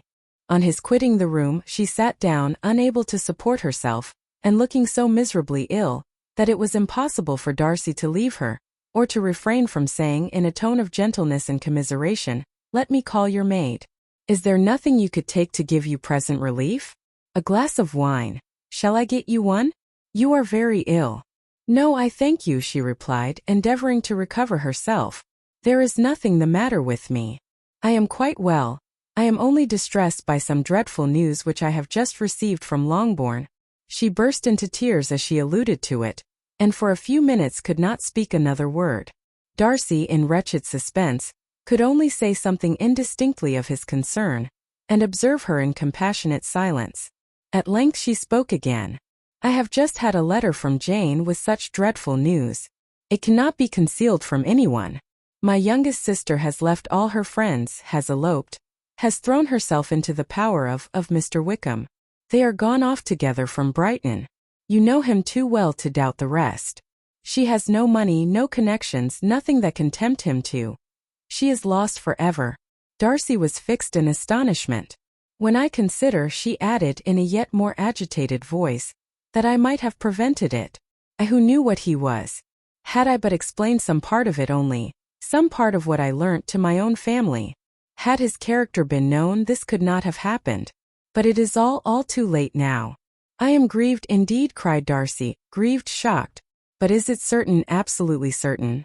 Oh yes. They left Brighton together on Sunday night, and were traced almost to London, but not beyond.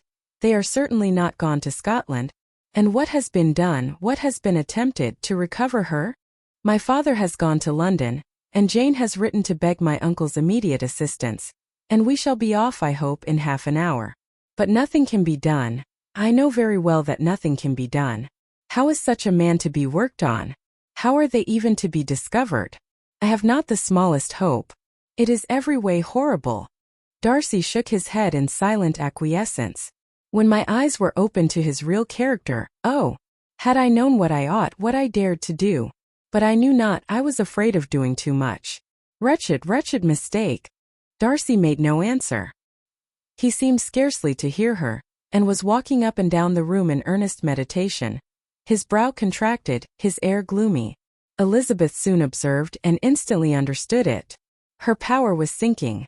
Everything must sink under such a proof of family weakness, such an assurance of the deepest disgrace. She could neither wonder nor condemn, but the belief of his self-conquest brought nothing consolatory to her bosom, afforded no palliation of her distress. It was, on the contrary, exactly calculated to make her understand her own wishes, and never had she so honestly felt that she could have loved him, as now, when all love must be vain. But self, though it would intrude, could not engross her. Lydia, the humiliation, the misery she was bringing on them all, soon swallowed up every private care, and covering her face with her handkerchief, Elizabeth was soon lost to everything else, and after a pause of several minutes, was only recalled to a sense of her situation by the voice of her companion, who in a manner which, though it spoke compassion, spoke likewise restraint, said, I am afraid you have been long desiring my absence, nor have I anything to plead in excuse of my stay, but real, though unavailing concern. Would to heaven that anything could be either said or done on my part, that might offer consolation to such distress. But I will not torment you with vain wishes, which may seem purposely to ask for your thanks. This unfortunate affair will, I fear, prevent my sister's having the pleasure of seeing you at Pemberley today. Oh yes. Be so kind as to apologize for us to Miss Darcy. Say that urgent business calls us home immediately. Conceal the unhappy truth as long as it is possible. I know it cannot be long. He readily assured her of his secrecy, again expressed his sorrow for her distress, wished it a happier conclusion than there was at present reason to hope, and leaving his compliments for her relations, with only one serious parting look, went away. As he quitted the room, Elizabeth felt how improbable it was that they should ever see each other again on such terms of cordiality as had marked their several meetings in Derbyshire, and as she threw a retrospective glance over the whole of their acquaintance, so full of contradictions and varieties, sighed at the perverseness of those feelings which would now have promoted its continuance, and would formerly have rejoiced in its termination. If gratitude and esteem are good foundations of affection, Elizabeth's change of sentiment will be neither improbable nor faulty. But if otherwise, if the regard springing from such sources is unreasonable or unnatural, in comparison of what is so often described as arising on a first interview with its object, and even before two words have been exchanged, nothing can be said in her defense, except that she had given somewhat of a trial to the latter method, in her partiality for Wickham, and that its ill success might, perhaps, authorize her to seek the other less interesting mode of attachment. Be that as it may, she saw him go with regret, and in this early example of what Lydia's infamy must produce, found additional anguish as she reflected on that wretched business. Never since reading Jane's second letter, had she entertained a hope of Wickham's meaning to marry her. No one but Jane, she thought, could flatter herself with such an expectation. Surprise was the least of all her feelings on this development. While the contents of the first letter remained on her mind, she was all surprise, all astonishment, that Wickham should marry a girl whom it was impossible he could marry for money, and how Lydia could ever have attached him had appeared incomprehensible. But now it was all too natural. For such an attachment as this, she might have sufficient charms, and though she did not suppose Lydia to be deliberately engaging in an elopement, without the intention of marriage, she had no difficulty in believing that neither her virtue nor her understanding would preserve her from falling an easy prey. She had never perceived, while the regiment was in Hertfordshire, that Lydia had any partiality for him, but she was convinced that Lydia had wanted only encouragement to attach herself to anybody. Sometimes one officer, sometimes another, had been her favorite, as their attentions raised them in her opinion. Her affections had been continually fluctuating, but never without an object. The mischief of neglect and mistaken indulgence towards such a girl, how acutely did she now feel it? She was wild to be at home, to hear, to see, to be upon the spot, to share with Jane in the cares that must now fall wholly upon her, in a family so deranged. A father absent, a mother incapable of exertion and requiring constant attendance. And though almost persuaded that nothing could be done for Lydia, her uncle's interference seemed of the utmost importance. Until he entered the room, the misery of her impatience was severe. Mr. and Mrs. Gardiner had hurried back in alarm, supposing by the servant's account that their niece was taken suddenly ill, but satisfying them instantly on that head, she eagerly communicated the cause of their summons, reading the 2 letters aloud, and dwelling on the postscript of the last with trembling energy. Though Lydia had never been a favorite with them, Mr. and Mrs. Gardiner could not but be deeply affected. Not Lydia only, but all were concerned in it, and after the first exclamations of surprise and horror, Mr. Gardiner readily promised every assistance in his power. Elizabeth, though expecting no less, thanked him with tears of gratitude, and all 3 being actuated by one spirit, everything relating to their journey was speedily settled. They were to be off as soon as possible. "But what is to be done about Pemberley?" cried Mrs. Gardiner. "John told us Mr. Darcy was here when you sent for us. Was it so?" "Yes, and I told him we should not be able to keep our engagement. That is all settled." "What is all settled?" repeated the other, as she ran into her room to prepare. "And are they upon such terms as for her to disclose the real truth? Oh, that I knew how it was!" But wishes were vain, or at best could serve only to amuse her in the hurry and confusion of the following hour. Had Elizabeth been at leisure to be idle, she would have remained certain that all employment was impossible to one so wretched as herself, but she had her share of business as well as her aunt, and amongst the rest there were notes to be written to all their friends at Lambton, with false excuses for their sudden departure. An hour, however, saw the whole completed, and Mr. Gardiner, meanwhile, having settled his account at the inn, nothing remained to be done but to go, and Elizabeth, after all the misery of the morning, found herself in a shorter space of time than she could have supposed, seated in the carriage and on the road to Longbourn. Chapter 47. "I have been thinking it over again, Elizabeth," said her uncle as they drove from the town, "and really, upon serious consideration, I am much more inclined than I was to judge as your eldest sister does of the matter. It appears to me so very unlikely that any young man should form such a design against a girl who is by no means unprotected or friendless, and who is actually staying in his colonel's family, that I am strongly inclined to hope the best. Could he expect that her friends would not step forward? Could he expect to be noticed again by the regiment, after such an affront to Colonel Forster? His temptation is not adequate to the risk." "Do you really think so?" cried Elizabeth, brightening up for a moment. "Upon my word," said Mrs. Gardiner, "I begin to be of your uncle's opinion. It is really too great a violation of decency, honor, and interest, for him to be guilty of it. I cannot think so very ill of Wickham. Can you yourself, Lizzie, so wholly give him up, as to believe him capable of it? Not perhaps of neglecting his own interest, but of every other neglect I can believe him capable. If indeed it should be so, but I dare not hope it. Why should they not go on to Scotland if that had been the case?" "In the first place," replied Mr. Gardiner, "there is no absolute proof that they are not gone to Scotland." "Oh, but their removing from the chaise into a hackney coach is such a presumption. And besides, no traces of them were to be found on the Barnet road." "Well then, supposing them to be in London, they may be there, though for the purpose of concealment, for no more exceptionable purpose. It is not likely that money should be very abundant on either side, and it might strike them that they could be more economically, though less expeditiously, married in London than in Scotland. But why all this secrecy? Why any fear of detection? Why must their marriage be private? Oh no, this is not likely. His most particular friend, you see by Jane's account, was persuaded of his never intending to marry her. Wickham will never marry a woman without some money. He cannot afford it.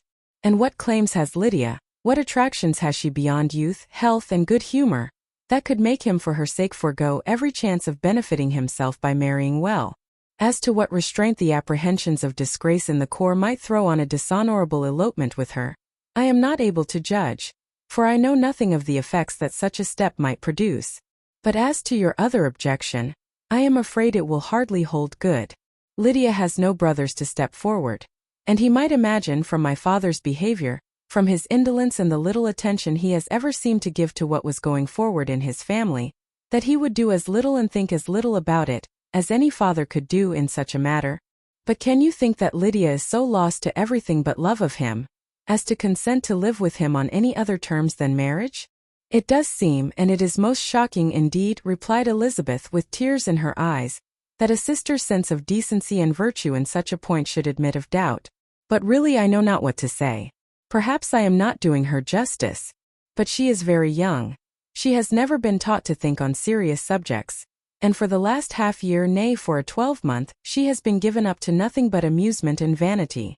She has been allowed to dispose of her time in the most idle and frivolous manner, and to adopt any opinions that came in her way. Since the Shire were first quartered in Meryton, nothing but love, flirtation and officers have been in her head. She has been doing everything in her power by thinking and talking on the subject to give greater, what shall I call it, susceptibility to her feelings, which are naturally lively enough. And we all know that Wickham has every charm of person and address that can captivate a woman. But you see that Jane, said her aunt, does not think so ill of Wickham, as to believe him capable of the attempt. Of whom does Jane ever think ill? And who is there, whatever might be their former conduct, that she would believe capable of such an attempt, till it were proved against them? But Jane knows as well as I do what Wickham really is. We both know that he has been profligate in every sense of the word, that he has neither integrity nor honor, that he is as false and deceitful as he is insinuating. And do you really know all this? Cried Mrs. Gardiner, whose curiosity as to the mode of her intelligence was all alive. I do indeed, replied Elizabeth, coloring. I told you the other day of his infamous behavior to Mr. Darcy, and you yourself, when last at Longbourn, heard in what manner he spoke of the man who had behaved with such forbearance and liberality towards him. And there are other circumstances which I am not at liberty, which it is not worth while to relate, but his lies about the whole Pemberley family are endless. From what he said of Miss Darcy, I was thoroughly prepared to see a proud, reserved, disagreeable girl. Yet he knew to the contrary himself. He must know that she was as amiable and unpretending as we have found her. But does Lydia know nothing of this? Can she be ignorant of what you and Jane seem so well to understand? Oh yes. That is the worst of all. Till I was in Kent, and saw so much both of Mr. Darcy and his relation Colonel Fitzwilliam, I was ignorant of the truth myself. And when I returned home the Shire was to leave Meryton in a week or fortnight's time. As that was the case, neither Jane, to whom I related the whole, nor I thought it necessary to make our knowledge public. For of what use could it apparently be to anyone, that the good opinion which all the neighborhood had of him should then be overthrown? And even when it was settled that Lydia should go with Mrs. Forster, the necessity of opening her eyes to his character never occurred to me. That she could be in any danger from the deception never entered my head. That such a consequence as this should ensue, you may easily believe was far enough from my thoughts. When they all removed to Brighton, therefore, you had no reason, I suppose, to believe them fond of each other? Not the slightest. I can remember no symptom of affection on either side. And had anything of the kind been perceptible, you must be aware that ours is not a family on which it could be thrown away. When first he entered the corps, she was ready enough to admire him. But so we all were. Every girl in or near Meryton was out of her senses about him for the first 2 months. But he never distinguished her by any particular attention, and consequently, after a moderate period of extravagant and wild admiration, her fancy for him gave way, and others of the regiment, who treated her with more distinction, again became her favorites. It may be easily believed that however little of novelty could be added to their fears, hopes, and conjectures on this interesting subject by its repeated discussion, no other could detain them from it long, during the whole of the journey. From Elizabeth's thoughts it was never absent. Fixed there by the keenest of all anguish, self-reproach, she could find no interval of ease or forgetfulness. They traveled as expeditiously as possible, and sleeping one night on the road, reached Longbourn by dinner-time the next day. It was a comfort to Elizabeth to consider that Jane could not have been wearied by long expectations. The little Gardiners, attracted by the sight of a chaise, were standing on the steps of the house as they entered the paddock, and when the carriage drove up to the door, the joyful surprise that lighted up their faces and displayed itself over their whole bodies, in a variety of capers and frisks, was the first pleasing earnest of their welcome. Elizabeth jumped out, and after giving each of them a hasty kiss, hurried into the vestibule where Jane, who came running downstairs from her mother's apartment, immediately met her. Elizabeth, as she affectionately embraced her, whilst tears filled the eyes of both, lost not a moment in asking whether anything had been heard of the fugitives. "Not yet," replied Jane. "But now that my dear uncle is come, I hope everything will be well. Is my father in town?" "Yes, he went on Tuesday as I wrote you word." "And have you heard from him often?" "We have heard only once. He wrote me a few lines on Wednesday, to say that he had arrived in safety, and to give me his directions, which I particularly begged him to do. He merely added that he should not write again, till he had something of importance to mention. And my mother, how is she? How are you all?" "My mother is tolerably well, I trust, though her spirits are greatly shaken. She is upstairs, and will have great satisfaction in seeing you all. She does not yet leave her dressing-room. Mary and Kitty, thank heaven, are quite well. But you, how are you?" cried Elizabeth. "You look pale. How much you must have gone through." Her sister, however, assured her of her being perfectly well, and their conversation, which had been passing while Mr. and Mrs. Gardiner were engaged with their children, was now put an end to by the approach of the whole party. Jane ran to her uncle and aunt, and welcomed and thanked them both with alternate smiles and tears. When they were all in the drawing-room, the questions which Elizabeth had already asked were of course repeated by the others, and they soon found that Jane had no intelligence to give. The sanguine hope of good, however, which the benevolence of her heart suggested, had not yet deserted her. She still expected that it would all end well, and that every morning would bring some letter, either from Lydia or her father, to explain their proceedings, and perhaps announce the marriage. Mrs. Bennet, to whose apartment they all repaired, after a few minutes' conversation together, received them exactly as might be expected, with tears and lamentations of regret, invectives against the villainous conduct of Wickham, and complaints of her own sufferings and ill-usage, blaming everybody but the person to whose ill-judging indulgence the errors of her daughter must be principally owing. "If I had been able," said she, "to carry my point in going to Brighton with all my family, this would not have happened. But poor dear Lydia had nobody to take care of her. Why did the Forsters ever let her go out of their sight? I am sure there was some great neglect or other on their side, for she is not the kind of girl to do such a thing, if she had been well looked after. I always thought they were very unfit to have the charge of her, but I was overruled, as I always am. Poor dear child. And now here's Mr. Bennet gone away, and I know he will fight Wickham wherever he meets him, and then he will be killed, and what is to become of us all? The Collinses will turn us out, before he is cold in his grave. And if you are not kind to us, brother, I do not know what we shall do." They all exclaimed against such terrific ideas, and Mr. Gardiner, after general assurances of his affection for her and all her family, told her that he meant to be in London the very next day, and would assist Mr. Bennet in every endeavour for recovering Lydia. "Do not give way to useless alarm," added he. "Though it is right to be prepared for the worst, there is no occasion to look on it as certain. It is not quite a week since they left Brighton. In a few days more we may gain some news of them. Until we know that they are not married, and have no design of marrying, do not let us give the matter over as lost. As soon as I get to town I shall go to my brother, and make him come home with me to Grassetchett Street, and then we may consult together as to what is to be done." "Oh, my dear brother," replied Mrs. Bennet, "that is exactly what I could most wish for. And now do, when you get to town, find them out, wherever they may be, and if they are not married already, make them marry. And as for wedding clothes, do not let them wait for that, but tell Lydia she shall have as much money as she chooses to buy them, after they are married. And, above all things, keep Mr. Bennet from fighting. Tell him what a dreadful state I am in, that I am frightened out of my wits, and have such tremblings, such flutterings all over me, such spasms in my side, and pains in my head, and such beatings at my heart, that I can get no rest by night nor by day.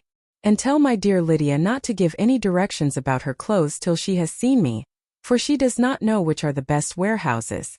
Oh, brother, how kind you are! I know you will contrive it all.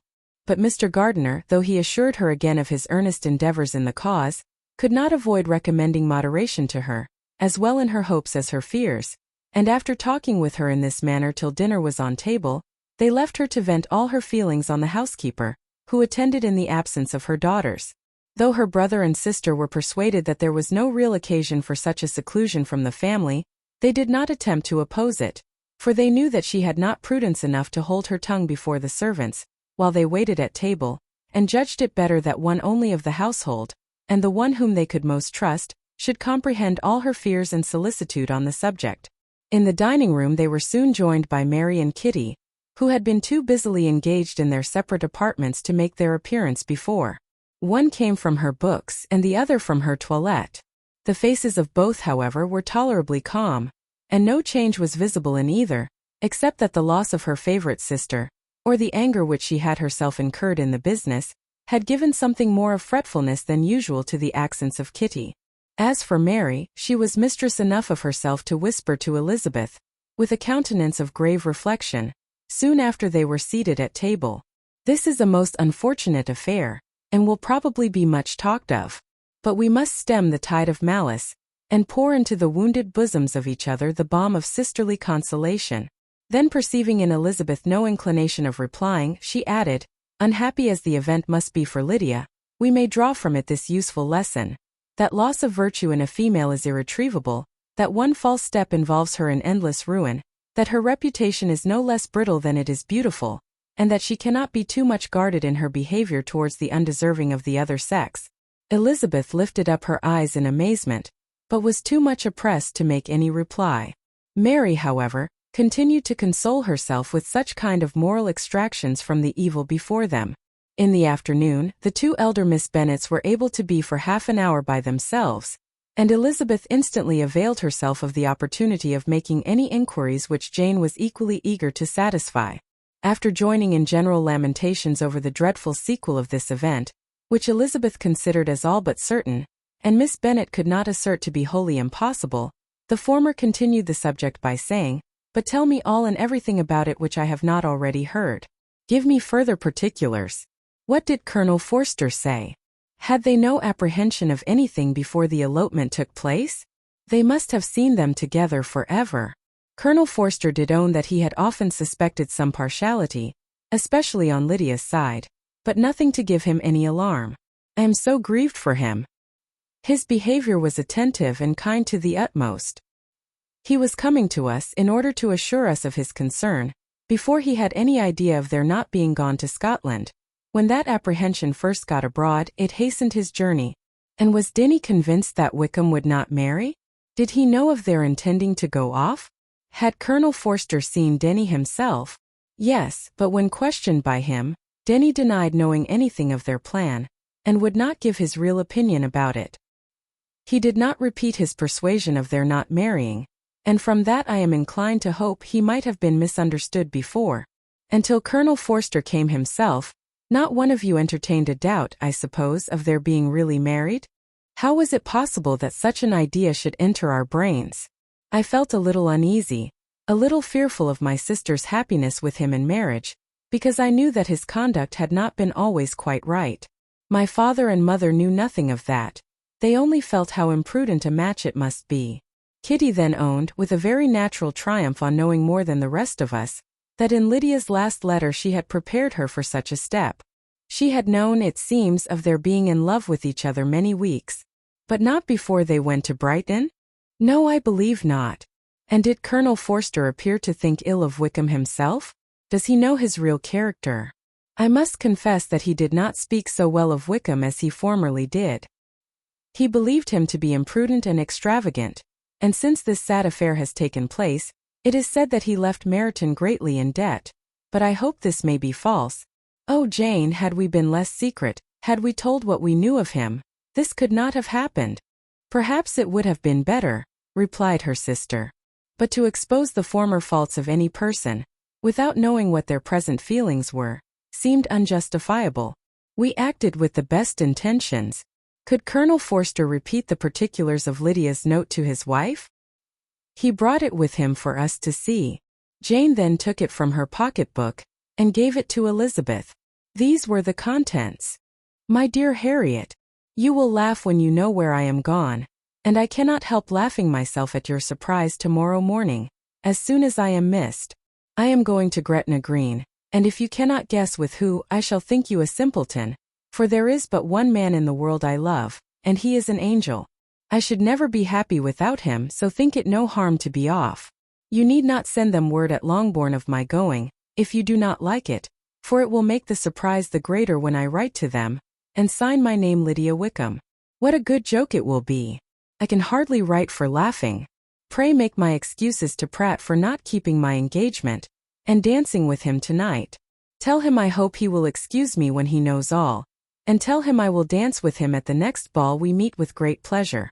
I shall send for my clothes when I get to Longbourn, but I wish you would tell Sally to mend a great slit in my worked muslin gown before they are packed up. Goodbye. Give my love to Colonel Forster. I hope you will drink to our good journey. Your affectionate friend, Lydia Bennet. Oh, thoughtless Lydia, cried Elizabeth when she had finished it. What a letter is this to be written at such a moment! But at least it shows that she was serious in the object of her journey. Whatever he might afterwards persuade her to, it was not on her side a scheme of infamy. My poor father! How he must have felt it! I never saw anyone so shocked. He could not speak a word for full 10 minutes. My mother was taken ill immediately, and the whole house in such confusion. Oh, Jane, cried Elizabeth, was there a servant belonging to it who did not know the whole story before the end of the day? I do not know, I hope there was. But to be guarded at such a time is very difficult. My mother was in hysterics, and though I endeavored to give her every assistance in my power, I am afraid I did not do so much as I might have done. But the horror of what might possibly happen almost took from me my faculties. Your attendance upon her has been too much for you. You do not look well. Oh, that I had been with you! You have had every care and anxiety upon yourself alone. Mary and Kitty have been very kind, and would have shared in every fatigue, I am sure, but I did not think it right for either of them. Kitty is slight and delicate, and Mary studies so much that her hours of repose should not be broken in on. My Aunt Phillips came to Longbourn on Tuesday, after my father went away, and was so good as to stay till Thursday with me. She was of great use and comfort to us all, and Lady Lucas has been very kind.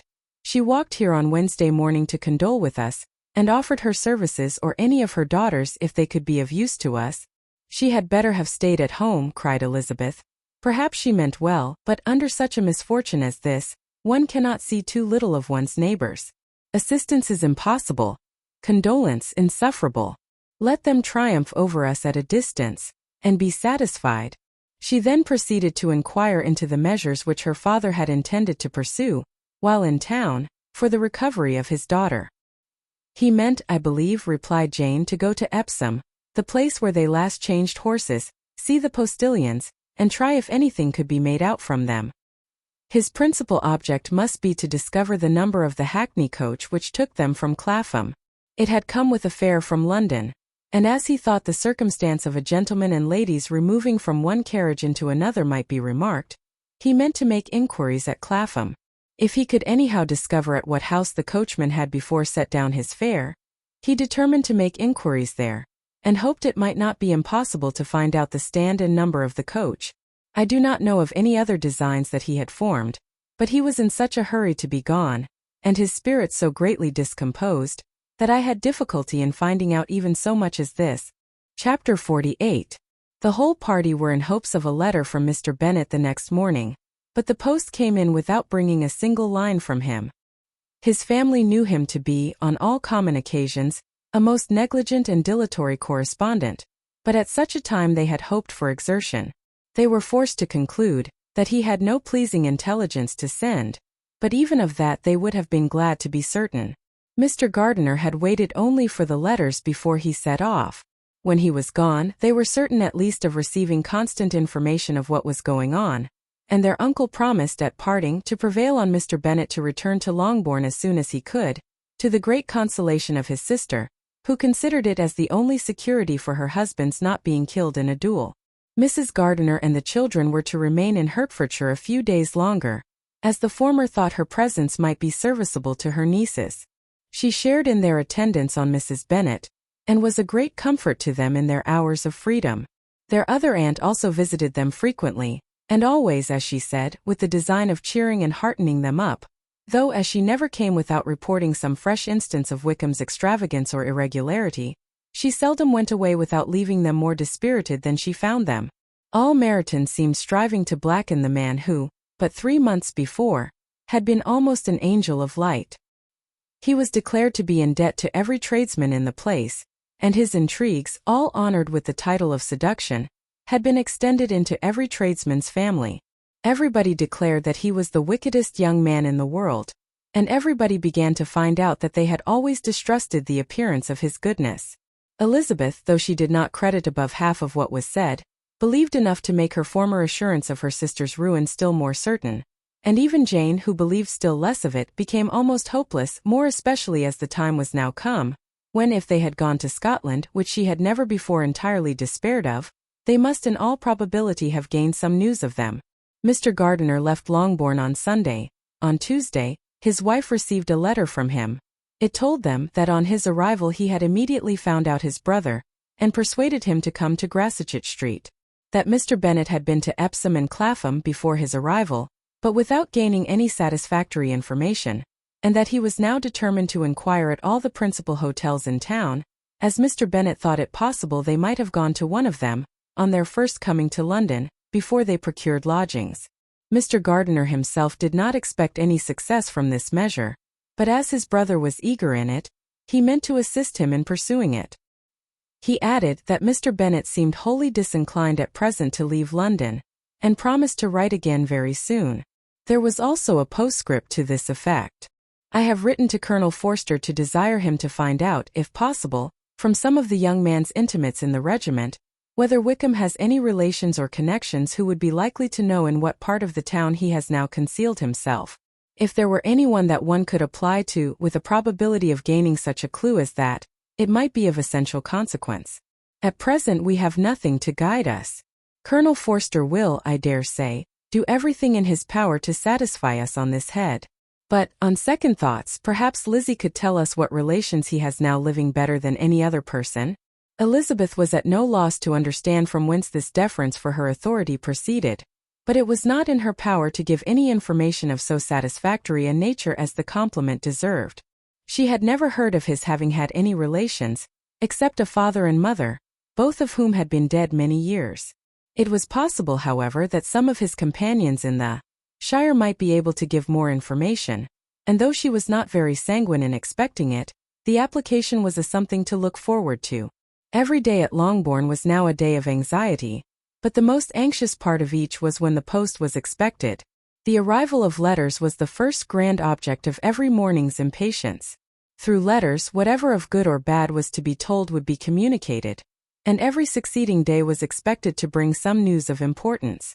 But before they heard again from Mr. Gardiner, a letter arrived for their father from a different quarter from Mr. Collins, which, as Jane had received directions to open all that came for him in his absence, she accordingly read, and Elizabeth, who knew what curiosities his letters always were, looked over her and read it likewise.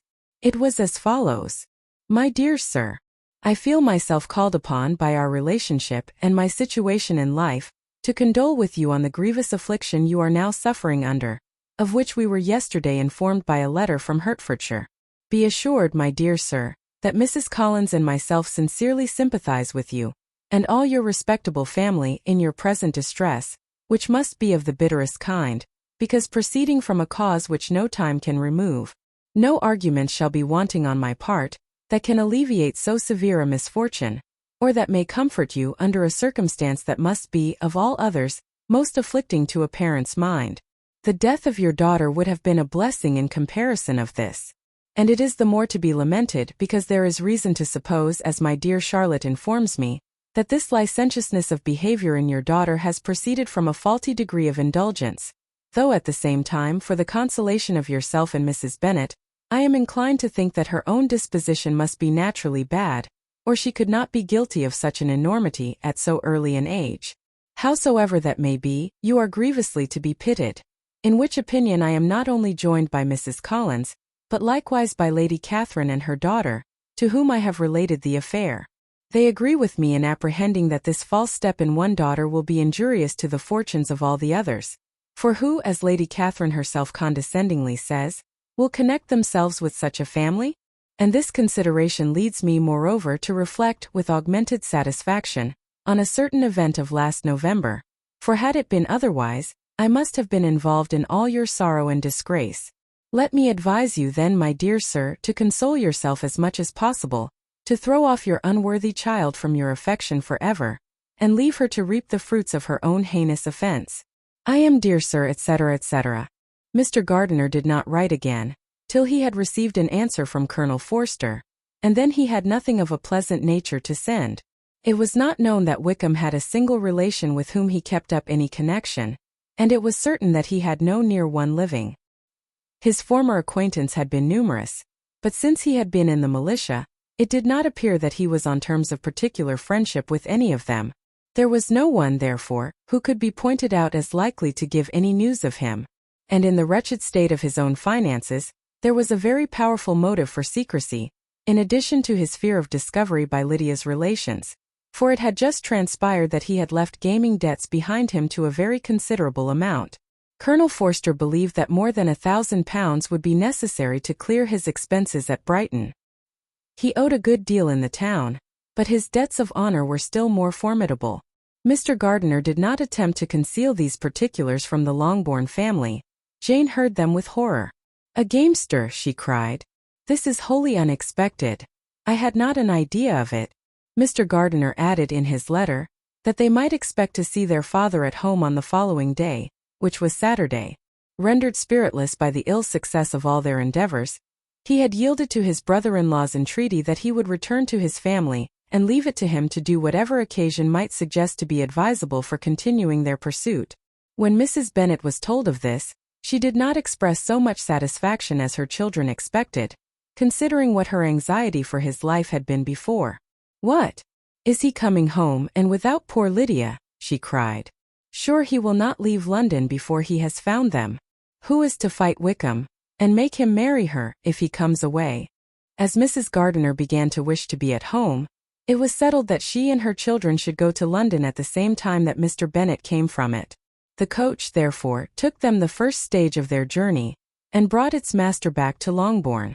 Mrs. Gardiner went away in all the perplexity about Elizabeth and her Derbyshire friend, that had attended her from that part of the world. His name had never been voluntarily mentioned before them by her niece, and the kind of half-expectation which Mrs. Gardiner had formed, of their being followed by a letter from him, had ended in nothing. Elizabeth had received none since her return, that could come from Pemberley.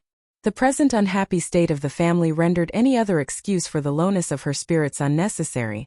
Nothing, therefore, could be fairly conjectured from that, though Elizabeth, who was by this time tolerably well acquainted with her own feelings, was perfectly aware that, had she known nothing of Darcy, she could have borne the dread of Lydia's infamy somewhat better. It would have spared her, she thought, one sleepless night out of two. When Mr. Bennet arrived, he had all the appearance of his usual philosophic composure. He said as little as he had ever been in the habit of saying, made no mention of the business that had taken him away, and it was some time before his daughters had courage to speak of it. It was not till the afternoon, when he joined them at tea, that Elizabeth ventured to introduce the subject, and then on her briefly expressing her sorrow for what he must have endured, he replied, "Say nothing of that. Who should suffer but myself? It has been my own doing, and I ought to feel it." "You must not be too severe upon yourself," replied Elizabeth. "You may well warn me against such an evil. Human nature is so prone to fall into it. No, Lizzie, let me once in my life feel how much I have been to blame. I am not afraid of being overpowered by the impression. It will pass away soon enough. Do you suppose them to be in London?" "Yes. Where else can they be so well concealed?" "And Lydia used to want to go to London," added Kitty. "She is happy then," said her father drily, "and her residence there will probably be of some duration." Then, after a short silence, he continued, "Lizzie, I bear you no ill will for being justified in your advice to me last May, which, considering the event, shows some greatness of mind." They were interrupted by Miss Bennet, who came to fetch her mother's tea. "This is a parade," cried he, "which does one good. It gives such an elegance to misfortune. Another day I will do the same. I will sit in my library, in my nightcap and powdering gown, and give as much trouble as I can. Or perhaps I may defer it till Kitty runs away. I am not going to run away, Papa, said Kitty fretfully. If I should ever go to Brighton, I would behave better than Lydia. You go to Brighton? I would not trust you so near it as Eastbourne for £50. No, Kitty, I have at least learned to be cautious, and you will feel the effects of it. No officer is ever to enter my house again, nor even to pass through the village. Balls will be absolutely prohibited, unless you stand up with one of your sisters. And you are never to stir out of doors, till you can prove that you have spent 10 minutes of every day in a rational manner. Kitty, who took all these threats in a serious light, began to cry. Well, well, said he, do not make yourself unhappy. If you are a good girl for the next 10 years, I will take you to a review at the end of them. Chapter 49. 2 days after Mr. Bennet's return, as Jane and Elizabeth were walking together in the shrubbery behind the house, they saw the housekeeper coming towards them, and concluding that she came to call them to their mother, went forward to meet her. But instead of the expected summons when they approached her, she said to Miss Bennet, I beg your pardon, madam, for interrupting you, but I was in hopes you might have got some good news from town. So I took the liberty of coming to ask. What do you mean, Hill? We have heard nothing from town. Dear madam, cried Mrs. Hill in great astonishment, don't you know there is an express come for master from Mr. Gardiner? He has been here this half hour, and master has had a letter. Away ran the girls, too eager to get in to have time for speech. They ran through the vestibule into the breakfast room, from thence to the library. Their father was in neither, and they were on the point of seeking him upstairs with their mother, when they were met by the butler, who said, If you are looking for my master, ma'am, he is walking towards the little copse. Upon this information they instantly passed through the hall once more, and ran across the lawn after their father, who was deliberately pursuing his way towards a small wood on one side of the paddock. Jane, who was not so light, nor so much in the habit of running as Elizabeth, soon lagged behind, while her sister, panting for breath, came up with him and eagerly cried out, Oh, Papa, what news? What news? Have you heard from my uncle? Yes, I have had a letter from him by express. Well, and what news does it bring, good or bad? What is there of good to be expected? Said he, taking the letter from his pocket. But perhaps you would like to read it. Elizabeth impatiently caught it from his hand. Jane now came up. Read it aloud, said their father, for I hardly know myself what it is about. Grassetchett Street, Monday, August 2nd. My dear brother, at last I am able to send you some tidings of my niece, and such as, upon the whole, I hope will give you satisfaction. Soon after you left me on Saturday, I was fortunate enough to find out in what part of London they were. The particulars I reserve till we meet. It is enough to know they are discovered. I have seen them both. Then it is as I always hoped, cried Jane. They are married. Elizabeth read on. I have seen them both. They are not married, nor can I find there was any intention of being so. But if you are willing to perform the engagements which I have ventured to make on your side, I hope it will not be long before they are. All that is required of you is to assure to your daughter by settlement her equal share of the £5,000, secured among your children after the decease of yourself and my sister, and moreover to enter into an engagement of allowing her, during your life, £100 per annum. These are conditions which, considering everything, I had no hesitation in complying with, as far as I thought myself privileged for you. I shall send this by express, that no time may be lost in bringing me your answer. You will easily comprehend from these particulars that Mr. Wickham's circumstances are not so hopeless as they are generally believed to be. The world has been deceived in that respect, and I am happy to say there will be some little money, even when all his debts are discharged, to settle on my niece in addition to her own fortune. If, as I conclude will be the case, you send me full powers to act in your name throughout the whole of this business, I will immediately give directions to Haggerston for preparing a proper settlement. There will not be the smallest occasion for your coming to town again. Therefore stay quietly at Longbourn, and depend on my diligence and care. Send back your answer as soon as you can, and be careful to write explicitly. We have judged it best that my niece should be married from this house, of which I hope you will approve. She comes to us today. I shall write again as soon as anything more is determined on. Yours etc. E.D.W. Gardiner. Is it possible? Cried Elizabeth when she had finished. Can it be possible that he will marry her? Wickham is not so undeserving then as we have thought him, said her sister. My dear father, I congratulate you.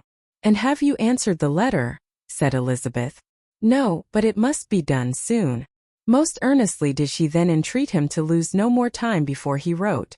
Oh, my dear father, she cried, come back and write immediately. Consider how important every moment is in such a case. Let me write for you, said Jane. If you dislike the trouble yourself. I dislike it very much, he replied. But it must be done. And so saying, he turned back with them and walked towards the house. And may I ask, said Elizabeth, but the terms I suppose must be complied with. Complied with? I am only ashamed of his asking so little. And they must marry. Yet he is such a man. Yes, they must marry. There is nothing else to be done. But there are two things that I want very much to know. One is how much money your uncle has laid down to bring it about, and the other how I am ever to pay him. Money? My uncle, cried Jane, what do you mean, sir?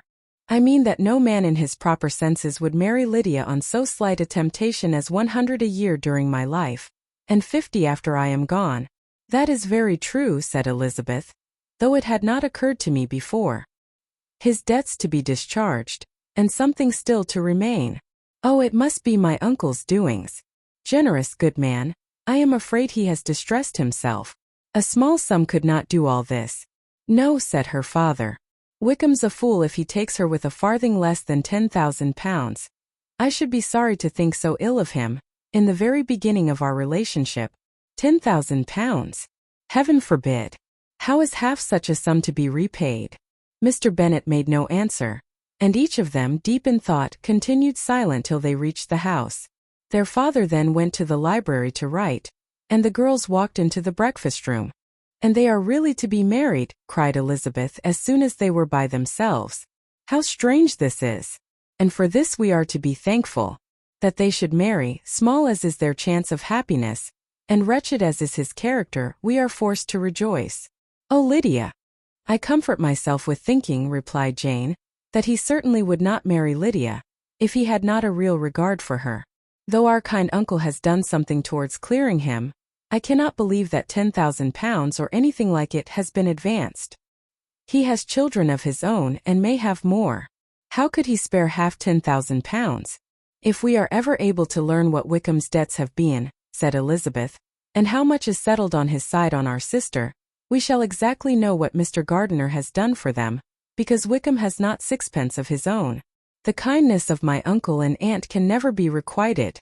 Their taking her home, and affording her their personal protection and countenance, is such a sacrifice to her advantage as years of gratitude cannot enough acknowledge. By this time she is actually with them. If such goodness does not make her miserable now, she will never deserve to be happy. What a meeting for her, when she first sees my aunt. We must endeavor to forget all that has passed on either side, said Jane. I hope and trust they will yet be happy. His consenting to marry her is a proof I will believe that he has come to a right way of thinking. Their mutual affection will steady them, and I flatter myself they will settle so quietly, and live in so rational a manner, as may in time make their past imprudence forgotten. Their conduct has been such, replied Elizabeth, as neither you nor I nor anybody can ever forget.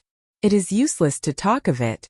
It now occurred to the girls that their mother was in all likelihood perfectly ignorant of what had happened. They went to the library, therefore, and asked their father whether he would not wish them to make it known to her. He was writing, and without raising his head, coolly replied, Just as you please. May we take my uncle's letter to read to her? Take whatever you like and get away. Elizabeth took the letter from his writing table, and they went upstairs together. Mary and Kitty were both with Mrs. Bennet. One communication would, therefore, do for all. After a slight preparation for good news, the letter was read aloud. Mrs. Bennet could hardly contain herself. As soon as Jane had read Mr. Gardiner's hope of Lydia's being soon married, her joy burst forth, and every following sentence added to its exuberance. She was now in an irritation as violent from delight as she had ever been fidgety from alarm and vexation. To know that her daughter would be married was enough. She was disturbed by no fear for her felicity, nor humbled by any remembrance of her misconduct. "My dear, dear Lydia," she cried, "this is delightful indeed. She will be married. I shall see her again. She will be married at 16. My good kind brother. I knew how it would be, I knew he would manage everything. How I long to see her. And to see dear Wickham too. But the clothes, the wedding clothes. I will write to my sister Gardiner about them directly. Lizzie, my dear, run down to your father, and ask him how much he will give her. Stay, I will go myself. Ring the bell, Kitty, for Hill. I will put on my things in a moment. My dear, dear Lydia. How merry we shall be together when we meet." Her eldest daughter endeavored to give some relief to the violence of these transports, by leading her thoughts to the obligations which Mr. Gardiner's behavior laid them all under. "For we must attribute this happy conclusion," she added, "in a great measure to his kindness. We are persuaded that he has pledged himself to assist Mr. Wickham with money." "Well," cried her mother, "it is all very right. Who should do it but her own uncle? If he had not had a family of his own, I and my children must have had all his money, you know, and it is the first time we have ever had anything from him except a few presents. Well, I'm so happy. In a short time I shall have a daughter married. Mrs. Wickham. How well it sounds. And she was only 16 last June. My dear Jane, I am in such a flutter, that I am sure I can't write, so I will dictate and you write for me. We will settle with your father about the money afterwards, but the things should be ordered immediately." She was then proceeding to all the particulars of calico, muslin and cambric, and would shortly have dictated some very plentiful orders, had not Jane, though with some difficulty, persuaded her to wait till her father was at leisure to be consulted. One day's delay, she observed, would be of small importance, and her mother was too happy to be quite so obstinate as usual. Other schemes too came into her head. "I will go to Meryton," said she, "as soon as I am dressed, and tell the good news to my sister Phillips.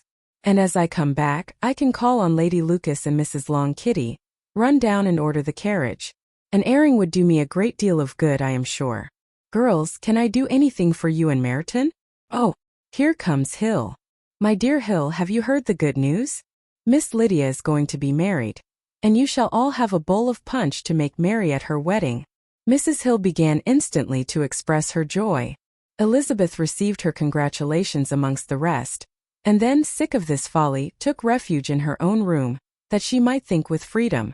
Poor Lydia's situation must at best be bad enough, but that it was no worse she had need to be thankful. She felt it so, and though in looking forward neither rational happiness nor worldly prosperity could be justly expected for her sister, in looking back to what they had feared, only 2 hours ago, she felt all the advantages of what they had gained. Chapter 50. Mr. Bennet had very often wished, before this period of his life, that, instead of spending his whole income, he had laid by an annual sum, for the better provision of his children, and of his wife if she survived him. He now wished it more than ever. Had he done his duty in that respect, Lydia need not have been indebted to her uncle for whatever of honor or credit could now be purchased for her. The satisfaction of prevailing on one of the most worthless young men in Great Britain to be her husband might then have rested in its proper place. He was seriously concerned that a cause of so little advantage to anyone should be forwarded at the sole expense of his brother-in-law, and he was determined, if possible, to find out the extent of his assistance, and to discharge the obligation as soon as he could. When first Mr. Bennet had married, economy was held to be perfectly useless, for of course they were to have a son. This son was to join in cutting off the entail, as soon as he should be of age, and the widow and younger children would by that means be provided for. 5 daughters successively entered the world, but yet the son was to come, and Mrs. Bennet, for many years after Lydia's birth, had been certain that he would. This event had at last been despaired of, but it was then too late to be saving. Mrs. Bennet had no turn for economy, and her husband's love of independence had alone prevented their exceeding their income. £5,000 was settled by marriage articles on Mrs. Bennet and the children. But in what proportions it should be divided amongst the latter depended on the will of the parents. This was one point, with regard to Lydia at least, which was now to be settled, and Mr. Bennet could have no hesitation in acceding to the proposal before him. In terms of grateful acknowledgment for the kindness of his brother, though expressed most concisely, He then delivered on paper his perfect approbation of all that was done, and his willingness to fulfill the engagements that had been made for him. He had never before supposed that, could Wickham be prevailed on to marry his daughter, it would be done with so little inconvenience to himself as by the present arrangement. He would scarcely be £10 a year the loser, by the 100 that was to be paid them, for what with her board and pocket allowance, and the continual presents in money which passed to her through her mother's hands, Lydia's expenses had been very little within that sum. That it would be done with such trifling exertion on his side, too, was another very welcome surprise, for his chief wish at present was to have as little trouble in the business as possible. When the first transports of rage which had produced his activity in seeking her were over, he naturally returned to all his former indolence. His letter was soon dispatched, for though dilatory in undertaking business, he was quick in its execution. He begged to know further particulars of what he was indebted to his brother, but was too angry with Lydia to send any message to her. The good news quickly spread through the house, and with proportionate speed through the neighborhood. It was borne in the latter with decent philosophy. To be sure, it would have been more for the advantage of conversation, had Miss Lydia Bennet come upon the town, or, as the happiest alternative, been secluded from the world in some distant farmhouse. But there was much to be talked of in marrying her, and the good-natured wishes for her well-doing, which had proceeded before from all the spiteful old ladies in Meryton, lost but little of their spirit in this change of circumstances, because with such a husband her misery was considered certain. It was a fortnight since Mrs. Bennet had been downstairs, but on this happy day she again took her seat at the head of her table, and in spirits oppressively high. No sentiment of shame gave a damp to her triumph. The marriage of a daughter, which had been the first object of her wishes since Jane was 16, was now on the point of accomplishment, and her thoughts and her words ran wholly on those attendants of elegant nuptials, fine muslins, new carriages, and servants. She was busily searching through the neighborhood for a proper situation for her daughter, and without knowing or considering what their income might be, rejected many as deficient in size and importance.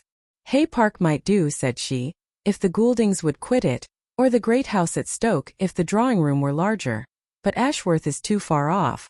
I could not bear to have her 10 miles from me. And as for Purvis Lodge, the attics are dreadful. Her husband allowed her to talk on without interruption while the servants remained. But when they had withdrawn, he said to her, Mrs. Bennet, before you take any, or all of these houses, for your son and daughter, let us come to a right understanding. Into one house in this neighborhood, they shall never have admittance. I will not encourage the imprudence of either, by receiving them at Longbourn. A long dispute followed this declaration, but Mr. Bennet was firm. It soon led to another, and Mrs. Bennet found with amazement and horror that her husband would not advance a guinea to buy clothes for his daughter.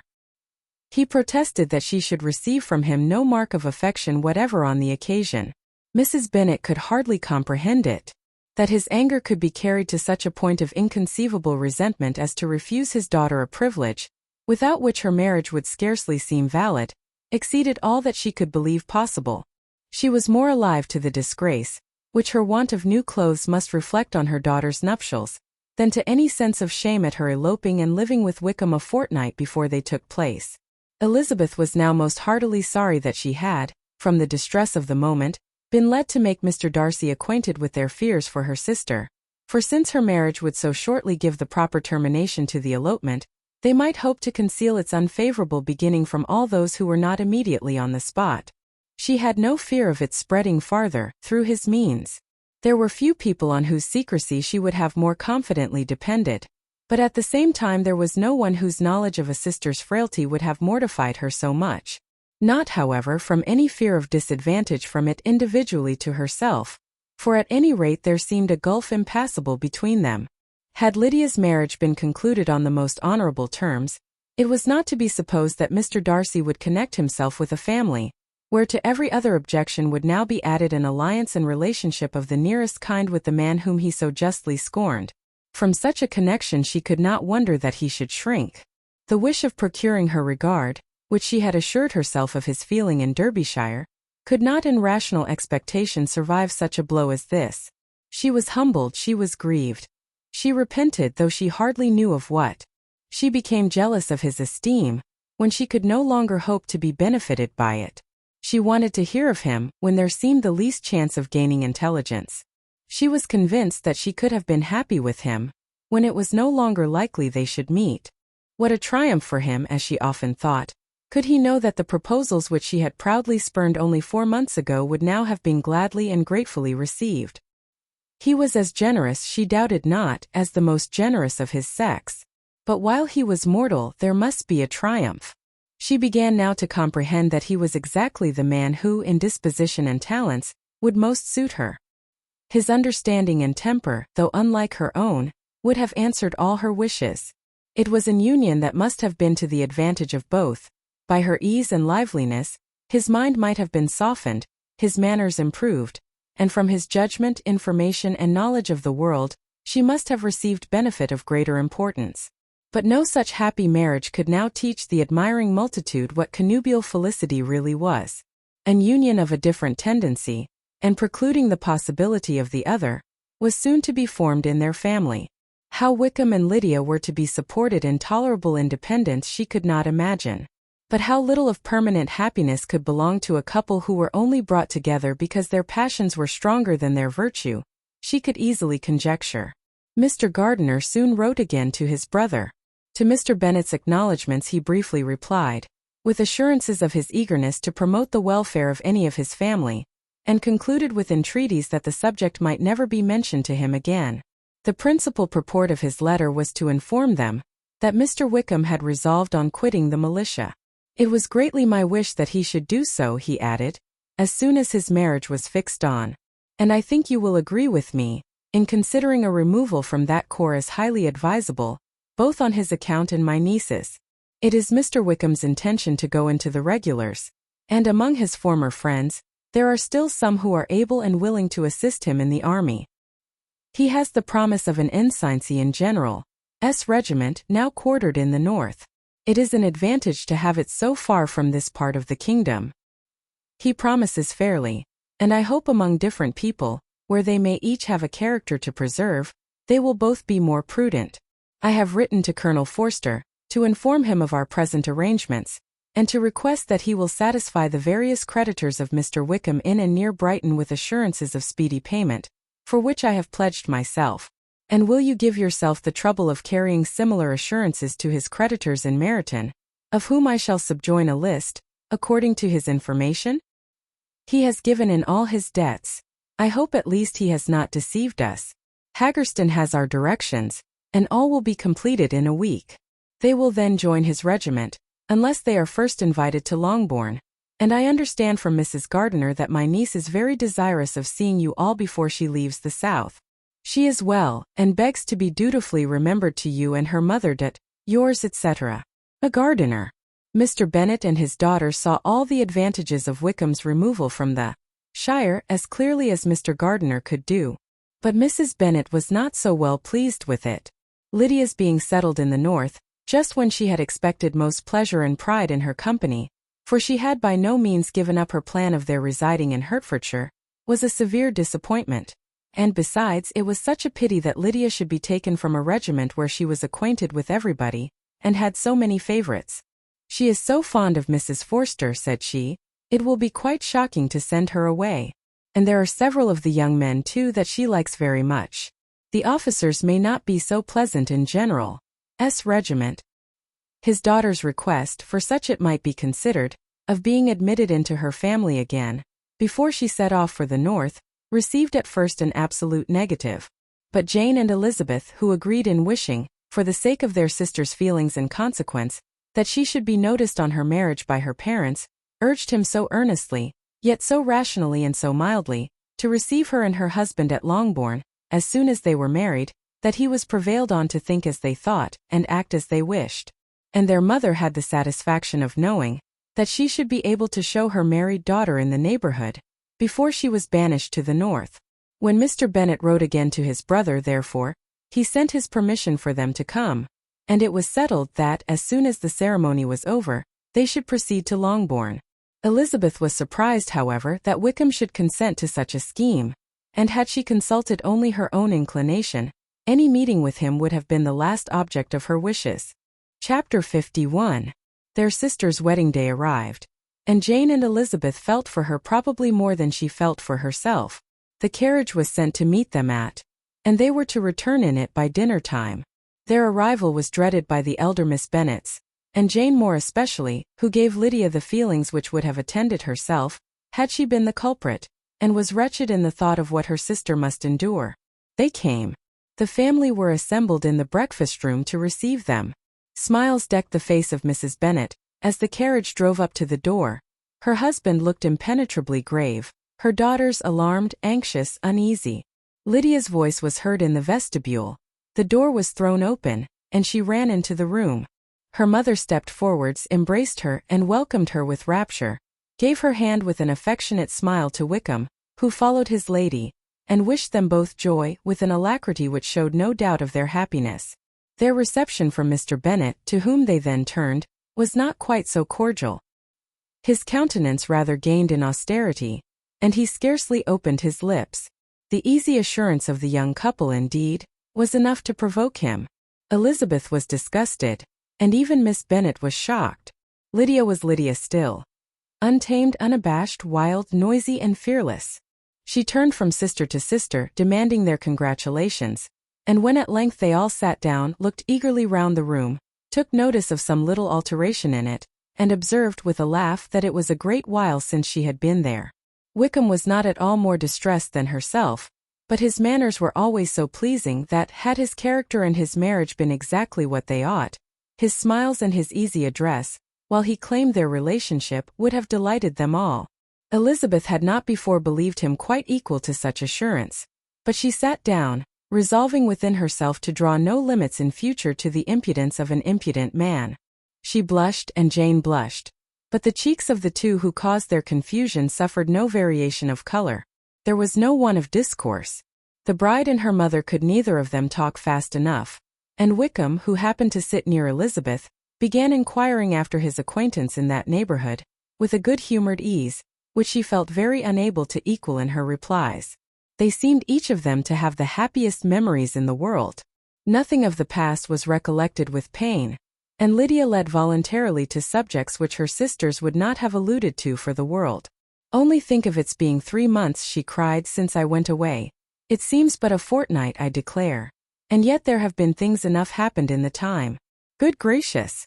When I went away, I am sure I had no more idea of being married till I came back again, though I thought it would be very good fun if I was."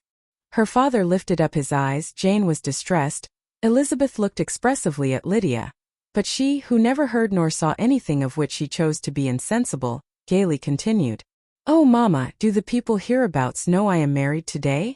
I was afraid they might not, and we overtook William Golding in his cuicle, so I was determined he should know it, and so I let down the side glass next to him, and took off my glove and let my hand just rest upon the window frame, so that he might see the ring, and then I bowed and smiled like anything." Elizabeth could bear it no longer. She got up and ran out of the room, and returned no more, till she heard them passing through the hall to the dining parlor. She then joined them soon enough to see Lydia, with anxious parade, walk up to her mother's right hand, and hear her say to her eldest sister, "Ah, Jane, I take your place now, and you must go lower because I am a married woman." It was not to be supposed that time would give Lydia that embarrassment from which she had been so wholly free at first. Her ease and good spirits increased. She longed to see Mrs. Phillips, the Lucases, and all their other neighbors, and to hear herself called Mrs. Wickham by each of them, and in the meantime she went after dinner to show her ring and boast of being married to Mrs. Hill and the 2 housemaids. "Well, mamma," said she, when they were all returned to the breakfast-room, "and what do you think of my husband? Is not he a charming man? I am sure my sisters must all envy me. I only hope they may have half my good luck. They must all go to Brighton. That is the place to get husbands.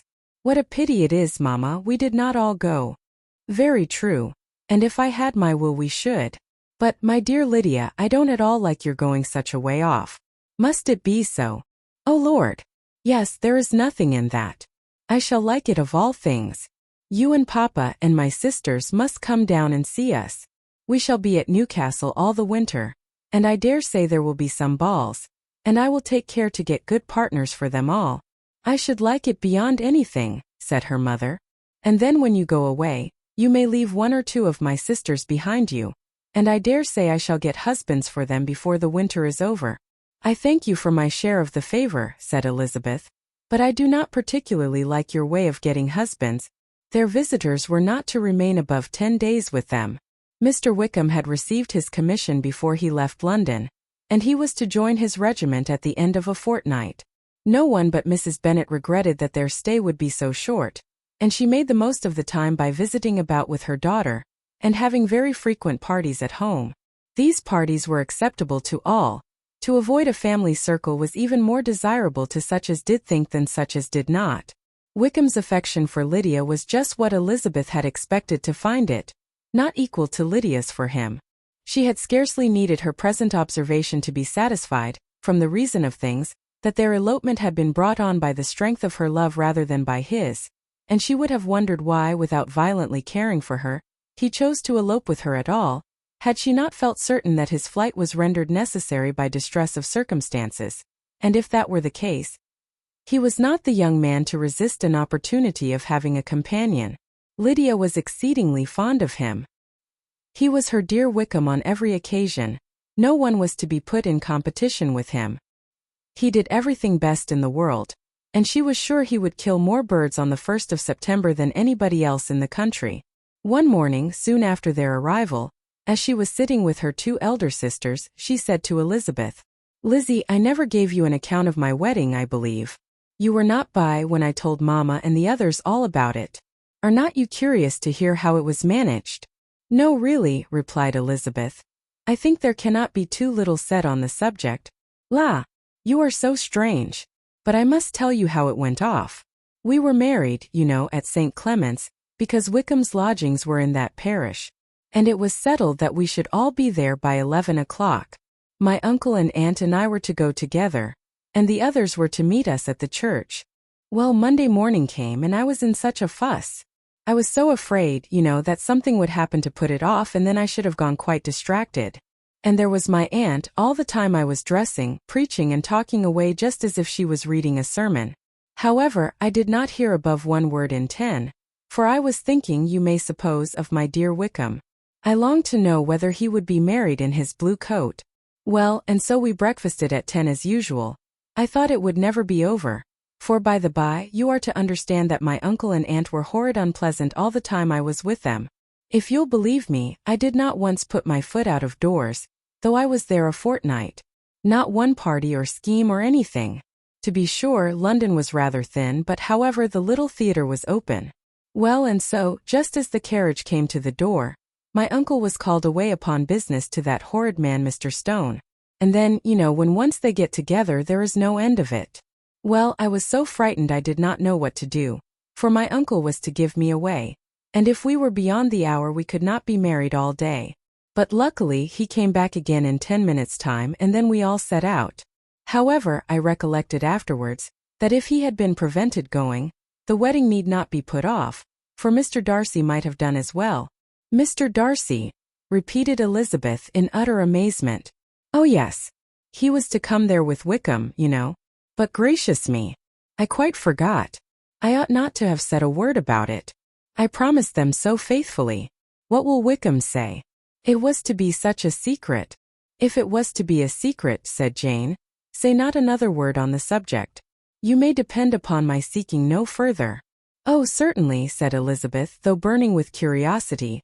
"We will ask you no questions." "Thank you," said Lydia, "for if you did, I should certainly tell you all, and then Wickham would be so angry." On such encouragement to ask, Elizabeth was forced to put it out of her power by running away. But to live in ignorance on such a point was impossible, or at least it was impossible not to try for information. Mr. Darcy had been at her sister's wedding. It was exactly a scene and exactly among people where he had apparently least to do and least temptation to go. Conjectures as to the meaning of it, rapid and wild, hurried into her brain, but she was satisfied with none. Those that best pleased her, as placing his conduct in the noblest light, seemed most improbable. She could not bear such suspense, and hastily seizing a sheet of paper, wrote a short letter to her aunt, to request an explanation of what Lydia had dropped, if it were compatible with the secrecy which had been intended.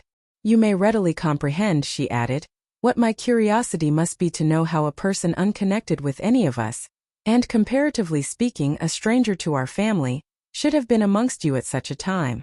Pray write instantly and let me understand it, unless it is, for very cogent reasons, to remain in the secrecy which Lydia seems to think necessary, and then I must endeavor to be satisfied with ignorance. Not that I shall, though, she added to herself, and she finished the letter. And my dear aunt, if you do not tell me in an honorable manner, I shall certainly be reduced to tricks and stratagems to find it out. Jane's delicate sense of honor would not allow her to speak to Elizabeth privately of what Lydia had let fall. Elizabeth was glad of it. Till it appeared whether her inquiries would receive any satisfaction, she had rather be without a confidant. Chapter 52. Elizabeth had the satisfaction of receiving an answer to her letter as soon as she possibly could. She was no sooner in possession of it than, hurrying into the little copse, where she was least likely to be interrupted, she sat down on one of the benches and prepared to be happy, for the length of the letter convinced her that it did not contain a denial. Grassetchett Street, September 6.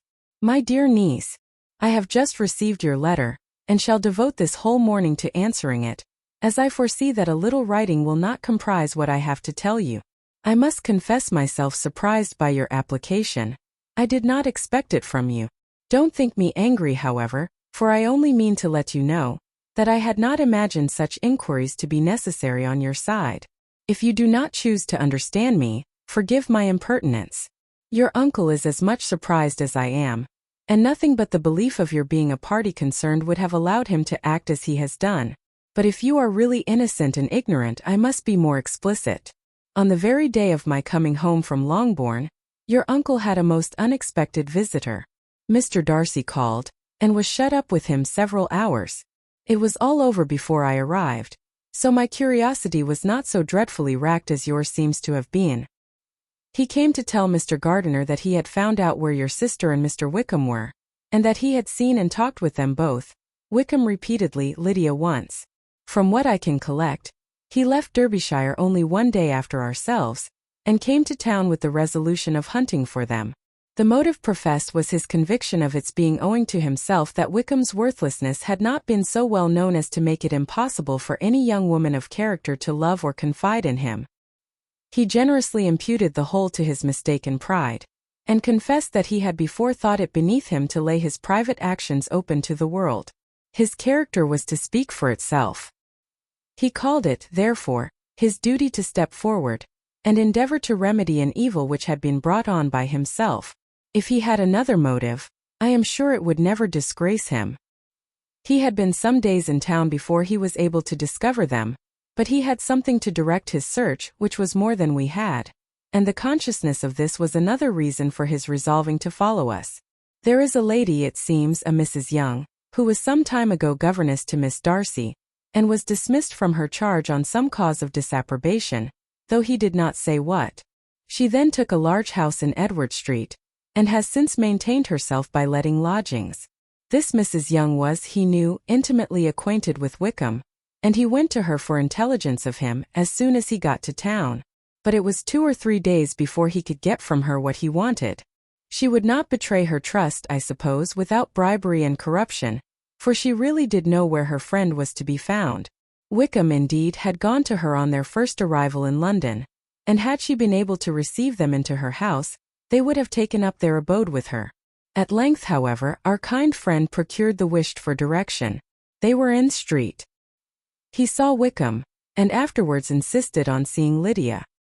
His first object with her, he acknowledged, had been to persuade her to quit her present disgraceful situation, and return to her friends as soon as they could be prevailed on to receive her, offering his assistance as far as it would go. But he found Lydia absolutely resolved on remaining where she was.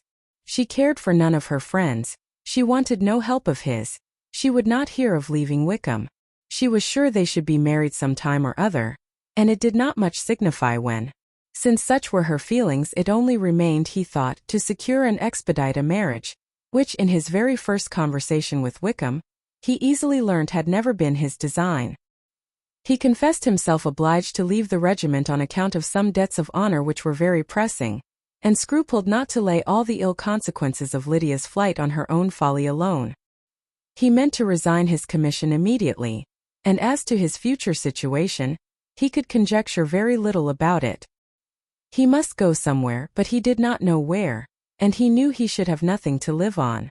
Mr. Darcy asked why he did not marry your sister at once. Though Mr. Bennet was not imagined to be very rich, he would have been able to do something for him, and his situation must have been benefited by marriage. But he found in reply to this question, that Wickham still cherished the hope of more effectually making his fortune by marriage, in some other country. Under such circumstances, however, he was not likely to be proof against the temptation of immediate relief. They met several times, for there was much to be discussed. Wickham, of course, wanted more than he could get, but at length was reduced to be reasonable. Everything being settled between them, Mr. Darcy's next step was to make your uncle acquainted with it, and he first called in Grassetchett Street the evening before I came home. But Mr. Gardiner could not be seen, and Mr. Darcy found on further inquiry that your father was still with him, but would quit town the next morning. He did not judge your father to be a person whom he could so properly consult as your uncle, and therefore readily postponed seeing him till after the departure of the former. He did not leave his name. Until the next day it was only known that a gentleman had called on business. On Saturday he came again. Your father was gone, your uncle at home, and as I said before, they had a great deal of talk together. They met again on Sunday, and then I saw him too. It was not all settled before Monday. As soon as it was, the express was sent off to Longbourn. But our visitor was very obstinate. I fancy, Lizzie, that obstinacy is the real defect of his character after all. He has been accused of many faults at different times, but this is the true one. Nothing was to be done that he did not do himself, though I am sure, and I do not speak it to be thanked, therefore say nothing about it, your uncle would most readily have settled the whole. They battled it together for a long time, which was more than either the gentleman or lady concerned in it deserved. But at last your uncle was forced to yield, and instead of being allowed to be of use to his niece, was forced to put up with only having the probable credit of it, which went sorely against the grain. And I really believe your letter this morning gave him great pleasure, because it required an explanation that would rob him of his borrowed feathers, and give the praise where it was due. But, Lizzie, this must go no further than yourself or Jane at most. You know pretty well, I suppose, what has been done for the young people. His debts are to be paid, amounting, I believe, to considerably more than £1,000, another 1,000 in addition to her own settled upon her, and his commission purchased. The reason why all this was to be done by him alone was such as I have given above. It was owing to him, to his reserve and want of proper consideration, that Wickham's character had been so misunderstood, and consequently that he had been received and noticed as he was. Perhaps there was some truth in this, though I doubt whether his reserve, or anybody's reserve, can be answerable for the event. But in spite of all this fine talking, my dear Lizzie, you may rest perfectly assured that your uncle would never have yielded, if we had not given him credit for another interest in the affair. When all this was resolved on, he returned again to his friends, who were still staying at Pemberley, but it was agreed that he should be in London once more when the wedding took place, and all money matters were then to receive the last finish. I believe I have now told you everything. It is a relation which you tell me is to give you great surprise. I hope at least it will not afford you any displeasure. Lydia came to us, and Wickham had constant admission to the house. He was exactly what he had been when I knew him in Hertfordshire, but I would not tell you how little I was satisfied with her behavior while she stayed with us, if I had not perceived, by Jane's letter last Wednesday, that her conduct on coming home was exactly of a piece with it, and therefore what I now tell you can give you no fresh pain. I talked to her repeatedly in the most serious manner, representing to her the wickedness of what she had done, and all the unhappiness she had brought on her family. If she heard me, it was by good luck, for I am sure she did not listen. I was sometimes quite provoked, but then I recollected my dear Elizabeth and Jane, and for their sakes had patience with her. Mr. Darcy was punctual in his return, and, as Lydia informed you, attended the wedding. He dined with us the next day, and was to leave town again on Wednesday or Thursday. Will you be very angry with me, my dear Lizzie, if I take this opportunity of saying, what I was never bold enough to say before, how much I like him? His behavior to us has, in every respect, been as pleasing as when we were in Derbyshire. His understanding and opinions all please me. He wants nothing but a little more liveliness, and that, if he marry prudently, his wife may teach him. I thought him very sly. He hardly ever mentioned your name. But slyness seems the fashion. Pray forgive me, if I have been very presuming, or at least do not punish me so far as to exclude me from P. I shall never be quite happy till I have been all round the park. A low phaeton with a nice little pair of ponies would be the very thing. But I must write no more. The children have been wanting me this half hour. Yours very sincerely, M. Gardiner. The contents of this letter threw Elizabeth into a flutter of spirits, in which it was difficult to determine whether pleasure or pain bore the greatest share. The vague and unsettled suspicions which uncertainty had produced, of what Mr. Darcy might have been doing to forward her sister's match, which she had feared to encourage, as an exertion of goodness too great to be probable, and at the same time dreaded to be just from the pain of obligation, were proved beyond their greatest extent to be true. He had followed them purposely to town. He had taken on himself all the trouble and mortification attendant on such a research, in which supplication had been necessary to a woman whom he must abominate and despise, and where he was reduced to frequently meet, reason with, persuade, and finally bribe the man whom he always most wished to avoid, and whose very name it was punishment to him to pronounce. He had done all this for a girl whom he could neither regard nor esteem. Her heart did whisper that he had done it for her. But it was a hope shortly checked by other considerations, and she soon felt that even her vanity was insufficient, when required to depend on his affection for her, for a woman who had already refused him, as able to overcome a sentiment so natural as abhorrence against relationship with Wickham. Brother-in-law of Wickham. Every kind of pride must revolt from the connection. He had, to be sure, done much. She was ashamed to think how much. But he had given a reason for his interference, which asked no extraordinary stretch of belief. It was reasonable that he should feel he had been wrong. He had liberality, and he had the means of exercising it, and though she would not place herself as his principal inducement, she could perhaps believe that remaining partiality for her might assist his endeavors in a cause where her peace of mind must be materially concerned. It was painful, exceedingly painful, to know that they were under obligations to a person who could never receive a return. They owed the restoration of Lydia, her character, everything to him. Oh, how heartily did she grieve over every ungracious sensation she had ever encouraged, every saucy speech she had ever directed towards him. For herself she was humbled, but she was proud of him, proud that in a cause of compassion and honor he had been able to get the better of himself. She read over her aunt's commendation of him again and again. It was hardly enough, but it pleased her. She was even sensible of some pleasure, though mixed with regret, on finding how steadfastly both she and her uncle had been persuaded that affection and confidence subsisted between Mr. Darcy and herself. She was roused from her seat and her reflections by someone's approach, and before she could strike into another path, she was overtaken by Wickham. "I am afraid I interrupt your solitary ramble, my dear sister," said he as he joined her. "You certainly do," she replied with a smile, "but it does not follow that the interruption must be unwelcome. I should be sorry indeed if it were. We were always good friends and now we are better." "True. Are the others coming out?" "I do not know. Mrs. Bennet and Lydia are going in the carriage to Meryton.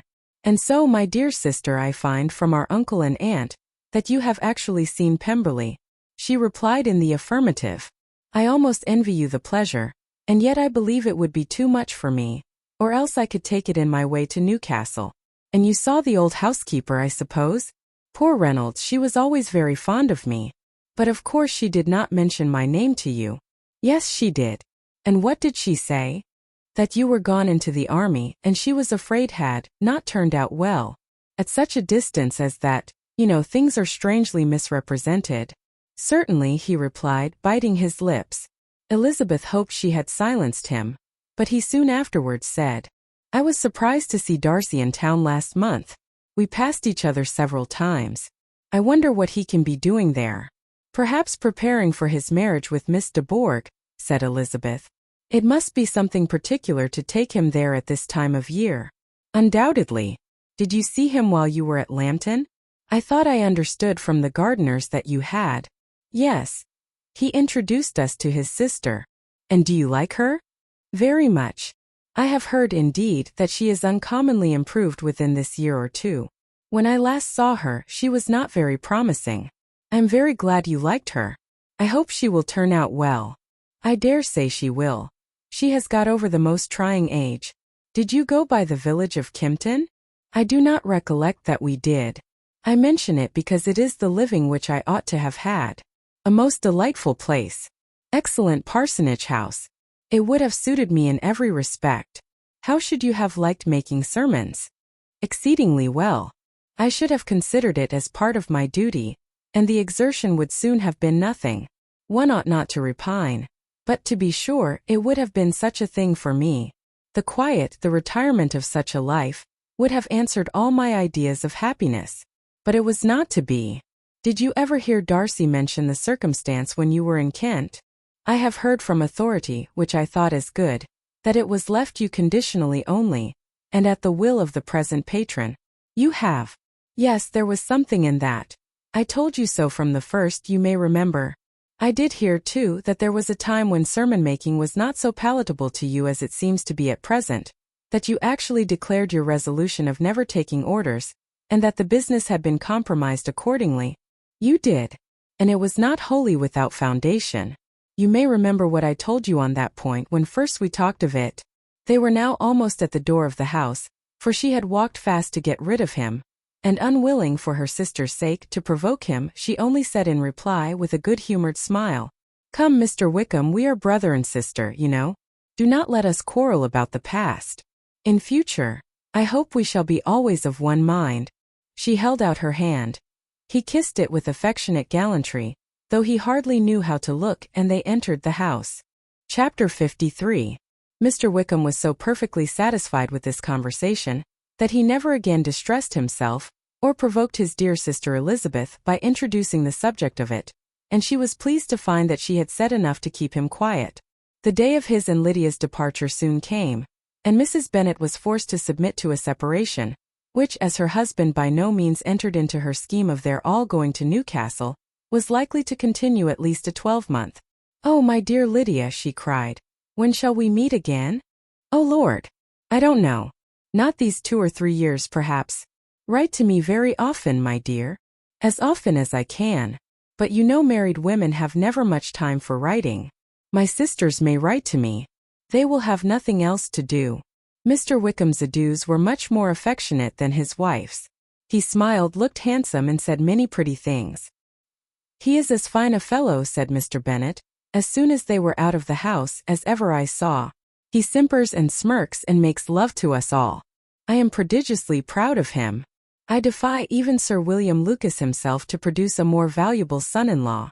The loss of her daughter made Mrs. Bennet very dull for several days. "I often think," said she, "that there is nothing so bad as parting with one's friends. One seems so forlorn without them." "This is the consequence, you see, madam, of marrying a daughter," said Elizabeth. "It must make you better satisfied that your other 4 are single. It is no such thing. Lydia does not leave me because she is married, but only because her husband's regiment happens to be so far off. If that had been nearer, she would not have gone so soon. But the spiritless condition which this event threw her into was shortly relieved, and her mind opened again to the agitation of hope, by an article of news which then began to be in circulation.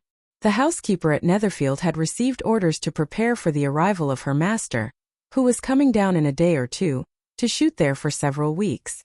Mrs. Bennet was quite in the fidgets. She looked at Jane and smiled and shook her head by turns. "Well, well, and so Mr. Bingley is coming down, sister?" For Mrs. Phillips first brought her the news. "Well, so much the better. Not that I care about it, though. He is nothing to us, you know, and I am sure I never want to see him again.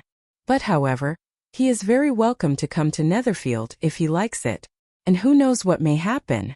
But that is nothing to us. You know, sister, we agreed long ago never to mention a word about it, and so, it is quite certain he is coming." "You may depend on it," replied the other, "for Mrs. Nichols was in Meryton last night. I saw her passing by, and went out myself on purpose to know the truth of it, and she told me that it was certainly true. He comes down on Thursday at the latest, very likely on Wednesday. She was going to the butcher's, she told me, on purpose to order in some meat on Wednesday, and she has got 3 couple of ducks just fit to be killed. Miss Bennet had not been able to hear of his coming without changing color. It was many months since she had mentioned his name to Elizabeth. But now, as soon as they were alone together, she said, "I saw you look at me today, Lizzie, when my aunt told us of the present report, and I know I appeared distressed, but don't imagine it was from any silly cause. I was only confused for the moment because I felt that I should be looked at. I do assure you that the news does not affect me either with pleasure or pain. I am glad of one thing, that he comes alone, because we shall see the less of him. Not that I am afraid of myself, but I dread other people's remarks." Elizabeth did not know what to make of it.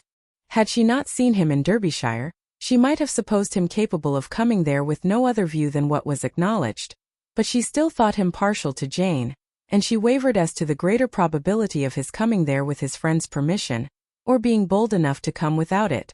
Yet it is hard, she sometimes thought, that this poor man cannot come to a house, which he has legally hired, without raising all this speculation. I will leave him to himself. In spite of what her sister declared, and really believed to be her feelings, in the expectation of his arrival, Elizabeth could easily perceive that her spirits were affected by it. They were more disturbed, more unequal, than she had often seen them. The subject which had been so warmly canvassed between their parents, about a 12-month ago, was now brought forward again. "As soon as ever Mr. Bingley comes, my dear," said Mrs. Bennet. "You will wait on him, of course." No. You forced me into visiting him last year, and promised if I went to see him, he should marry one of my daughters. But it ended in nothing, and I will not be sent on a fool's errand again." His wife represented to him how absolutely necessary such an attention would be from all the neighboring gentlemen, on his returning to Netherfield. "'Tis an etiquette I despise," said he. "If he wants our society, let him seek it. He knows where we live. I will not spend my hours in running after my neighbors every time they go away and come back again. Well, all I know is that it will be abominably rude if you do not wait on him. But however, that shan't prevent my asking him to dine here. I am determined. We must have Mrs. Long and the Gouldings soon. That will make 13 with ourselves, so there will be just room at table for him." Consoled by this resolution, she was the better able to bear her husband's incivility, though it was very mortifying to know that her neighbors might all see Mr. Bingley, in consequence of it, before they did. As the day of his arrival drew near, "I begin to be sorry that he comes at all," said Jane to her sister. "It would be nothing. I could see him with perfect indifference, but I can hardly bear to hear it thus perpetually talked of. My mother means well, but she does not know, no one can know, how much I suffer from what she says. Happy shall I be when his stay at Netherfield is over." "I wish I could say anything to comfort you," replied Elizabeth, "but it is wholly out of my power. You must feel it, and the usual satisfaction of preaching patience to a sufferer is denied me, because you have always so much." Mr. Bingley arrived. Mrs. Bennet, through the assistance of servants, contrived to have the earliest tidings of it, that the period of anxiety and fretfulness on her side be as long as it could. She counted the days that must intervene before their invitation could be sent, hopeless of seeing him before. But on the third morning after his arrival in Hertfordshire, she saw him from her dressing-room window enter the paddock, and ride towards the house. Her daughters were eagerly called to partake of her joy. Jane resolutely kept her place at the table, but Elizabeth, to satisfy her mother, went to the window. She looked. She saw Mr. Darcy with him, and sat down again by her sister. "There is a gentleman with him, mamma," said Kitty. "Who can it be?" "Some acquaintance or other, my dear, I suppose. I am sure I do not know." "La," replied Kitty, "it looks just like that man that used to be with him before. Mr. What's his name, that tall, proud man. Good gracious! Mr. Darcy. And so it does, I vow. Well, any friend of Mr. Bingley's will always be welcome here, to be sure. But else I must say that I hate the very sight of him." Jane looked at Elizabeth with surprise and concern. She knew but little of their meeting in Derbyshire, and therefore felt for the awkwardness which must attend her sister, in seeing him almost for the first time after receiving his explanatory letter. Both sisters were uncomfortable enough. Each felt for the other, and of course for themselves, and their mother talked on of her dislike of Mr. Darcy, and her resolution to be civil to him only as Mr. Bingley's friend, without being heard by either of them. But Elizabeth had sources of uneasiness which could not yet be suspected by Jane, to whom she had never yet had courage to show Mrs. Gardiner's letter, or to relate her own change of sentiment towards him. To Jane, he could be only a man whose proposal she had refused, and whose merit she had undervalued. But to her own more extensive information, he was the person to whom the whole family were indebted for the first of benefits, and whom she regarded herself with an interest if not quite so tender, at least as reasonable and just, as what Jane felt for Bingley. Her astonishment at his coming to Netherfield, to Longbourn, and voluntarily seeking her again, was almost equal to what she had known on first witnessing his altered behaviour in Derbyshire. The colour which had been driven from her face returned for half a minute with an additional glow, and a smile of delight added lustre to her eyes, as she thought for that space of time that his affection and wishes must still be unshaken. But she would not be secure. "Let me first see how he behaves," said she. "It will then be early enough for expectation." She sat intently at work, striving to be composed, and without daring to lift up her eyes, till anxious curiosity carried them to the face of her sister as the servant was approaching the door. Jane looked a little paler than usual, but more sedate than Elizabeth had expected. On the gentleman's appearing, her colour increased, yet she received them with tolerable ease, and with a propriety of behaviour equally free from any symptom of resentment, or any unnecessary complaisance. Elizabeth said as little to either as civility would allow, and sat down again to her work, with an eagerness which it did not often command. She had ventured only one glance at Darcy. He looked serious as usual, and she thought more as he had been used to look in Hertfordshire, than as she had seen him at Pemberley. But perhaps he could not in her mother's presence be what he was before her uncle and aunt. It was a painful but not an improbable conjecture. Bingley she had likewise seen for an instant, and in that short period saw him looking both pleased and embarrassed. He was received by Mrs. Bennet with a degree of civility which made her two daughters ashamed, especially when contrasted with the cold and ceremonious politeness of her courtesy and address of his friend. Elizabeth particularly, who knew that her mother owed to the latter the preservation of her favourite daughter from irremediable infamy, was hurt and distressed to a most painful degree by a distinction so ill applied. Darcy, after inquiring of her how Mr. and Mrs. Gardiner did, a question which she could not answer without confusion, said scarcely anything. He was not seated by her. Perhaps that was the reason of his silence, but it had not been so in Derbyshire. There he had talked to her friends when he could not to herself, but now several minutes elapsed without bringing the sound of his voice, and when occasionally, unable to resist the impulse of curiosity, she raised her eyes to his face, she as often found him looking at Jane as at herself, and frequently on no object but the ground. More thoughtfulness and less anxiety to please than when they last met were plainly expressed. She was disappointed, and angry with herself for being so. "Could I expect it to be otherwise?" said she. "Yet why did he come?" She was in no humour for conversation with anyone but himself, and to him she had hardly courage to speak. She inquired after his sister, but could do no more. "It is a long time, Mr. Bingley, since you went away," said Mrs. Bennet. He readily agreed to it. "I began to be afraid you would never come back again. People did say you meant to quit the place entirely at Michaelmas. But however, I hope it is not true. A great many changes have happened in the neighbourhood since you went away. Miss Lucas is married and settled, and one of my own daughters. I suppose you have heard of it. Indeed, you must have seen it in the papers. It was in the Times and the Courier, I know, though it was not put in as it ought to be. It was only said, lately George Wickham Esq. to Miss Lydia Bennet, without there being a syllable said of her father, or the place where she lived, or anything. It was my brother Gardiner's drawing up too, and I wonder how he came to make such an awkward business of it. Did you see it?" Bingley replied that he did, and made his congratulations. Elizabeth dared not lift up her eyes. How Mr. Darcy looked, therefore, she could not tell. "It is a delightful thing, to be sure, to have a daughter well married," continued her mother, "but at the same time, Mr. Bingley, it is very hard to have her taken away from me. They are gone down to Newcastle, a place quite northward it seems, and there they are to stay I do not know how long. His regiment is there, for I suppose you have heard of his leaving the shire, and of his being gone into the regulars. Thank heaven! He has some friends, though perhaps not so many as he deserves." Elizabeth, who knew this to be levelled at Mr. Darcy, was in such misery of shame that she could hardly keep her seat. It drew from her, however, the exertion of speaking, which nothing else had so effectually done before, and she asked Bingley whether he meant to make any stay in the country at present. A few weeks, he believed. "When you have killed all your own birds, Mr. Bingley," said her mother, "I beg you will come here and shoot as many as you please on Mr. Bennet's manor. I am sure he will be vastly happy to oblige you, and will save all the best of the coveys for you."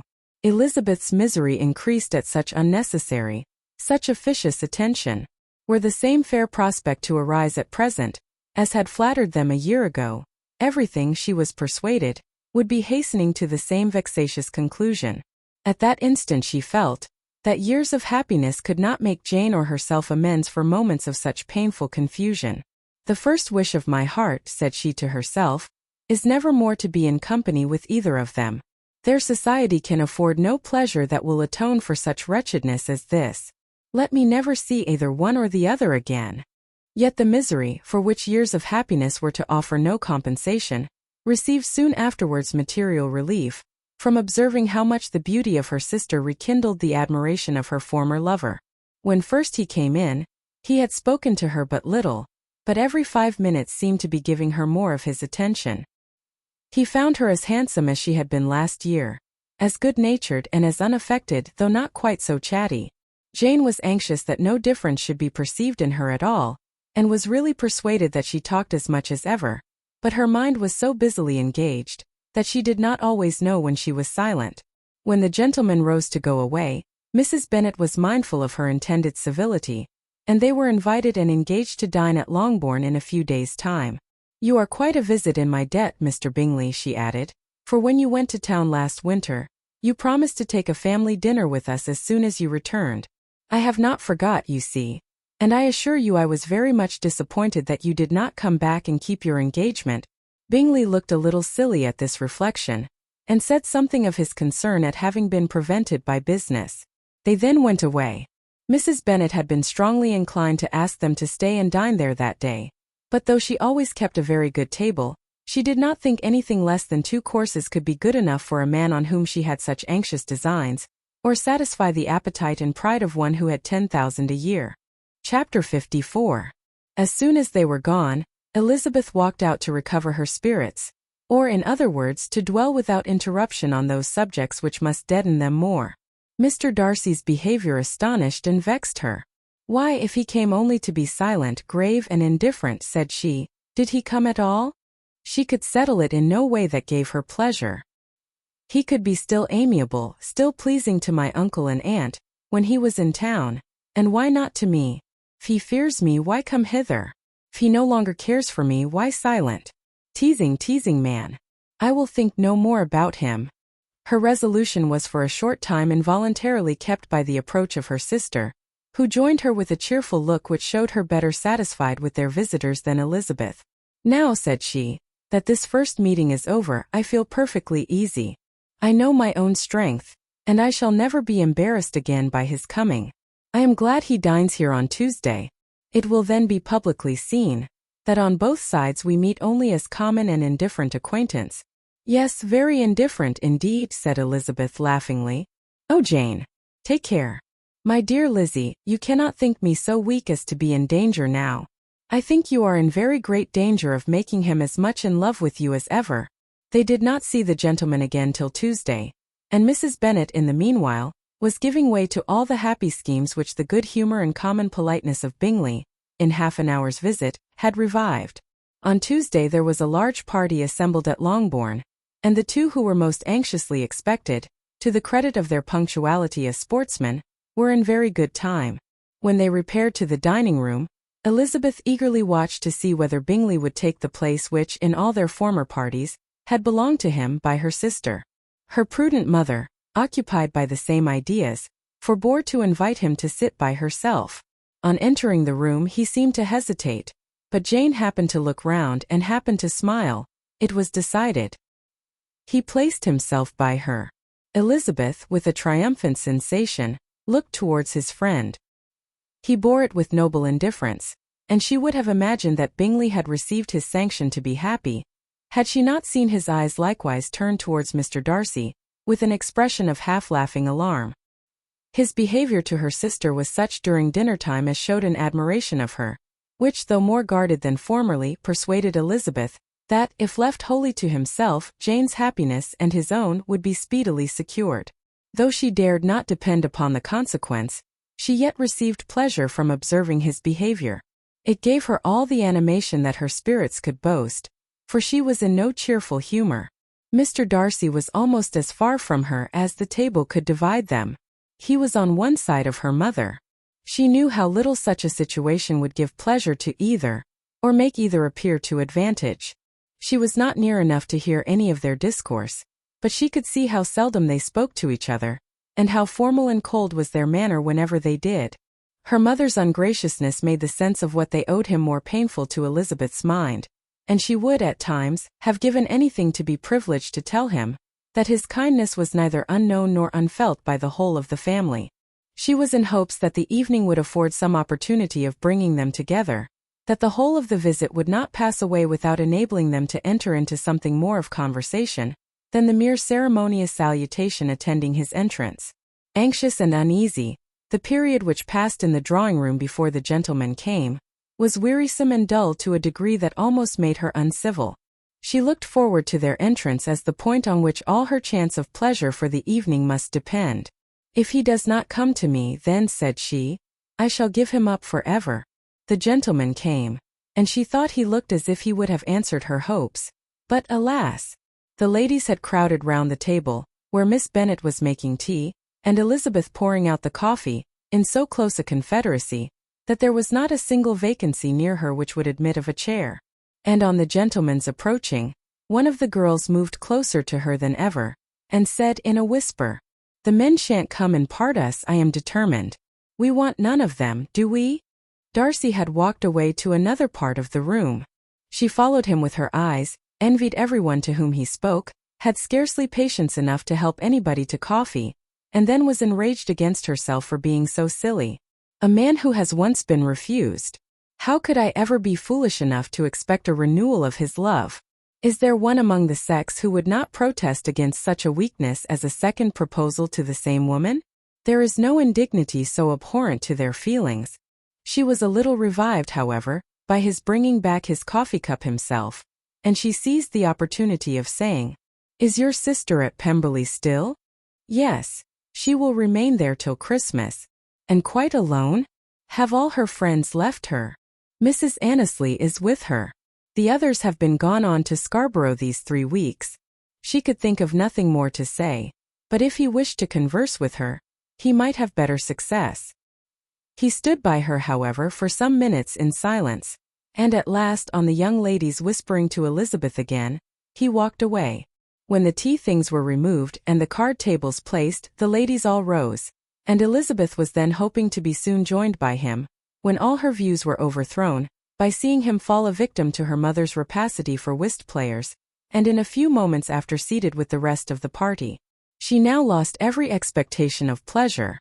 They were confined for the evening at different tables, and she had nothing to hope, but that his eyes were so often turned towards her side of the room, as to make him play as unsuccessfully as herself. Mrs. Bennet had designed to keep the 2 Netherfield gentlemen to supper, but their carriage was, unluckily, ordered before any of the others, and she had no opportunity of detaining them. "Well, girls," said she, as soon as they were left to themselves, "what say you to the day? I think everything has passed off uncommonly well, I assure you. The dinner was as well dressed as any I ever saw. The venison was roasted to a turn, and everybody said they never saw so fat a haunch. The soup was 50 times better than what we had at the Lucases last week, and even Mr. Darcy acknowledged that the partridges were remarkably well done, and I suppose he has 2 or 3 French cooks at least. And my dear Jane, I never saw you look in greater beauty. Mrs. Long said so too, for I asked her whether you did not. And what do you think she said besides? Ah, Mrs. Bennet, we shall have her at Netherfield at last. She did indeed. I do think Mrs. Long is as good a creature as ever lived, and her nieces are very pretty behaved girls, and not at all handsome. I like them prodigiously." Mrs. Bennet, in short, was in very great spirits. She had seen enough of Bingley's behavior to Jane to be convinced that she would get him at last, and her expectations of advantage to her family when in a happy humor, were so far beyond reason that she was quite disappointed at not seeing him there again the next day to make his proposals. "It has been a very agreeable day," said Miss Bennet to Elizabeth. "The party seems so well selected, so suitable one with the other. I hope we may often meet again." Elizabeth smiled. "Lizzie, you must not do so. You must not suspect me. It mortifies me. I assure you that I have now learnt to enjoy his conversation as an agreeable and sensible young man without having a wish beyond it. I am perfectly satisfied, from what his manners now are, that he never had any design of engaging my affection. It is only that he is blessed with greater sweetness of address, and a stronger desire of generally pleasing, than any other man." "You are very cruel," said her sister. "You will not let me smile, and are provoking me to it every moment. How hard it is in some cases to be believed, and how impossible in others. But why should you wish to persuade me that I feel more than I acknowledge? That is a question which I hardly know how to answer. We all love to instruct, though we can teach only what is not worth knowing. Forgive me, and if you persist in indifference, do not make me your confidant." Chapter 55. A few days after this visit, Mr. Bingley called again, and alone. His friend had left him that morning for London, but was to return home in 10 days' time. He sat with them above an hour, and was in remarkably good spirits. Mrs. Bennet invited him to dine with them, but, with many expressions of concern, he confessed himself engaged elsewhere. "Next time you call," said she, "I hope we shall be more lucky." He should be particularly happy at any time, etc., etc., and if she would give him leave, would take an early opportunity of waiting on them. "Can you come tomorrow?" Yes, he had no engagement at all for tomorrow, and her invitation was accepted with alacrity. He came, and in such very good time, that the ladies were none of them dressed. In ran Mrs. Bennet to her daughter's room in her dressing gown, and with her hair half finished, crying out, "My dear Jane, make haste and hurry down. He is come, Mr. Bingley is come. He is indeed. Make haste, make haste. Here, Sarah, come to Miss Bennet this moment, and help her on with her gown. Never mind Miss Lizzie's hair." "We will be down as soon as we can," said Jane, "but I dare say Kitty is forwarder than either of us, for she went upstairs half an hour ago." "Oh, hang Kitty! What has she to do with it? Come, be quick, be quick.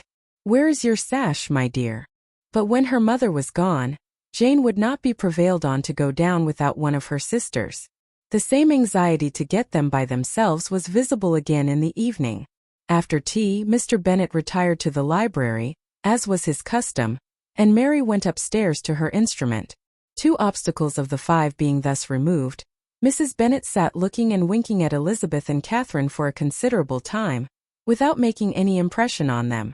Elizabeth would not observe her, and when at last Kitty did, she very innocently said, "What is the matter, mamma? What do you keep winking at me for? What am I to do?" "Nothing, child, nothing. I did not wink at you." She then sat still 5 minutes longer, but unable to waste such a precious occasion, she suddenly got up and saying to Kitty, "Come here, my love, I want to speak to you," took her out of the room. Jane instantly gave a look at Elizabeth which spoke her distress at such premeditation, and her entreaty that she would not give in to it. In a few minutes, Mrs. Bennet half opened the door and called out, "Lizzie, my dear, I want to speak with you." Elizabeth was forced to go. "We may as well leave them by themselves, you know," said her mother as soon as she was in the hall. "Kitty and I are going upstairs to sit in my dressing room." Elizabeth made no attempt to reason with her mother, but remained quietly in the hall till she and Kitty were out of sight, then returned into the drawing room. Mrs. Bennet's schemes for this day were ineffectual. Bingley was everything that was charming, except the professed lover of her daughter. His ease and cheerfulness rendered him a most agreeable addition to their evening party, and he bore with the ill-judged officiousness of the mother, and heard all her silly remarks with a forbearance and command of countenance particularly grateful to the daughter. He scarcely needed an invitation to stay supper, and before he went away an engagement was formed, chiefly through his own and Mrs. Bennet's means, for his coming next morning to shoot with her husband. After this day, Jane said no more of her indifference. Not a word passed between the sisters concerning Bingley, but Elizabeth went to bed in the happy belief that all must speedily be concluded, unless Mr. Darcy returned within the stated time. Seriously, however, she felt tolerably persuaded that all this must have taken place with that gentleman's concurrence. Bingley was punctual to his appointment, and he and Mr. Bennet spent the morning together, as had been agreed on. The latter was much more agreeable than his companion expected. There was nothing of presumption or folly in Bingley that could provoke his ridicule, or disgust him into silence, and he was more communicative and less eccentric than the other had ever seen him. Bingley of course returned with him to dinner, and in the evening Mrs. Bennet's invention was again at work to get everybody away from him and her daughter. Elizabeth, who had a letter to write, went into the breakfast-room for that purpose soon after tea, for as the others were all going to sit down to cards, she could not be wanted to counteract her mother's schemes. But on her returning to the drawing-room, when her letter was finished, she saw, to her infinite surprise, there was reason to fear that her mother had been too ingenious for her. On opening the door, she perceived her sister and Bingley standing together over the hearth, as if engaged in earnest conversation, and had this led to no suspicion, the faces of both, as they hastily turned round and moved away from each other, would have told it all. Their situation was awkward enough, but hers she thought was still worse.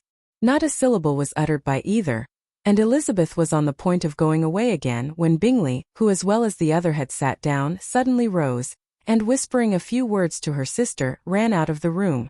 Jane could have no reserves from Elizabeth, where confidence would give pleasure, and instantly embracing her, acknowledged with the liveliest emotion that she was the happiest creature in the world. "'Tis too much," she added, "by far too much. I do not deserve it. Oh, why is not everybody as happy?" Elizabeth's congratulations were given with a sincerity, a warmth, a delight, which words could but poorly express. Every sentence of kindness was a fresh source of happiness to Jane, but she would not allow herself to stay with her sister, or say half that remained to be said, for the present. "I must go instantly to my mother," she cried. "I would not on any account trifle with her affectionate solicitude, or allow her to hear it from anyone but myself. He is gone to my father already. Oh, Lizzie, to know that what I have to relate will give such pleasure to all my dear family.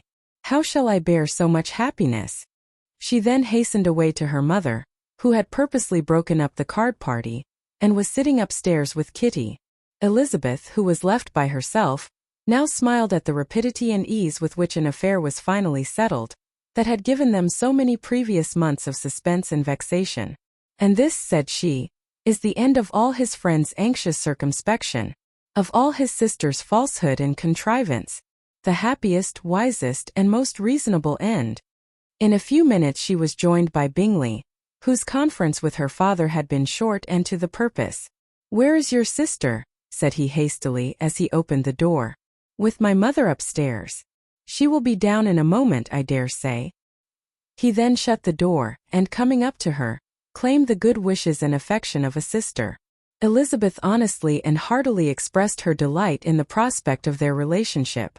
They shook hands with great cordiality, and then till her sister came down she had to listen to all he had to say of his own happiness, and of Jane's perfections, and in spite of his being a lover, Elizabeth really believed all his expectations of felicity to be rationally founded, because they had for basis the excellent understanding and super-excellent disposition of Jane, and a general similarity of feeling and taste between her and himself. It was an evening of no common delight to them all. The satisfaction of Miss Bennet's mind gave such a glow of sweet animation to her face, as made her look handsomer than ever. Kitty simpered and smiled, and hoped her turn was coming soon. Mrs. Bennet could not give her consent, or speak her approbation in terms warm enough to satisfy her feelings, though she talked to Bingley of nothing else for half an hour. And when Mr. Bennet joined them at supper, his voice and manner plainly showed how really happy he was. Not a word, however, passed his lips in allusion to it, till their visitor took his leave for the night, but as soon as he was gone, he turned to his daughter and said, "Jane, I congratulate you. You will be a very happy woman." Jane went to him instantly, kissed him, and thanked him for his goodness. "You are a good girl," he replied, "and I have great pleasure in thinking you will be so happily settled. I have not a doubt of your doing very well together. Your tempers are by no means unlike. You are each of you so complying, that nothing will ever be resolved on, so easy that every servant will cheat you, and so generous that you will always exceed your income. I hope not so. Imprudence or thoughtlessness in money matters would be unpardonable in me. Exceed their income. My dear Mr. Bennet, cried his wife, what are you talking of? Why, he has 4,000 or 5,000 a year and very likely more. Then addressing her daughter, oh, my dear Jane, I am so happy. I am sure I shan't get a wink of sleep all night. I knew how it would be. I always said it must be so at last. I was sure you could not be so beautiful for nothing. I remember as soon as ever I saw him when he first came into Hertfordshire last year, I thought how likely it was that you should come together. Oh, he is the handsomest young man that ever was seen. Wickham, Lydia were all forgotten. Jane was beyond competition her favorite child. At that moment she cared for no other. Her younger sister soon began to make interest with her for objects of happiness which she might in future be able to dispense. Mary petitioned for the use of the library at Netherfield, and Kitty begged very hard for a few balls there every winter. Bingley, from this time, was of course a daily visitor at Longbourn, coming frequently before breakfast and always remaining till after supper, unless when some barbarous neighbor, who could not be enough detested, had given him an invitation to dinner, which he thought himself obliged to accept. Elizabeth had now but little time for conversation with her sister, for while he was present Jane had no attention to bestow on anyone else, but she found herself considerably useful to both of them, in those hours of separation that must sometimes occur. In the absence of Jane, he always attached himself to Elizabeth for the pleasure of talking of her, and when Bingley was gone, Jane constantly sought the same means of relief. He has made me so happy, said she one evening, by telling me that he was totally ignorant of my being in town last spring. I had not believed it possible. I suspected as much, replied Elizabeth. But how did he account for it? It must have been his sister's doing. They were certainly no friends to his acquaintance with me, which I cannot wonder at, since he might have chosen so much more advantageously in many respects. But when they see, as I trust they will, that their brother is happy with me, they will learn to be contented, and we shall be on good terms again, though we can never be what we once were to each other. That is the most unforgiving speech, said Elizabeth, that I ever heard you utter. Good girl. It would vex me, indeed, to see you again the dupe of Miss Bingley's pretended regard. Would you believe it, Lizzie, that when he went to town last November he really loved me, and nothing but a persuasion of my being indifferent would have prevented his coming down again? He made a little mistake, to be sure, but it is to the credit of his modesty. This naturally introduced a panegyric from Jane on his diffidence, and the little value he put on his own good qualities. Elizabeth was pleased to find that he had not betrayed the interference of his friend, for though Jane had the most generous and forgiving heart in the world, she knew it was a circumstance which must prejudice her against him. I am certainly the most fortunate creature that ever existed, cried Jane. Oh, Lizzie, why am I thus singled from my family, and blessed above them all? If I could but see you as happy! If there were but such another man for you! If you were to give me 40 such men, I never could be so happy as you. Till I have your disposition, your goodness, I never can have your happiness. No, let me shift for myself, and perhaps if I have very good luck, I may meet with another Mr. Collins in time. The situation of affairs in the Longbourn family could not be long a secret. Mrs. Bennet was privileged to whisper it to Mrs. Phillips, and she ventured, without any permission, to do the same by all her neighbours in Meryton. The Bennets were speedily pronounced to be the luckiest family in the world, though only a few weeks before, when Lydia had first run away, they had been generally proved to be marked out for misfortune. Chapter 56. One morning, about a week after Bingley's engagement with Jane had been formed, as he and the females of the family were sitting together in the dining-room, their attention was suddenly drawn to the window by the sound of a carriage, and they perceived a chaise and four driving up the lawn. It was too early in the morning for visitors, and besides, the equipage did not answer to that of any of their neighbours. The horses were post, and neither the carriage nor the livery of the servant who preceded it were familiar to them. As it was certain, however, that somebody was coming, Bingley instantly prevailed on Miss Bennet to avoid the confinement of such an intrusion, and walk away with him into the shrubbery. They both set off, and the conjectures of the remaining three continued, though with little satisfaction, till the door was thrown open, and their visitor entered. It was Lady Catherine de Bourgh. They were of course all intending to be surprised, but their astonishment was beyond their expectation, and on the part of Mrs. Bennet and Kitty, though she was perfectly unknown to them, even inferior to what Elizabeth felt.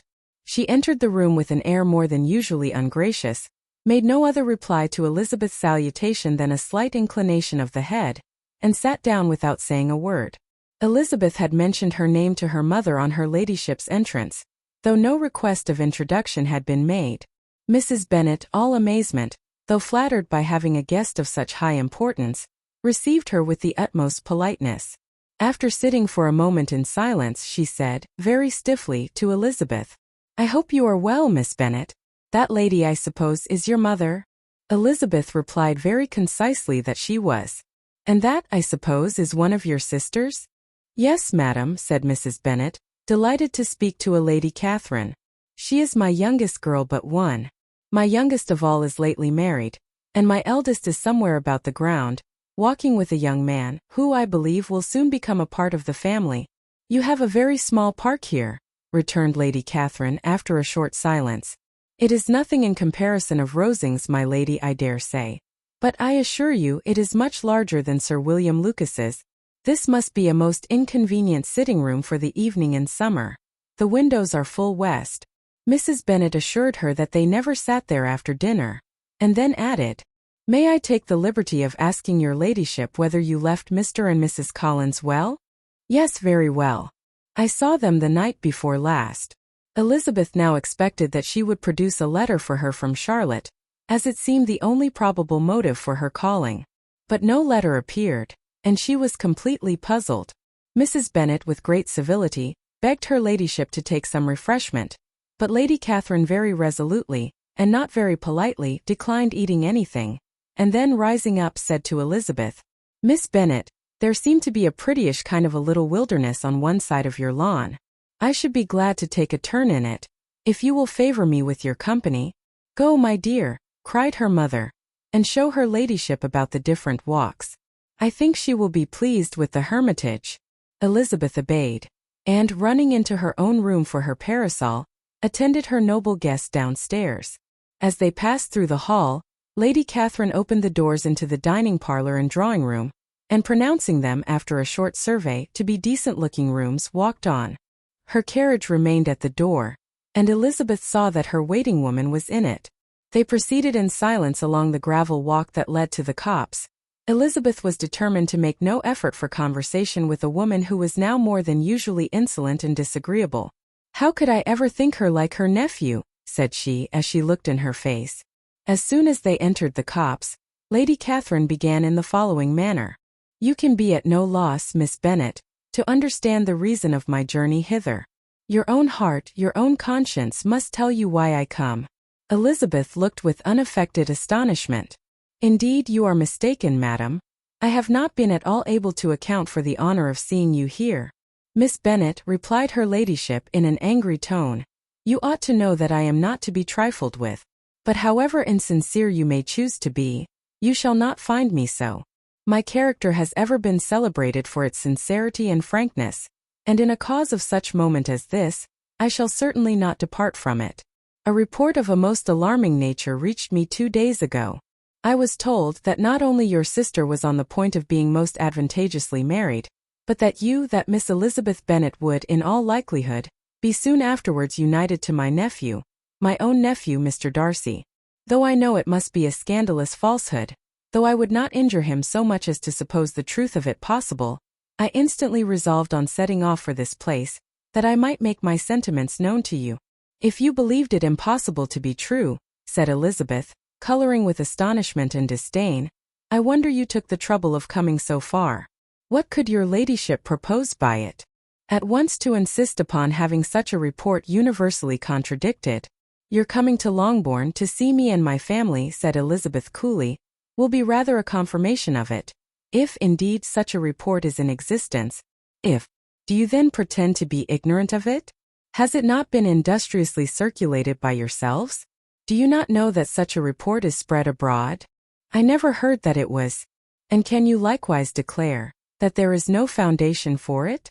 I do not pretend to possess equal frankness with your ladyship. You may ask questions which I shall not choose to answer. This is not to be borne. Miss Bennet, I insist on being satisfied.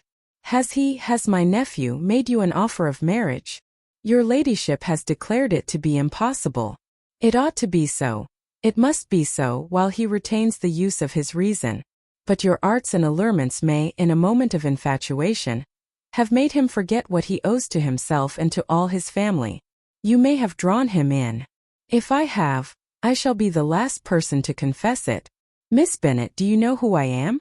I have not been accustomed to such language as this. I am almost the nearest relation he has in the world, and am entitled to know all his dearest concerns, but you are not entitled to know mine, nor will such behavior as this ever induce me to be explicit. Let me be rightly understood. This match, to which you have the presumption to aspire, can never take place. No, never. Mr. Darcy is engaged to my daughter. Now what have you to say? Only this, that if he is so, you can have no reason to suppose he will make an offer to me. Lady Catherine hesitated for a moment, and then replied, "The engagement between them is of a peculiar kind. From their infancy they have been intended for each other. It was the favorite wish of his mother, as well as of hers. While in their cradles we planned the union. And now, at the moment when the wishes of both sisters would be accomplished, is their marriage to be prevented by a young woman of inferior birth, of no importance in the world, and wholly unallied to the family? Do you pay no regard to the wishes of his friends, to his tacit engagement with Miss de Bourgh? Are you lost to every feeling of propriety and delicacy? Have you not heard me say, that from his earliest hours he was destined for his cousin?" "Yes, and I had heard it before. But what is that to me? If there is no other objection to my marrying your nephew, I shall certainly not be kept from it by knowing that his mother and aunt wished him to marry Miss de Bourgh. You both did as much as you could in planning the marriage. Its completion depended on others. If Mr. Darcy is neither by honor nor inclination confined to his cousin, why is not he to make another choice? And if I am that choice, why may not I accept him? Because honor, decorum, prudence, nay, interest forbid it. Yes, Miss Bennet, interest, for do not expect to be noticed by his family or friends. If you willfully act against the inclinations of all, you will be censured, slighted, and despised by everyone connected with him. Your alliance will be a disgrace. Your name will never even be mentioned by any of us. These are heavy misfortunes," replied Elizabeth. "But the wife of Mr. Darcy must have such extraordinary sources of happiness necessarily attached to her situation, that she could, upon the whole, have no cause to repine. Obstinate, headstrong girl! I am ashamed of you. Is this your gratitude for my attentions to you last spring? Is nothing due to me on that score? Let us sit down. You are to understand, Miss Bennet, that I came here with the determined resolution of carrying my purpose, nor will I be dissuaded from it. I have not been used to submit to any person's whims. I have not been in the habit of brooking disappointment. That will make your ladyship's situation at present more pitiable, but it will have no effect on me. I will not be interrupted. Hear me in silence. My daughter and my nephew are formed for each other. They are descended on the maternal side from the same noble line, and on the father's from respectable, honorable, and ancient, though untitled, families. Their fortune on both sides is splendid. They are destined for each other by the voice of every member of their respective houses, and what is to divide them? The upstart pretensions of a young woman without family, connections, or fortune. Is this to be endured? But it must not, shall not be. If you were sensible of your own good, you would not wish to quit the sphere in which you have been brought up. In marrying your nephew, I should not consider myself as quitting that sphere. He is a gentleman. I am a gentleman's daughter. So far we are equal. True. You are a gentleman's daughter. But what was your mother? Who are your uncles and aunts? Do not imagine me ignorant of their condition. Whatever my connections may be, said Elizabeth, if your nephew does not object to them, they can be nothing to you. Tell me once for all, are you engaged to him? Though Elizabeth would not, for the mere purpose of obliging Lady Catherine, have answered this question, she could not but say, after a moment's deliberation, "I am not." Lady Catherine seemed pleased. "And will you promise me never to enter into such an engagement?" "I will make no promise of the kind. Miss Bennet, I am shocked and astonished. I expected to find a more reasonable young woman. But do not deceive yourself into a belief that I will ever recede. I shall not go away till you have given me the assurance I require, and I certainly never shall give it. I am not to be intimidated into anything so wholly unreasonable. Your ladyship wants Mr. Darcy to marry your daughter, but would my giving you the wished-for promise make their marriage at all more probable? Supposing him to be attached to me, would my refusing to accept his hand make him wish to bestow it on his cousin? Allow me to say, Lady Catherine, that the arguments with which you have supported this extraordinary application have been as frivolous as the application was ill-judged. You have widely mistaken my character, if you think I can be worked on by such persuasions as these. How far your nephew might approve of your interference in his affairs, I cannot tell, but you have certainly no right to concern yourself in mine. I must beg, therefore, to be importuned no further on the subject. Not so hasty, if you please. I have by no means done. To all the objections I have already urged I have still another to add. I am no stranger to the particulars of your youngest sister's infamous elopement. I know it all, that the young man's marrying her was a patched-up business, at the expense of your father and uncle. And is such a girl to be my nephew's sister? Is her husband, who is the son of his late father's steward, to be his brother? Heaven and earth! Of what are you thinking? Are the shades of Pemberley to be thus polluted? You can now have nothing further to say, she resentfully answered. You have insulted me in every possible method. I must beg to return to the house. And she rose as she spoke. Lady Catherine rose also, and they turned back. Her ladyship was highly incensed. You have no regard, then, for the honor and credit of my nephew. Unfeeling, selfish girl. Do you not consider that a connection with you must disgrace him in the eyes of everybody? Lady Catherine, I have nothing further to say. You know my sentiments. You are then resolved to have him? I have said no such thing.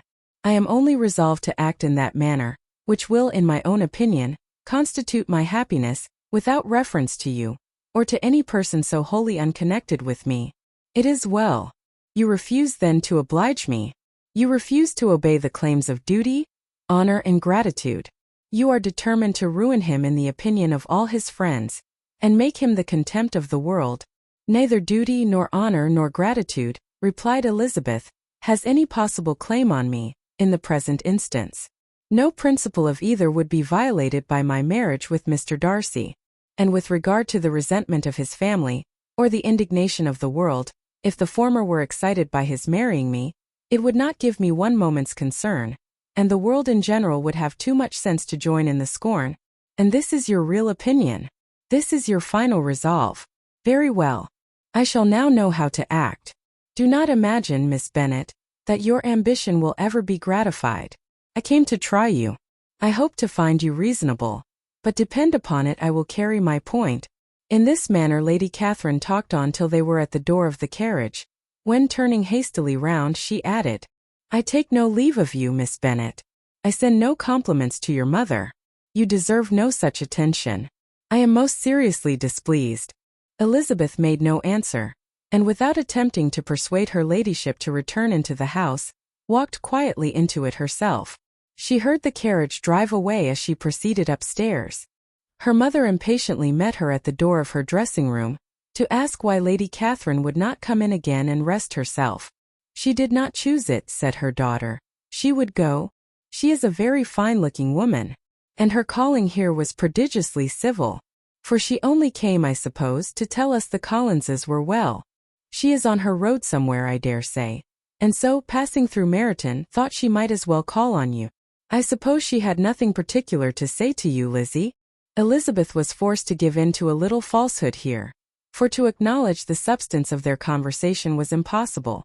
Chapter 57. The discomposure of spirits which this extraordinary visit threw Elizabeth into could not be easily overcome, nor could she for many hours learn to think of it less than incessantly.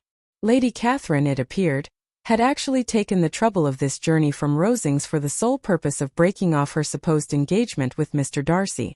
It was a rational scheme, to be sure, but from what the report of their engagement could originate, Elizabeth was at a loss to imagine, till she recollected that his being the intimate friend of Bingley, and her being the sister of Jane, was enough, at a time when the expectation of one wedding made everybody eager for another, to supply the idea. She had not herself forgotten to feel that the marriage of her sister must bring them more frequently together. And her neighbors at Lucas Lodge, therefore, for through their communication with the Collinses the report, she concluded, had reached Lady Catherine, had only set that down as almost certain and immediate, which she had looked forward to as possible at some future time. In revolving Lady Catherine's expressions, however, she could not help feeling some uneasiness as to the possible consequence of her persisting in this interference. From what she had said of her resolution to prevent the marriage, it occurred to Elizabeth that she must meditate an application to her nephew, and how he might take a similar representation of the evils attached to a connection with her she dared not pronounce. She knew not the exact degree of his affection for his aunt, or his dependence on her judgment, but it was natural to suppose that he thought much higher of her ladyship than she could do, and it was certain that in enumerating the miseries of a marriage with one whose immediate connections were so unequal to his own, his aunt would address him on his weakest side. With his notions of dignity, he would probably feel that the arguments, which to Elizabeth had appeared weak and ridiculous, contained much good sense and solid reasoning. If he had been wavering before as to what he should do, which had often seemed likely, the advice and entreaty of so near a relation might settle every doubt, and determine him at once to be as happy as dignity unblemished could make him. In that case he would return no more. Lady Catherine might see him in her way through town, and his engagement to Bingley of coming again to Netherfield must give way. If, therefore, an excuse for not keeping his promise should come to his friend within a few days, she added, I shall know how to understand it. I shall then give over every expectation, every wish of his constancy. If he is satisfied with only regretting me, when he might have obtained my affections in hand, I shall soon cease to regret him at all. The surprise of the rest of the family on hearing who their visitor had been was very great, but they obligingly satisfied it with the same kind of supposition which had appeased Mrs. Bennet's curiosity, and Elizabeth was spared from much teasing on the subject. The next morning, as she was going downstairs, she was met by her father, who came out of his library with a letter in his hand. Lizzie, said he, I was going to look for you. Come into my room. She followed him thither, and her curiosity to know what he had to tell her was heightened by the supposition of its being in some manner connected with the letter he held. It suddenly struck her that it might be from Lady Catherine, and she anticipated with dismay all the consequent explanations. She followed her father to the fireplace, and they both sat down. He then said, I have received a letter this morning that has astonished me exceedingly. As it principally concerns yourself, you ought to know its contents. I did not know before that I had 2 daughters on the brink of matrimony. Let me congratulate you on a very important conquest. The color now rushed into Elizabeth's cheeks in the instantaneous conviction of its being a letter from the nephew, instead of the aunt, and she was undetermined whether most to be pleased that he explained himself at all, or offended that his letter was not rather addressed to herself, when her father continued, You look conscious. Young ladies have great penetration in such matters as these, but I think I may defy even your sagacity to discover the name of your admirer. This letter is from Mr. Collins. From Mr. Collins. And what can he have to say? Something very much to the purpose, of course.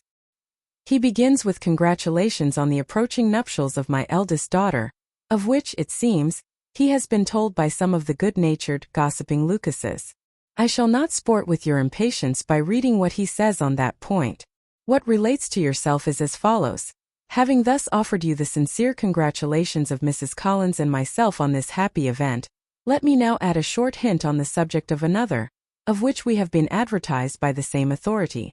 Your daughter Elizabeth, it is presumed, will not long bear the name of Bennet, after her eldest sister has resigned it, and the chosen partner of her fate may be reasonably looked up to as one of the most illustrious personages in this land. Can you possibly guess, Lizzie, who is meant by this? This young gentleman is blessed, in a peculiar way, with everything the heart of mortal can most desire. Splendid property, noble kindred, and extensive patronage.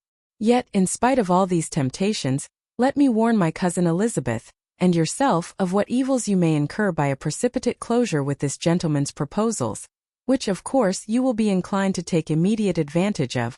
Have you any idea, Lizzie, who this gentleman is? But now it comes out. My motive for cautioning you is as follows. We have reason to imagine that his aunt, Lady Catherine de Bourgh, does not look on the match with a friendly eye. Mr. Darcy, you see, is the man. Now Lizzie, I think I have surprised you. Could he or the Lucases have pitched on any man, within the circle of our acquaintance, whose name would have given the lie more effectually to what they related? Mr. Darcy, who never looks at any woman but to see a blemish, and who probably never looked at you in his life. It is admirable. Elizabeth tried to join in her father's pleasantry, but could only force one most reluctant smile.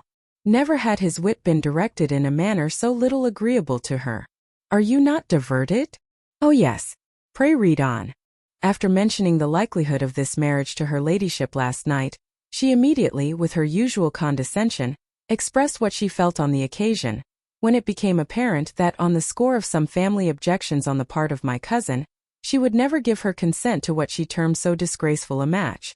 I thought it my duty to give the speediest intelligence of this to my cousin, that she and her noble admirer may be aware of what they are about, and not run hastily into a marriage which has not been properly sanctioned. Mr. Collins, moreover, adds, I am truly rejoiced that my cousin Lydia's sad business has been so well hushed up, and am only concerned that their living together before the marriage took place should be so generally known. I must not, however, neglect the duties of my station, or refrain from declaring my amazement at hearing that you received the young couple into your house as soon as they were married. It was an encouragement of vice, and had I been the rector of Longbourn, I should very strenuously have opposed it. You ought certainly to forgive them as a Christian, but never to admit them in your sight, or allow their names to be mentioned in your hearing. That is his notion of Christian forgiveness. The rest of his letter is only about his dear Charlotte's situation, and his expectation of a young olive branch. But Lizzie, you look as if you did not enjoy it.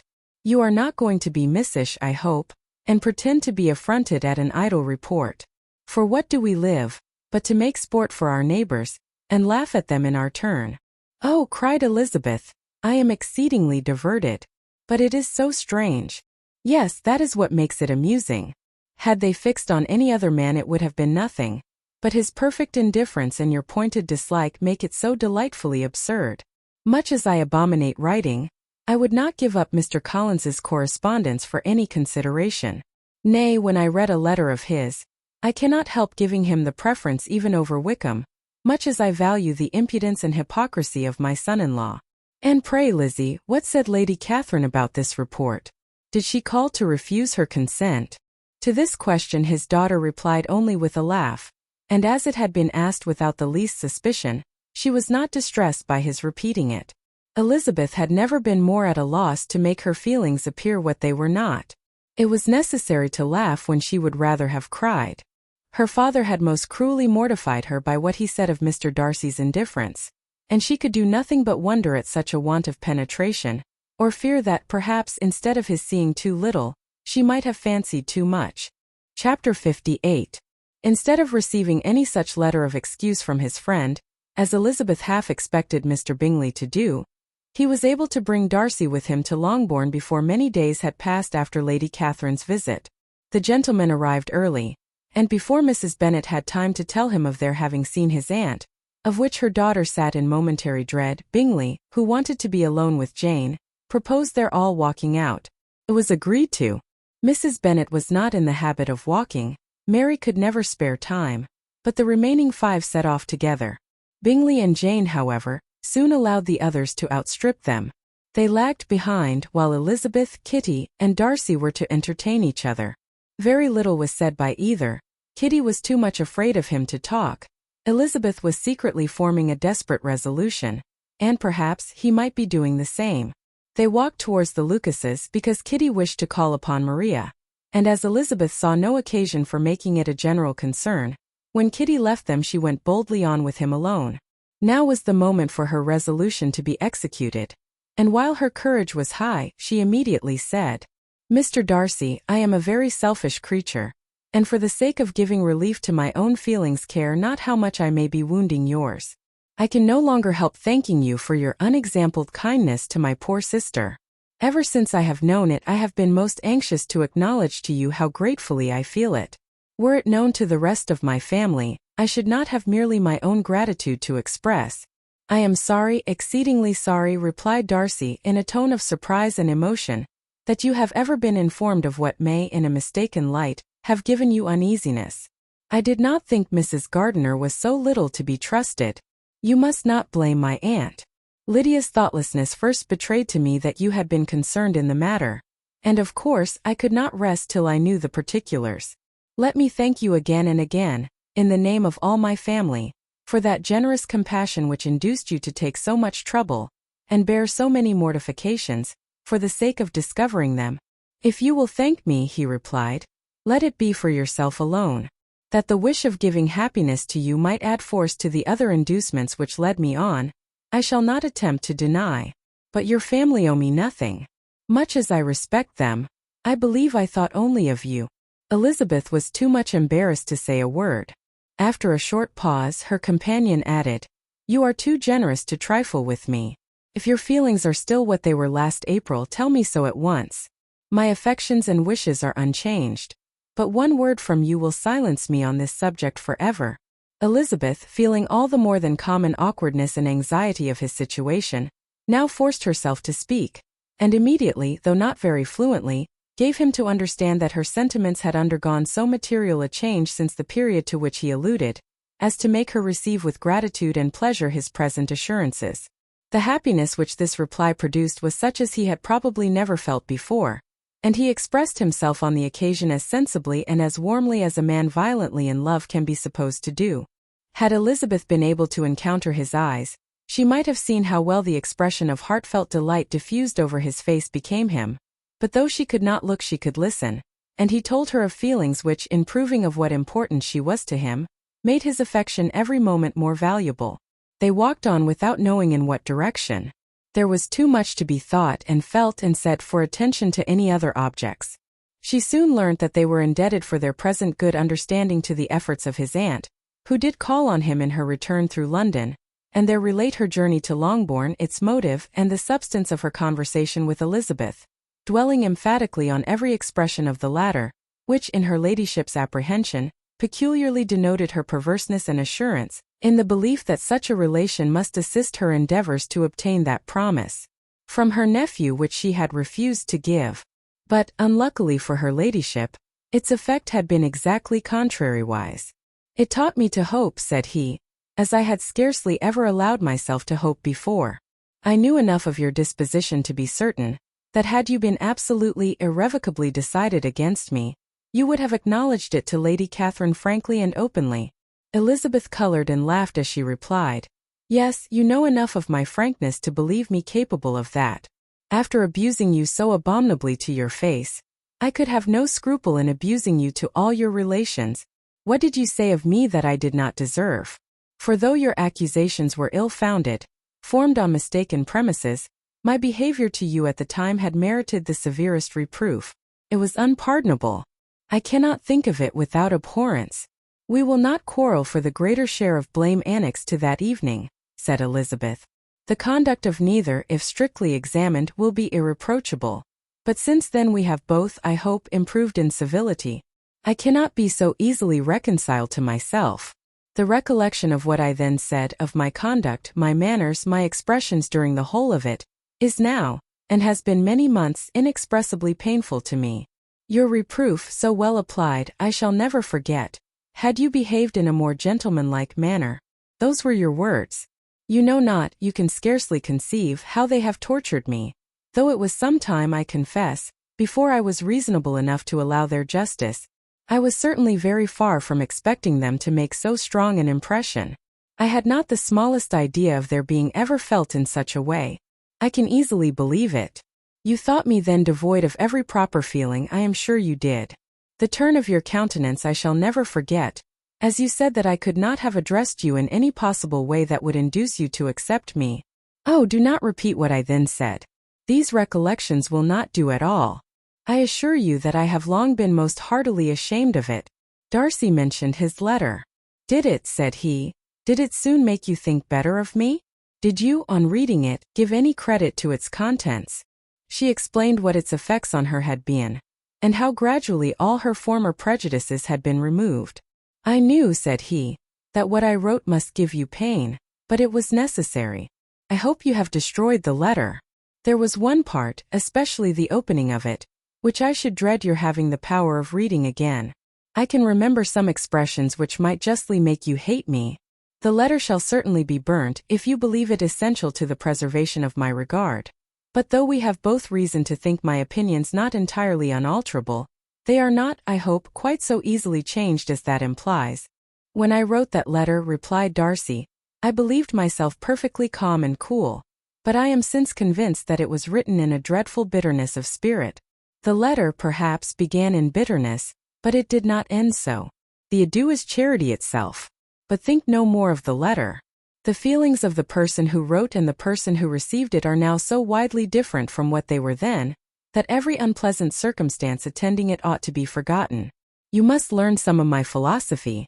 Think only of the past as its remembrance gives you pleasure. I cannot give you credit for any philosophy of the kind. Your retrospections must be so totally void of reproach, that the contentment arising from them is not of philosophy, but what is much better, of ignorance. But with me it is not so. Painful recollections will intrude, which ought not to be repelled. I have been a selfish being all my life in practice though not in principle. As a child I was taught what was right, but I was not taught to correct my temper. I was given good principles, but left to follow them in pride and conceit. Unfortunately an only son, for many years an only child, I was spoiled by my parents who, though good themselves, my father particularly, all that was benevolent and amiable, allowed, encouraged, almost taught me to be selfish and overbearing, to care for none beyond my own family circle, to think meanly of all the rest of the world, to wish at least to think meanly of their sense and worth compared with my own. Such I was from 8 to 28, and such I might still have been but for you, dearest, loveliest Elizabeth. What do I not owe you? You taught me a lesson, hard indeed at first, but most advantageous. By you I was properly humbled. I came to you without a doubt of my reception. You showed me how insufficient were all my pretensions to please a woman worthy of being pleased. Had you then persuaded yourself that I should?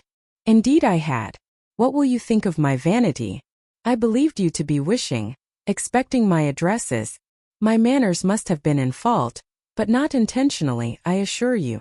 I never meant to deceive you, but my spirits might often lead me wrong. How you must have hated me after that evening. Hate you?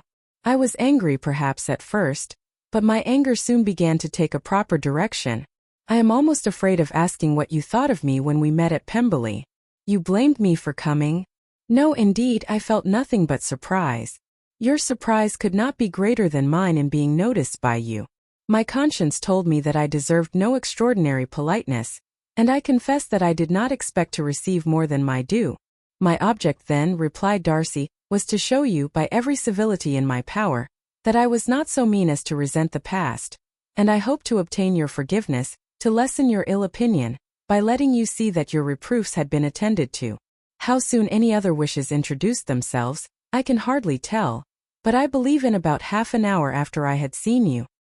He then told her of Georgiana's delight in her acquaintance, and of her disappointment at its sudden interruption, which naturally leading to the cause of that interruption, she soon learnt that his resolution of following her from Derbyshire in quest of her sister had been formed before he quitted the inn, and that his gravity and thoughtfulness there had arisen from no other struggles than what such a purpose must comprehend. She expressed her gratitude again, but it was too painful a subject to each to be dwelt on farther. After walking several miles in a leisurely manner, and too busy to know anything about it, they found at last, on examining their watches, that it was time to be at home. What could have become of Mr. Bingley and Jane? Was a wonder which introduced the discussion of their affairs. Darcy was delighted with their engagement. His friend had given him the earliest information of it. I must ask whether you were surprised, said Elizabeth. Not at all. When I went away, I felt that it would soon happen. That is to say, you had given your permission. I guessed as much. And though he exclaimed at the term, she found that it had been pretty much the case. On the evening before my going to London, said he, I made a confession to him, which I believe I ought to have made long ago. I told him of all that had occurred to make my former interference in his affairs absurd and impertinent. His surprise was great. He had never had the slightest suspicion. I told him, moreover, that I believed myself mistaken in supposing, as I had done, that your sister was indifferent to him, and as I could easily perceive that his attachment to her was unabated, I felt no doubt of their happiness together. Elizabeth could not help smiling at his easy manner of directing his friend. "Did you speak from your own observation," said she, "when you told him that my sister loved him, or merely from my information last spring?" "From the former. I had narrowly observed her, during the 2 visits which I had lately made her here, and I was convinced of her affection, and your assurance of it, I suppose, carried immediate conviction to him." "It did. Bingley is most unaffectedly modest." His diffidence had prevented his depending on his own judgment in so anxious a case, but his reliance on mine made everything easy. I was obliged to confess one thing, which for a time, and not unjustly, offended him. I could not allow myself to conceal that your sister had been in town 3 months last winter, that I had known it, and purposely kept it from him. He was angry, but his anger, I am persuaded, lasted no longer than he remained in any doubt of your sister's sentiments. He has heartily forgiven me now. Elizabeth longed to observe that Mr. Bingley had been a most delightful friend, so easily guided that his worth was invaluable, but she checked herself. She remembered that he had yet to learn to be laughed at, and it was rather too early to begin. In anticipating the happiness of Bingley, which of course was to be inferior only to his own, he continued the conversation till they reached the house. In the hall they parted. Chapter 59. "My dear Lizzie, where can you have been walking to?" was a question which Elizabeth received from Jane as soon as she entered the room, and from all the others when they sat down to table. She had only to say in reply, that they had wandered about till she was beyond her own knowledge. She colored as she spoke, but neither that nor anything else awakened a suspicion of the truth. The evening passed quietly, unmarked by anything extraordinary. The acknowledged lovers talked and laughed.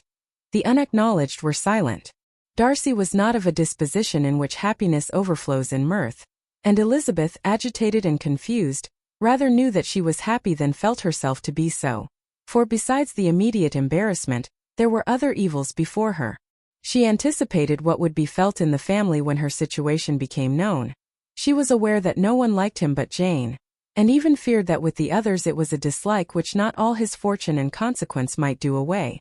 At night she opened her heart to Jane. Though suspicion was very far from Miss Bennet's general habits, she was absolutely incredulous here. "You are joking, Lizzie. This cannot be. Engaged to Mr. Darcy? No, no, you shall not deceive me. I know it to be impossible. This is a wretched beginning indeed. My sole dependence was on you, and I am sure nobody else will believe me if you do not. Yet, indeed, I am in earnest. I speak nothing but the truth. He still loves me and we are engaged." Jane looked at her doubtingly. "Oh, Lizzie, it cannot be. I know how much you dislike him. You know nothing of the matter. That is all to be forgot. Perhaps I did not always love him so well as I do now, but in such cases as these a good memory is unpardonable. This is the last time I shall ever remember it myself." Miss Bennet still looked all amazement. Elizabeth again, and more seriously, assured her of its truth. "Good heaven! Can it be really so?" "Yet now I must believe you," cried Jane. "My dear, dear Lizzie, I do congratulate you. But are you certain, forgive the question, are you quite certain that you can be happy with him?" "There can be no doubt of that. It is settled between us already that we are to be the happiest couple in the world. But are you pleased, Jane? Shall you like to have such a brother?" "Very, very much. Nothing could give either Bingley or myself more delight. But we considered it, we talked of it as impossible. And do you really love him quite well enough?"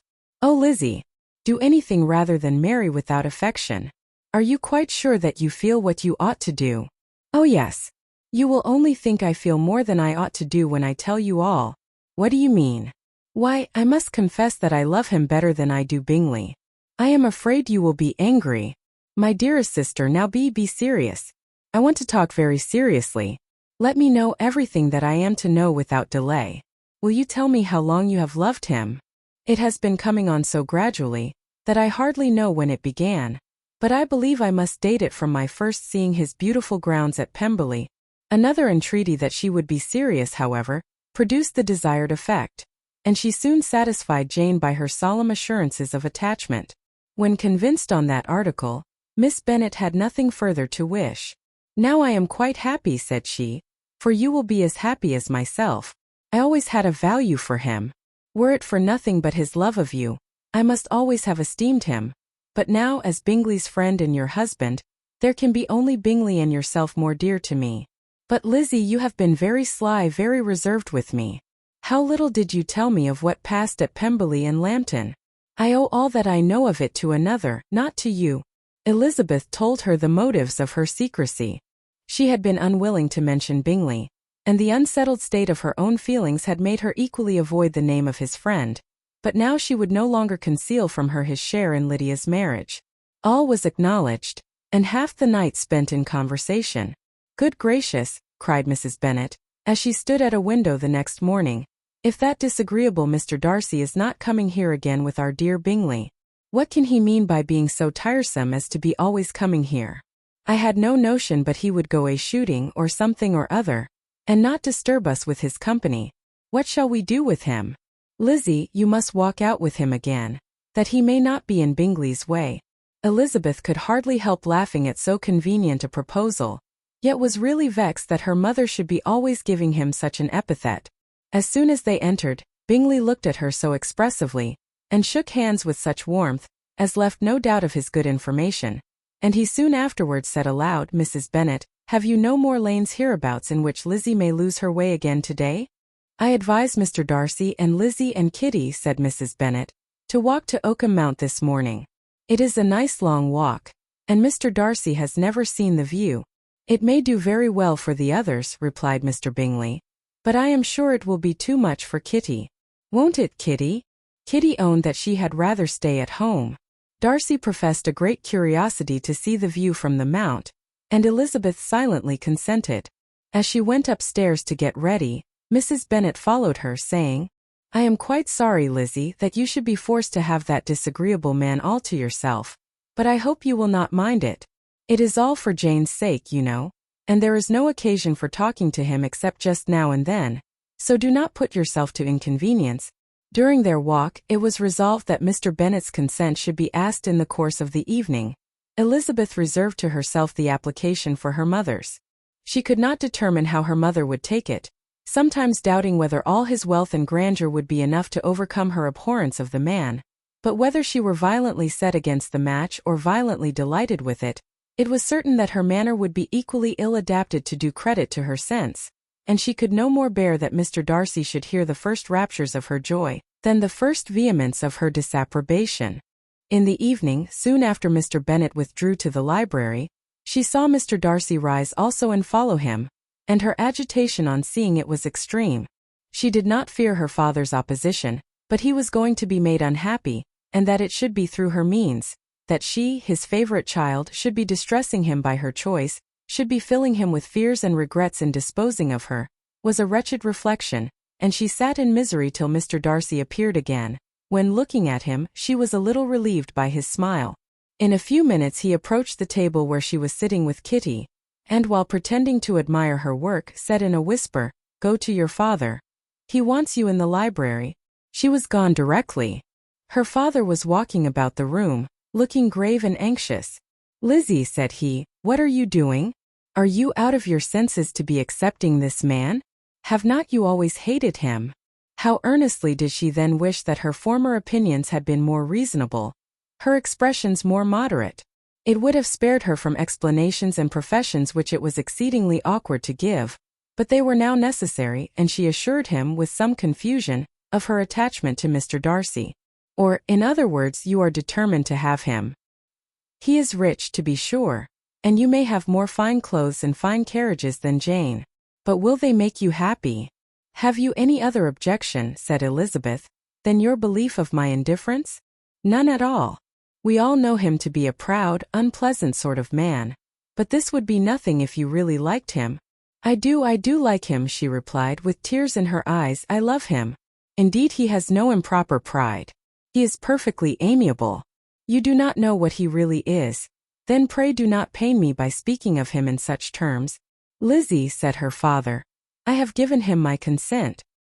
He is the kind of man, indeed, to whom I should never dare refuse anything which he condescended to ask. I now give it to you if you are resolved on having him, but let me advise you to think better of it. I know your disposition, Lizzie. I know that you could be neither happy nor respectable, unless you truly esteemed your husband, unless you looked up to him as a superior. Your lively talents would place you in the greatest danger in an unequal marriage. You could scarcely escape discredit and misery. My child, let me not have the grief of seeing you unable to respect your partner in life. You know not what you are about." Elizabeth, still more affected, was earnest and solemn in her reply, and at length, by repeated assurances that Mr. Darcy was really the object of her choice, by explaining the gradual change which her estimation of him had undergone, relating her absolute certainty that his affection was not the work of a day, but had stood the test of many months' suspense, and enumerating with energy all his good qualities, she did conquer her father's incredulity, and reconcile him to the match. "Well, my dear," said he when she ceased speaking, "I have no more to say. If this be the case, he deserves you. I could not have parted with you, my Lizzie, to anyone less worthy." To complete the favorable impression, she then told him what Mr. Darcy had voluntarily done for Lydia. He heard her with astonishment. This is an evening of wonders indeed. And so, Darcy did everything. Made up the match, gave the money, paid the fellow's debts, and got him his commission. So much the better. It will save me a world of trouble and economy. Had it been your uncle's doing, I must and would have paid him. But these violent young lovers carry everything their own way. I shall offer to pay him tomorrow. He will rant and storm about his love for you, and there will be an end of the matter. He then recollected her embarrassment a few days before on his reading Mr. Collins's letter, and after laughing at her some time, allowed her at last to go, saying as she quitted the room, "If any young men come for Mary or Kitty, send them in, for I am quite at leisure." Elizabeth's mind was now relieved from a very heavy weight, and after half an hour's quiet reflection in her own room, she was able to join the others with tolerable composure. Everything was too recent for gaiety, but the evening passed tranquilly away. There was no longer anything material to be dreaded, and the comfort of ease and familiarity would come in time. When her mother went up to her dressing room at night, she followed her, and made the important communication. Its effect was most extraordinary, for on first hearing it, Mrs. Bennet sat quite still, and unable to utter a syllable. Nor was it under many minutes that she could comprehend what she heard, though not in general backward to credit what was for the advantage of her family, or that came in the shape of a lover to any of them. She began at length to recover, to fidget about in her chair, get up, sit down again, wonder and bless herself. Good gracious! Lord bless me! Only think! Dear me! Mr. Darcy! Who would have thought it? And is it really true? Oh, my sweetest Lizzie! How rich and how great you will be! What pin money, what jewels, what carriages you will have! Jane's is nothing to it, nothing at all. I am so pleased, so happy. Such a charming man. So handsome. So tall. Oh, my dear Lizzie, pray apologize for my having disliked him so much before.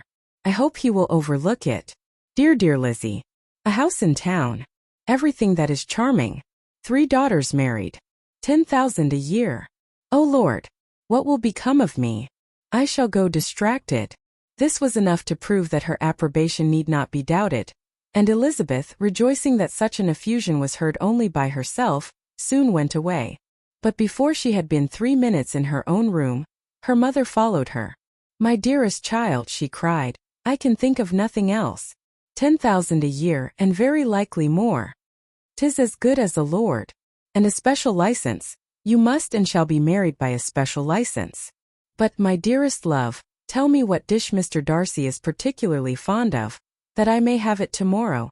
This was a sad omen of what her mother's behavior to the gentleman himself might be, and Elizabeth found that, though in the certain possession of his warmest affection, and secure of her relations' consent, there was still something to be wished for. But the morrow passed off much better than she expected, for Mrs. Bennet luckily stood in such awe of her intended son-in-law, that she ventured not to speak to him, unless it was in her power to offer him any attention, or mark her deference for his opinion. Elizabeth had the satisfaction of seeing her father taking pains to get acquainted with him, and Mr. Bennet soon assured her that he was rising every hour in his esteem. "I admire all my 3 sons-in-law highly," said he. "Wickham, perhaps, is my favorite, but I think I shall like your husband quite as well as Jane's." Chapter 60. Elizabeth's spirits soon rising to playfulness again, She wanted Mr. Darcy to account for his having ever fallen in love with her. "How could you begin?" said she. "I can comprehend your going on charmingly, when you had once made a beginning, but what could set you off in the first place? I cannot fix on the hour or the spot or the look or the words which laid the foundation. It is too long ago. I was in the middle before I knew that I had begun. My beauty you had early withstood, and as for my manners, my behavior to you was at least always bordering on the uncivil, and I never spoke to you without rather wishing to give you pain than not. Now be sincere. Did you admire me for my impertinence? For the liveliness of your mind I did. You may as well call it impertinence at once. It was very little less. The fact is that you were sick of civility, of deference, of officious attention. You were disgusted with the women who were always speaking, and looking, and thinking for your approbation alone. I roused and interested you because I was so unlike them. Had you not been really amiable you would have hated me for it, but in spite of the pains you took to disguise yourself, your feelings were always noble and just, and in your heart you thoroughly despised the persons who so assiduously courted you. There, I have saved you the trouble of accounting for it, and really, all things considered, I begin to think it perfectly reasonable. To be sure you know no actual good of me, but nobody thinks of that when they fall in love. Was there no good in your affectionate behavior to Jane, while she was ill at Netherfield? Dearest Jane, who could have done less for her? But make a virtue of it by all means. My good qualities are under your protection, and you are to exaggerate them as much as possible, and in return it belongs to me to find occasions for teasing and quarreling with you as often as may be, and I shall begin directly by asking you what made you so unwilling to come to the point at last? What made you so shy of me, when you first called and afterwards dined here? Why, especially when you called, did you look as if you did not care about me? Because you were grave and silent, and gave me no encouragement. But I was embarrassed. And so was I. You might have talked to me more when you came to dinner. A man who had felt less might. How unlucky that you should have a reasonable answer to give, and that I should be so reasonable as to admit it. But I wonder how long you would have gone on if you had been left to yourself. I wonder when you would have spoken if I had not asked you. My resolution of thanking you for your kindness to Lydia had certainly great effect. Too much, I am afraid. For what becomes of the moral, if our comfort springs from a breach of promise? For I ought not to have mentioned the subject. This will never do. You need not distress yourself. The moral will be perfectly fair. Lady Catherine's unjustifiable endeavors to separate us were the means of removing all my doubts. I am not indebted for my present happiness to your eager desire of expressing your gratitude. I was not in a humor to wait for an opening of yours. My aunt's intelligence had given me hope, and I was determined at once to know everything.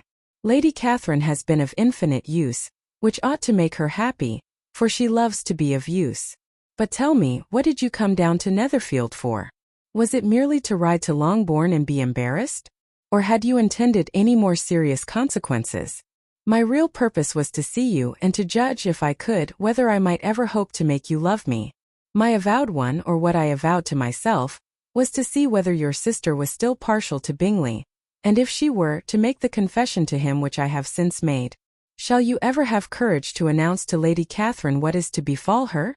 I am more likely to want time than courage, Elizabeth. But it ought to be done, and if you will give me a sheet of paper it shall be done directly, and if I had not a letter to write myself, I might sit by you, and admire the evenness of your writing, as another young lady once did.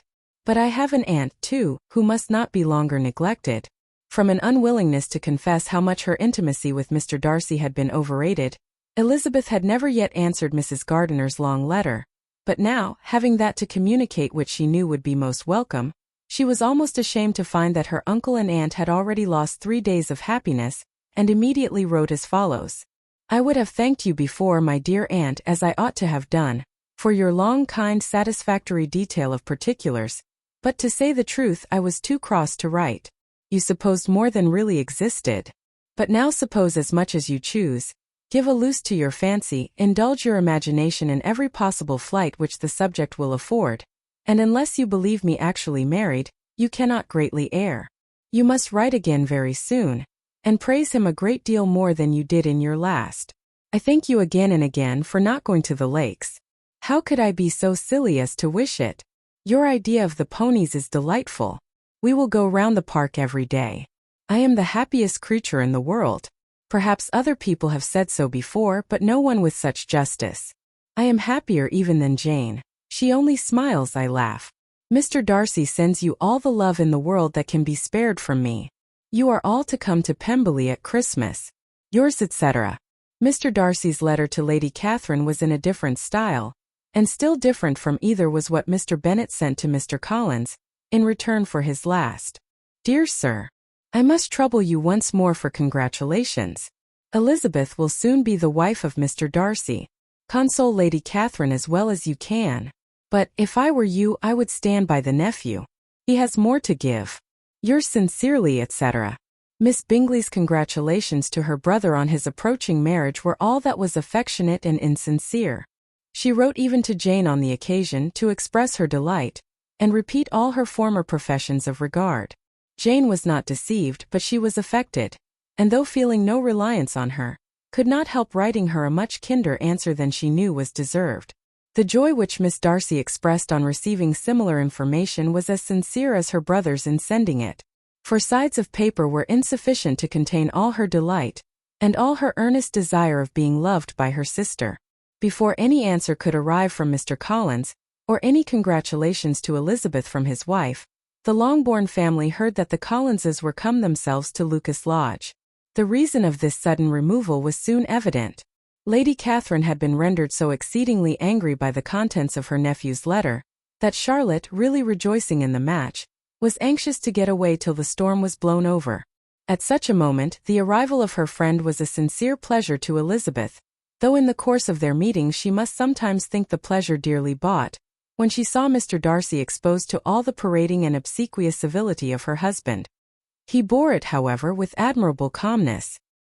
He could even listen to Sir William Lucas, when he complimented him on carrying away the brightest jewel of the country, and expressed his hopes of their all meeting frequently at St. James's, with very decent composure.